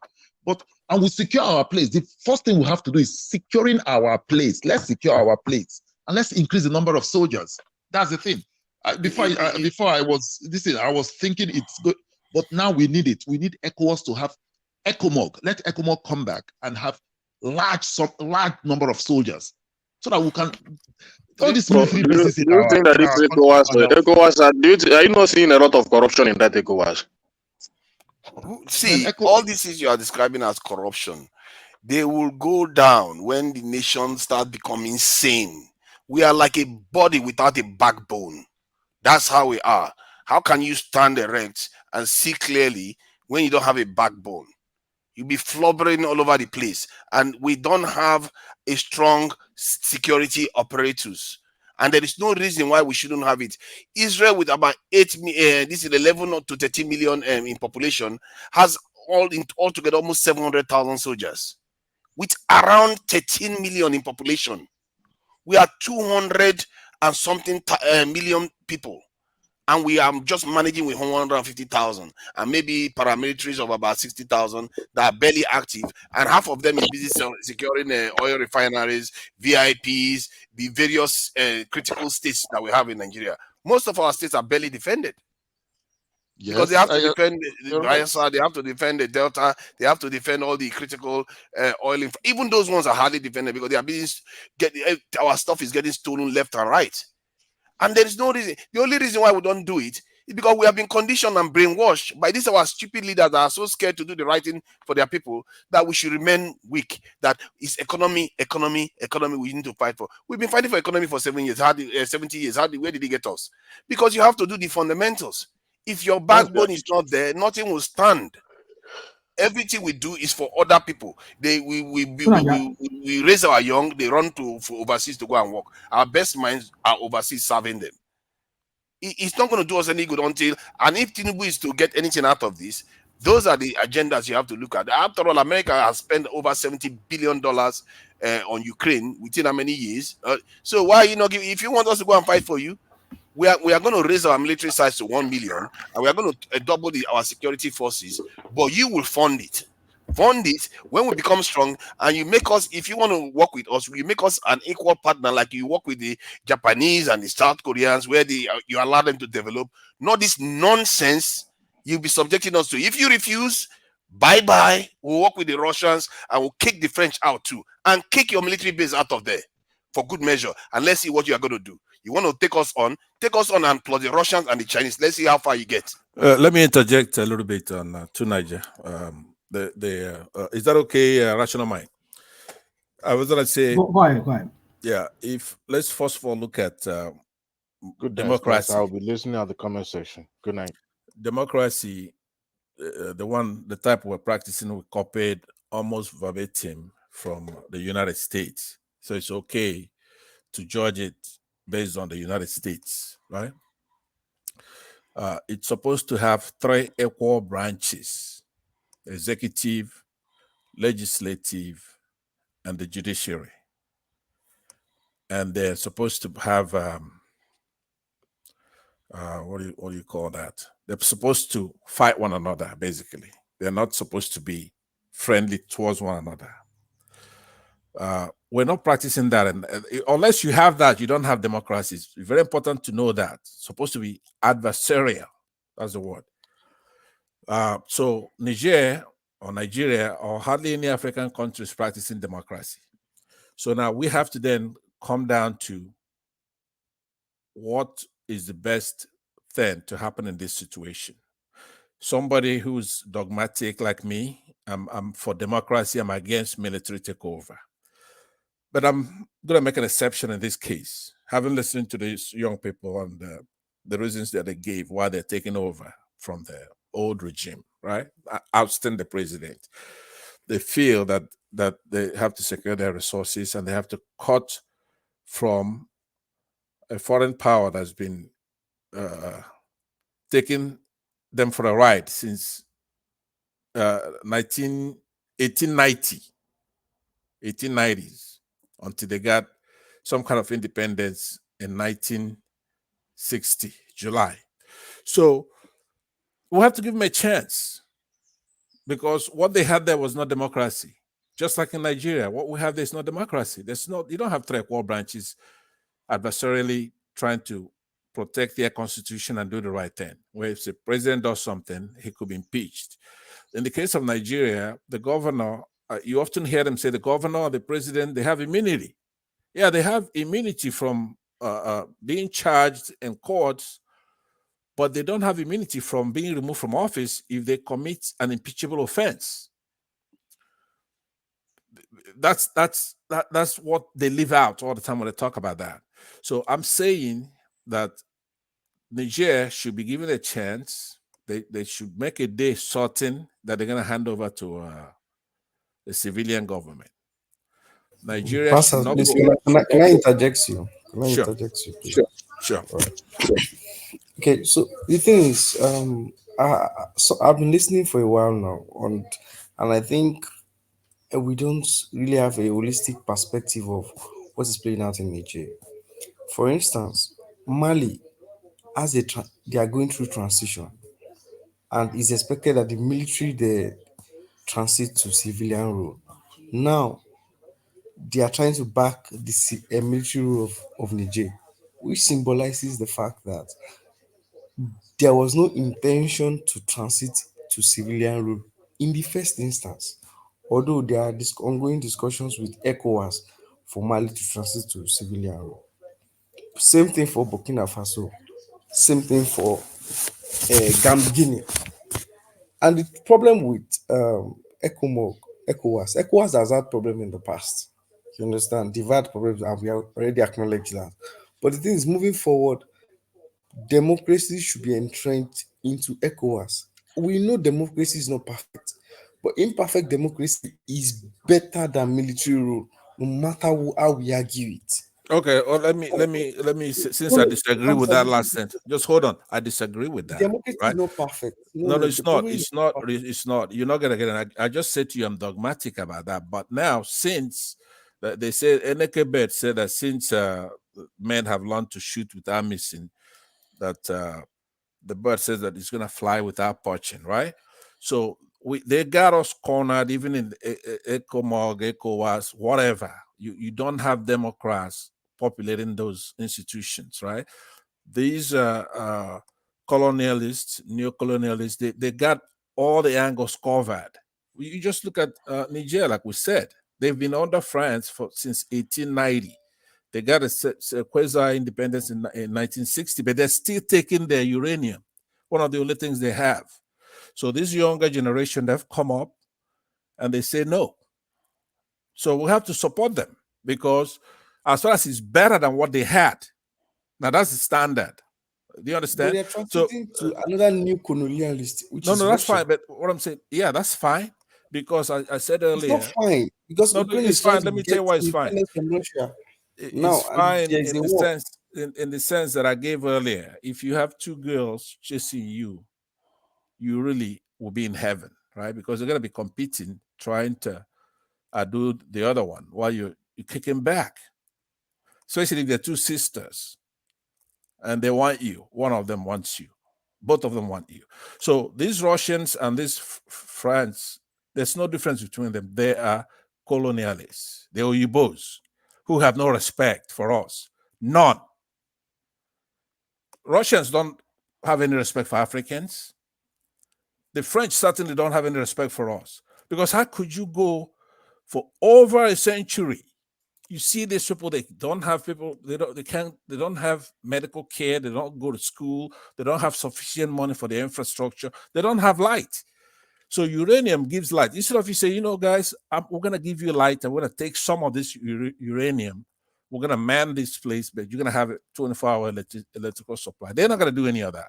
So because Russia wants to come and replace France, they just forgave $28 billion. That's a lot of money for Africa. $28 billion loans to Africans that they could never pay. So what I'm saying is that the standard we have to judge is what's there now better than what they had. And I believe it is. I don't care what you call it. We can't be dogmatic anymore on these things.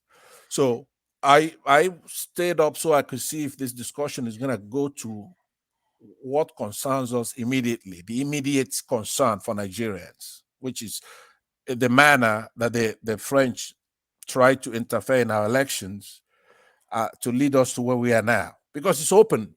Now you know. You see the nexus to this election of 2023. If you don't know, I could connect the dots for you. It's very, very simple now. Yeah.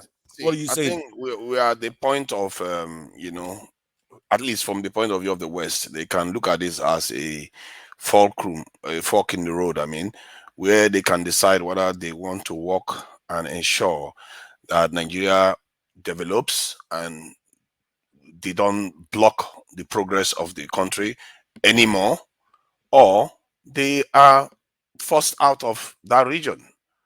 They have to pick and choose. And if I were Tinubu, that's what I would be doing right now. Because right now, what is happening there is that either they kick out the French, like they've already stopped the export of uranium, and kick out the American military base there, except they want to come and start invading a country that everybody knows and nobody gave them opportunity to be, the authorities to be there. So when they kick them out from there, then Nigeria, with fellow West African countries, will work with the Russians and the Chinese to raise our security posture and our economic prospect without the influence of these foreigners and the West coming to ensure our underdevelopment. Because right now we can choose two paths, either with them or with the West, with the East in the East.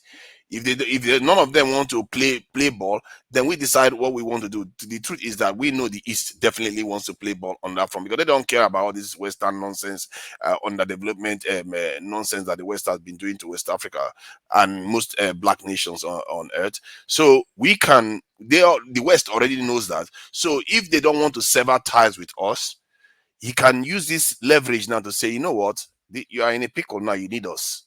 Because if you attack that nation without our consent, you are going to even have a bigger problem because we too will join the fight with the Russians against you.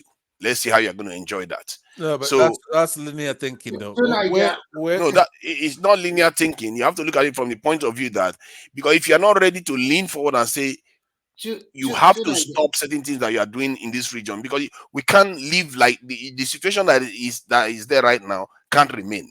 We can't remain like this anymore. We are underdefended, we are overexploited, we are underdeveloped, our youths are running overseas. No, we can't live like this anymore. You have to say it's an opportunity. Like they say, every crisis is an opportunity. And this opportunity is so clear-cut. Because if they kick America out of that country and they kick the French out of that country, that is a big blow to the Western interests in West Africa completely. Who is going to kick the American out of that country? The government in the country. The government itself will kick them out. Americans are still in the country. Americans out of their country with 1,000 soldier base over there. So hold on. Do you think Americans will invade them when the Americans not going to invade them? Do you think Niger will have the guts to kick America out? Yes, of course they will have the guts. You see, if you are working with the French, you don't care about America. No, hold on. Remy, calm down. If you are working with the Russians, nobody cares about America. If you are working with the Russians, you will kick them out and nothing will happen. The heaven will collapse. Are you so sure that the Russia is also backing them? Because that's the whole agenda of Russia. Russia has been saying this forever. Russia wants to come and weaken him. See, hold on, Remy. Remy, you said, how do I know that the Russians will support it? Because one, the Russians have already said it for one, although officially they are saying that, oh no, they're against the coup. But we know the Wagner force leader has already said it's been a long time coming. It's long overdue. That was the term he used. So it tells you that these people, they've always been saying that the West has been undermining Africa forever. So if that is the case, that means there's a big crisis coming up in that region. And that will spill over. Why are you worried about crisis? The crisis has always been. Why not be warning about this? What I'm trying to tell you is very simple. Look at Ukraine versus Russia war, and Ukraine, America is fighting a proxy war for that. So when there's a big crisis that the Russians are coming in supporting the coupists, and then the French have a big stake in Niger over some years, and then Niger will be a playing ground for war between America and Russia, and the spillover of the majority of the population of the Niger will split to Nigeria. And what you are feeling to understand is America cannot attack Niger. I'm not saying attacking. This is about interest we are talking about. Russia have an interest in Niger, and the interest they have is also to mine their uranium. The same interest Chinese have, the same interest America and the French and all of them have. And if the Niger become a battleground between America and also Russia, then there are people, they will fly to Nigeria. And Nigeria being a dummy head, like we are trying to say, we fold our hands, we use our hand money to take care of their refugee, feed them for years. What are you saying? Let me see. You are overcomplicating it. It's a very, very simple equation. I like what you say. I like what you said, that Nigeria, to me, Nigeria should just play their game very well, right? We have to get something from it. If we are going with ECOMOG to kick out these guys, what is this? What is at stake for us? What are we going to get? What are the benefits we are going to get? This is not our deodorant time. And which is, to an extent, which is also what the coup plotters want. The coup plotters are fed up of the French bleeding them dry, America being there bleeding them dry. Forget about the coup, so it's all about personal. No, you have to understand. Yeah, it's also what we want. If everything's settled down now, the same called the coup you are talking about will turn himself to Agbada and also wanted to contest for presidency. And he will stay there like a Yadema and Dure for 30 or 40 years. It's the same thing. So let's No, it's not the same. You have to also look beyond politics. There is also the aspect of your prospects as a nation, whether you're a strong nation, you have a strong economy. That's beyond. That was a question I was going to ask. What I'm saying is that if we bring it into the international political realm, right? In order for you to say you want to extract something, you want to gain something, you have to have leverage. What leverage does Nigeria have when you're playing the first leverage is we are not going to invade them. We are not going to attack. We are not going to remove the coup plotter. That's the leverage. Nigeria has already cut 150 megawatt of electricity that were transmitted to them. We already cut it yesterday night. Yeah, but I'm talking about leverage. I'm saying that's a leverage that we've got. That's ECOWAS. That's a big leverage. That's an ECOWAS sanction. You have already you cut that power, right? What did you get for it? In essence, that was your leverage, right? We are going to put them. That means we are taking their ass. Remy, calm down. Remy, calm down. This is an ECOWAS issue. When a nation is removed forcefully, ECOWAS has to respond. But in terms of invading that country or a kind of taking military action against the regime, that is a big leverage Nigeria has got now. Because now the regime wants to kick the French out. They probably also are looking to kick the Americans out eventually. So that is a big leverage Nigeria has. Okay, so please let me interject to pass. Please. Go ahead. Sure, yeah, go ahead. So the thing is, okay, one thing this coup has successfully done is the effect of Nigeria is that it has crumbled their economy. The economy is already crashing because their economy is not strong in the first place. Look at their sanctions. Sanctions are already coming, biting and hard on the banks. No power. And you know that a lot of aids that are coming into this country, on their health, on diseases like AIDS are prevalent in this region, malnutrition and all of that. And they have a lot of NGOs working in that country to support the country because the people are not working, they are not productive. So if we say, it's good for the coup plotters, the truth is, where will the coup plotters get money to revive their economy? Are you telling me it's Russia that will give them money? How do you think they have been surviving before now? You think they were surviving on the French? The French were bleeding them dry. AIDS, Nigeria, Buhari. Yeah, but the AIDS was killing them. The aid was not helping them. They were taking more from them and giving them. Most of the AIDS ends up in foreign banks anyway. Buhari was constructing. Do you know what was their? Thank you, True Niger. Thank you, True Niger. I don't know how you can. What we are living, what these people have been living through, is the worst state that any region of the world has been subject to. We have been sucked dry. This is ridiculous. We don't need them. We don't need any of them. You see a country like Singapore having you see a country like Singapore with a barely 10 million in population having an economy almost the same size as Nigeria. A country like Singapore a country like Singapore barely 10 million owing $1.something trillion, and they are able to pull all that off because they can leverage their own people. And you're telling me we have 200 million people, we should be subject to these French people constantly. We need to learn to work. Come on. We have to be more ambitious. Hold on. We need to learn to work before we can run. You said they don't need aid. We don't need subsidy. They remove subsidy in Nigeria. Everybody's biting hard. But that's not aid. Listen. It's biting hard on everybody because of those sudden changes.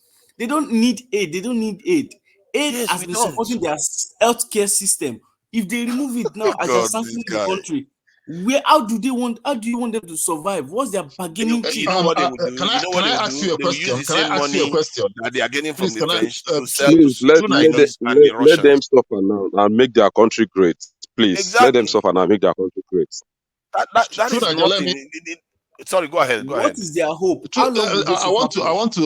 I want to say something here. You see, Africa doesn't need aid or AIDS, whatever you are.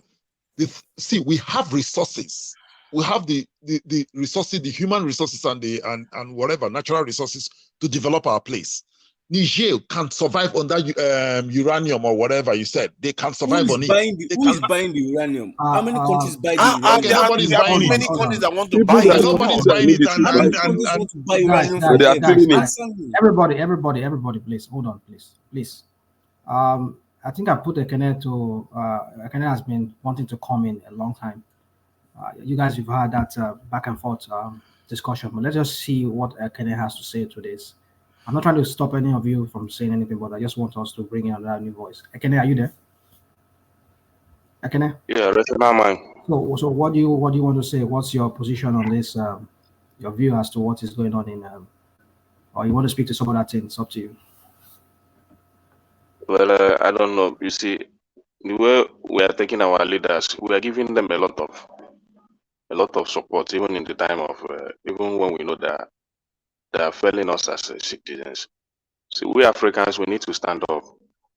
I've taken time to look at what is happening in Niger, and if they manage the situation very well, it will be a very big progress for them. Because just see what we are talking about: aid. You just relax and expect the foreigners to be giving you aid without looking into your resources, how to go about to develop it. All you want is aid.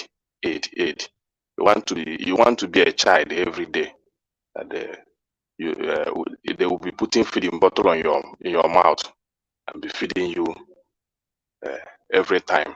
You don't want to stand up and walk. You want to sit down and expect your mother to be feeding you or your father. You don't want to stand up as a child and say, "It's okay. I want to walk. I want to fight for my survival. I want to see what I can do to also bring something to the table for the family." That is what is happening to Africans, and we are citizens. We are not seeing it. We are just supporting it. Every time aid. Anything that happens, we expect Americans to give us aid. We expect France to give us aid. We don't want to explore. We don't want to think. Use our natural resources and develop our countries. And all these foreigners, they are doing more damages to us than the way we are seeing it. You see a lot of our brains sitting outside in Nigeria doing a lot of exploits. But when you come to their country, just like a desert. And we are happy about that. We will still want aid. Every time aid. See, let us think. What is happening in Nigeria, I don't know, but we as Nigerians, I think we should give them a chance, because I see most of their citizens are happy. Let's give them a chance. Maybe when maybe if they cannot control it, then we can come in. Let's give them a chance to fight for their rights. Let them fight for their rights. It's not bad to stand up and say, I want to pick up a challenge. Even you as an individual, at times in your life you say, I want to pick up a challenge. Let me just challenge. I know how I'm going to survive. And that is what is happening in Africans today.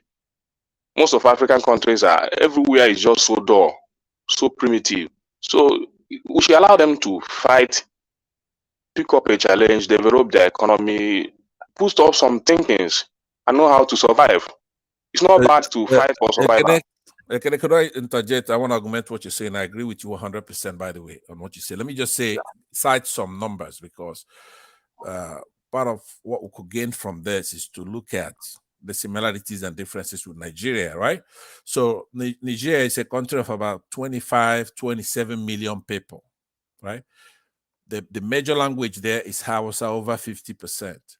Religion is 99.9% Islam, Muslims. So by features and everything else, they're indistinguishable from northern Nigerians. Aside from that, they speak French in their second language, and Hausas, I guess, speak English in their second language. So all those debates, all those arguments that try to make us retrogress, here it is, where it is 100%. All those things that those Northerners talk about all the time, here it is. So you're right, they should be left alone to figure it out. I believe they're going the right way. They're going the right way. So we shouldn't go to war over there. Because let's just say you give Tinubu the most successful military. Well, I have to take this call, so I'm gonna mute myself. Go ahead. I'll continue after this call. See, I guess I get what you are saying. From my point of view, it's very, very straightforward. And I think these opportunities will always come during this period. And it's an opportunity. If we keep losing this opportunity, they are not going to come often. If you want to change your relationship with a superpower like this, you use your leverage. And now they need Nigeria. Nigeria is a linchpin in ECOWAS, and it's a linchpin in terms of the size of the nation. And we're also right next door to Niger. So they can't rely on anyone else to be able to do anything about this. And if they don't, what are they going to do? These people want the French out of their neck. Either the Americans grant it to them. You see, there are two ways this could go. The official, these French people could say, you know what? You want us to restore your military, your beloved civilian government president back. Ask the French to leave our country and make sure all these so-called disadvantages that they wrote into our constitution to ensure that our funds and our profits flow into their nation is removed. The control over our constitutions. Do you know something? If they refuse, then all of you bye-bye. Can I intercede on something? Okay, Yeah, so that ahead. maybe you don't know the extent of the rot.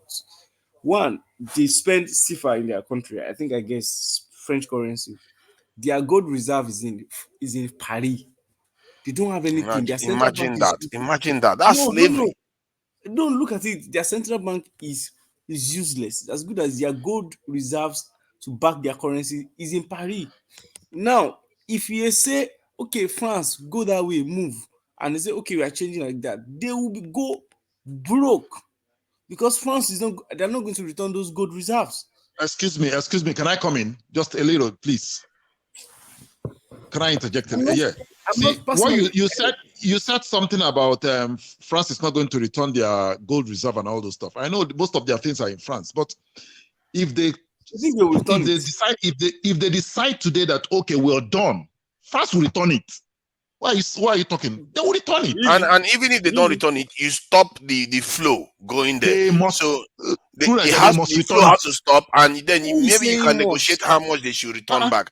You can negotiate how much they should return back, but you can stop the rot. You see what I mean? The rot has to stop. Joe, Russia assets they've confiscated during this war. Are you thinking they will return it? They will. If they definitely will return it. They won't return it. The decision has been made on Russian assets. It will be used to rebuild Ukraine economy. When the war ends, you see they will return it. Depend on the way they sign. But the truth is, the thing is, on that uranium they have, you say they have uranium, fine. Who is the biggest buyer of uranium? China. They can look for another buyer. China, Russia, North Korea, Japan, all of them, they all need India. You see, India needs. So the thing is, they need to. Even they themselves. Let's say Nigeria needs it. Why are we not building our own nuclear power plant anyway? They themselves need uranium. We should be building our own nuclear power plant. We should need all those uranium too. We need it by ourselves. Should be needed. Exactly. Why are we giving everything away as if we are some kind of slave population that is just there to serve them? These are an opportunity. And even we have to take it.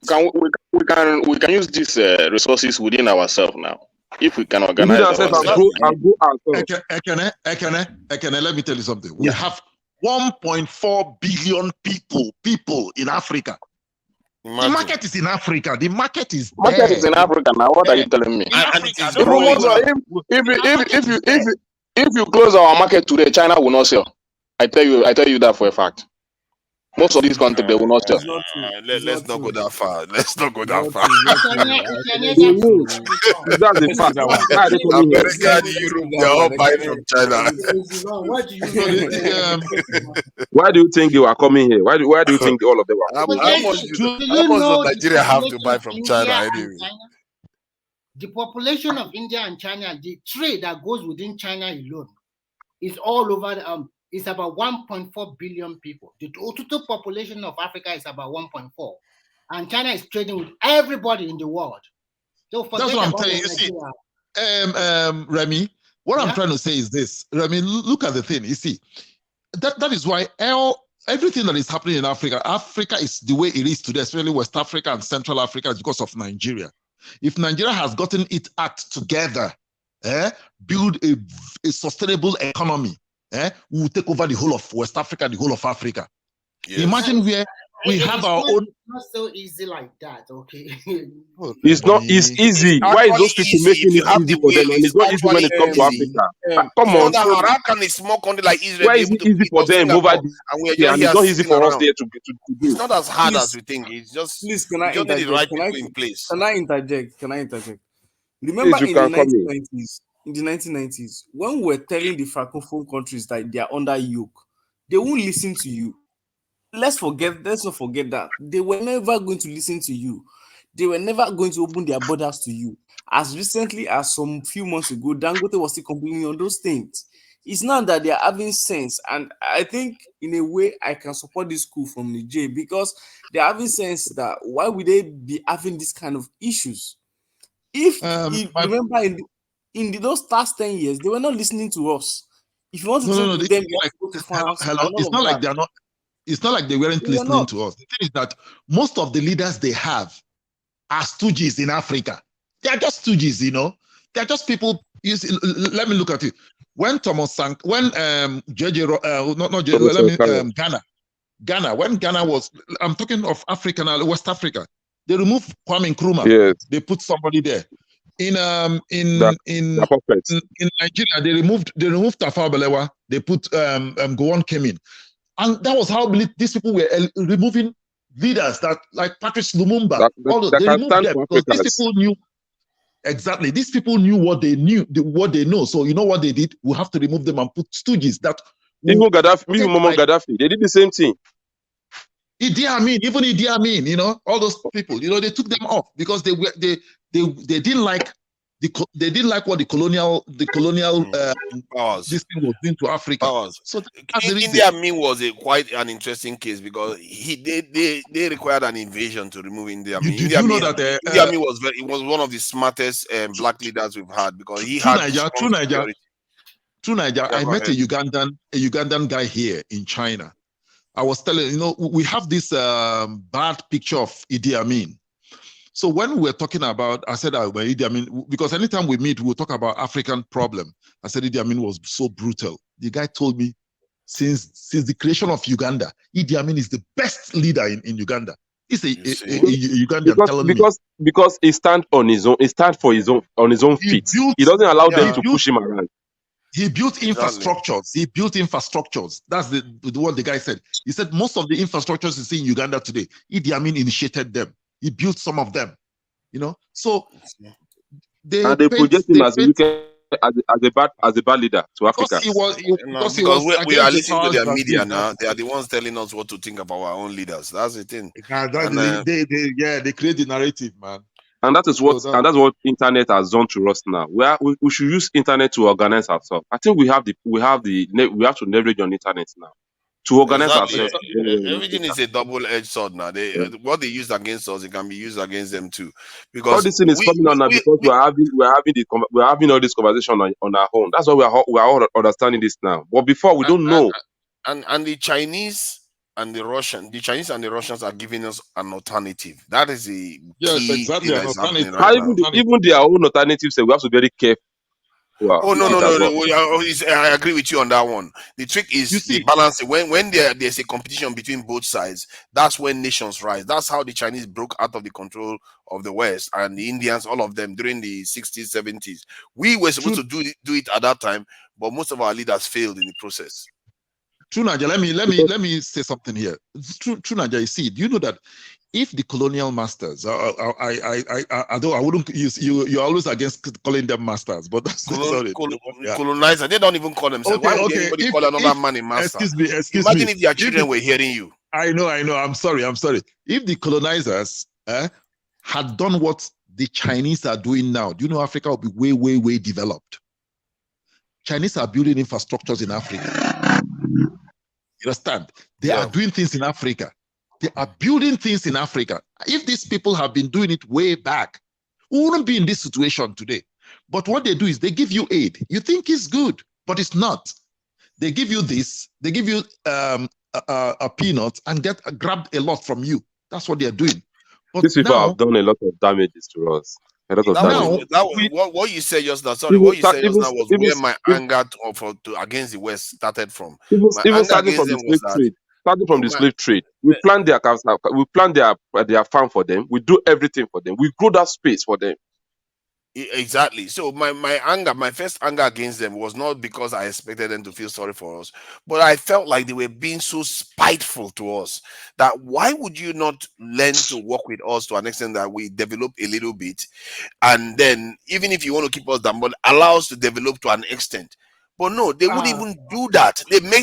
They went to Japan and helped Japan to develop because they need Japan to oppose China. They helped South Korea to build so that because they need South Korea to oppose North Korea.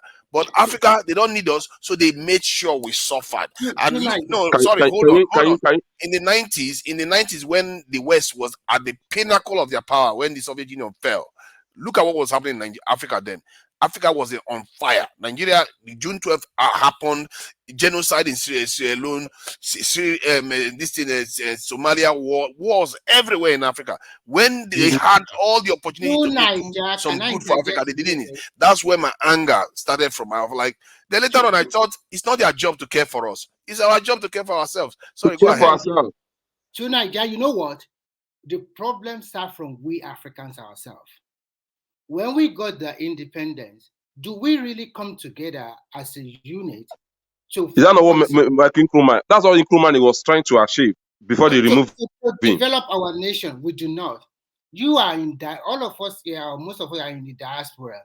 When you talk an average Ghanaian or average Guinean or average Ivorian, it's all hatred they have for each other. When you talk about Chinese or you talk about Japanese, the people form a solid unit. They support their own. They don't. You can never see a Chinese or Japanese delineating their own country online, talking rubbish about their leaders every time. Remy, I want to. Yeah, you are online. You are. What you're saying is like you're informed. Seriously, you see, the problem with Africans is this. You see, colonization wasn't to help Africa. Colonization was to divide and rule the people. Well, you see, they've divided us. Even the Francophone countries do not see themselves as some of them do not see themselves as Africa. They see themselves as French. You don't speak the same language. You see, they divided us in the sense that we don't speak the same language. We don't do things together. The French countries Can you even look at just Nigeria alone? Look at the country that's surrounded us. None of them is speaking English. What I'm trying to say is that Chinese and Japanese are not speaking the same language with Korea, but they do intervene in terms of business. An average Japanese can come to China and invest there. So you can see even the so-called Benin Republic is not allowed. In the 80s, a lot of Nigerian products were being sold all over West Africa. Do you know why? They weren't colonized. They weren't colonized. These two countries you mentioned now, they weren't colonized. What are you talking? What are you? Sorry, who said who? They were colonized. Why are you saying? Where did you get that one? That they were not colonized? I want to ask you. Who colonized them? Tell me. The British. Colonized who? Which country are you talking about? Tell me where. There is no country. South Korea was colonized. Japan was colonized. China was colonized. We are talking of China and Japan. Tell me who colonized them. China was colonized by Britain. No, not. Say what you know. Say what you know. Who colonized them? Come on. Do you know Hong Kong? Okay, let me give a brief history. China is quite a big country. And Hong Kong is a tiny You just told island. me I live in China. You're saying they Island colonized. was colonized by the British, and the Chinese, they are very smart. They just sign an agreement. Okay, you stay in Hong Kong for 100 years. Yes, and 100 years. And after 100 you leave. In 1997, I guess, Hong Kong was that was then. China. So Hong Kong is part and parcel of China now. But the problem is that Taiwan still is another big island which happened to be under China too. Those one are claiming independence or total autonomy. Exactly. You're right. You're right. You know the story. And America is supporting Taiwan. So that is why Chinese cannot kick them or do anything to them. So that is and they have been managing that space. And Japan, nobody colonized Japan. The only thing is what happened in Japan is after the Second World War, America came there. That was the only thing. So nobody colonized Japan. What I learned about the Asian, especially Japanese, Chinese, is that the people there really, really work hard. If you put hard work in front in Nigeria, which we don't have, I'm sorry to say, our people are not as hardworking as an average Chinese or an average Japanese. Yeah, you are right. You are really right. You're right. At the end of the day, when you don't work hard and you want miracle to happen to your country, and these people, when they work hard and create wealth and employment for their people, they start to express their dominance all over the world. Chinese Remy, I will tell you today, China will never fight with any country, no matter how. Exactly. Remy, I want to say something here. Remy, I want to say the reason why Nigerians, Africans, especially are lazy. When you talk, they are not as hardworking as the Chinese. The problem with us is that religion is our biggest problem in Africa, because religion has subjected, like you see, a poor Nigerian who believes so much in religion believes his situation as a poor man is the way God wants it. He doesn't want to lift himself up. Likewise, the Christian, likewise, the Muslims. That's the belief system in religion. Oh, God has made me so I can't fight for. I just, you just when you deal with an average. Sorry, Remy. Let me even I just came. Is it Jide that I just talked now? Jide, even if you are talking, if you are trying to pull them out of that poverty, people even on this platform will say you are not allowing the poor to breathe. Why are you castigating the poor? Why are you? You can see. My brother, no, that is it. So Simba, you know what I've learned in my life when I live in China? An average Chinese, when he talks to you, he wants you to tell him how are you progressing. They don't want They don't want excuses. It's like, okay, I met you last year. How is your situation today? And you're telling him, I'm still bad. He said, how difficult is it? You must make way for yourself, not illegally. Exactly. You have to strive hard. You have to continue to strive hard to become what you really desire for yourself, not explanation, excuse. For example, you can say a lot of Nigeria, if you don't get a job in their village, they will say it's the president. If a city guy does not get a job, not well educated, does not have an artisanship skill or whatever, he will say he's the president. Everybody complains. If a man marries his wife and he was not unable to feed his 12 children, he will say he's the president of Nigeria. I've never seen a lot of those people in my life. Let me remember the day we were talking about the number of children that they used to have, that a person that cannot take care of one, but that will have 6, 7 children. So somebody said, hey, so the poor cannot born again. So you look at the way they are talking. So you don't give them food. Oh, Simba, now you come with the wahala again, though. Simba, you are saying Simba, I want to say something. Simba, please, I want to say something here. You see, Simba, the problem with it, because I live in China, you see, the government of China has provided the infrastructure, everything for these people for Chinese to progress, or Chinese you can talk to Bajaleko about that, but Bajaleko will tell you infrastructure is nothing. Just give money to the poor. They have provided everything. You see, when I came here, the first time I came here in China, I met this girl.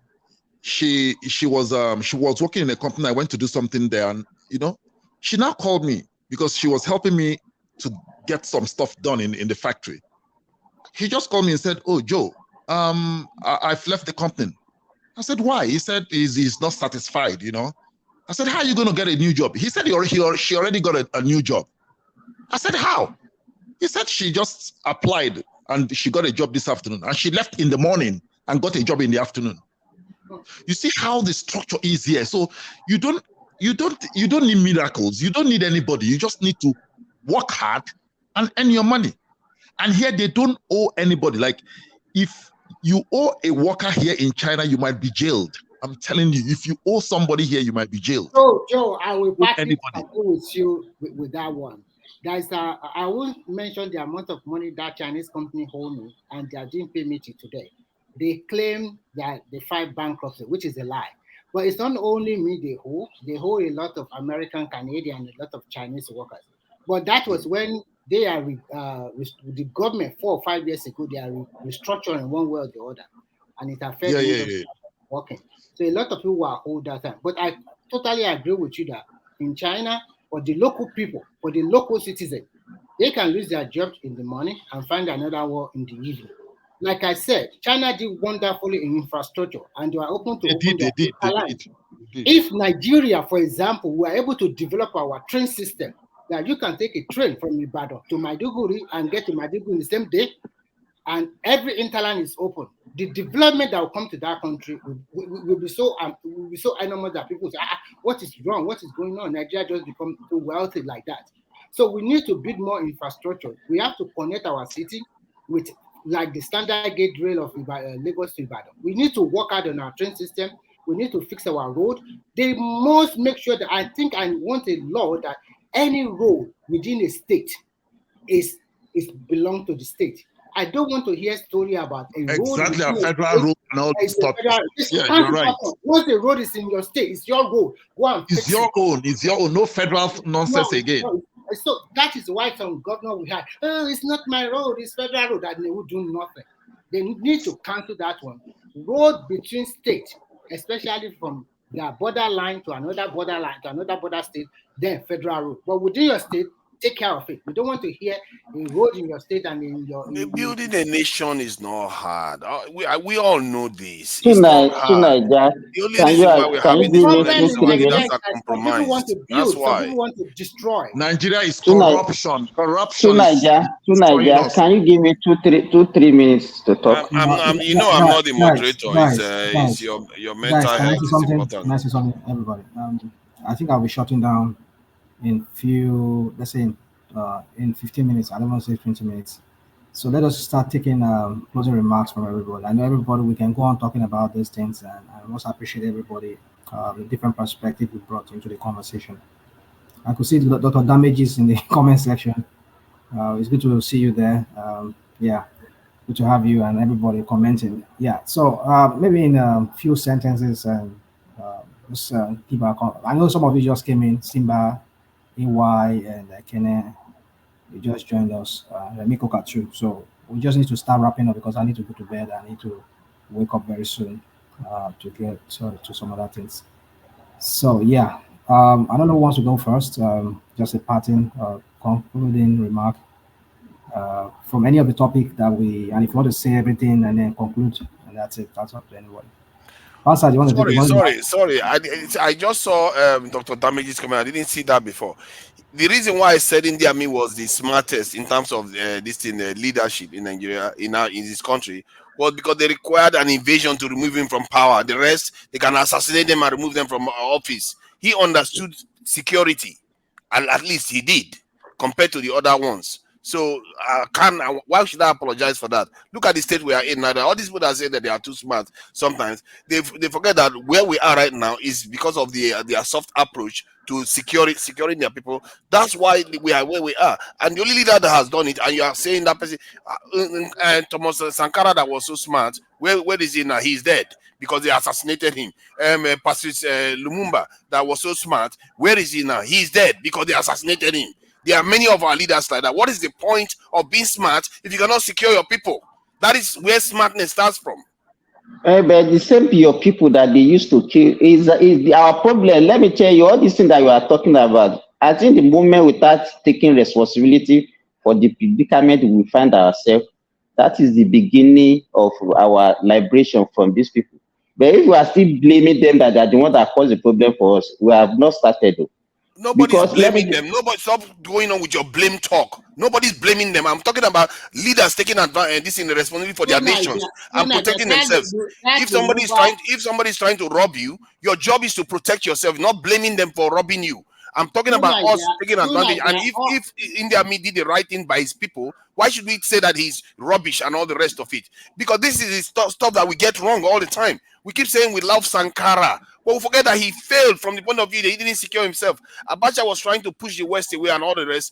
And Mustafa came on Dr. Damage's show and was telling us that he went to Libya to go and learn how Libyan president was able to survive the West. And guess what he went and learned? The economic strategy that he used. I told him, how come he didn't learn about the defense and security strategy that Al-Mustafa used? Because in the end, your commander-in-chief is dead. Abiola is dead under your watch. This is the thing that our people don't seem to understand. They think smartness is about, talking smart and all the rest. Understand simple things, basics. It's not even rocket science. Every other people are doing it. It's not rocket science. Secure your people first. Secure yourself first. Then you can start thinking clearly. I'm not going to apologize for saying that India got that one right. To Niger, what Simba is trying to tell, all those leaders, they were killed. They were also killed by our African brothers, whether they are instigated or not. The problem either way, they were insecure. They were not secure. India was not killed by African brother. No matter what you say, first, let's leave the Western power alone. Let's face our problem by ourselves first. What is your problem? Are you a spy or something? What are you so worried about people blaming Western power? What is wrong with you? You are so obsessed with defending them. No, I'm not defending them. What I'm trying to tell you is this. First, as an African or as an African leader, you must make your country governable. You must do the right thing for your people. Because at the end of the day, when this so-called Western power, if they want to instigate crisis in your country, they also use the same people of that country to instigate that crisis. I agree with you. That is what we are. It's not only Western powers, by the way. Even Russians too. Even Russians and the Chinese could cause problems in your country. It's not only Western powers. Anybody can take advantage of you if you're not strong. All of them is about interest, my brother. Everybody is in your country for what they are going to get from it. Nobody. Exactly. In other words, you have to secure yourself from any potential enemy. It doesn't matter whether it's West, East, South, fellow tribesman, whatever. You have to learn the importance of securing your people and yourself. Because if you're leader, that's why when people say Tinubu is carrying motorcade, I said, no, I don't care. Let him secure himself. Because if he's not secure, he's responsible for the life of 200 million people. Jesus Christ. What do you need? What kind of common sense that people don't understand that security is very, very important in life? If security is not very important, don't take care of your own security. Leave your door open, leave everything open. Let's see how you are going to prosper in this life. When leaders understand this stuff, we have to cherish them. We have to look at the Eritrean president in Africa here. It's the only sub-Saharan African country that can say they have a high level of security posture but yet it's a very, very tiny nation. A small nation that is barely 10 million has more soldiers than Nigeria. What kind of rubbish is that?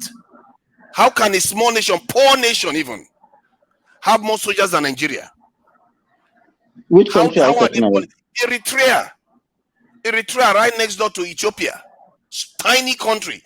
The ratio of their soldiers to their citizens. But Eritrea is not a stable country. It's not a stable country. It cannot be. It's not a good example. Eritrea, they have higher literacy rate than Nigeria. It's stable enough, and their life expectancy is higher than that of Nigeria. No, hold on. What you don't know about Eritrea is that they have conscription. They will conscript you to the army, and so they will force you to join the army. So Nigeria, we don't do that. What is wrong with that? Nigeria is voluntary. Israel does the same thing. Israel, everybody has to go through the military. Here in America, we don't. It's optional though. But then, oh my God! Let me give you the actual number. Eritrea population is actually 3.6 million. Sorry, I thought about 10 million, even smaller. So So what I'm trying to say is that some countries, because of the fragility of the country and the possible aggression from neighboring countries, they would, like America is always on the alert. They are always ready at any time. They will just move people young men into the military. It's what we call selective service here. As if you get to the age of 18, you have to report. But see, tonight, where did you get your statistics? They have a army size of 45,000. So what are you talking No, about? you are not looking at it. You are looking at Is the army. reserve? Is the reserve that you are talking about, Can you just man? stop shouting? Can you just stop shouting? Eritrean I'm not Defense Forces. shouting. Check Eritrean Defense Forces. I'm looking at it right now. They have 200,000 soldiers and 500,000 reserve. Are you hearing it? I don't know where you are finding your own. No. Okay, you want me to send you the link? I'll send you the link so you see it for yourself. So if you are saying a country of 3-point-something million people can do this, and when I tell you people, you start saying, "Oh, we don't have the money. We don't have this. We can't do that." But Jesus Christ! hold on. But do you know anything about Eritrea? Where you are even use Eritrea is not a good example of what you're talking about. The people in cares? He will always like to impose How about this is Israel? If you don't like military it, how about Israel? No. It's not only military, I know. security. I know your fixation with military might and all of that. It's not only military, it's also security. When we say security, Too we're talking Niger about security too much. of course, because you can't if you don't have security, everything else is forfeit. See, I'm telling you, if you don't get this through your skulls, that if you don't have the security, everything else is forfeit. I think many And of I us have to keep shouting this from the roof hold over on, and over again. Tunanja, I think most of us here will agree with you that security, military might is important for any country to prosper economically, especially. One of the reasons why even North Korea, as recluse as it is, one of the reasons why a lot of the superpowers they fear it is because they believe they have nuclear warhead, even though maybe they don't even have it. Maybe they just pretend to have it. But that one scares everybody. They do. They don't want to mess with a madman that has a nuke with him. But then look at how it's affecting them economically. They're not doing well economically. They're very recluse, but we understand why. They are doing better than us, that's for sure. How they better than us? Their economy. See, hold on. Their life expectancy. See, how do you measure how they are better than us? Their life expectancy is better than ours. How do you know? This is your life expectancy. I hope you know what life expectancy means.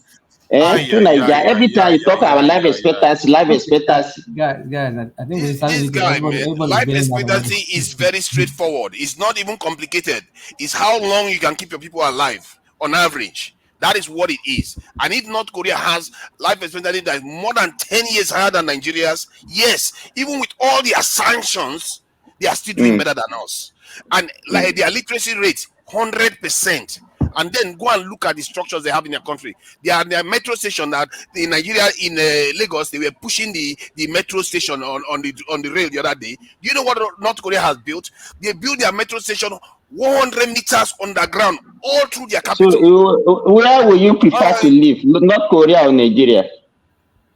I'm not a North Korean, but if I was a North Korean, I would be. Can you just stop? Can you just stop? If I was a North Korean, I would be by far more proud of my nation than your nation. Who would look at Nigeria and think Nigeria is doing very well? You don't even have power supply. What is wrong with you? Jesus Christ. They have power supply. You don't. They are a nuclear power. We are not. They have ballistic missiles that can go through space and travel continentally. We don't. You are comparing yourself to them. We are not even on the same level. They can hit us almost all the way from where they are. If they decide to build a rocket, a missile that can do that.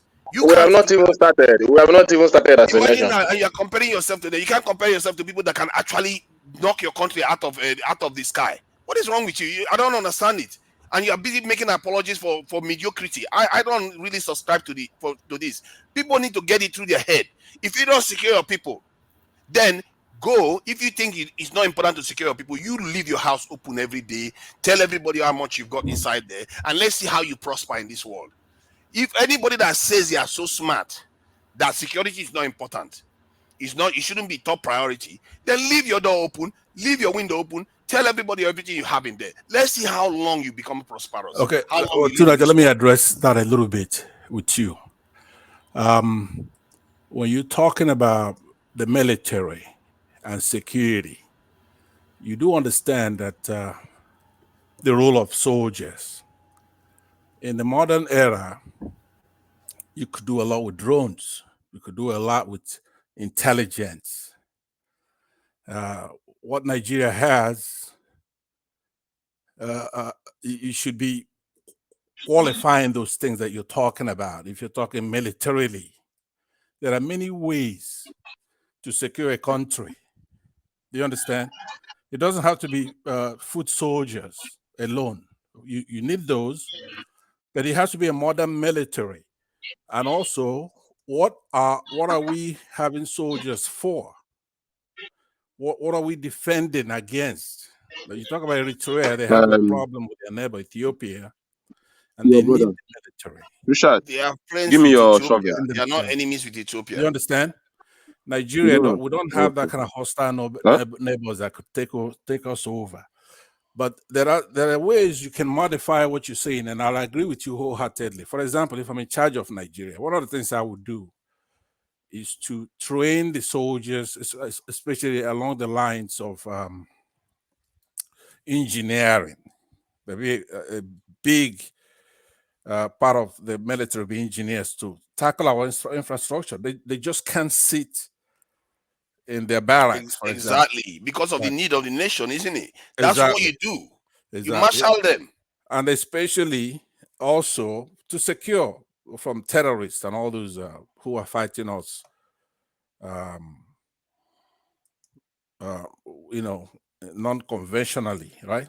So when you're making this point, you do have to emphasize these things that we're talking about right now. It's important. If you just say we should go out there and populate the country, say half of us will be army officers, for what? Well, how you gonna pay If for half it? of us are army officer, will be the largest military in the world. I'm just talking about share 1 million here and double the size of the police and the intelligence services to I understand, quadruple but them. listen, you cannot afford to build modern military barracks for the ones we have right now. There are things that you would do, and it will naturally attract people into the You military. see, don't Hold on, do please that. hold on. Don't do that. Don't say No, we can't. hold You on. see, when you say we can't, that drives me crazy. Yeah, Because the 3 million population is listen. able to do greater than that. Don't No, give me that nonsense. hold I'm on. getting tired of hearing it. Hold Sorry on. for calling it what you are saying No, nonsense. it's okay. It's But okay. I really don't like it. No, it doesn't matter. But like I We said, can't build military barracks. We don't have boots. hold on. Come No, on. but listen to what I'm saying. First of all, you have to understand. It's not by frequency modulation or amplitude modulation because you made this point. No, it's frustrating because the truth is there staring at you in the face. Eritrea can do it. Why are you saying we can't? Because I am not going to copy Eritrea. There is nothing. Because they've got 5 heads. There's nothing to talk about. There's no comparison between the two. It's a small country. They have enemies, east and west. We don't have that kind of enemy. We were enslaved and colonized. Look at our nation. You think we don't have enemy? Our life expectancy is 52 years, and you think we don't have enemies? I know, but listen, if you're listening, you're gonna understand that you should. I'm only trying to correct you for next time because you talk about this all the time and nobody buys what you're saying, right? It's because of what you're talking about. It doesn't make any sense. Nobody buys. I have never seen anybody support you on this thing. You talk about it all the time. And actually, then you are not. I can't have you spoon feeding me. I want to make my point. You've not been paying attention, but don't be using terms. I'm just correcting what you said that we can't do it. Listen to what I'm saying. All right, because it's important. I believe you're sincere. You care. You want to contribute, but you have to make holistic points on this. If you are saying that, let's just transpose the military we have now, but numerically, you say, let's say we have 300,000 soldiers, and you want to make it 3 million, right? Exactly the same housing, the same salary, right? But numerically superior only. Well, that's garbage. That's nonsense. If you're saying you want a better trained military, you want intelligence officers, you want a well-equipped army with superior numbers, that's fine, right? You cannot go just looking at the number ratio of the soldiers to the population. No, listen, it's very important for you to listen. I'm only saying this for you specifically. So if you're not listening, I'm wasting my time. You want to hear what I'm saying. So you are putting salary first. You are putting no. I'm saying if I misquoted first. If I misquoted you, then correct me. What I hear you saying, okay, is that you don't mind having multiple, same condition, but more soldiers, multiple of what we have now. Let's say tenfold, right? Am I right? Pastor, we're going Yeah. to, can you just wrap it up in just 2 minutes, please? Okay, I need to shut his down. cooperation is needed for me to conclude. Am I quoting you correct? Are you going to be satisfied with the number sorry, of soldiers? your mental health. Hold on, I just want to tell you something. I can close it. Let me and Pansat finish. Okay, you have access to it? Yeah, I do have access. Okay, all right then, guys. I leave you. Thank you. Thank you so much. Yeah. Awesome. Thank okay, you. So to Niger, I need you to just answer that. Are you going to be satisfied with multiple? Let's say we have 300,000 soldiers now. Let's make it 3 million, but the same conditions: salary, yes, housing, morale, training, all that the same. But you be satisfied with that? Would you? Is that what you're saying? We start from there. We start from there. It's not like this thing. What they call it? You see, you start with what you have. Right. You don't start with what you don't have. We don't have the sophisticated equipment yet. Okay. But you start with the human resources you have on the ground. Allow me. I posed that question for you so that I could then go to the next thing, which is this. I'm sure that's not the only thing you will accept. Would you also accept then an option where you have, let's say, 1 million soldiers instead of 3 million, but there are a lot more intelligence officers, a lot more modern equipment, drones, intelligence. Yes, both satellite. Without a doubt. I might even prefer 1 million soldiers and quadrupling the intelligence services, because intelligence services, they tend to give a heftier return in terms of security for the nation. Okay, so then, hold on. Now that's important. That admission you made there, that stipulation, we are the same plane. Nobody's gonna ask for good if you could have better. But to me, the way you sound, not just to me, I would say to everybody, is that your main concern is the numerics, right? Because the numerics is one of the most fundamental. Yeah, but features. You just sacrificed, and we have many of it. No, but you just sacrificed 3 million for 1 million, but with better training, better equipment, higher morale. I didn't sacrifice it. If we can get 3 million, we should get it. But I said my own initial state, because I know we are not even ready to even think like that. We should start with 1 million this thing in terms of the military, and 1 million in the police, then quadruple the size of our intelligence services, because that is how you have a nation like Nigeria. We are not just a nation in terms of population, we are a strategically important nation too. Okay, so now tell me, what would be the role of this bigger military? What would they be doing that they're not doing now? One, ensuring that our national assets are protected, including our pipelines, so that they are not stolen, and ensuring that IDP camps are closed. Nigeria is safe to operate in terms of business, so that people can feel confident that they can go to farm, do their farming without worrying about safety at all. In short, the point is our people should be able to go out in the middle of the night and feel perfectly safe. Okay, so hold on. So I'm trying to narrow it down. So would you then be satisfied with, let's say, the number of military we have now, whatever it is, right? But then you have pipeline guards. That's a federal unit. They're not military soldiers. They don't have to be fully trained as soldiers, right? The soldier's job is to obey orders, go out there and shoot the enemy, who is usually external, right? So if what you are requiring is to guard the pipelines, and let's say in addition to that pipeline guard service, it could even be private, but let's just say it's a national service. And then in addition to that, you also have enlarged forestry, right? Let's say Department of Forestry, so that they'll be able to guard the farms. They're licensed to carry weapons, but they're not military. The military is a separate thing that requires a whole lot of things. But let's say it's state level, the states are giving permission, especially those states that have farms, they're able to have a forestry department that licensed to carry weapons and do all kinds of things. would that suffice for what you're aiming at, which is security? It will It's not not by suffice soldiers. because it will not suffice because it's not efficient and their loyalties are not necessarily to the state. And my point is that the military, because they are flexible, you can move them from one activity to the other when it is a crisis. Well, you can't move those guards from guiding pipelines to maybe dredging this thing for dredging for this floods and stuff like that. They can't do that. The military is flexible. That's the whole point. And Okay. I don't understand why we are like even no, bothering look, with this. look, Other look. nations do it. This I is not understand, but listen, sacrilegious stuff I'm saying here. it's not. Listen, the point is that if these questions I'm asking you is going to have flesh out what you're talking about, right? So you're going to answer a lot of questions. Then you could ask me questions. So now that it's my turn to ask you questions, the other question I have for you is that because you kind of mix it up there as if some of this army or the military you're trying to put together is going to fight, let's say, the United States, right? Or Britain, or even Arab states, right? Egypt or something like that. Right? Am I getting you correct? Are you preparing?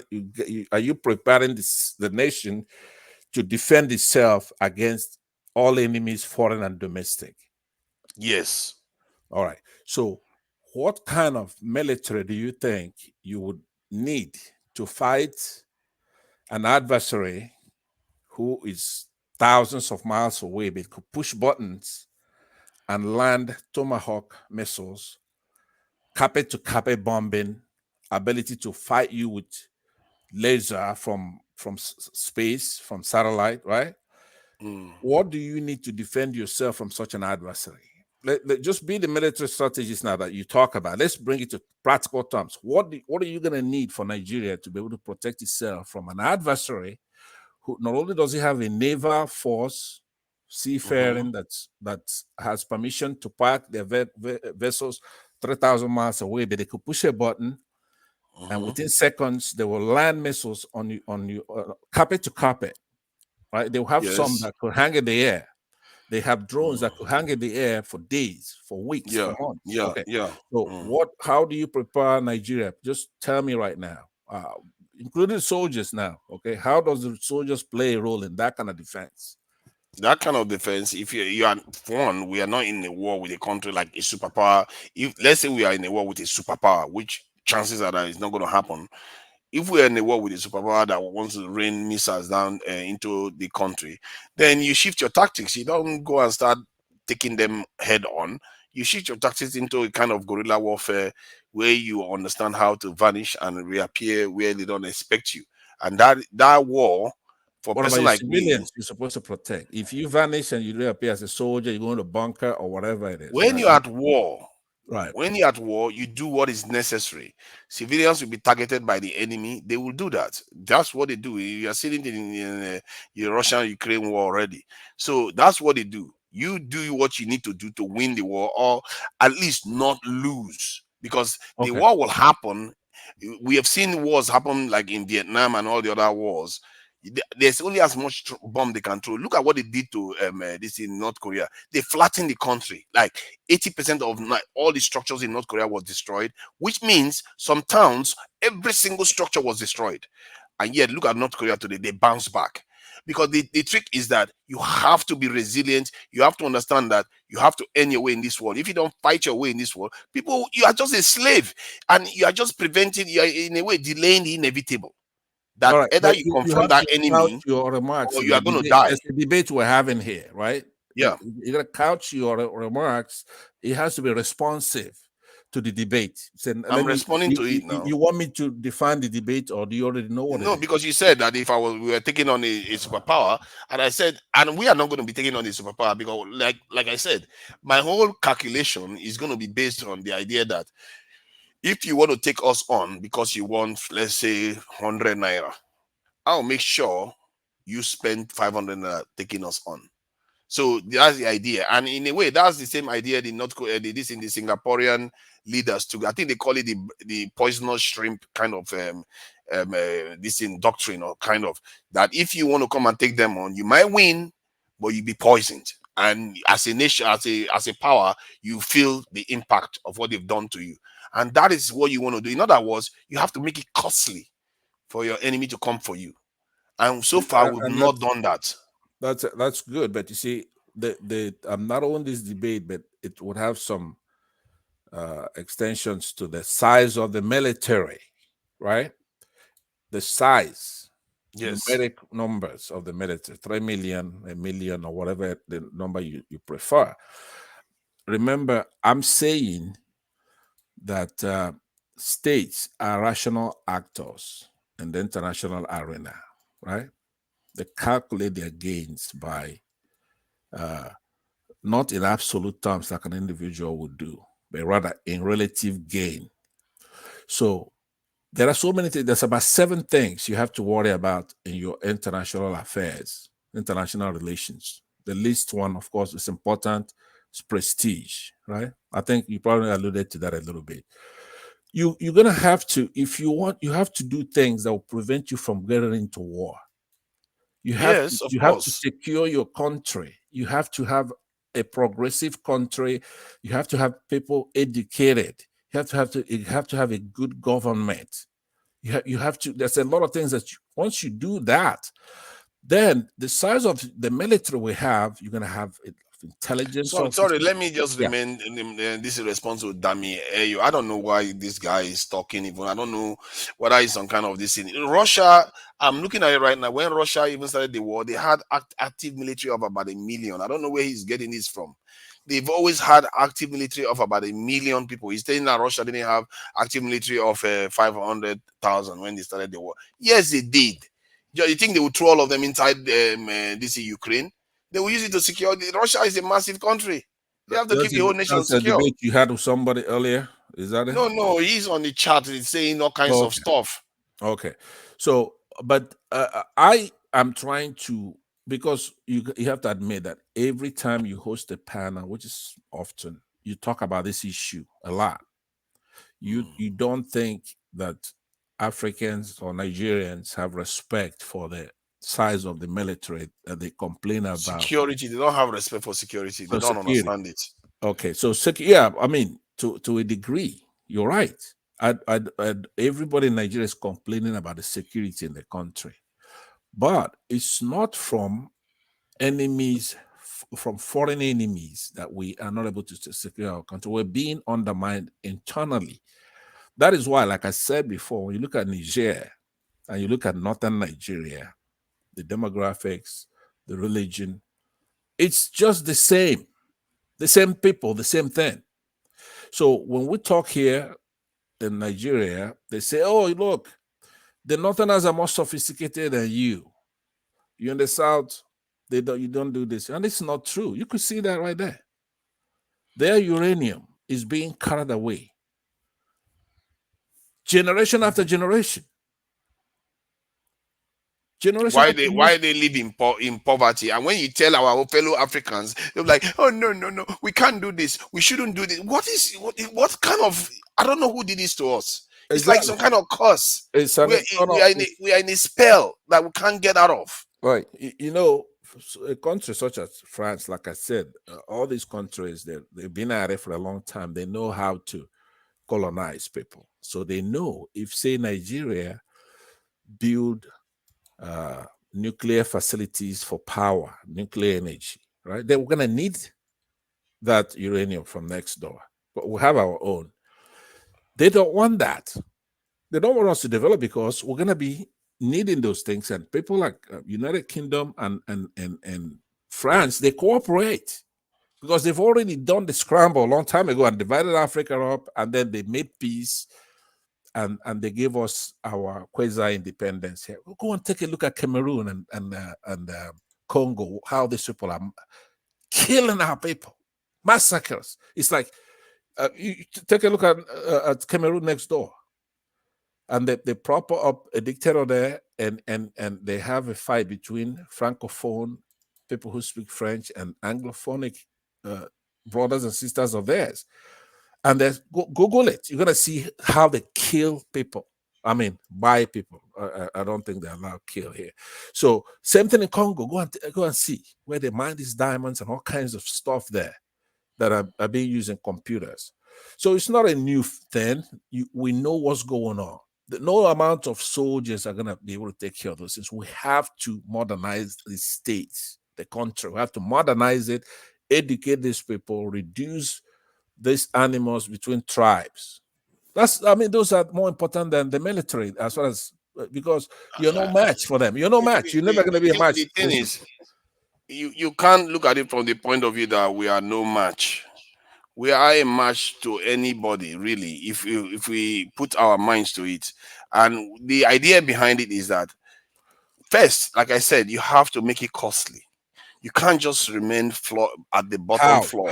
How? That by securing yourself, you shouldn't make your nation very susceptible to being undermined. There are very many ways to undermine a nation.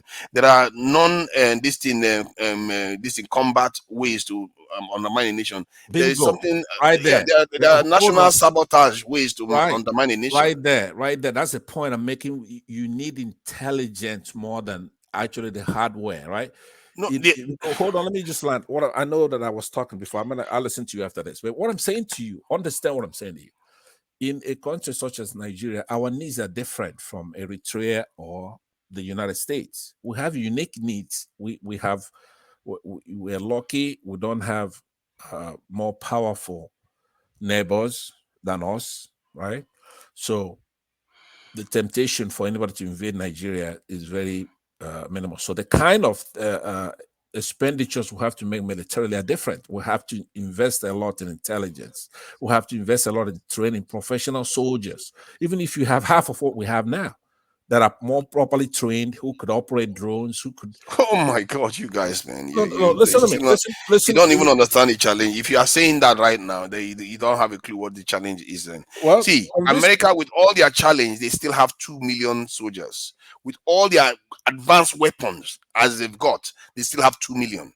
And you are telling me that Nigeria. What do those soldiers do in the United States case? They are flying drones. They are doing all kinds of stuff, ships and all the rest. They are doing all kinds of different things. But with all their advancement, they still have more people. Russia is more advanced than us. They have 1 million soldiers. The United States has military bases in all continents, right? Including, say, in the United Kingdom, in Germany, in Japan, in Korea. Yes. Those soldiers are defending the hegemony of the United States, right? They're not, for example, you don't see soldiers like here in the United States.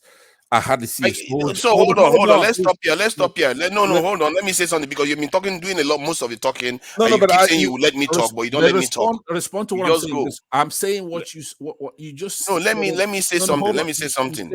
You won't let me talk. I'm gonna let you talk, but hold on, because you keep. To whom much is given, much is expected. You keep giving me a lot of things to respond to. You said the United States has. I say very little, and you have a lot to. Yeah. Okay. They have 2 million. And I'm trying to tell you how they're dispersed and why they needed 2 million. I first said that our needs are different from you. We're not trying to defend the hegemony, for example, right? So why we don't have bases. We don't have bases to deter China from invading the South Pacific. Asian Pacific, right? We don't need to defend Germany, right? We don't need to defend South Korea from North Korea. There's a lot of things that United States. That's why Algeria too has more military than us. Egypt has more. That neighborhood. What do you mean? Oh my God, Jesus Christ! Hold on. Now I need to talk. You've had your turn. Go ahead. So clearly, what you have been doing here is to make all the necessary excuses to say, let's not increase our military size. I will give granted that you did say that we should increase the size of the intelligence services, but you actually made an argument to slash the military size by half. You have 200 million people. What are you doing with them? Jesus Christ, what is wrong with our people? When you see people that have 3 million and they have such a high number to maintain their security, you say we are lucky. We've been enslaved and colonized. What else do you want? Oh my God. I can't believe you people sometimes. No wonder black people are suffering around the world. The kind of terms you use to describe these things, I can't help you if you cannot understand that when you've been enslaved, there are people out there that their forefathers, their grandfathers were part of people that used to own our people, that used to colonize us. And you sit here and say, we are not facing any problem. A moment ago, you were telling me that they can throw bombs from far away to come and kill us. But now you are saying we don't have enemies. I don't understand how you people think. You rationalize weakness. This world, if you want to prevent your people from being subject to enslavement, conflict, and poverty, you have to prepare for war. That is what even Americans know. That is what the British know. That's what the Japanese know. They all know it. It's only us. This is the secret. It's only us that don't understand it. And when they speak that language, some people are like, oh my God, they say India Army took care of security. Oh, how crazy is that? How can he? No, it's not weird. This is what the whole world is doing if you don't protect anything. And this is why when we start to speak grammar and say we need to train in here, we need this here, we should look at private security here, I ask you again, simplify it. Leave your house open, leave your window open, publish your address outside, and tell them what you've got in there. Let's see how long you stay and be prosperous. You will never be prosperous. And when we talk about security, it's not either or. It has to be done if you're going to survive. It's just that simple. If I was on the other side of the fence, if I was an Igbo man, and you people are here talking about, I don't care too much about security, let's take our time to do other things and all, I would be so happy. Because now I don't have to even spend extra money to ensure that I keep people in check. Because you are doing it for yourselves. You are self-weakening yourself. It's like a man shooting themselves in the foot and saying, let's not defend ourselves. Then your enemies or your rivals will be like, oh, I don't need to spend more money, going to that country. I can save that money to grow my economy and my people's well-being, while the little I have left, I can use it to still keep them under check. Like, they are proud of this. They talk about this on their own this thing. If you go to African website, you will see the documents. They are proud of how they spend very little to control us. Let me come in here because we are doing the job ourselves. Hold on. On security, Niger is right. We need to, the 5.5 we are spending now billion for military this thing, we need to increase it. We need to buy more fighter jets, but increase the military personnel, do a lot of things, because what we have now is too small. It's just pathetic now. Nobody respects it. Number. The thing is that, let's say this, Nigerians, we want our government to perform miracle. Another thing is that we are not willing to pay for anything, but we want everything to go, like we want to become America, London, but we are not willing to pay for it. These things are not free. If you want 100% security in your country, you have to pay for it. The government have to increase your tax. You see, that's why sometimes I would say Nigerians are not ready for Nigeria development. Because look, for example, look at tax to GDP. That will tell you we are not serious people. Yeah, we are not serious people. It's almost as if we have been brainwashed to think that, let's not protect ourselves. Let's just leave ourselves open. No other people do this. I don't understand. And many of these people live in America, a highly militarized nation. They live in America. I live in the UK. Nigeria, I don't blame them. See, Nigeria leaders. UFC, hold on. Let me respond to what you said already. UFC. Okay, go ahead. You made some. I'll be brief. Now, to Nigeria, I am not disagreeing. If we can afford to do a lot of things, we should do a lot of things. There's no idea about that. But the only thing I'm saying to you is that when you're talking about security measures for a nation, for a country, you have political, economic, military power, diplomacy to safeguard the nation, right? So, like UFC superfan said, if we can, there's a study that you need to do even before you talk. As you're talking here, you should be able to do some study that is possibly peer-reviewed, where you determine what is our security need. You don't have unlimited money to equip and maintain soldiers and the equipment that's required, the training and all that, whatever. It's a big undertaking. You talk about 300,000 people, you want to take it to 1 million. They could barely. Have you been to the barracks and see where our soldiers sleep? Have you noticed that the Nigerian GDP is depressed by 10%? That is 50 billion.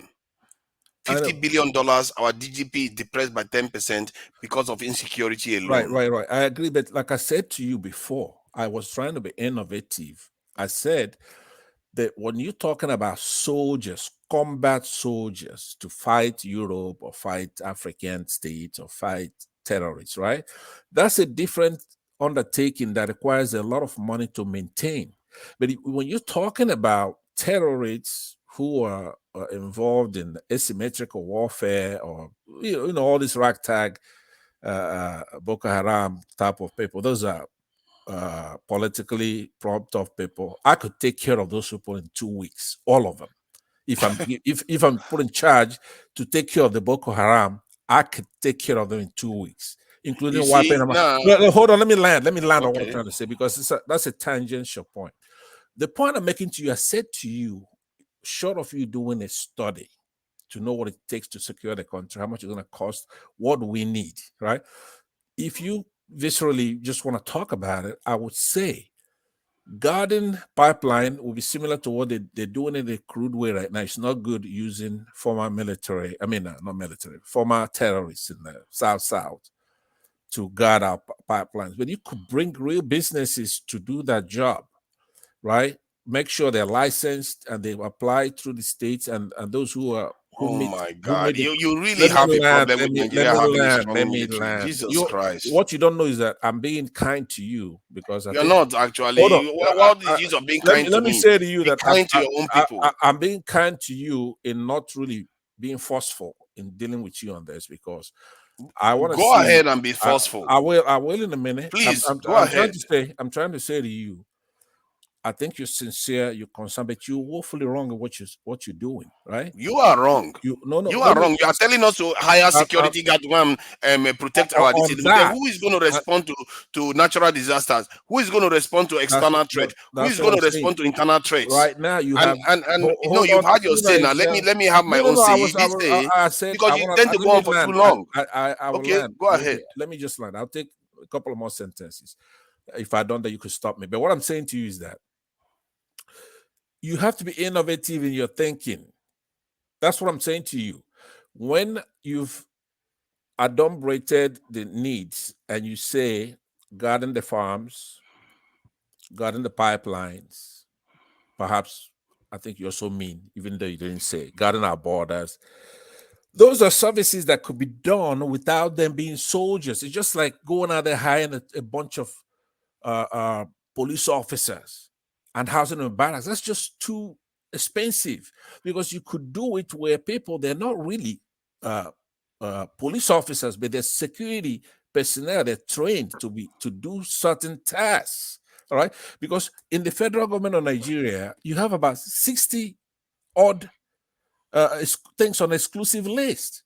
And okay, then, so and then the rest on the concurrent list. list. I should stop you when you keep going. Okay. See, so what I'm saying, that's what you have to tackle first. See, once you're able to remove those things from the exclusive list and the concurrent list and hand some of those things can I to the respond? states. Let me just respond to this. But I think what you are doing is said. compounding the problem instead of solving it. You are just doing the same thing that oh my God, we've been doing everything individually. We've been isolating everything. Oh, Nigerians are providing electricity for themselves.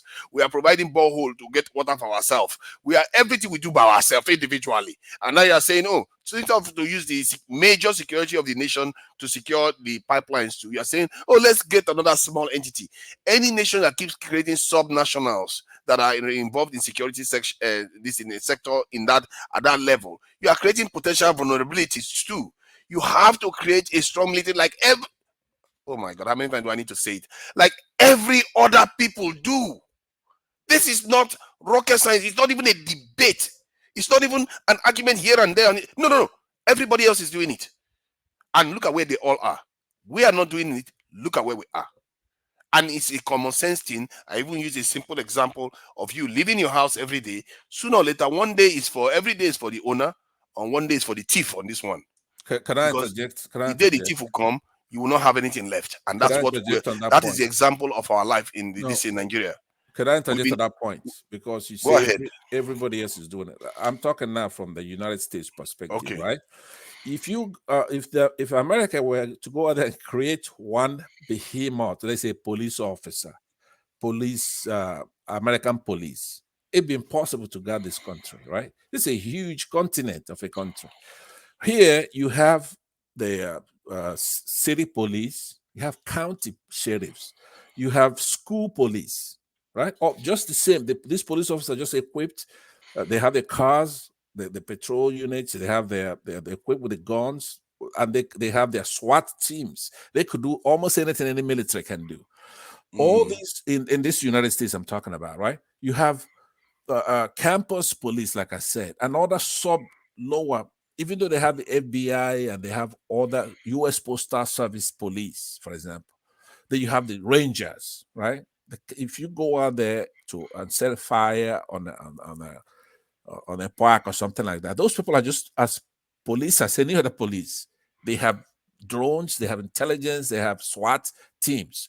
So that's what I'm trying to say to you. You could do the division if they have one. You're talking about police. You're not, the military is not like that. The military is not but like you that. They say have security, to secure yeah, the security. country. That's just one area, and even that one, if they, but it's still the police is police. just a small part It's of. not Look at this guy. subcontractor. Hold on, You're hold not on. serious. You're not serious. It's still police. It's not subcontractors under police. What you are doing, you're saying, oh, let's not use police to secure the pipelines. Let's find another subcontractor.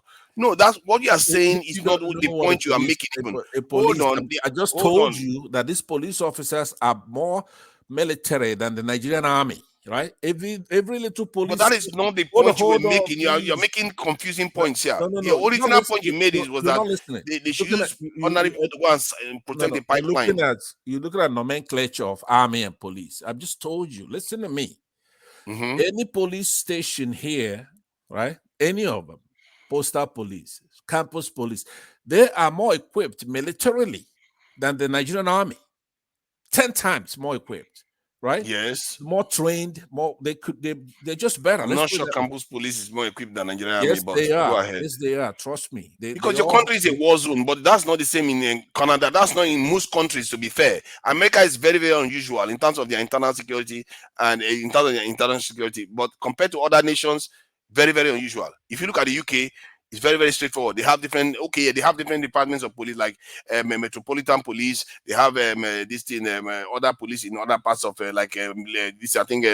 Manchester Police. They have different police departments in the country, but they are all still under the nation. And they are national police units, so that you can send them from different parts of the country. So as long as they are police, they are police. But what you are saying is that instead of us increasing our police numbers and increasing our military and intelligence numbers, let's look for other ways not to do that. As if that's more efficient. It's not more efficient. It is more efficient. It is more efficient because the reason why it's not more efficient, that is specialized. When what militaries do is that they respond to different kinds of threats. It can be a natural disaster. It could be a instability in the nation where there is a uprising. It could be foreign invasion. Military adapts, but that doesn't, and that's why most nations that do these things. It doesn't adapt because you're wrong. Let me you can't move somebody from pipeline to go and start doing national instability. Whatever units can handle, they could always, call in SWAT. They could call in the FBI, the federal units. There's so many things. So when the trouble comes, you still call in the ones that are meant to do it. Yeah, if you had done a study, then I'll listen to you. You haven't done. You don't know what he just said was that when the chips are down, you still have to rely on the major group. Then why are you not relying on them in the first place? Because it's very expensive to do that. That's why. But it's not for. I know, Niger, you can't keep going on the But it is not. Yeah. Why? Why do you say that? That is patently false. Because other nations are doing it. No security. Security is too expensive. Sorry. It is not. Singapore is doing it. Japan is doing it. Other nations are doing it. See, when you say it's too expensive, that is a term that reveals where you are coming from. It's a term that many Nigerians don't understand. Hold on now. It's not a line item. We can afford it. We can afford it. Niger, if you look at what Nigeria elites, business leaders, are paying for security, if they actually pay their tax, we'll be able to cover all this expenses. But no, they rather have personal security that will guide them and protect them Why don't you just spend the money? Let's pay for this. That is absolutely correct. By the way, I agree with that. Let me give you one other example in the UK, where the prime minister, like when Boris Johnson was in office, he's able to bike to work. And the reason why he's able to do that without any major sirens everywhere and motorcade all over the place, because the national security has been taken care of. The military is strong. This intelligence service is strong. All the police is strong. You don't, like in the houses here, you don't necessarily need burglary proof.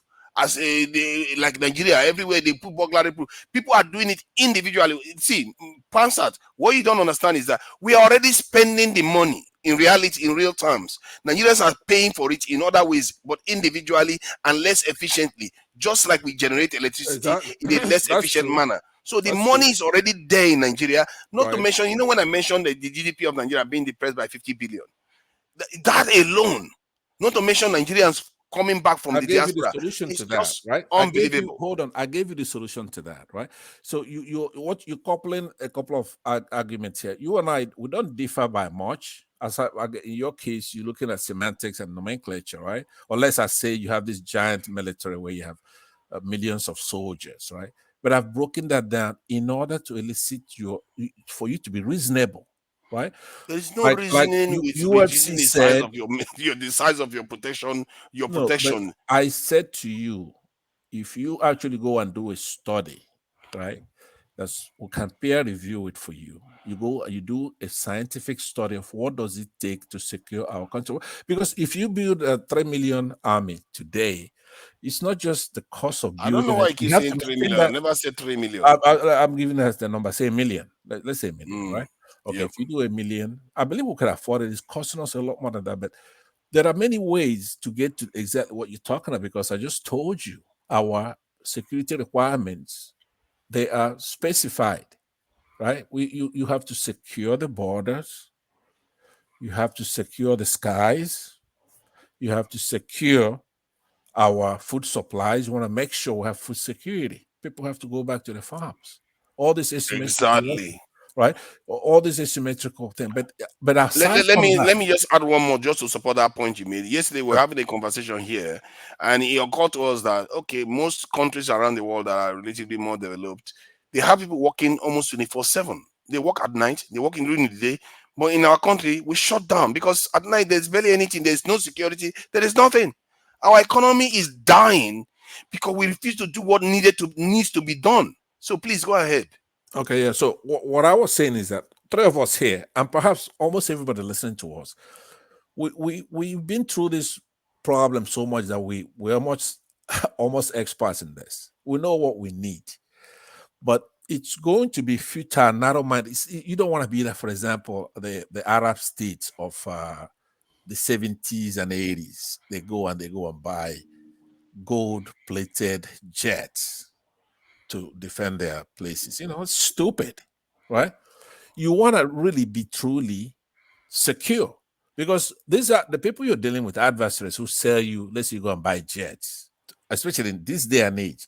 They could push a button and those jets will fall apart, or they won't even move on the day you're going to need it to use it. Right? They could jam. I never said anything about jets. Okay, no. I use jets, use whatever, use tanks, use anything. They could jam it by pushing a button. They could be satellite control. Like right now, I go buy a Tesla. I could drive it. For me, as a military strategist, I wouldn't invest in anything that can easily be destroyed. Keep interjecting because you go on for a bit long now. That's why. No. But even if I'm going long, you have to hear what I'm saying. Okay, go ahead. Responding to you. But try to keep it short so we can go to and fro. You see, one point at a time. Okay, fine.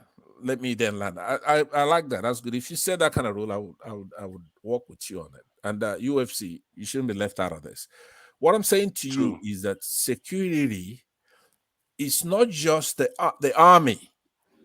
I named to you all kinds of things that you have to secure. You have to be. That country needs to produce a lot of engineers. That country needs to produce a lot of medical doctors. Agreed. They all have to be paid very well. That country needs to build out infrastructure and have respect for its citizens. That country has to secure its borders. There's so many things. That country has to produce enough food. There should be food security in that country, right? That country needs to promote cohesiveness, to make it a country where everybody feels that they belong into that country. Those kind of things would cost less than building a super military. The military we have right now, though, has to be taken care of. They have to be well trained. Equipment has to be there. They need to be producing. In my case, now I do have a childish solution to it, because in most things I notice that's what it takes. Things that are normally written off, it's usually what it takes. I believe that the military, our soldiers should be retrained to be engineers. Structural, in other words, to go out there and rebuild that country. I want to say something. Yeah, go ahead. Concerning Nigeria food security. See, when I was growing up, my parents, they have small business, even including my friends. All of us, our parents have farm. In those our farm, what we do, we grow and produce what we eat, like gari, yam, vegetables, and all those things. We grow them from those farms. We don't buy them in the market. So that help with my parents, whatever they are making, including my friends. Most of them also, they do that on Saturday. Back then, it's for farming. We must go to farm on Saturday. You understand me? But if you look at it, Nigeria currently these days, people just like, a lot of people have left the villages, they have moved into the city, and they are not doing anything. All they do is just complain. They are not doing anything to help at all, help their situation. Because there's certain things you can grow. You don't need to go to market and buy these things. You can grow them like gari, yam, corn, vegetables. All those things can be done, but people no longer do that. Exactly. I get really exhausted with some Nigerians. They will like look for every way. When you tell them to do the necessary, they look for every way to dilute it down so that it's not of any use. And this is why nothing works in that country. You tell them secure yourself, they'll say, "Oh wow, how about if you do this? How about if you do this?" You tell them these your leaders are traitors, like, but maybe we should work with them. I'll say you tell them you need to be able to be ambitious with foreigners. They'll say, "Oh no, but what if you just do this? You do it this way." They always try to moderate everything. In the end, nothing works. That's the way they gotta do it. Be specific. What are you talking about? What are you talking about? Let them tell us what he's talking about. This also, Nigerians in diaspora, some of them must be willing to take a pay cut. Come and They contribute. don't want to now. Come and they just want contribute to to your enjoy. country. You can't stay there and complain.